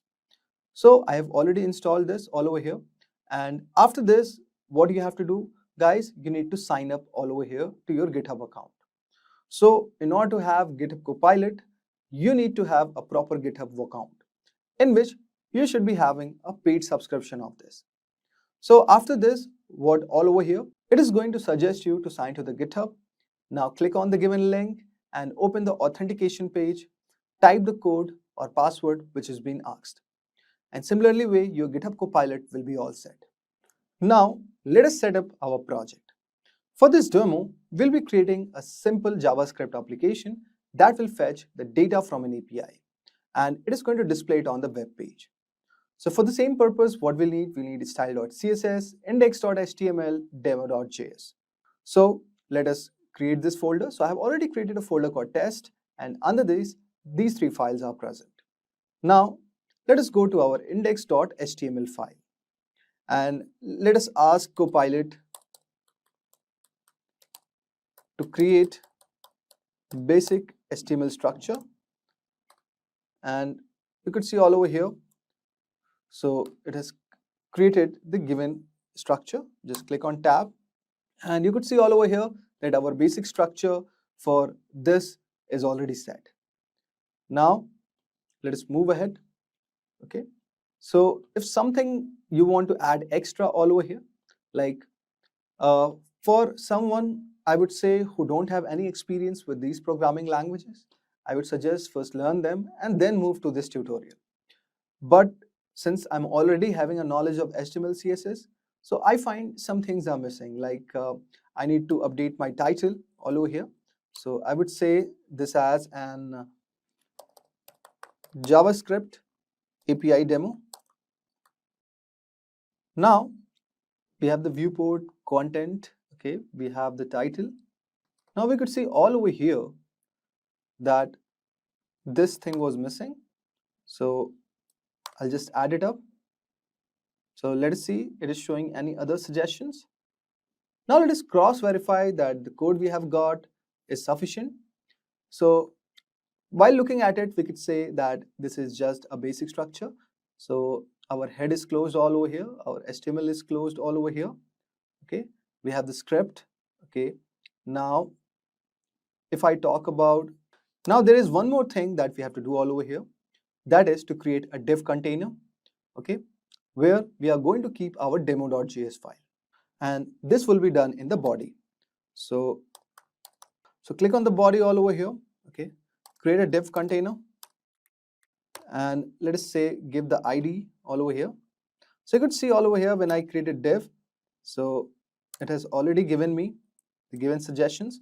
So H1 would be JavaScript API demo, button on click, fetch the data, get the data from the button, and div ID output.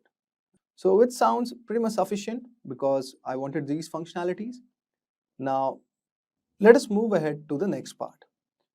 Now in this section, what we are going to do, guys, we will be creating a JavaScript file to fetch the data from a given API. Now in this demo.js, let us ask Copilot create a basic API to fetch data from the server. Okay, so it has given already a suggestion. I would just click on enter, but see, it's giving me express. So this is a part of Node.js which we don't want it. Now what I'm going to type, fetch data using async function. Okay, now let us see. So you can see all over here, it has created the function where the function name is fetch data, and it is given for the response equals to await fetch, and then it's giving the JSON file all over here, await fetch https JSON placeholder typecode.com, then the data it is awaiting from this API, and finally it is printing the log data. Now with the help of fetch function, we are trying to fetch the data. So you could see all over here that as we typed the function name fetch data, okay, and it has suggested the entire function body based on the knowledge of common API fetch patterns. This actually shows that how Copilot can help you suggesting commonly used code snippets. Now let's process the data we fetch and display it on our web page. So in our fetch data function, what I want to do, we want to loop through the data and display the titles all over here. Okay. So now first, before doing what we need to do next, let us follow this page. Okay. So you could see all over here. So we have the user ID, ID1, title, something is there, completed false. Now let us replace this with something else. Okay.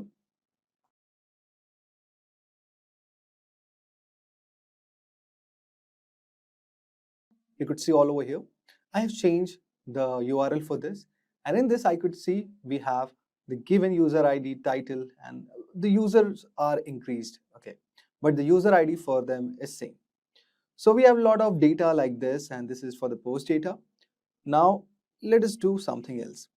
So what I want to do next is that I want this fetch function to fetch the data, and the idea all over here is to loop through the data and display the titles of the posts on the page.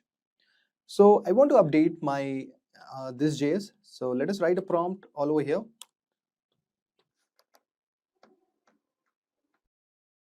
So we are going to update the Copilot. Now I want to update demo.js file, and I want you to loop through the data given by the URL and display the titles of the post. So update it. So we have given the prompt. Now let us see what is generating. Now you could see all over here, it has given us this function. Okay. Now fetch data dot then data for each post, and then it has given the, we can say, catch if and else block. Now you have two options all over here, either to accept it. If you are understanding that this logic is correct, you can accept it, or you could click on discard. So mostly it has given us the correct code. Okay. Now you could see as you click yes, it has already gotten integrated into your VS Code. Now, as a software developer, so let me check what extra things that I need to do. Now, we could see all over here, we have the basic thing set up all over here, but few things are missing. So what I'll do first, so after this, okay, so this function should be kept inside it.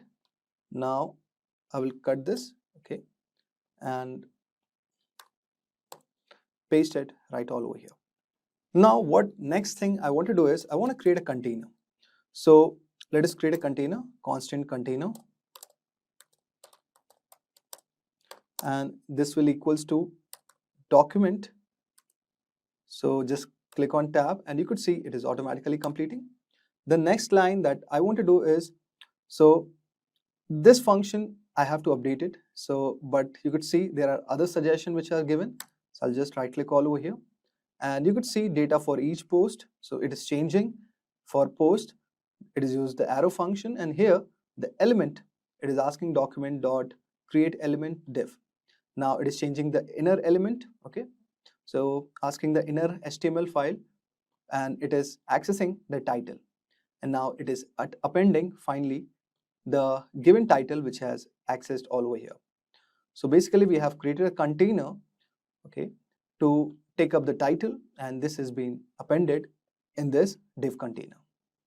So we don't need practically these things. So I just will close this, okay. Now the next thing that we have to do all over here is to call our fetch data function. So click on tab and you could see it has suggested it. Now in this we have written the basic structure to select the container element that Copilot has suggested all over here. Then we have applied the for each loop, which is a very common method to iterate over the arrays and process each element. So in this given example, we saw like how Copilot has accelerated our development workflow by suggesting the right approach. Now, in the next process, let us add some basic styling to our page to make it look better. So GitHub Copilot can also assist in generating styles. So first open your style.css file all over here and let's start styling the page. So let us ask Copilot to add some basic style for container and text.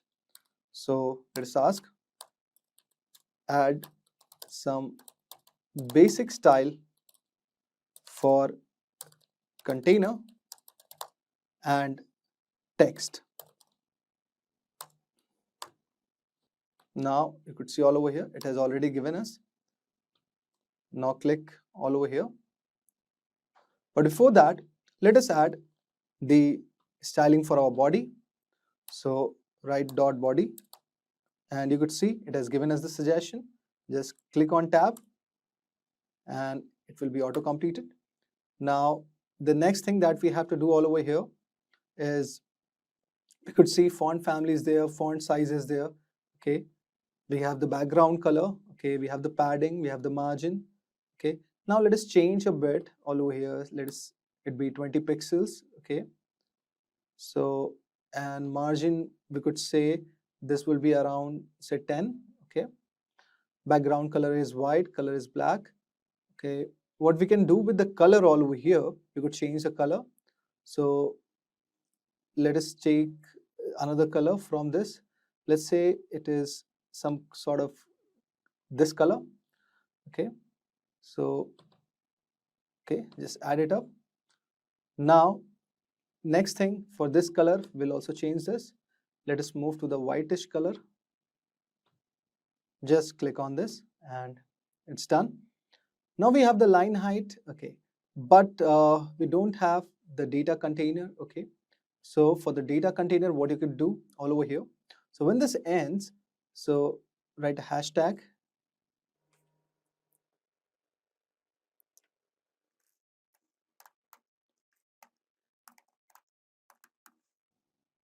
and click on tab.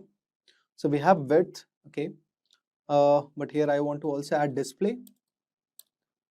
So add the display all over here. Say we'll keep the display as flex, okay. Now and we could keep the flex wrap as wrap. Then do we have the gap all over here? No, we don't have the gap. So just add gap, and we could give gap as around say 10 pixels. So edit this around 10. So guys, one word of caution, like you don't have to blindly accept the suggestions which Copilot is giving. It is going to give you basically a template, and after that you need to keep improvising it, because ultimately you have to interact with this tool. And the core idea all over here is that you don't have to write this, you don't have to hard code this. Ultimately you have to adjust it, and you need to see it like, is it on the right range? So those are the important things to note of. Now let us add the data container div. So click on hashtag data div. Okay, sorry, it will be data container, and click on tab, and it has given us a certain blueprint of this.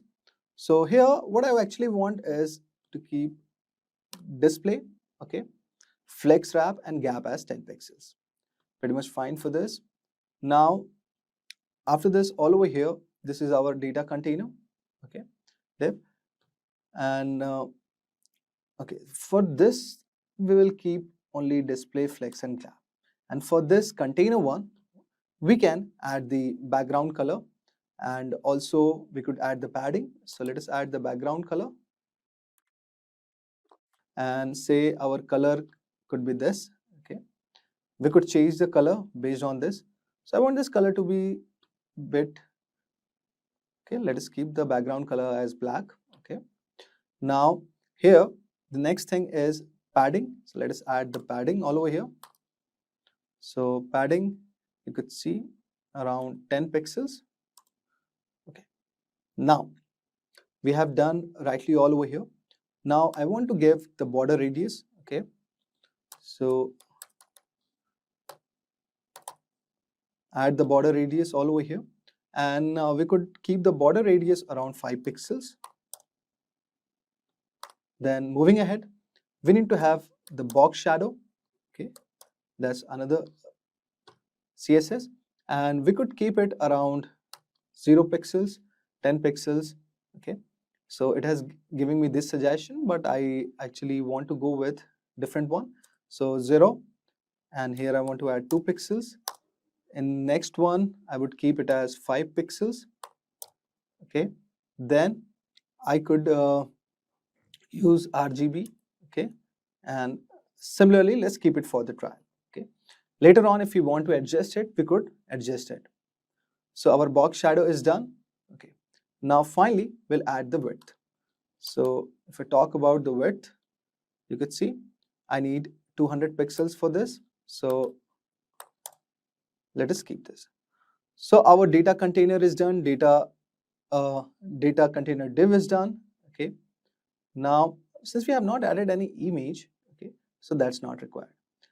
So for body we have done. Now by mistakenly I wrote this also, so but this is not needed because this is covered in both of them. So in this we have added some basic styling. So after repeat. So after adding some basic styling to the body and creating a responsive container for displaying our post, we notice that how Copilot is providing the right CSS suggestions, making it easier to get a clean and modern layout. Now it is a time for a test. Now let us see if the test app is working as expected. If there are any errors, then GitHub Copilot can help us debug by suggesting the fixes. Now let us try to run this. So, and I'm very much sure that there are some errors happened in this code, which I might have deliberately done, but let us see how it works. Now just click on F5, and you could use web as Chrome.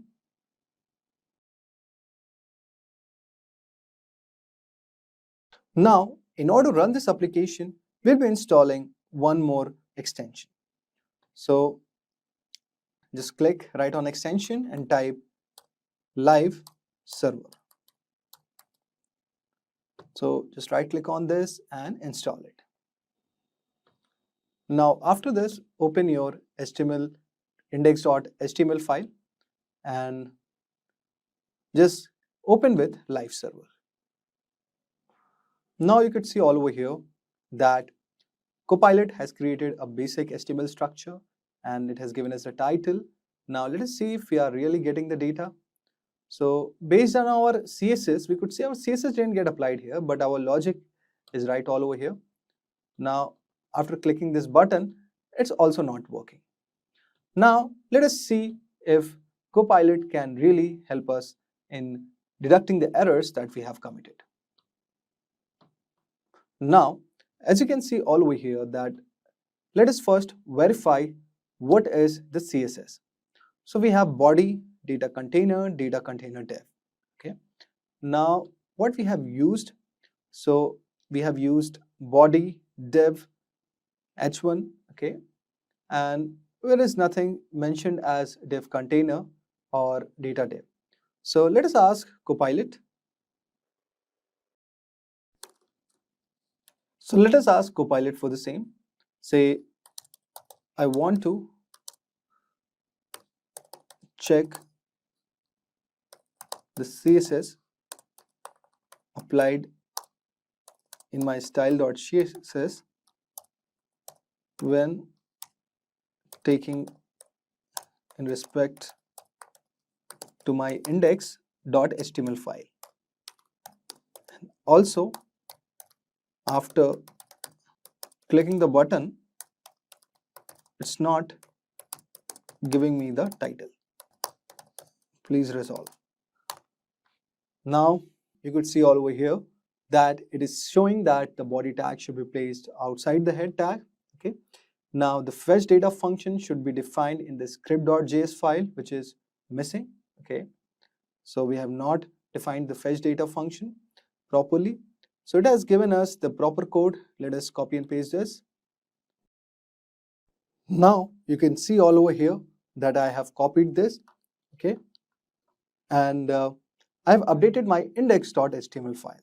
Now the next task, it is saying to rename it. So let us rename it with scripts or .js. So let's type,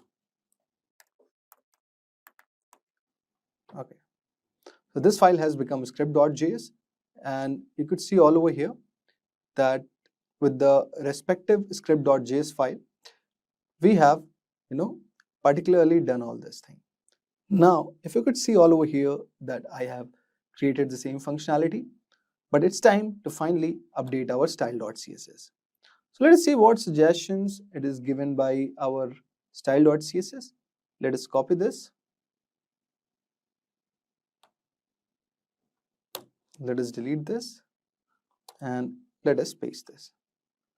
Now finally click on autosave. Okay.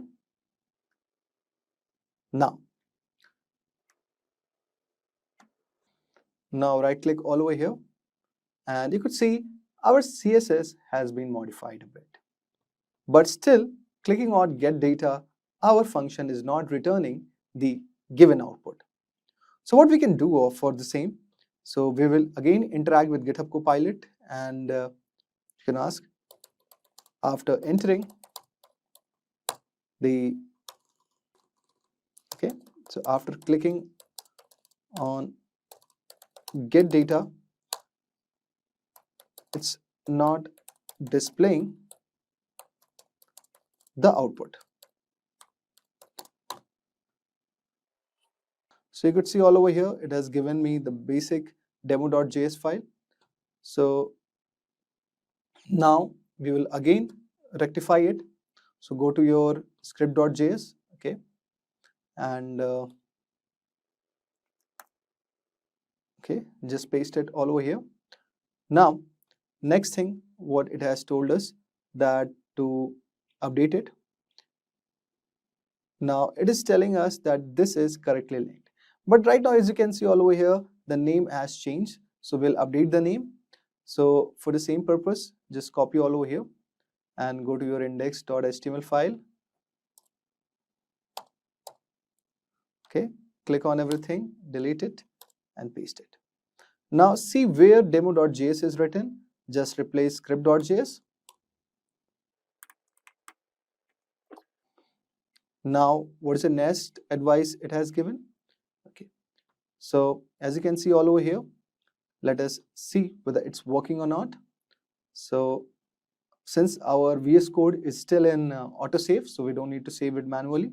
So we can go again. And as you can see all over here, when I'm trying to refresh it, it is already giving me the title of the respective thing. Now, if you want to play with the CSS, you can still interact with the GitHub Copilot like I was doing.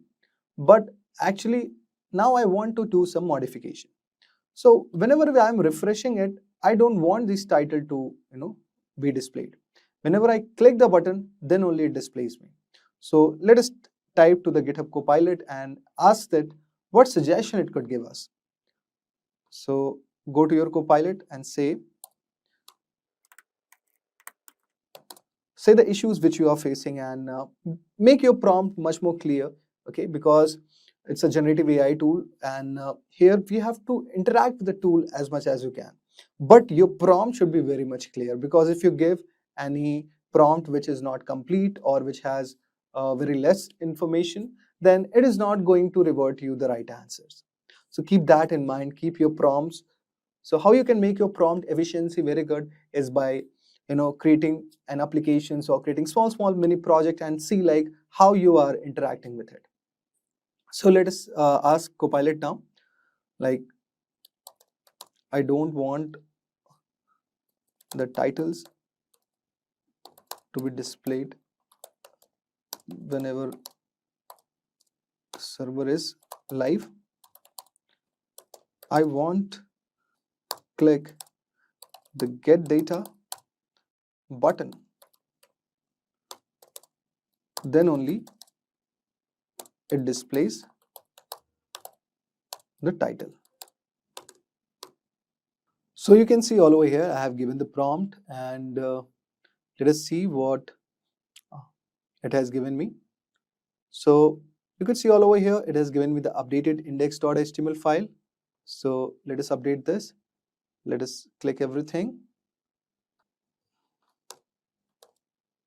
Okay, now let us move ahead to our script.js file. Okay,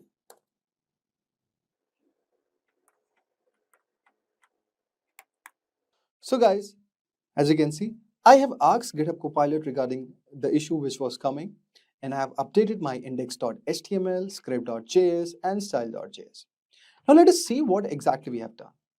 So what we have done all over here, that the thing which we are not doing is to first clearing the previous data. Okay, so for the same purpose I have added this code given by Copilot. Then we were looping. Okay, this one we have done already. Now after clicking the button, we want to change the background color. For this we have added this functionality. If we are getting any API error, so it's going to catch up from this code. Okay, so we have done little bit of adjustment, and also in our index.html we have also added a button functionality also. So this fetch data functionality, okay, which is going to redirect to this function, which is finally returning the given data, or basically the title from the given APIs. And style.css have been updated based on it. So you can see all over here we have updated font family, we have done transition, we have done padding.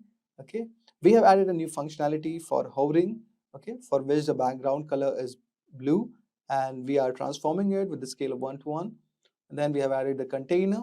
Okay, so these are some of the basic CSS classes that we have added and updated it so that with respect to our index.html file. Now let us try to see our application. So my live server is on, and for you, if you have stopped it, so just select all, and what you can do, open with live server. And there's a shortcut for this also, that is Alt L or Alt O. Now let us direct. So you can see all over here we have seen that our title is a little bit bold and there is spaces, and you can see the hovering functionality. So you can see currently our color for the button is white, okay, but whenever I hover around it, so it changes to blue. And you could also change the text style all over here in this button. Now let us see whether this is actually working or not. So right click on get title, and you could see this amazing functionality that it is also changing our background color. And we have got the title from this API. Okay, let me show you the API, which is https json placeholder typecode.com/post. So this is a dummy API from which we are getting the data. By 2025, if you are not using AI to code, you might be falling behind. That might sound extreme, but the truth is AI is changing how we develop software at lightning speed. Whether you are a beginner or an experienced programmer, AI tools are opening up new opportunities you might not have thought possible. In this video, I will show you the top AI coding tools that will make you feel like you have got a full team of developers at your disposal. No matter if you're working on web apps, mobile projects, or data science, AI coding assistant can seriously boost your productivity. Before we get into the list, let me quickly explain what AI coding tools actually are. These tools use advanced machine learning to enhance your coding experience. They can suggest smart code completion, generate full code snippets, and handle repetitive tasks for you. Think of them as a helpful assistant, always there to make coding faster and easier. So now let's check out the best AI coding tools used in 2025. So welcome to the demo part of best AI coding tools for 2025. So in this, I will show you top 5 coding AI tools, right? First, we will start with ChatGPT. So I'm not talking about the simple one because simple one is everyone know, but recently ChatGPT launched GPT-4o with Canvas. So we will open this. Here I will write, give me login page code using HTML, CSS and CSS. Okay, see the magic. See, like this. So right now it's in beta version. Okay, so I guess those who have paid version, so they can use this. So now see here, what if I want to change these background color, only particular background color. I don't want to change all the code, but I just want to change these color, H2 color, or you can say display, it will block or something else. Okay, I want to change the padding of this particular class, right? So here what I will do, I will select this, and when pop-up will come, ask ChatGPT. So now you can just here you can write, please change background color to blue. I don't know which color is that, but again I want to change it to blue. See, it will change only the background color. See, rest will be the same, right? See here, edited. So this is the best upgrade I can see with ChatGPT with coding, for coding. Okay, so let's see one more. Okay, so here what I will do, let's change the padding. Okay, here I will write increase, what is this, border radius, border radius. Okay, see here is 8, it will increase. See, it did 16, and the rest all is same. So this is one tool. Okay, ChatGPT 4o with Canvas. The second is Gemini. Okay, I'm not going to use Gemini into Gemini prompt, but I will open one thing, Google Colab. Okay, so here is Google Colab, and I will open new notebook. So here you will get Gemini inbuilt. Here you can see Gemini inbuilt. But first you have to log in. See, start coding or generate with AI. If I'll click on generate with AI, so it will ask me like this. So I will write, okay, give me code to find odd and even in C++. Okay, you can write anything. So I will write enter. See, it's generating and code is here in minute of seconds. Okay, if I will write in Java, the code is here. in minutes of seconds. Okay, in seconds it will give you. So this is the second. You can use Gemini as well in the see while giving prompt here, or you can open Gemini, right? You can open Gemini as well, but it's better if you are using Gemini for code, so use in Google Colab. Why? Because you can use or you can run code directly. Okay, let's try to run it. Let me run it. See, it's running. Wait. Okay, some error is there. Invalid syntax. Why? Okay, why it's giving error? Because I opened this, it's notebook only. Okay, this is the Python notebook, right? That's why it's giving error. Okay, let me run this in Python. Oh my god. See, it's running nicely in Python because it's Python notebook. Okay, so these are the odd numbers and these are the even numbers, and numbers are already given here, right? So this is the second one, and the third one is Claude. Okay, I have to log in it first. So here, so in Claude as well, we have many models. You can say Claude 3.5 Sonnet and Haiku is there, and some more things are there. Okay, and here I will write. Okay, please give me code to make snake game in Python. Okay, so see, now it's generating. So some tools are to generate code from the scratch, and some tools are the suggestions tools. Okay, we will see the next one, the suggestion tool, what I am talking about. Okay, so here all the details for this particular code, and yeah, so third model is Claude. So this is how you can use Claude. So there are many models of Claude, like I told you already, 3.5 Sonnet is there, Haiku is there, and there is one more. Okay, where I can't see. Okay, but again, it's it's paid thing. Okay, and the next is Codium. Okay, so I will show you Codium. This is the Codium, right? This Codium is this. So I have already installed this Codium into my VS Code. Okay, see, Codium generate control plus I. See, this is the command. Just write. This is again Python one. Okay, give me code to find the prime numbers in Python. Okay, just submit, and the code will be here. See, okay, code will be here. Or if you write here, find the prime numbers. See, it will give you suggestion. Okay, if I will write def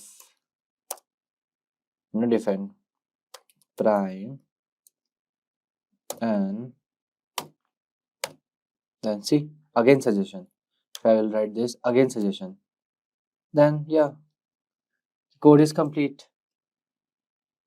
Okay, so it will give you suggestions as well. Okay, this is a Codium. So just like Codium, so this is our fourth tool, Codium, and just like Codium, there is one amazing tool which is called AWS Q Developer, Amazon Q Developer. This is the amazing tool. Okay, so recently they jumped into this thing, AI coding, and you can install it to Visual Code directly as well.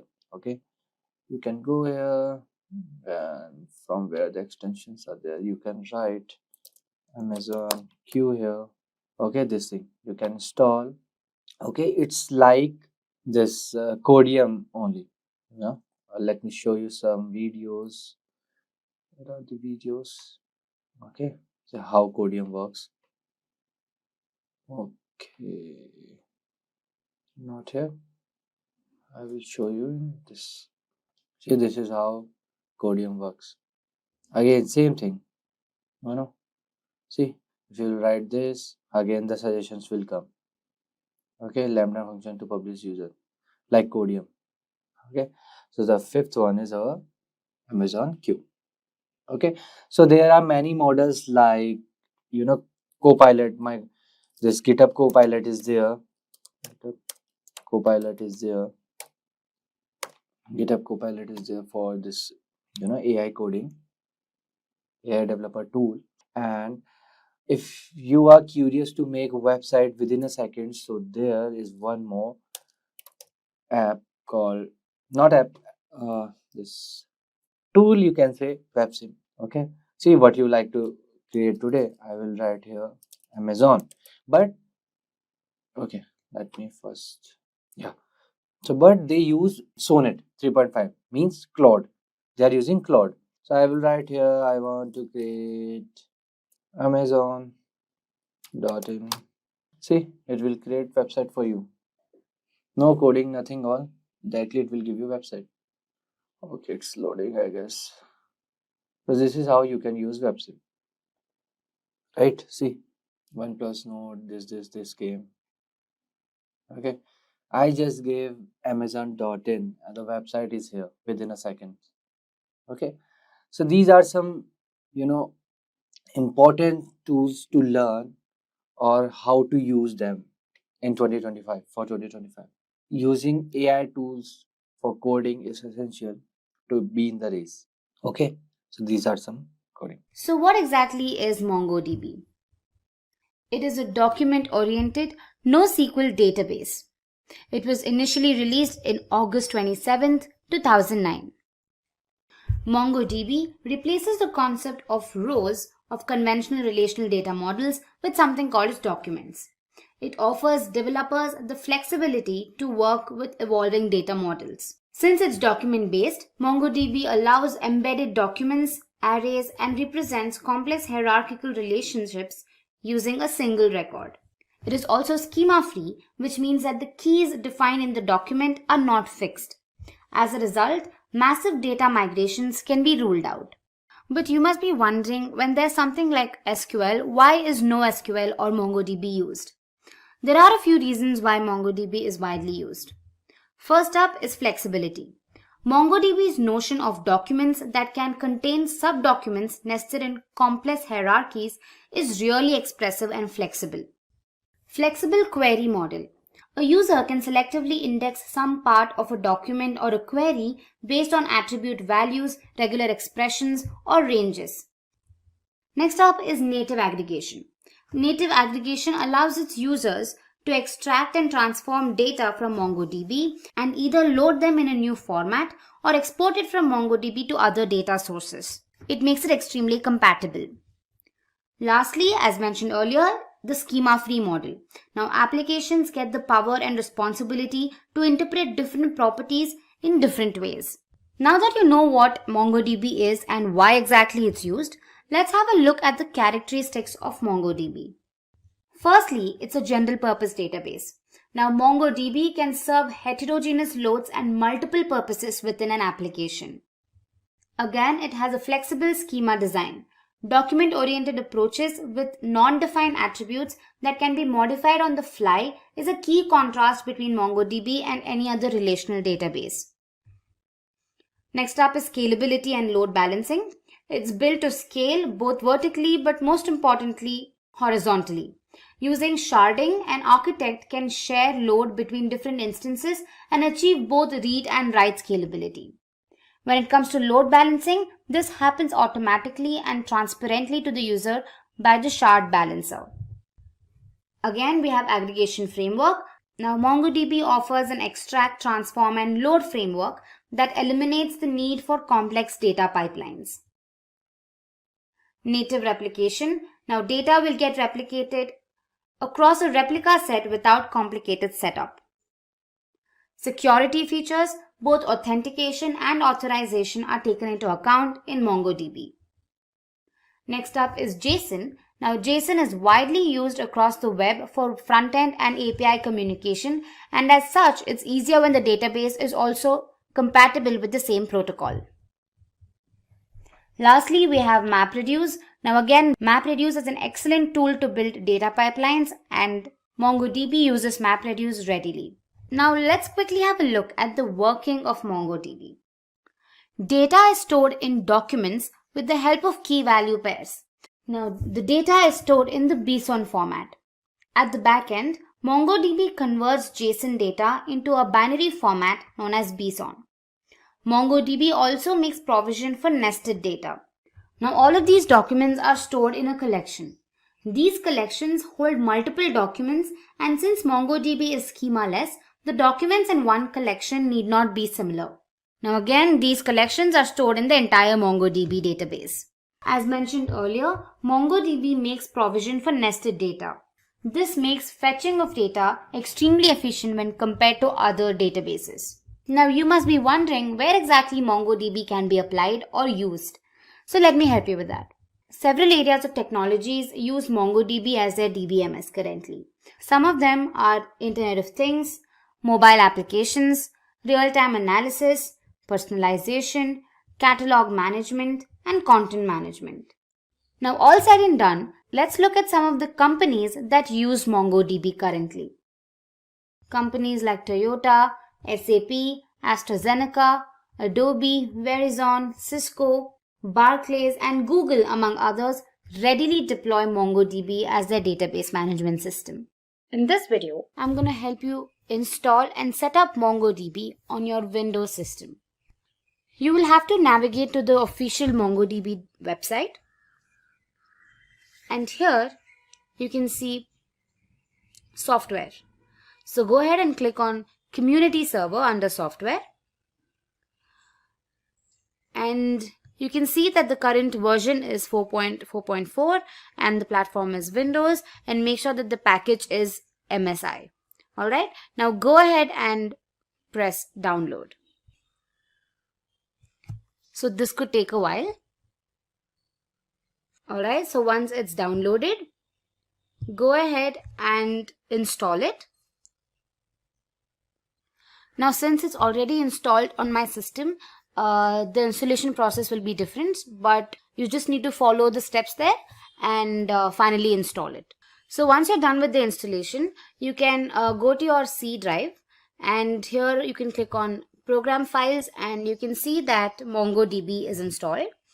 And inside of it, you have the server folder, and then you have the 4.4 folder, and then you have the bin folder.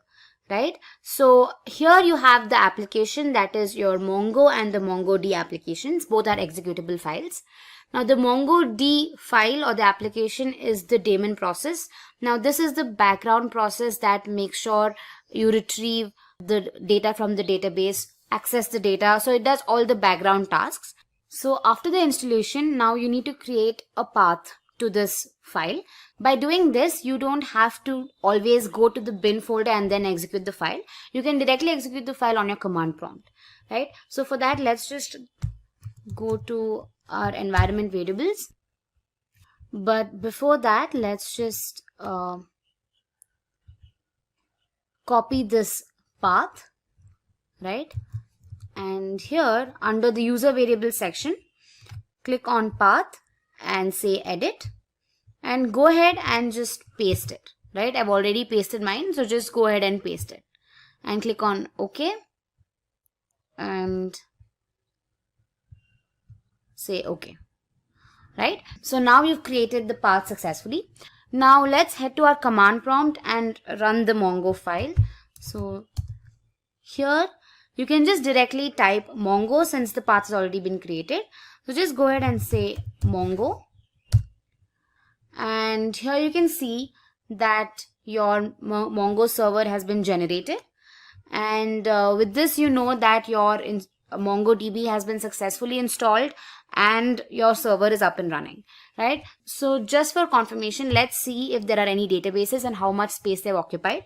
So you can right now just type show DBS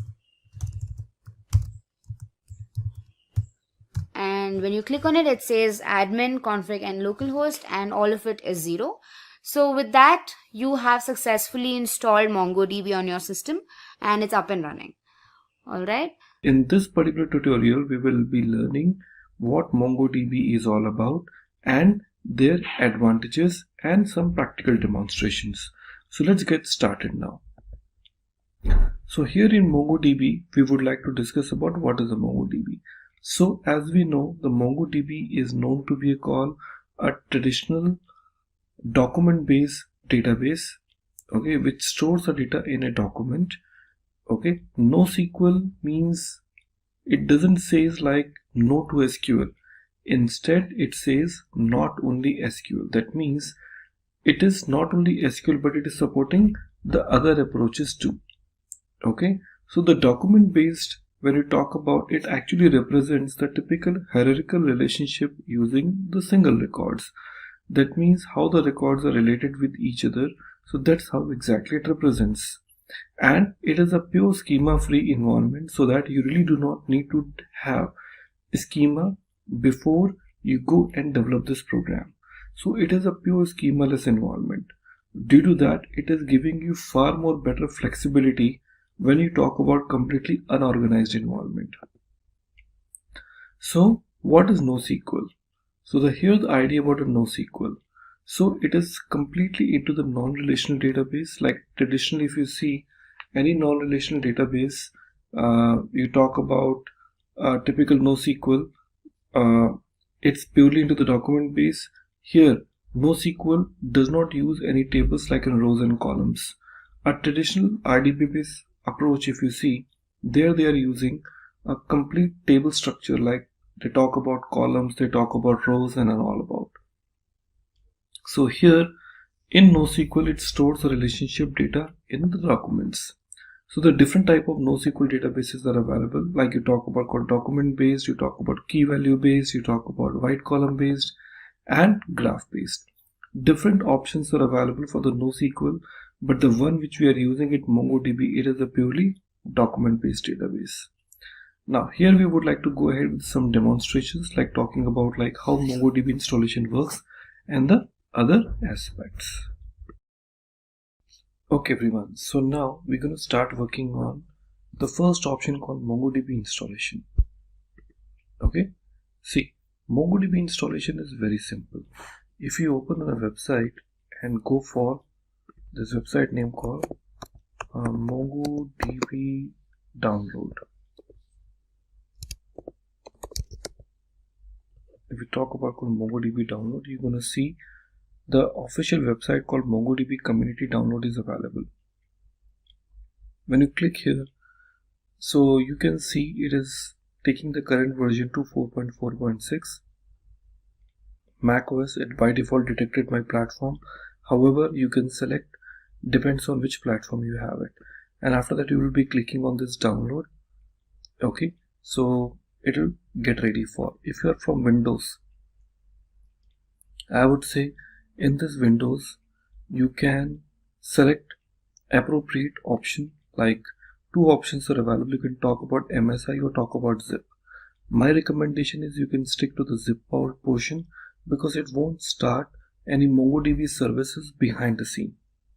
That is really helpful, because you really do not want the MongoDB to be there running unnecessary, even if it is not required.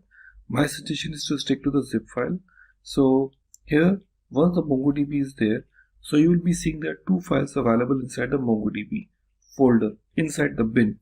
So once you download the zip, you will find two different type of files are available. Let me mention those. So inside the bin folder, you will see two files. One is called MongoD. Okay, the other file which is available called Mongo. MongoD is to basically start the MongoD server, and the Mongo is actually the client which will connect with the MongoD. Clear? So if you are in Windows environment, so once you are inside this bin folder of your zip file, you will get the MongoD. So you have to double click on this. It will start a new command prompt. So you do not need to do anything further. Just minimize this command prompt and go inside the bin folder again and click on the another binary file called Mongo. So it will get start as a client. Okay, since I am using the MacBook, here the concept is little different about how MongoDB can be used. Okay, so this is just a basic way of how the Mongo is being used into your code.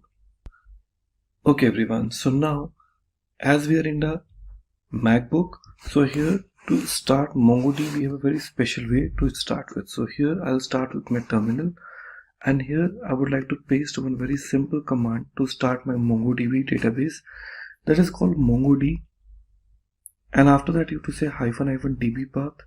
It is the place where your database will be starting. And one more important thing I forgot to mention, like MongoD would not start automatically inside your Windows machine unless inside your C drive you have to create a new folder name called data, and under this you have to create a new folder name called db, because automatically when the MongoD starts, it looks inside the C drive data inside a db folder. There your all records will get stored. So do not forget, whenever you're trying to use the MongoD, so you must have this particular folder structure in place in your local machine. Otherwise this is not gonna start. Every time you start your MongoD without this location, it automatically terminates. So to avoid those, make sure that you have this DataDB folder ready with you. However, you can also change the location of this particular folder structure, for which we will discuss it little later on. But as of now, we can see I'm giving my location that is called -db path /datadb. I hit enter. You can see now my MongoDB is starting now, and since it's stuck, so I have to start the new terminal now. So here I open another tab and type Mongo, and the moment I type Mongo, now you can see it is now connected with my MongoDB, and now it is ready. That's the first thing you need to remember. Okay, now to check which other databases are available to you, so you can just type show DBS. So it will show you the number of databases which are already there inside your existing newly installed MongoDB. But you can go back and create new database too. Here you can see some databases are already present. However, you go back and create the new databases into your system. And to create this database, we have a very simple option available here, name called use SimpliDB. If I say use SimpliDB, it automatically creates this database and take you inside. Let's see. Now you can see you say use SimpliDB, it automatically creates, though it is not there, but automatically takes you in while creating those. Okay, so that means you are in current database name called SimpliDB. So if you're not sure which database you are in, so you can just type DBS or DB, and it will show you that your current database is SimpliDB. That's it. So your database is set, and we are all good to go ahead with our next level development. Hello everybody and welcome back. In the previous videos you have seen like how to create a database and how to identify whether my database is there or not. So if you remember, previously we have created our database using use keyword. So if I just see my databases which we have created last time, so how we can check this out? We can say show space DBS. Okay, so you can see we have got database list, but we do not have any database which we have created last time is registered here. That's quite surprising, because when we have created our database, it should be listed here, but it is not. Let's do one more time. I'm saying use SLDB, and I'm saying switch to SLDB. Now when I say once again show DBS, so I still don't see my database is listed here. There is a reason. The reason is, according to the MongoDB rule, unless we have minimum one record or collection stored inside my MongoDB, it really can't show in the list. Now I want to tell you about a few important things. Now, here when we talk about called MongoDB, in this MongoDB, compared to the relational database, here the table, which is actually in RDBMS it is called, here it is called collection. Okay, DB is still called DB here. Okay, that means the database will be still called database, but row, what you use this word in a traditional RDBMS, here it is known as called document. If you remember, I told you like it is a document based database. So here every single record what you try to insert, it is not called a typical row, it is instead called a document. So every table is called collection and every single row it is called document. That's what exactly the difference is. Okay, now here once it is ready, we will go ahead and talk about our next feature now. Well, we have to basically go and create a new collection. Okay, so what you can say, db dot create collection, and here I can pass my collection name. I can say demo collection. So once it is done, I can see it is collection is created. In typical language, I can say the table is created, and now when I try to see same show dbs, I can see my database is now listed.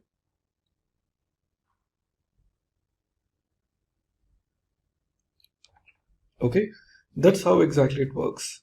So the very simplest way of how we use in my code.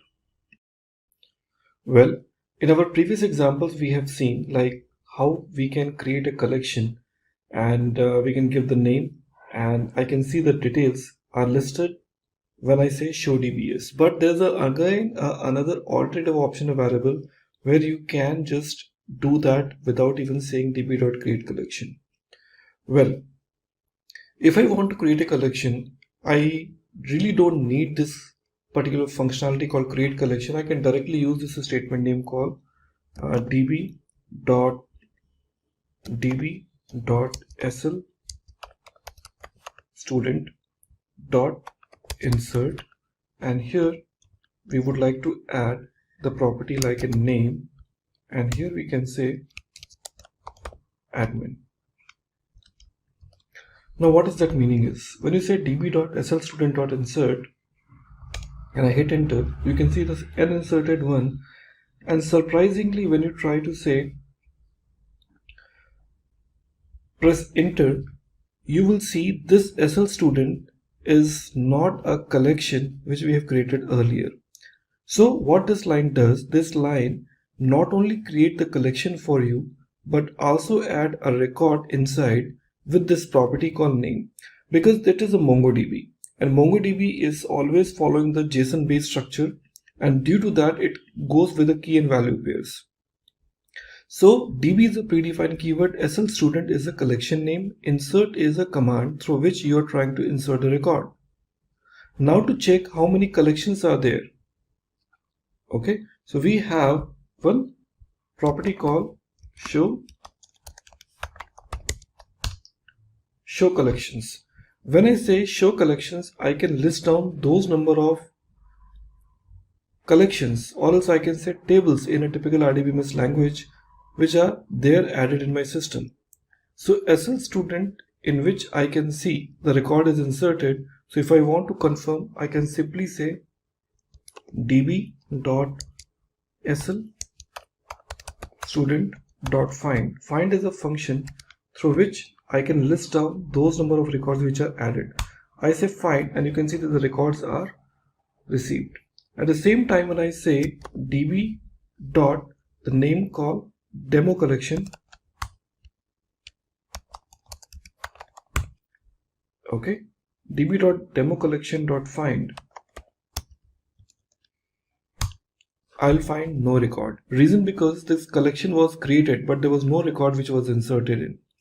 But you will see when I write this command called slstudent.insert, it not only create a new collection for me, but also insert the record into my table, also called a collection.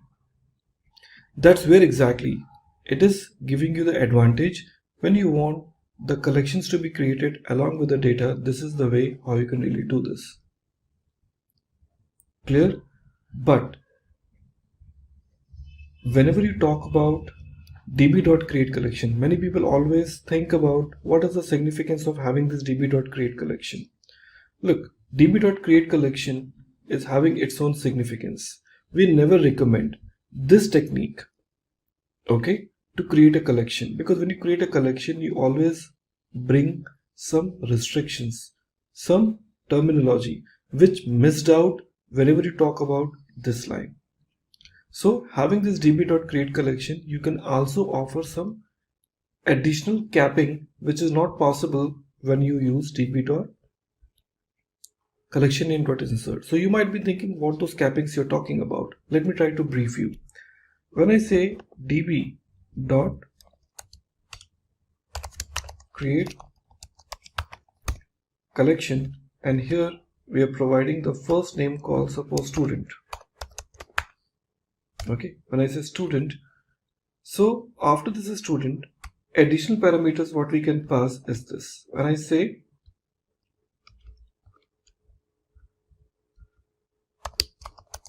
capped colon true, what we say capped colon true, so you are enabling the capping. After that, the next parameter I'm going to pass, that is known as called size. In this size, we are providing the size. Suppose I'm saying 5 to 4, and also we are saying 2880. That is the size of 5 MB, and here we are giving call max colon 5. What exactly that meaning is? See, the meaning is very simple. Whenever we try to bring this create collection option, so capping true means you are enabling the capping. So what does that meaning is? It is trying to say in this particular collection name called student, maximum number of documents can be either 5 or less than 5. Clear? And the collective size of documents cannot be increased to more than 5 MB. That means you're trying to say either by adding the total number of 5 records, the collective size of 5 documents will reach to 5 MB, okay, or else the maximum number of 5 documents can be stored. So whichever fills earlier. You may have a total number of 4 documents which are pretty heavy and they reach to the size 5 MB, and beyond that the next document won't be added, or else you can have the 5 documents which has not yet even reached. So any option will help you to achieve this. So that's where exactly you can offer the capping, but this is only possible when the user is trying to say db.createCollection. This option is not possible when you're trying to use this. So that's the benefit of having this db.createCollection, and this is what we always recommend. Well, now we would like to talk about our next feature here inside the same MongoDB. So we now know how to create a collection, how to create a database, and how to switch from one database to the another database. Now we will tell you like how to insert a document. So far we have already seen how to insert a document inside the MongoDB. Now we would like to also show you how we can insert the documents using multiple techniques. So remember one thing, MongoDB comes with two different types of documents. One is called relational document and second is called embedded document. Mostly while working with MongoDB, we always recommend you to use embedded documents because that helps you to scale up your application without any hurdle. Okay, the embedded documents means what? That means the I would say the parent record as well as the child records both stores in the same location. Fine. So how exactly that is? Let's take a look about this example. Here we would like to insert some records by saying db.create student. I do not have a student collection, but I'm just telling you db.student.insert. Here we would like to add some records. What I'm trying to say, the registration number. I'm just saying 1, 2, 3, 4. You can give anything. Now the next one we will talk about called name. This name we can say student1, followed by the next one. I'm talking about which course the student has registered, so we can say course. Inside this course we would like to say the course name. So let's say course name. We are giving the course name called MCA. Okay, followed by another property called duration. Okay, I'm giving this duration is called 3 years, like that. After that, this curly braces is closing. That means, see, the idea is like you see the course is an embedded document, because from course you have got few more properties like in course name and duration. I'm closing this and starting the another property, and that is called address.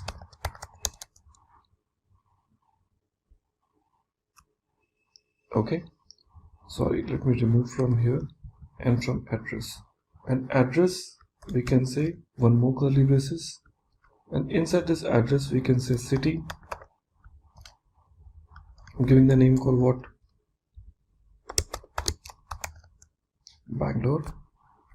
The another one we are using that is called state. Let me remove this state colon KE. Okay, and the third property we're using that is known as called country. Here is saying IM, that is called India. So it is closing here. Okay, and it is closing here. So the inner document and outer document both are closed. Hit enter, and now you can see the records are inserted. One thing you might notice, the course and the address, these two are embedded documents and they do not have any primary key of its own. Instead, the course and address both are directly dependent on the student object or the student database.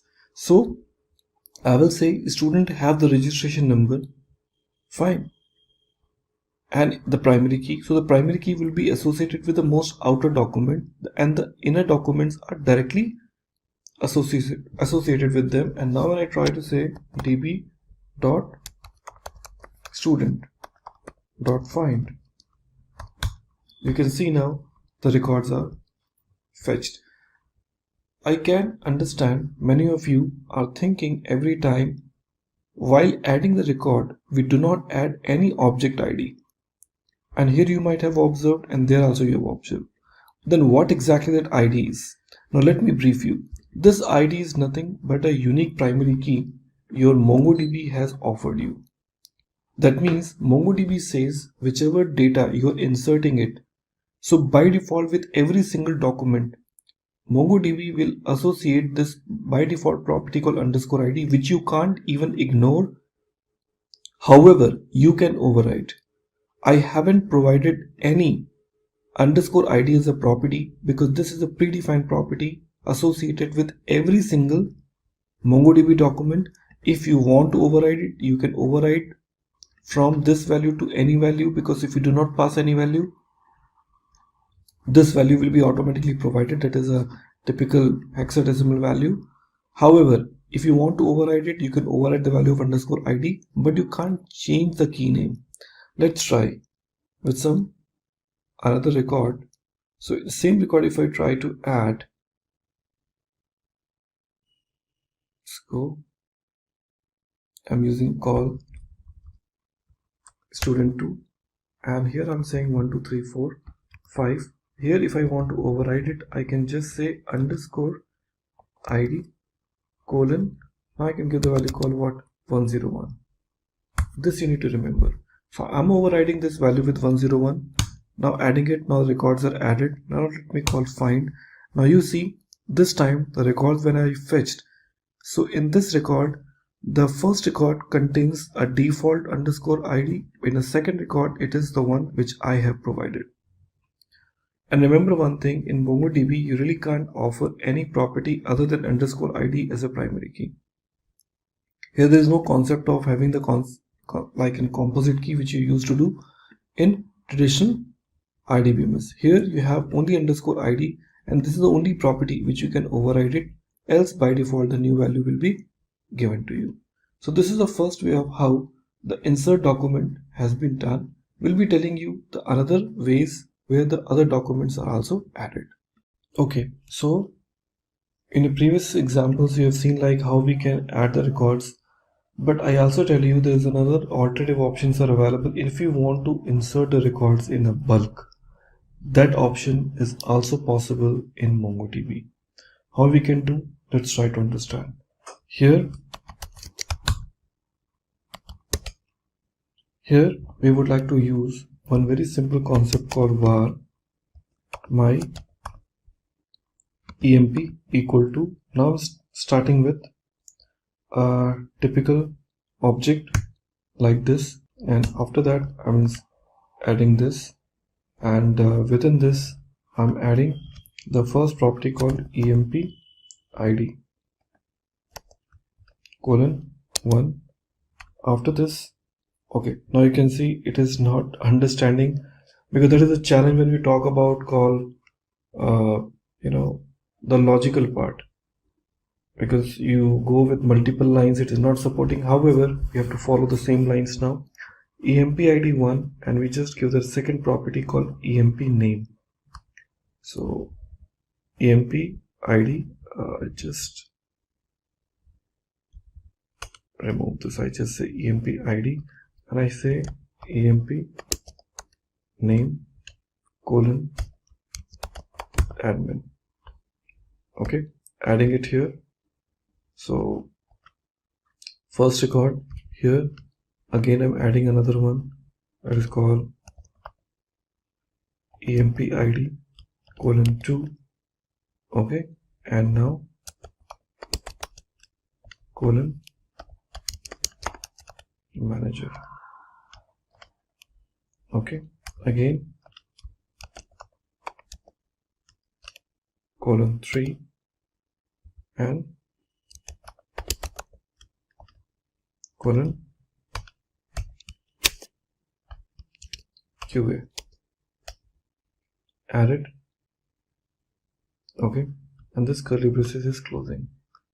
After this, your square bracket is also closing, and once it is done, you come down and say db dot new emp dot insert.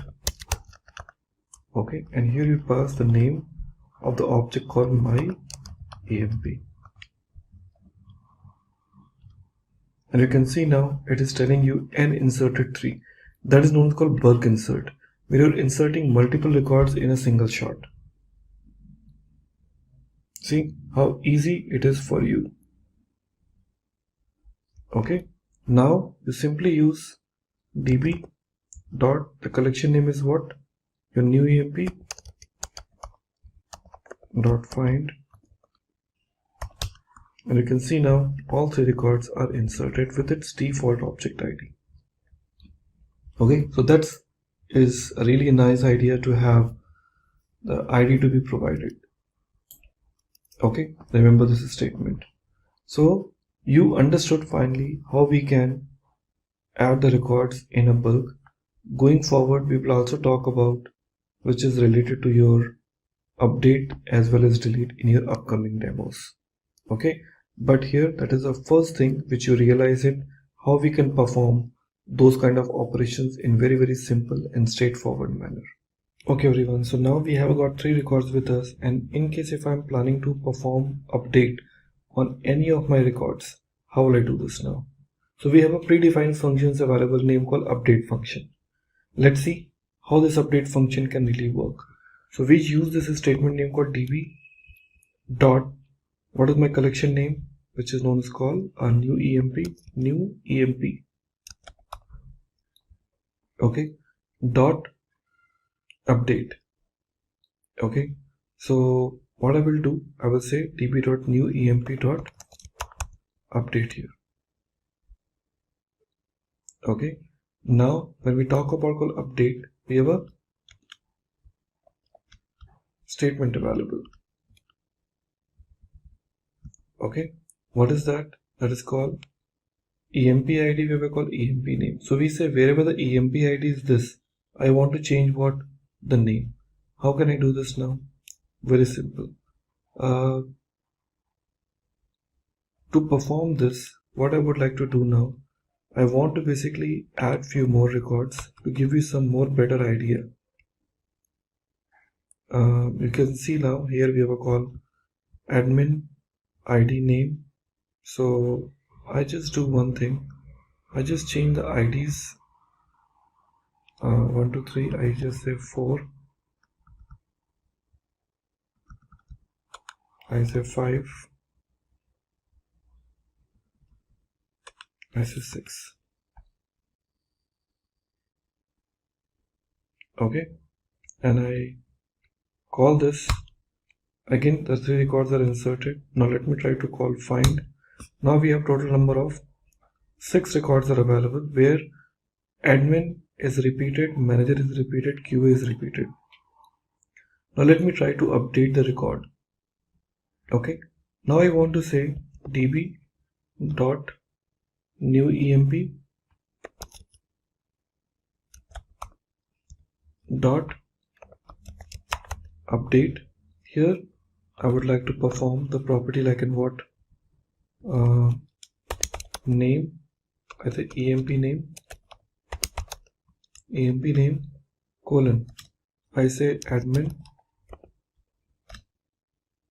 Okay, so I just close that and I use another curly braces with dollar set. Set means you want to set the new value. Here we are giving emp name. Okay, what I want to do, I say wherever the name is admin, change to what? Admin new. That name I want to change it. Close this, and run. Now you can see it is saying n matched 1 and the record fields are updated like this. Let me check. Well, here I will see the value called admin new is updated, but I have one more admin called admin. It is not changed, and that is something which you need to notice. What you need to notice is like when you try to perform update. So what MongoDB does, it starts from the top, find the first record, change the value or modify the value, and come out from the loop. It doesn't carry forward its search process for the next level of results, and that is something which is, I really want to do that. So in case if you are planning to change those values multiple times, so what you need to do, let's take a look. Here in the similar example, here we have a call name admin, second property we have a call manager. Let's try to say managers are repeated twice, so we just want to change to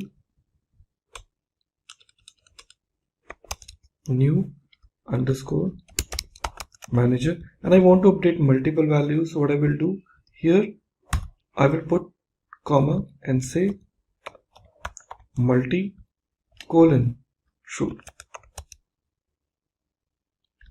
Okay, saying multi-colon true, that you want to say, hey, I want to update multiple search or multiple repetitions. Hit enter. This time you can say it is saying and match to and modify to. That means 2 records found and 2 records are modified. Let's check. There we go. We have got new manager is updated in both the location. That's something which is really awesome, because this is how you try to perform the multiple changes. Well, in our previous examples, you see like how we can perform the update part, but we have a one more beautiful feature available inside the MongoDB, and that is called how exactly we can perform upsert. Clear? Let's talk about upsert. Upsert is a combination of update and insert. Let me try to show you one magic here. Here, when we talk about called update part, you see now, here we are trying to say this point. Yeah, you see about multi-true we have used. Now here, this multi-true is we're trying to update, but let's talk about something called manager 2. Enter. Now you can see it is saying no records found. Clear now, no records found. But there's a one concept available named called upsert. Upsert means if I try to perform upsert, it means if the records are not available, it'll insert the record. I want to show you one simple example now. Here we are using multi-true. Okay, so as I can see, we're using something called name and we're performing this update part. So in this update part, we are using this $set new manager. So here, rather than using multi-true, we are saying upsert true. When I say upsert true, so what happened now? They say n matched 0 and up inserted 2 and modified with id this. That means when I try to call this find function, you will be seeing now we have a got the another record has been added. Are we clear now? As a new record. So upsert does what? Upsert says like if the records are found, I will update it. If it is not, I will insert it. That means if I try to call the same thing, manager 2, fine, it is added as a new manager. Now if I just try to say not manager 2, I will call QA, and here we are saying emp equal to new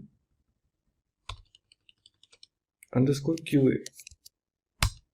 And now you can see it is saying n matched 1, n upserted 0 and modified 1. So it is clearly telling you like, hey, I did not find any inserted part, but yes, I matched one record, I found one record, and the one record is updated now. That is very, very beneficial feature when you really want to perform upsert. So that is the advantage of upsert. That is what's called update plus insert. Very important feature that depends on the requirement. If you want to add, you can certainly add this. So the way we have tried to add this upserted part, we can also try to perform the delete part also. Okay, so MongoDB also helps you to perform the delete part. And how you'll be trying to add it now? Let's try to understand. Here in my code, if I want to perform any delete part, I have this statement name called db dot, the option we are using it, that is known as collection name emp, new emp, sorry, dot, we have an option name called remove. In this remove, we would like to offer the property. Okay, and what we're talking about now here, let's try to add the ID here or the name which you would like to import. So I want to say like emp name admin new. So we just say p name. Okay, and then name is called what? Admin new. Okay, emp name admin new. When I say remove, you can see it is removing the first record. So you can see now the records are removed. Fine, because there is only one admin new is available.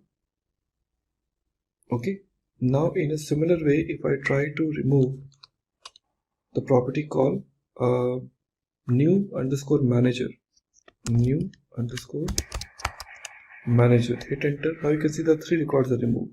So it's not like update which removes only one, update only one record. It can also eliminate more than one records at the same time. That's the benefit of remove. So now you can see we have already implemented some records. As I seen earlier, like we have performed the delete part now. Now when I try to say db dot new emp dot find, 3 records are available with me, 3, 4 and 6. Now when it comes to insert part we have seen, update part we have seen, delete part we have seen. Now it's time to basically fetch the records. So find function we've already seen, but in find function we also have some conditions, so-called queries. So in case if you want to limit the number of records into your application, you can also do that. Let's see, db dot new emp dot find. Clear now? So in find you can also pick up the specific records too, like when I'm saying dot find, and here we can just say name colon admin.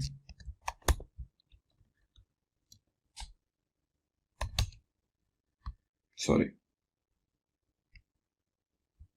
here to put curly braces.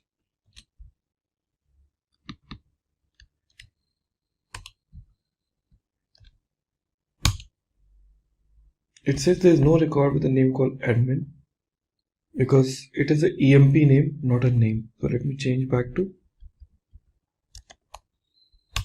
Now I can say it finds one record. So like that, you can also apply a condition, okay, into your code. Now, in a similar line, if you really don't want to offer any condition, okay, but you want to limit the number of records to be shown, so you have this function available name called limit 2. 2 means only 2 records. Now you can see, though I have 3 records, but it is only showing me 2 records because I have limit those number of records into my code. Also, we can perform sorting in case if you want to perform the sorting in ascending and descending order, that also you can also do. So here, rather than saying limit, we just put this option name called sort, and in this sort, on which property you want to sort it, that also you can mention. So we can just say emp name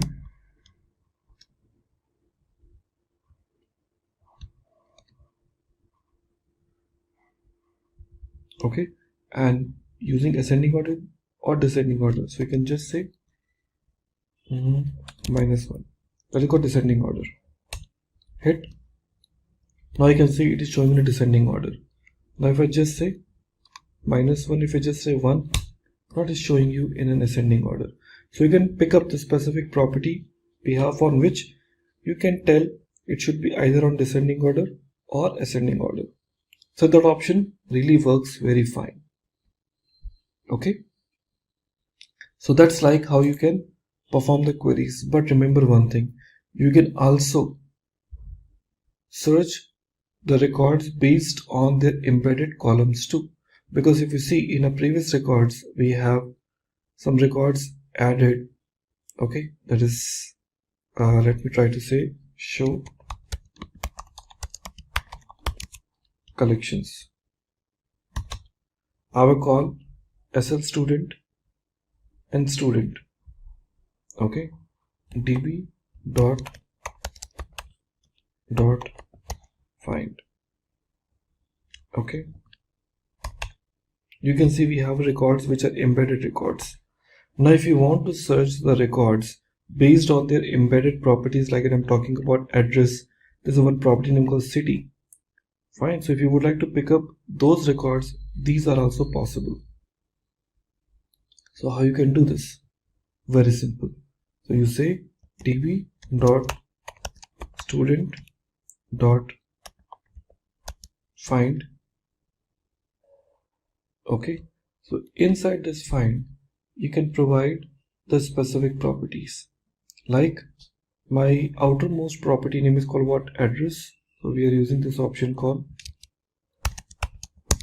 address dot city. So we say city. Are we clear? Colon, I'm giving the city name called what? Bangalore. Clear? Let me close this, and that's it. Okay, so we have to start passing another curly braces here. Hit enter, and you can see now I find 2 records because both the records belong to what? Bangalore. So I'm getting this city Bangalore with me. That's really awesome. Like, you can also pass the city accordingly.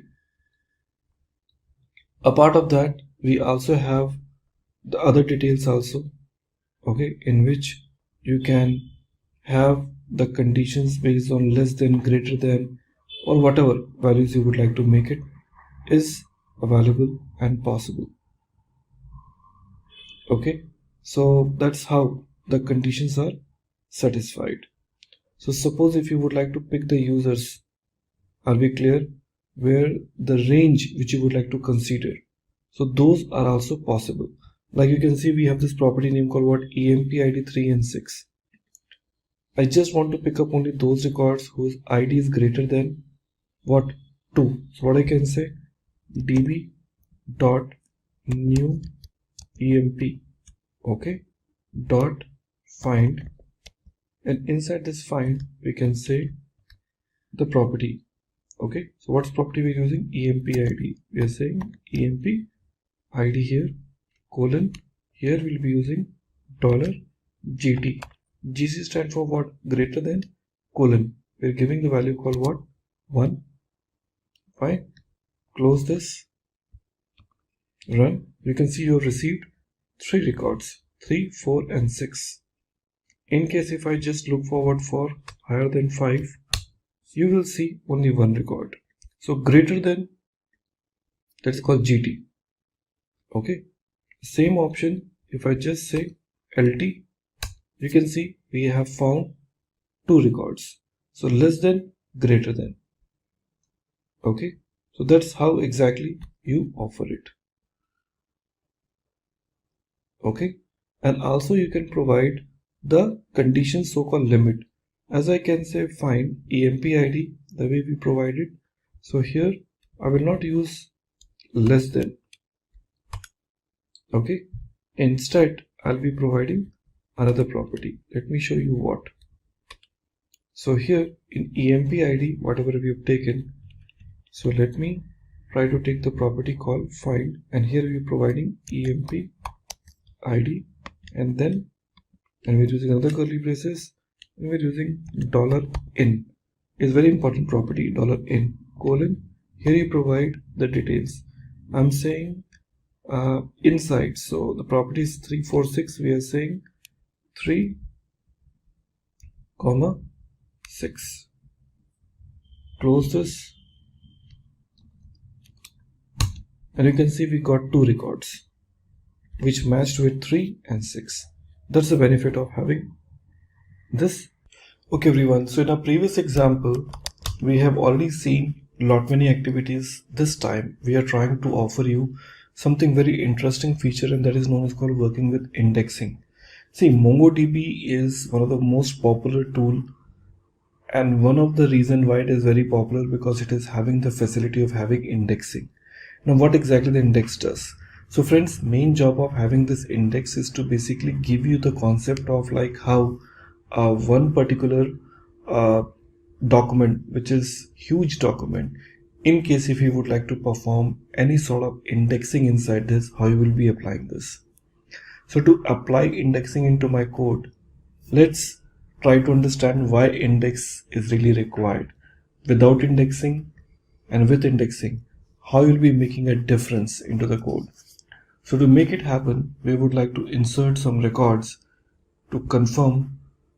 Okay, so what I will do is in step number 1, previous records, if I see, I have got 46341, depends on what earlier records we had it.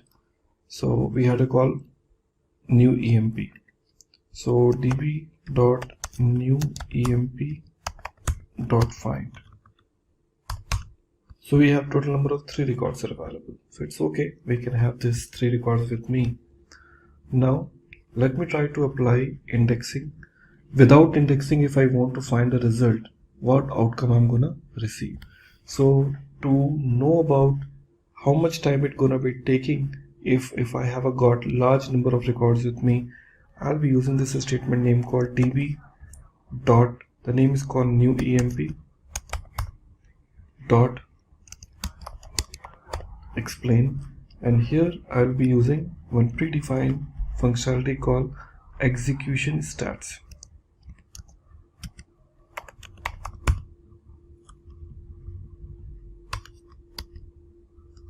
Execution stats. Okay, now here after the execution stats, we'll be using dot find. We'll be using the first property here.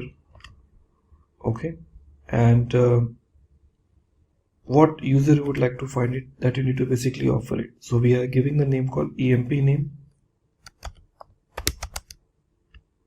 colon, I'm giving the name called QA. Okay, let's close.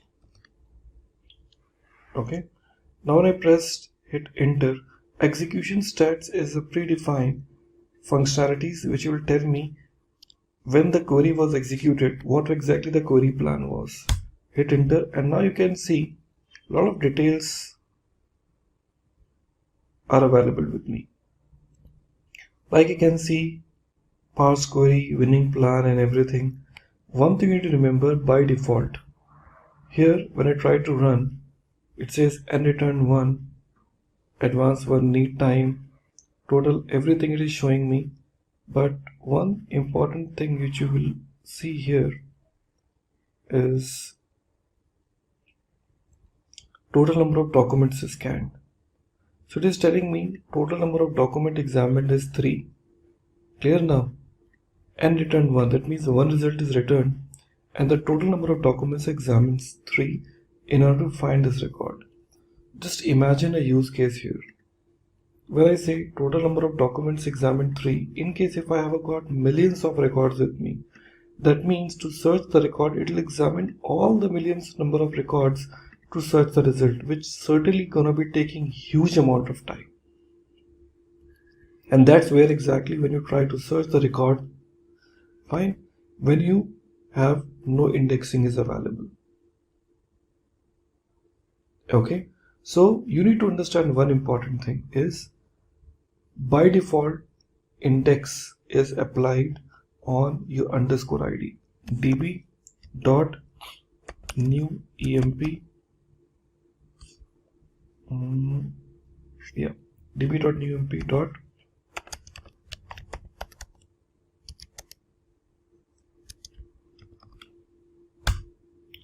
when I say db.newemp.get index is a predefined function, it tells me like, hey, by default index is applied on underscore id. That's a fact, because by default index is applied on underscore id, not on the other properties. So I need to identify which of the properties are required to be get indexes. MongoDB advantage is it is supporting multi-column indexes, and that's what exactly we would like to see. So let's see in our next demo. Now we will try to apply indexing on our own property. Okay, so to apply the index, what we need to do, we have to say db dot, certainly we will be talking about called collection name called new emp dot create index. Here you have to pass two things. Number one, on which property you would like to apply. Okay, and it has to be ascending or descending. So I'm trying to apply on emp name, and I want the index to be applied on ascending order. Okay, so here colon 1, hit enter. You can see now it is telling me like number of indexes before 1 and number of indexes after 2. That means earlier index was available only on one particular property, now it is applied on 2 properties. If you want, you can check. Now you can see there's another property is added called emp underscore 1. Now if I try to execute a similar query which I executed earlier, QA, now you'll be seeing there's a different statistics altogether. Here if I see in my code, see it will tell you total document examined 1. See now, earlier the number of document examined were 3, but since this index is applied, now it is telling me the total number of document examined is 1.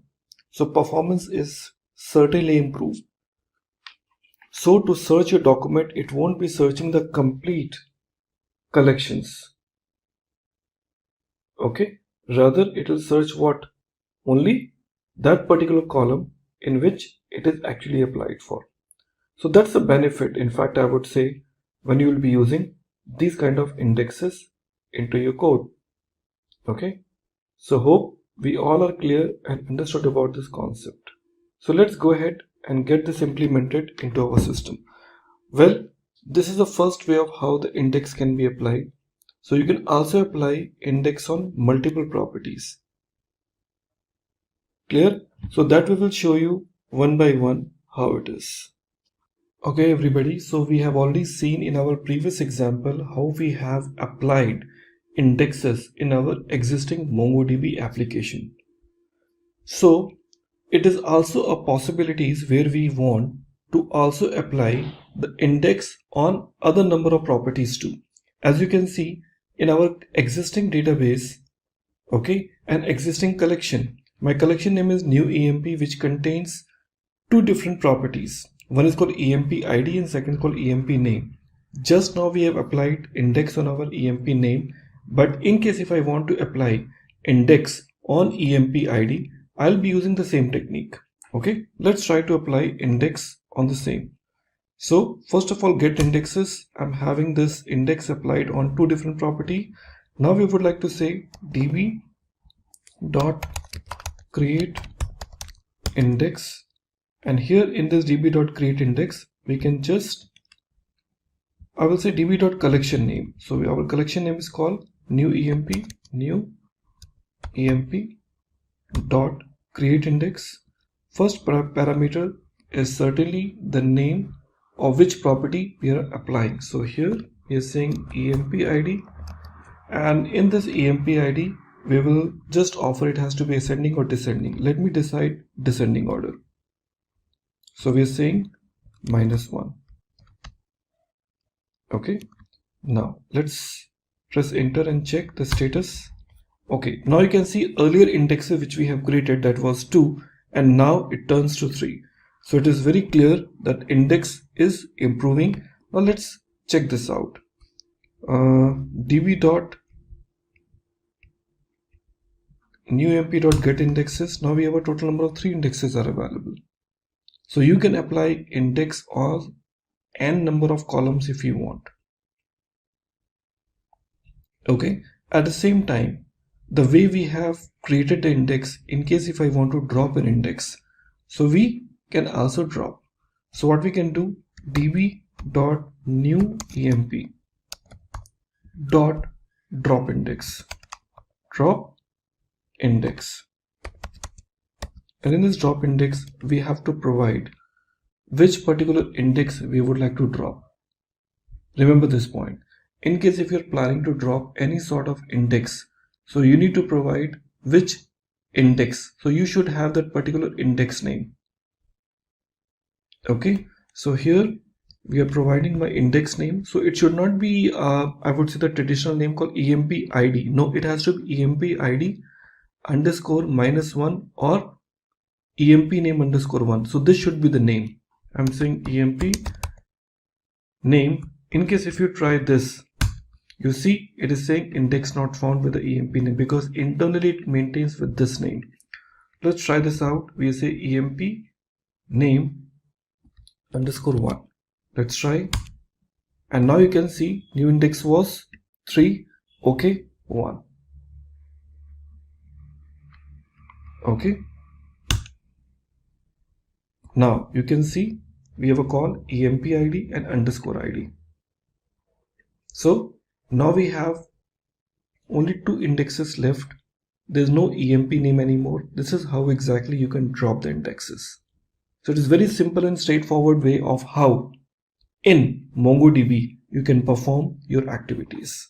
Hello everybody and welcome back. In the previous examples of MongoDB, you might have considered we have used lot many operations. In our last video, we have seen how to utilize indexing into our code. Now in our next journey of our MongoDB, we will see how aggregation works. See, in MongoDB, aggregation plays a vital role, and aggregation comes with so many handy functions with MongoDB which will help you to perform and to apply some very simple code snippets into your ongoing I would say the requirement, which can make your query so much seamless. Now we will see how this aggregation really works, and to work on an aggregation we have taken some default database name called aggregate.db, and here we have a call student as a by default collection in which we have some set of records are already added. Now if I just want to apply aggregation, now I would like to tell you about what exactly the aggregation is. See, ideally when you talk about call aggregation, okay, so aggregation is nothing but a call aggregate. Like RDBMS, if you see, we have a call aggregation there. So in a Unix command, like you talk about shell pipeline, means the possibility to execute an operation on some input and use that output as an input for the next command. That means the output of one particular execution becomes an input for others. So MongoDB also supports same kind of concept in aggregation framework. There's so many type of functionalities are available which we will see one by one into our next code. Okay, now here we want to confirm about a few important things. Now here let me try to bring some of the important well-known, I would say, the functionalities of our aggregation framework. First we use a term name called $project. The project is basically designed for select a specific fields. $project is designed to select what specific fields from a collection. We used to talk about called what? $match. The match is responsible to filter out the operations.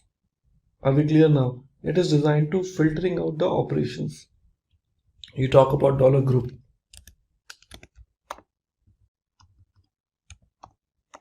Talk about $group. So it does the actual aggregation. Fine. We talk about call $sort. Okay, it basically sort the document. Okay, like that there's so many operations are available which we will see one by one in our aggregation behavior. Now my first example, the one which I want to execute, I have a call student record with me which contains a student name, okay, the section and the marks and the subject, on which subject the person or the student is appeared. Now here my first requirement is we want to filter data based on a section A, because students belong to the different sections. As you can see now, they belong to the different sections, section A, B, C, D. So I just want to filter the data based on a section A. Okay, so for filter out, I would like to use $match. Let's see how it works. So I just would like to filter out only those students who belong to the section A. So how we would like to use it now? I will say db dot student dot aggregate, and inside this we would like to use this square brackets and then curly braces, and then use $match. With this I would like to use another curly braces, and I say section A. Okay, and I close this, close this, close the square bracket, close this. Okay, so db.student.aggregate, aggregate should be always associate. Match is known as the aggregate functionality, section A. Hit enter and you can see now it lists down all those students who belong to the section A. Okay, very simple and straightforward example. Now we would like to use the second example. So we want to find out all the records where the section is A and we are using AND operator, marks is greater than 80. There are so many students who have a different marks like 70, 90 and whatever. So we want to use both the conditions together. So how are you going to be using this now? Remember, not only the section A but also marks who are greater than 80. So similar thing, we have a call match. Okay, after this match we are starting this curly braces. Okay, so after this match we would like to bring AND. We say dollar and again colon. Again we are starting this square bracket now. Okay, we talk about what? Section A, number 1, and after this the first curly braces we would like to use marks. So we say marks colon, and once again we would like to start curly braces, and here we use dollar GT, that is called what? A greater than colon 80. Okay, all are closed. So you see, like here we have got this square bracket and round brackets. So what else is left? So we have a call 80, we are using another curly braces needs to be closed here, and then square bracket, okay, and followed by again curly braces, again curly braces, again square bracket, again round brackets. Okay, let's see where it has gone wrong. So we are using this db.student.aggregate, we are use this, yeah, square bracket, then curly braces, then we use dollar match. Okay, after the dollar match we are using another curly braces, and we have a call AND operator. After this AND we have a call this square bracket, then curly braces, section A. After section A is getting closed, we are using another curly braces, marks colon dollar GT. Okay, and we are using what? Colon 80. After that we are closing this and using two more curly braces, square bracket, in this. Okay, so this where exactly you can utilize that. So db.student.aggregate, and like this it will be able to get it now. Okay, so in a previous example that was the only missing point was after this this dollar match we didn't apply this curly braces. That was the only missing point which was there, and now we have applied. Another code is giving me this outcome, and I have only one user who's scoring greater than 80. Well, that was the first thing which we have it now. Along with this, I would like to go ahead and talk about few more things. Now I just would like to bring selective fields, not all the fields. Like as you can see, we have a call student name, section, marks, everything I'm getting it. So I really don't want to bring all the properties from this document. I would like to selectively take specific property. So let's talk about how we can use this. So we'll be using project. You remember about project is responsible to select the specific record. So I just use this statement name called db dot student, okay, dot aggregate. We're using it now. After that, now square bracket, then curly braces. Now we are trying to say dollar project. What we would like to use? Dollar project, and colon we are trying to use student name, okay, colon. Okay, remember one thing, 1 means I want those, 0 means I don't want. So whichever property will be enabling it by giving the 1 as a digit, that means it is expected to be displayed. So I'm saying 1 comma, I'm saying section colon 1, okay, and I'm also looking forward for marks colon 1. That's it. So now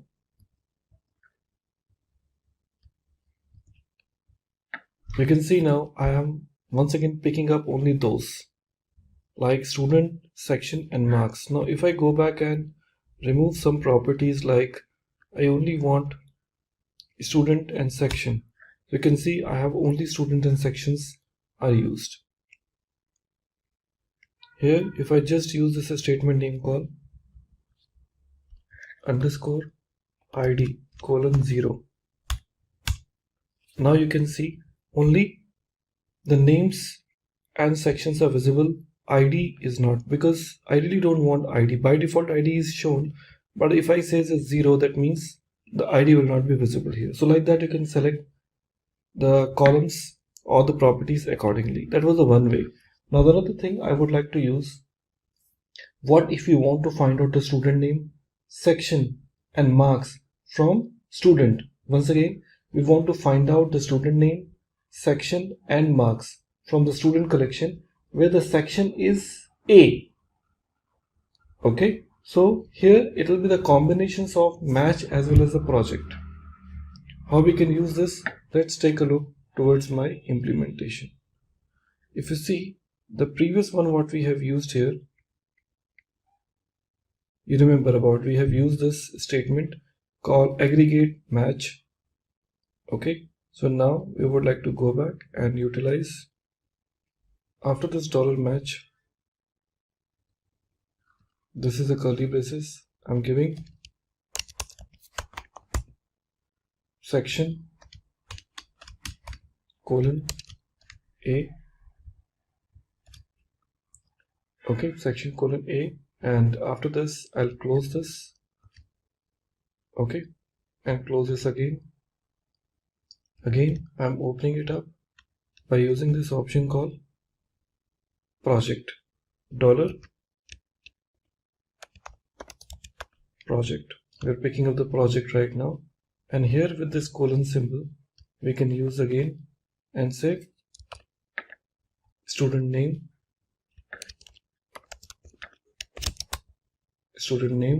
colon, we are using 1 comma section colon 1 and 1 marks colon 1, and now closing this. Now you can see I got those. So the requirement was we want to find out the student name, section and marks from student collection where the section is A. So you are not only using the match, okay, but also using what? The selective details. Like this you can implement it. Okay, that's where exactly the projection really works. So projection gives you lot many opportunities which you can utilize it for your own, and also it comes with lot many predefined functions like in sum, avg and all. So let's talk about those functionalities too. So this is the first thing which we have seen, aggregations are taken place. Now in case if you would like to perform the group, like if I want to find out the total marks group by, okay, section, like each and every section I would like to confirm the total marks in every section, then how will I basically do that? So let's try to get this example also. So here let me try to go back, and we will not be using match here because I would like to use the group part. So after this curly braces we want to use $group. Okay, that is called group by. In RDBMS is how you use it.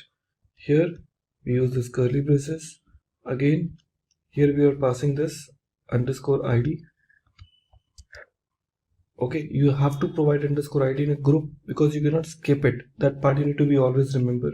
You really can't skip $id whenever you're trying to talk about called group. This is a compulsory field, you need to have it. After that I'm using this section. In this section we are saying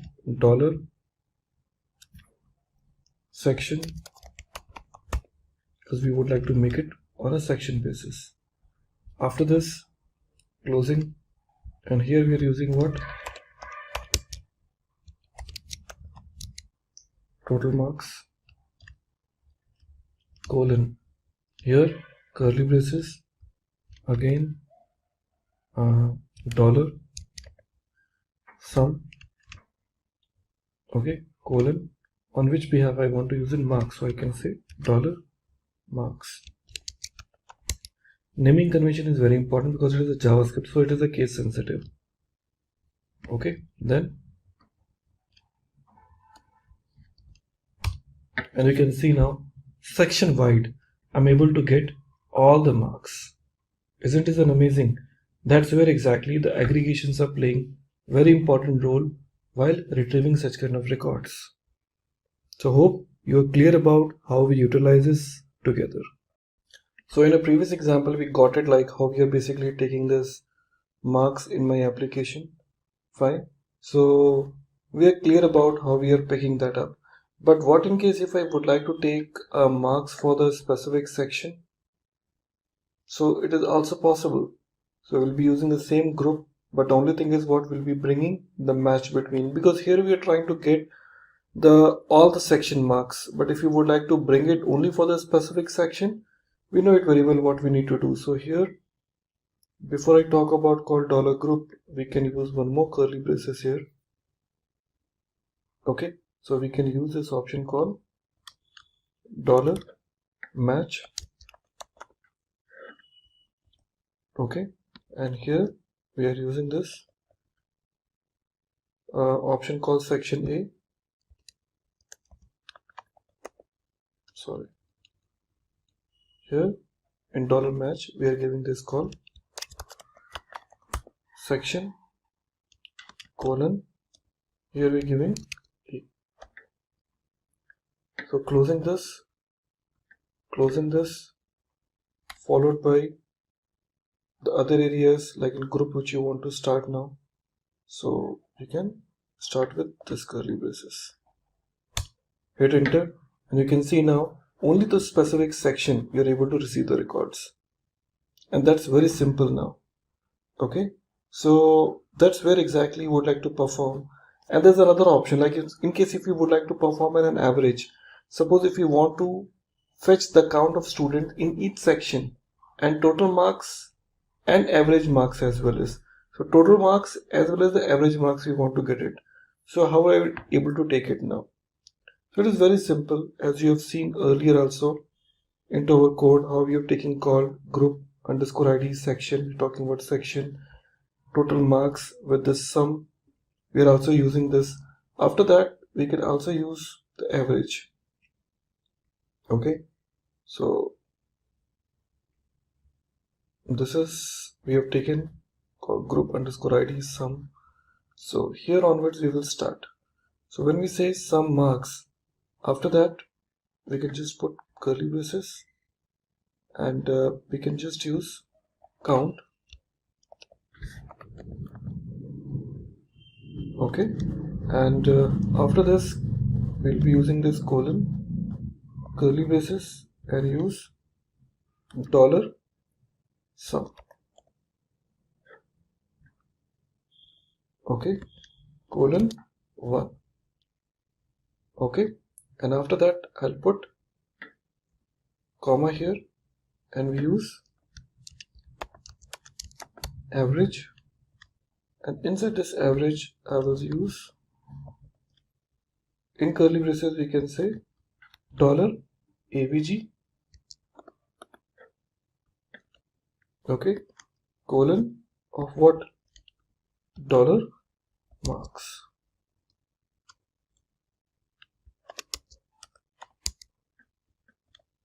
Very simple. So curly braces is closed.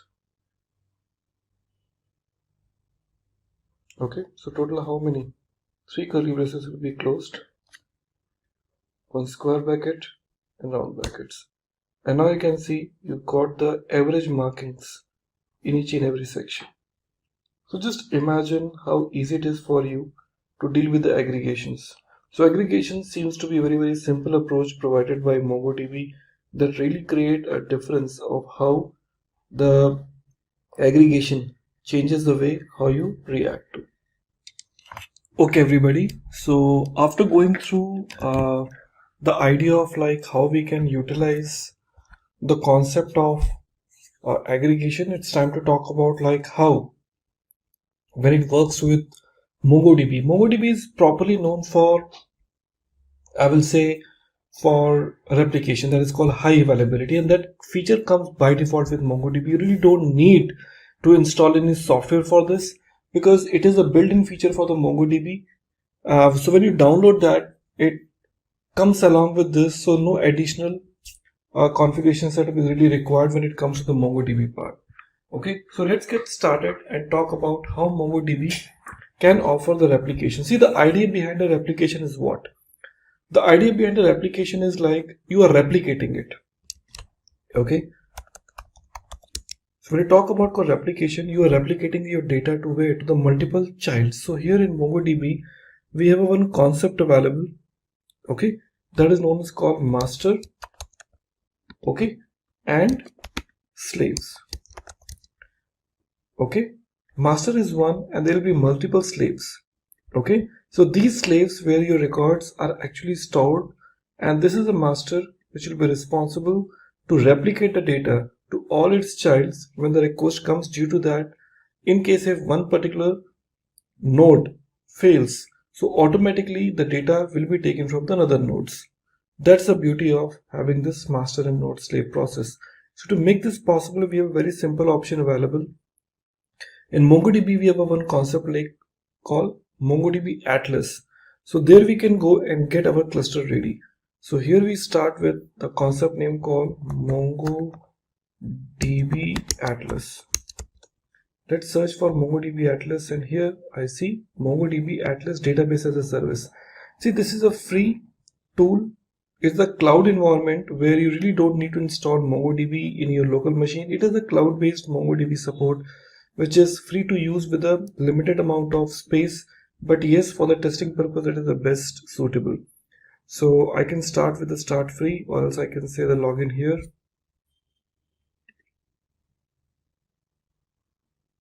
Okay, from there onwards I can go ahead.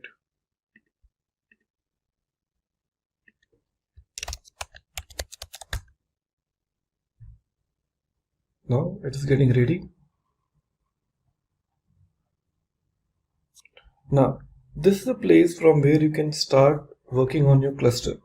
See, as I've told you, like initially when you will be working on this MongoDB, it will ask you to create a cluster initially. Okay, since I already have a cluster with me, okay, so I really don't need to create it, and as a free tier, it will not allow me to have more than one cluster setup ready. So if I say create a new cluster, okay, and I say by default AWS, okay, and let me close down this notification. AWS, you can select any other cloud provider, and 8 GB RAM, cloud backup, cluster name. You can see now it is taking me 0.54 per hour. Reason being because I already have a cluster with me. Hence, more than one cluster is not allowed in a free tier cluster. So I have to cancel this. But you can go and create a cluster the way it was offered there. So if you want to create, you can just go ahead and do nothing. Just select by default AWS, select your location. Okay, give the name of the cluster. You want to give anything, you can give it here. Otherwise, let it be the by default name cluster and say create cluster. It will take a while, minimum 2 to 3 minutes, depends on the availability. It creates a cluster for you, and your cluster, once it is ready, it looks like that. Okay, so here in this application, you have to go back and understand what is there in a cluster. So when I click on cluster 0, you can see now here we have got 3 nodes available. One is called primary node, which is called master, as I suggested earlier. And now we have called slaves. Automatically, when the clusters are created inside this MongoDB, by default, it will be 3 node cluster, where the 1 will be the primary and 2 will be secondary. Based on your package whichever you have taken it, you can increase the number of nodes later on, but as a free, I'm gonna get, or I will be receiving total number of 3 nodes available here. So records, whichever will be stored, it will get stored automatically in both the nodes, secondary nodes. And from the primary, I can insert the record, and secondaries, I can read the records. Remember, you can't insert the records into the secondaries. You can only insert the record only in your primary record. Secondaries are not allowed to insert. So this is your replica set. Okay, these are the nodes which are available to you. So when you click on this primary here, you will see it is telling you no data available. Nothing is there because I haven't stored any records as such. So I just go back to my cluster. So initially I would like to go back and create few things now. Okay, I would like to go back and set up few initial things at a time of creating the cluster, because when a cluster is created, clear now, so in that point of time, no setting is configured, you have to do few settings now. First setting is you have to put it, remember the steps. First step will be your network access. So in network access, you have to go and you have to say add IP address, and in this add IP address, you have to select this option from which location you would like to accept. Only those IP addresses will be whitelisted. Otherwise, what you can do, you can see here in my options, I have given 0.0.0. That means all IP addresses are acceptable. So all IP addresses are used. Okay, so this you have to enable it, otherwise you won't be able to get this network access from any third-party locations. Next, you have to talk about call database access, which is required for you to create a new user. There are already some new users are created, but it is recommended that you to go and create a new users here. Okay, so you can go back and add a new user. So by default, it is username and password is given. So you can go back and create a new user. When I say add user, you can give the username as well as the password as per your own convenience. So new user, I'm going to create it, that is known as called SL. Okay, user, and here we're giving call admin 123. So SL user admin 123. Remember, this will be the username and password. I'm saying add user. New user is automatically added. SL user admin 123. So once you have provided this network access, database access, next you have to create a new data. So what you need to do, when you go back to your statement, okay, network access, database access, it will ask you like you want to create a new database. So I just go back to my project 0. There will be an option called collections. You have to go back and create a new collection here.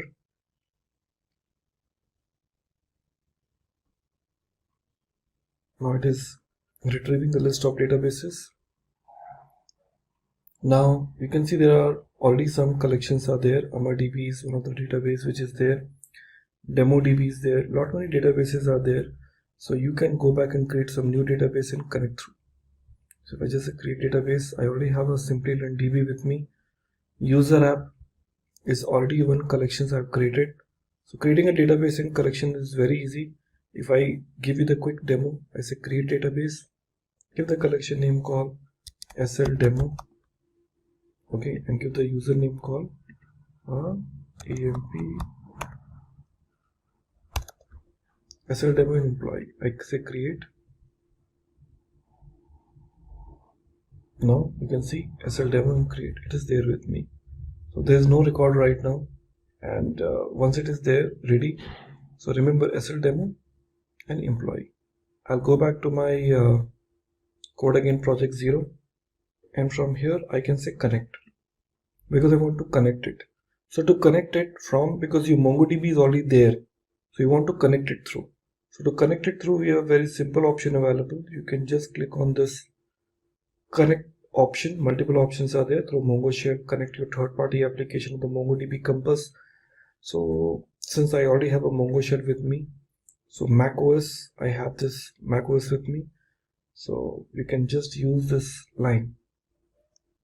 Okay, so if you have a window, you can select your window. Since I have this Mac OS, I'm selecting this line, but I need to replace with this, you can see this username. Okay, and you have to give the username here. I'll select this. I'll open my terminal. Okay, and this is, I'm just closing this and opening up another terminal here. Since I want to connect with the Mongo shell now, so what I need to do here in this, I'll just paste that, the command which I have it now. Username is, you remember I told you, you call some users which you have already created. Let's check.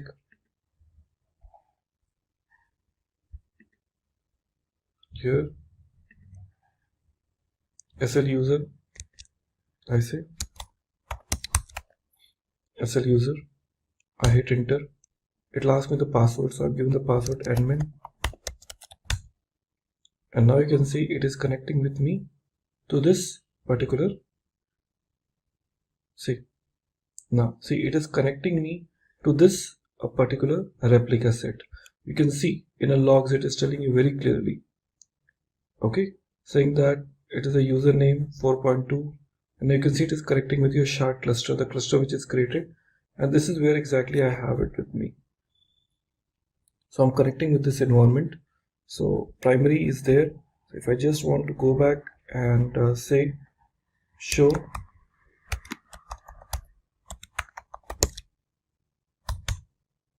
collections, so I can go back and create a new collection here. Okay, so it's up to you now. By default collection which is an employee, so I can say db dot employee dot insert, and now here we can just add name.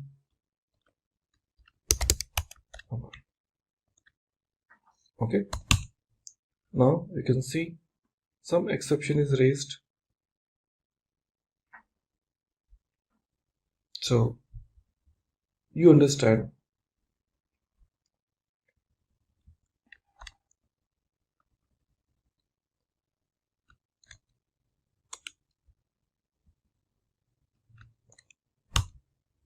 Now you can see the records are added into my primary cluster. So if I just go back and go back to my project 0 where we have got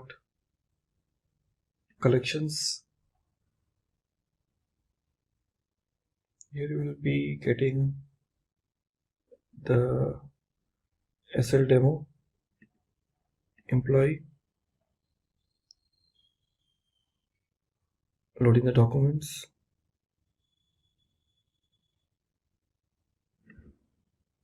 So it takes time to get this, but this is where exactly you see the records will be stored. Okay, so that's where exactly it works fine for all of you. So we have this record.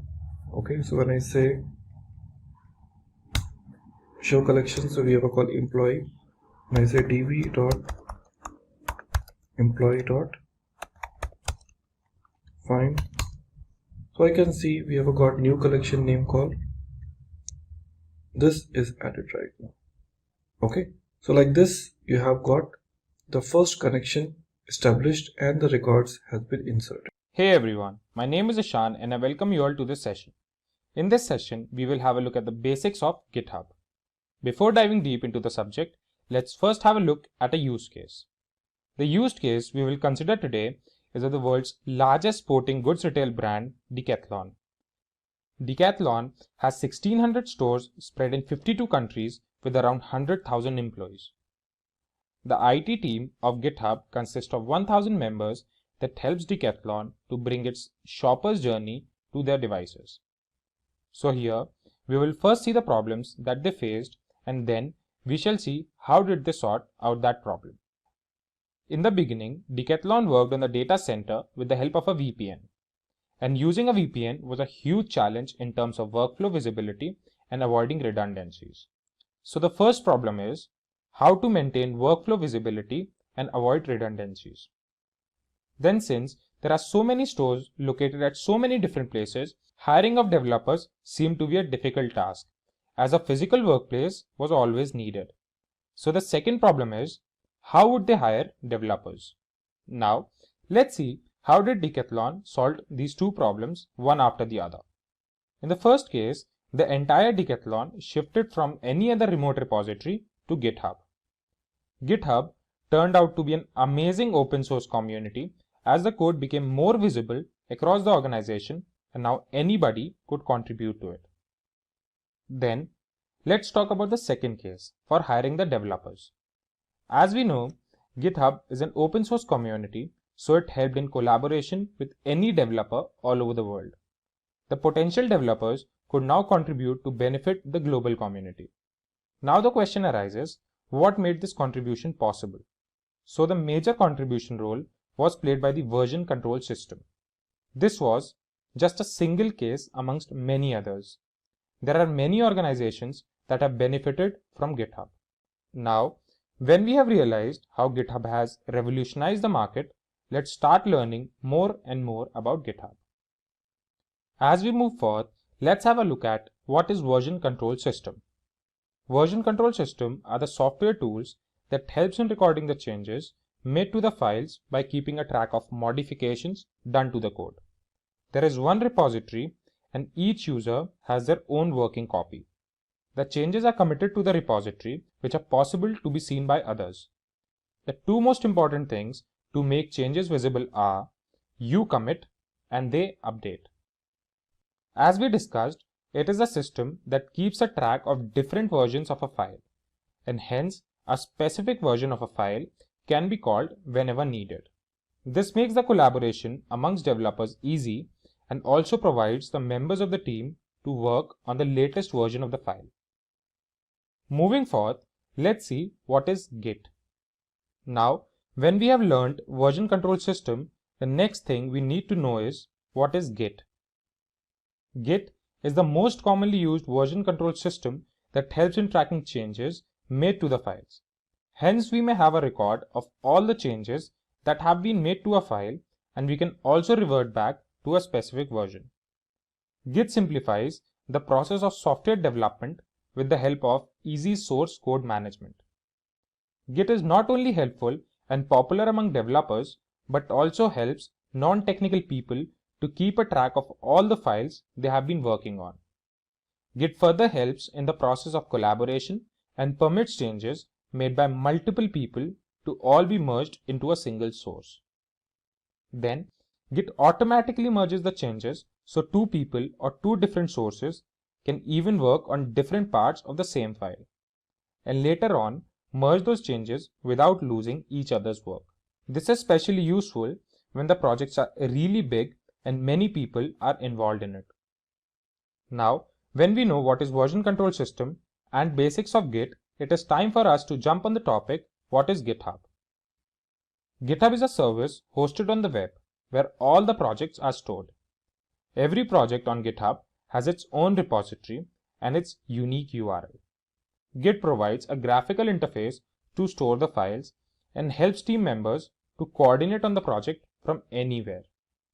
GitHub provides several access control and collaboration features like wikis and basic task management tools for every project. Let's now have a look at the features of GitHub. The first feature we will see is easy project management. GitHub helps project managers and developers to coordinate better on the project. The work can be easily tracked and updated, which makes sure that the project is on schedule and as entitled. Second feature is increased safety with packages. The packages on GitHub can be published as desired. They can be published privately or within a community, or can also be published publicly. The packages can be easily downloaded from the GitHub to use and reuse them. Next feature is the effective team management. Now, as all the team members can stay updated with all that's happening on the project, so this helps them in staying organized and well coordinated. The pull request and other modification tools make sure that the team focuses on the code. Moving on, the next feature is improved code writing. With the help of GitHub, the quality of code has significantly increased. Now with the help of git pull command, one can review, improve and propose new codes. Along with that, suggestions or modifications may be discussed before changing the original code. The next feature is increased code safety. GitHub uses CodeQL, which is the industry's leading semantic code analysis engine.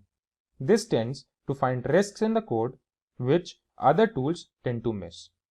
The last feature we shall see is easy code hosting. As the name suggests, the codes and documentations are hosted in one place. We also know that there are thousands of repositories on GitHub, so each repository has their own set of tools to release and host the code. Finally, let's have a look at the competitors of GitHub. There are several competitors in the market. Here, we have just put the most common ones. First is Atlassian Bitbucket. Then comes Fugbugs, followed by Surround SCM and GitLab. Then we have Buddy, and finally followed by Beanstalk. In this session, we are going to understand who a full stack developer is, what are his desired skills, the amount of money he makes on an average per year, and finally, I'll help you build a resume for your future endeavors. First, let's understand who a full stack developer is. Everybody uses social media applications. The main reason we use them is that they provide excellent user experience and interface. These apps work pretty seamlessly, all thanks to full stack developers. A full stack developer is associated with creation of a product from its start to finish. He designs the front end and the back end of an application while ensuring its efficiency, reliability, and other crucial features. Now that you have a basic knowledge of what a full stack developer does, let's look at some of the desirable skills of a full stack developer. First up, for the front-end development, you should have a good understanding of HTML and CSS. HTML, short of Hypertext Markup Language, governs the appearance of text and images on the screen. It formats the text as headings, paragraphs, or pop-ups. CSS, on the other hand, is a styling sheet. It helps with beautifying the content on your screen in the form of font size, colors, and spacing. Next crucial necessity is JavaScript. It is a powerful client-side programming language mainly used for enhancing user interaction with the application. It offers several libraries and frameworks like React, Angular, Vue, and jQuery. You need to be proficient in one or more of these tools. Next up, we have version control. A version control basically records all the changes made to file over time so that you can recall them at any point in time. Most predominantly used are Git and GitHub. Git is a free and open source distributed version control system designed to handle everything from small to very large projects with speed and efficiency. On the other hand, GitHub is a repository that provides a user interface for Git. It provides features like fork, pull, and merge. Moving on to backend skills, basic knowledge of Node is essential. Node is the hottest JavaScript runtime environment around right now, used by a ton of applications and libraries. If you're writing applications for the server Node.js, you need to be familiar with the environment. Next up is Python. Python is used for several reasons when it comes to full stack developers. The most common one being the fact that it is better readable than other languages like C, C++, or Java. It is easy to learn and does not require a lot of coding. It also comes with many libraries and frameworks and has a thriving community for developers. Django is a high-level Python framework that performs actions like authentication, database migration, and URL routing, among others. Finally, the backend skills would require having good knowledge of DBMS. Some of the commonly used databases are Cassandra, MongoDB, and Oracle Database. You should be able to update the databases and retrieve information as and when needed. A full-stack developer needs to possess some basic soft skills as well. First up is creativity. The developer must understand the objectives of the project and should create a product that engages the target audience. Next up, we have strategic planning. Planning is a critical phase in any development lifecycle. The developer should possess the aptitude to strategically plan the design, development, and implementation phases. This helps streamline the process. Next up, we have analytical skills. As the name suggests, it's crucial to analyze the information and make decisions so as to maximize efficiency. Now, these are skills that one develops when they are exposed to, but a good sense of understanding is required. Problem-solving skills are again crucial to predict any errors and develop a bug-free application. From the business perspective as well, problem-solving skills play a significant role in ensuring the smooth conduction of tasks. And finally, we have time management skills. The developer must be able to meet the deadlines while ensuring proper execution of his tasks. Moving on, let's look at the full-stack developer's salary. In India, the average salary of a full-stack developer is about 5,90,000 rupees per annum. In the US, the average salary of a full-stack developer is around $75,000. Now, if you wish to make a career as a full-stack developer or wish to look out for better opportunities, a good resume is key. First, let's look at a sample resume for a fresh graduate. First up is personal information. Mention your name and contact information. Moving on to summary, write a few lines about yourself and skills that you are proud of. Make sure you keep the section brief and to the point. Next, go ahead and provide the links to your LinkedIn profile, GitHub repository, and blogs, if any. In the next section, mention the projects you have worked on. Write a sentence or two about the objective of your projects. Moving on to internships, mention the name of the company you have interned for, along with your role, responsibilities, and the time duration. Again, ensure that you keep it short and simple. This adds credibility to your profile.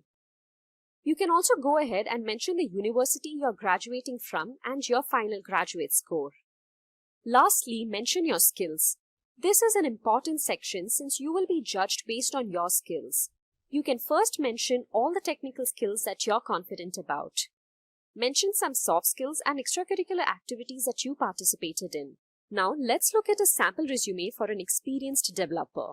The personal information remains the same. However, in summary, you can mention your years of experience and your designation in the previous company. Go ahead and provide the links to your LinkedIn profile, GitHub repositories, and other links you feel worth mentioning. Moving on to experience, clearly mention the name of your previous company, your tenure, and the designation. Mention the responsibilities your role came with. Make sure that you don't over-exaggerate. Use short, powerful words like developed, designed, managed, and supervised. Mention any awards or recognitions you have received. This adds a lot of credibility to your resume. You can also provide your academic information like the name of your university, the year of graduation, and your graduate score. Finally, talking about skills, prioritize them according to the job requirement and mention them. In the non-technical skills section, you can mention a few soft skills that you're proud of. If need be, you can also mention a scenario where they came in handy. If you wish to mention some other hobbies or activities, go ahead and mention them. Having said all this, it is vital to not lie on your resume. Make sure the information you provide is accurate and not misleading. So first of all, we will understand how to add programming projects to a resume, and then we will go through different types of projects like portfolio project, web scraping projects, API based projects, games, e-commerce, etc. We'll go through each of these projects and understand why these projects are important. So having web projects on your resume, whether you're a new to coding or a seasoned programmer, emphasizes your technical skills and experience to companies while helping you stand out from the crowd. This tutorial will teach you all you need to know about choosing and presenting programming projects on your resume. So let's first understand how to add programming projects to your resume. So the recruiters and hiring managers don't have much time to go through the entire resume. So in order to make them notice the best projects you have worked on, you have to include them in proper place in the resume. You can include technical projects in your work experience section so that the hiring managers can see them when they examine your resume. Also, if you have the prior employment experience, include your programming projects in the extra experience box. You can mention the description of the projects, the technologies you have used while creating the project, and your responsibilities and achievements for the project. You must include the most important technical project you have worked on and can also use the relevant resume keywords in your programming resume. Listing relevant programming projects allow you to get passed through applicants tracking systems. So use proper resume keywords by carefully reading each job description and adapting your resume achievements and experience to meet the particular qualifications that firms are seeking for. So this was about how to add the programming projects in your resume. Now let's go ahead and have a look at some projects that we can add in the resume, which will increase your chance of selection during the recruitment process. So now let's go ahead and have a look at some projects to add in resume. So first would be portfolio project. So one of the easiest projects to start with is a portfolio project. It enables you to demonstrate your abilities and create a personal website that is as simple as and as complex as you choose. If you create a personal portfolio that you can immediately show on the website, it will be easier to deliver and showcase programming work to recruiters. Including portfolio projects on your resume can be especially valuable if you apply for a creative field, such as design, writing, or marketing. In these fields, a portfolio can provide a tangible example of your work. Now, next project to add in your resume is web scraping. Companies will be impressed if you demonstrate your mastery of web scraping to scan and capture data from a website. Web scraping is a practice of obtaining information and content from a website. It is especially prohibited to do this for publicly unavailable domain. Including web scraping skills on your resume can be a valuable asset, particularly if you are interested in careers in data analysis, data mining, or software development. Web scraping can be a useful tool for collecting and organizing data from a variety of sources.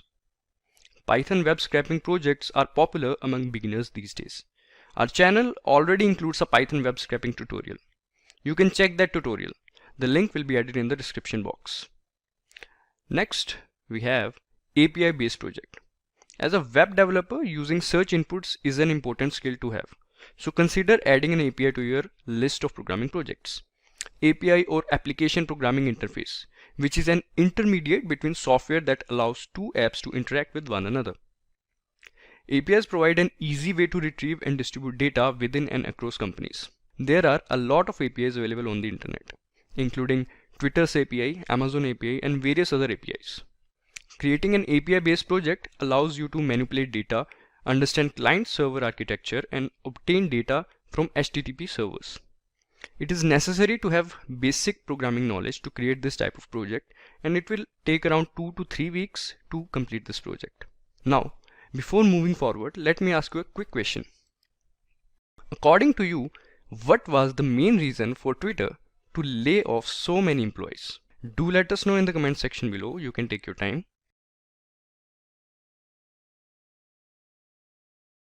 Now, coming to the next project that you must have on your list. Games. So games are an excellent way to demonstrate your knowledge of basic concepts and algorithms. Including games on your programming resume demonstrate your knowledge of logic, data structures, and algorithms. A game project can showcase various skills such as programming skills, game design skills, graphic design skills, and project management skills. Not only that, using game engine software such as Unity, Visual Studio, or Unreal Engine, you can modify or develop an original game with unique 3D characters and storylines. Overall, a game project can be an excellent addition to your resume because it showcases various technical talents in great demand in the gaming business. It can also be a great opportunity to demonstrate your creativity and passion for game development. Next project on our list is Chatbot. Chatbots are extensively utilized to save time on the recurring conversation on corporate websites, smartphones, applications, and social media pages. A chatbot is a piece of software that mimics human communication or chatter via text or voice interactions. To make one, you can use a popular programming language such as Python, Java, or PHP. These are significant commercial projects, and the recruiting manager would like to learn more about you. Now coming to the next project, which is an e-commerce project. So the majority of the websites and applications with which we interact are an e-commerce platforms. An e-commerce website is one that allows you to buy things online. Some examples of e-commerce website is Flipkart, Amazon, Zomato, Oyo, Big Basket, Grofers, etc. Including an e-commerce project on your resume can be a perfect way to demonstrate your technical skills and experience working on a complex project. Depending on the specific role and responsibilities, an e-commerce project can showcase a range of skills, such as web development skills, UX design skills, project management skills, and business skills also. So this was all about projects to add in the resume. If you have any doubts regarding this video, you can put them in the comment section. So what's your opinion on our list? Feel free to let us know if you missed out on something important. Hey everyone, I'm sure you're all aware that every application that we use today has something called the front end, which is the user interface, and the back end, which is the software that accesses data for us, and finally we have the database to store the data. Now these three together form something called as the full stack. So hi guys, welcome to this video on what is full stack by Simplilearn. But before we begin, if you haven't subscribed to our channel already, make sure to hit the subscribe button and the bell icon to never miss an update. So here's what's in store for you. First, we'll have a look at what front-end development is. Then we'll see some of the front-end languages. Then we'll move on to some front-end libraries and frameworks. Then we'll see what back-end development is, understand some of the popularly used back-end languages and frameworks. And finally, we'll have a look at the database. So now what exactly is front end? Every time you open a website, it has several UI components. And once you click on a particular icon, say sign in this case, you get navigated to the sign in or the login page, right? So what happens is that all of these items facilitate navigation and utility. These are collectively called as the front end. So the front end is the visible part of the website or the web application which is responsible for user experience. The user directly interacts with the front end portion of the website or the web application. So now let's have a look at some of the front end languages. So I'm sure you've heard of HTML, CSS and JavaScript. So these are collectively called the front end languages. When it comes to HTML, it defines the structure of websites and formats the web pages. It also defines text documentation. So let's look at a simple example. So here I've made use of the h1 tag, which is the heading tag in HTML, and I've displayed the message hello welcome. So correspondingly, my website displays the same message. So HTML is responsible or it defines what is being shown on the website. Next up is CSS. Now CSS is a style sheet that allows you to alter and style different web components, be it size, font, spacing, etc. It makes the content on the website look more decorative, correct? So now if you have a look at the code here, I've added some styling. I've changed the font style to italic. I've made the text bold and I've changed the color to red. And again, correspondingly, all the changes are seen on the website. Moving on, we have JavaScript. Now JavaScript is a very powerful client-side scripting language and it is mainly used for enhancing the interaction of a user with the web page. So again, if you have a look at the code here, I've created a form wherein the user can enter their name. And I've also displayed the message, please enter your name. As a result, an input box is made available where the user can type in their name. Now this is facilitated by JavaScript. So as I mentioned earlier, it is used to make web pages interactive and bring the web applications to life. So next, let's have a look at some front-end frameworks and libraries. Now most of these are JavaScript frameworks and libraries. First we have React, then there's Angular, there's Vue, there's jQuery, and then there's Bootstrap. Now all of these help develop the front end of the application. However, when it comes to React, Angular and Vue, it's not necessary that you must know everything to create a website. One of them will be sufficient. However, the usage of React is on the rise and most of the developers prefer using React. jQuery and Bootstrap are also powerful frameworks that can be used to create interactive web pages. Now that you know what front-end development is, you must be wondering how the data is being fetched and how this data is being presented in front of you on your screen. Correct?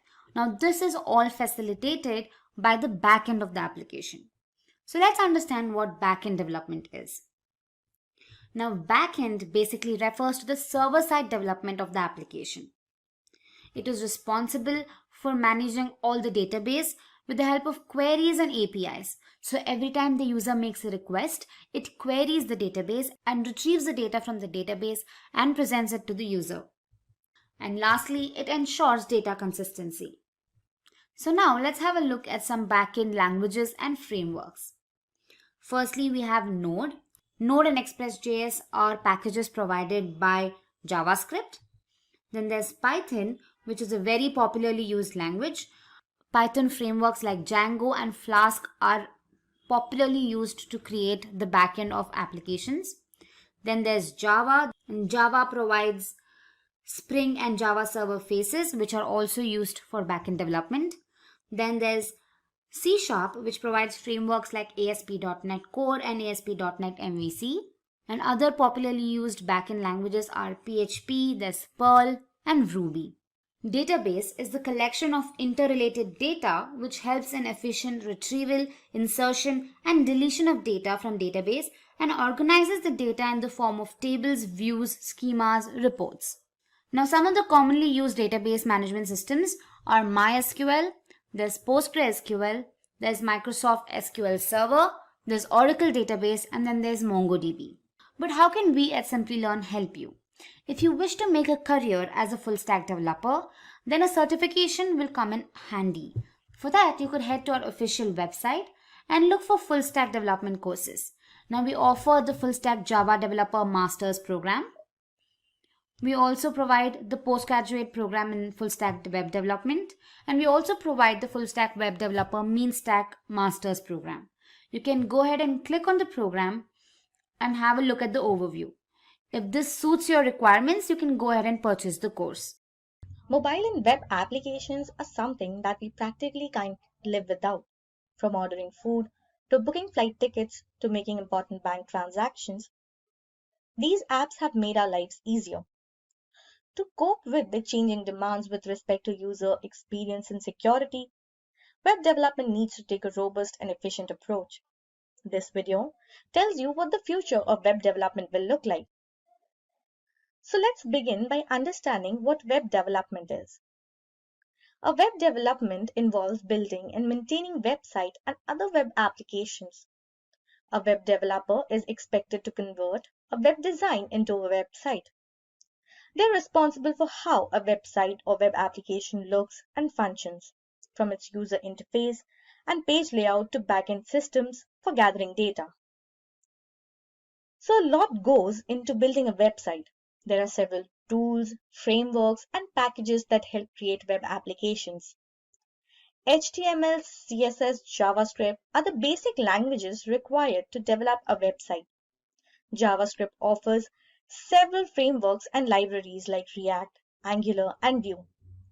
JavaScript and its environment like Node.js and Express.js. Node is an open source cross-platform runtime environment that allows developers to create server-side tools and JavaScript applications. Knowledge of the basic command line like npm, Node Package Manager, is essential. But I'm sure you're aware of all this. So what's going to be new? Well, according to experts, there are 4 major future trends in web development. So let's start and decode them one by one. First up is TypeScript. TypeScript is a superset of JavaScript and is an object-oriented programming language. In simple terms, it is just JavaScript with other impressive additional features. TypeScript supports all JavaScript libraries and frameworks. With an increase in code complexity, JavaScript had to fulfill the requirements of OOP. Hence, that led to the introduction of TypeScript. TypeScript helps with quicker code development, thus improving performance. There are a few improvements with TypeScript that give it an upper hand over JavaScript. Only at the time of development does TypeScript bring out compilation issues. This reduces the chances of mistakes occurring at runtime. A property of TypeScript is that it is strongly typed or enables static typing. Static typing allows type correctness to be checked at compilation time. In JavaScript, this isn't possible. TypeScript is nothing but JavaScript and some additional features, i.e. ES6 features. Some of these features are interfaces, generics, namespaces, null checking, and access modifiers. TypeScript supports IntelliSense, which provides active hints as the code is added. So considering all these advantages, TypeScript is something that will be widely adopted by teams across the globe. Next up is WebAssembly. WebAssembly is a new way to run on the web. WebAssembly, or WASM, is the second universal programming language that all web browsers can understand and run. However, you're not going to be writing scripts in WebAssembly yourself. It's a low-level assembly language designed to be very close to compiled machine code and very close to native performance. What this means is that JavaScript is no longer the only language you can run on the web. Web browsers can run any language now, if that language has a WebAssembly compiler. Even traditional desktop languages like C++ and Rust can be compiled down to WASM with relative ease. WASM currently runs in 94% of users' browsers, with IE, UC Browser, and Opera Mini support being the main things holding it back, as per usual. However, it's backed by developers from Mozilla, Microsoft, Google, and Apple, and support in modern browsers is fast moving. Next up, we have package managers. Packages, a package manager or package management system, is a collection of software tools that automates the process of installing, upgrading, configuring, and removing software packages for a computer's operating system in a consistent manner. It typically maintains a database of software dependencies and version information to prevent software mismatches and missing prerequisites. NPM is the package manager for the Node JavaScript platform. It puts modules in place so that Node can find them and manages dependency conflicts intelligently. It is extremely configurable to support a wide variety of use cases. Yarn is another package manager that replaces the existing workflow for the NPM client or other package managers while remaining compatible with the NPM registry. It has the same feature set as exciting workflows while operating faster, more securely, and more reliably. Lastly, we have JavaScript dialects. Compiler to JavaScript, there are many JavaScript dialects like CoffeeScript, Dart, Babel, TypeScript, and Svelte that offers better features than JavaScript and ultimately compile to JavaScript. It is likely that these languages will be the future. There are several other predictions like better appreciation for web standard, less client work, and more focus on personal projects, and the need to know more languages. Regardless, the future of web development looks more promising than ever. If you wish to make a career as a web developer, start now. So let's talk about the very first top AI tool, which is Skillora.ai. This AI tool aims to provide the best AI-driven mock interview experience. You can take mock interviews for any job roles and subject, receiving instant constructive feedback. Skillora's AI interviewer listens to your responses and asks dynamic flow of questions to test your depth of knowledge. With the Essential plan, you gain access to 6 AI mock interviews per month. You'll receive instant feedback, ideal answers, and performance reports, helping you upgrade your skills for just $8 per month. The premium plan allows you to enjoy 15 AI mock interviews per month. You'll get the same instant feedback, ideal answers, and performance reports along with priority support, maximizing your learning for only $15 per month. Next up, we have Visco's. Visco's advanced AI coach is designed to elevate your job interview skills, harnessing insights from over 10,000 companies. It offers tailored sessions that simulate real interviews, providing personalized feedback and performance analytics. It transcribes your performance and delivers a conversational experience akin to an actual interview. It also offers customized feedback and performance analytics, helping you refine both your answers and communication skill. During practice session, you can craft questions specific to your desired role and industry, ensuring relevance and depth in your preparation. Supporting various interview styles. The price for AVA services are available for free. Next up, we have interviewing.io. Interviewing.io is an AI-powered platform that provides candidates with simulated technical interviews. The platform uses machine learning algorithms to assess your coding skills, problem-solving abilities, and communication style. You can get 4 simulated technical interviews for $225. Next up, we have MockMate. MockMate is an AI-powered tool that allows you to practice answering common interview questions. This tool provides feedback on your answers and gives tips on how to improve your performance. The service is available for $29 per month. Moving on to ChatGPT. ChatGPT is an AI chatbot that can be used to practice answering interview questions in a conversational setting. The chatbot can be customized to simulate the style of an actual interview, and it provides feedback on your answers. The free plan allows you to get started with writing assistant, problem solving, and many more. You will have limited access to ChatGPT 4o mini, including data analysis, file uploads, vision, web browsing, and custom GPTs. All of this is available at no cost. Then we have the Plus plan, which is for $20 per month. The Plus plan amplifies your productivity by offering early access to new features, access to ChatGPT 4, 4o, and GPT-4o's mini, up to 5x more messages for ChatGPT 4o.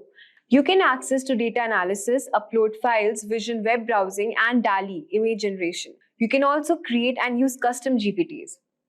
Then we have My Interview Practice. My Interview Practice is an AI tool that allows you to practice interviews in a simulated environment. The platform uses AI to generate interview questions based on your chosen field and provides instant feedback on your responses. This tool is particularly useful for those who want to practice their interview skills in low-pressure environment. The Plus plan is for $49 per month. You get 1 month of access. And the Premium plan is for $57 per month, and you will get access to additional features and many more benefits. Next up, we have Udly. Udly offers real-time interview coaching using AI. It analyzes your speech and body language, providing feedback on how to improve your performance. Udly services are available for free. Now you might be wondering how AI tools can help you ace your job interviews. AI tools can assist in several ways. At first, we have research companies. AI tool provides information about companies' website, news articles, and social media, helping you tailor your answers to the interview's question. Practice questions. AI tool help you practice answering common interview questions, boosting your confidence and preparation. Feedback. AI tool offers feedback on your answers, highlighting areas for improvement and refining your responses. Personalized advice. AI tools provide tips and advice on improving your interview skills, giving you an edge to your next job interview. Choose the right AI tool and select an AI tool that fits your needs and preferences. Use the tool consistently, starting a few weeks before your interview to maximize its benefits.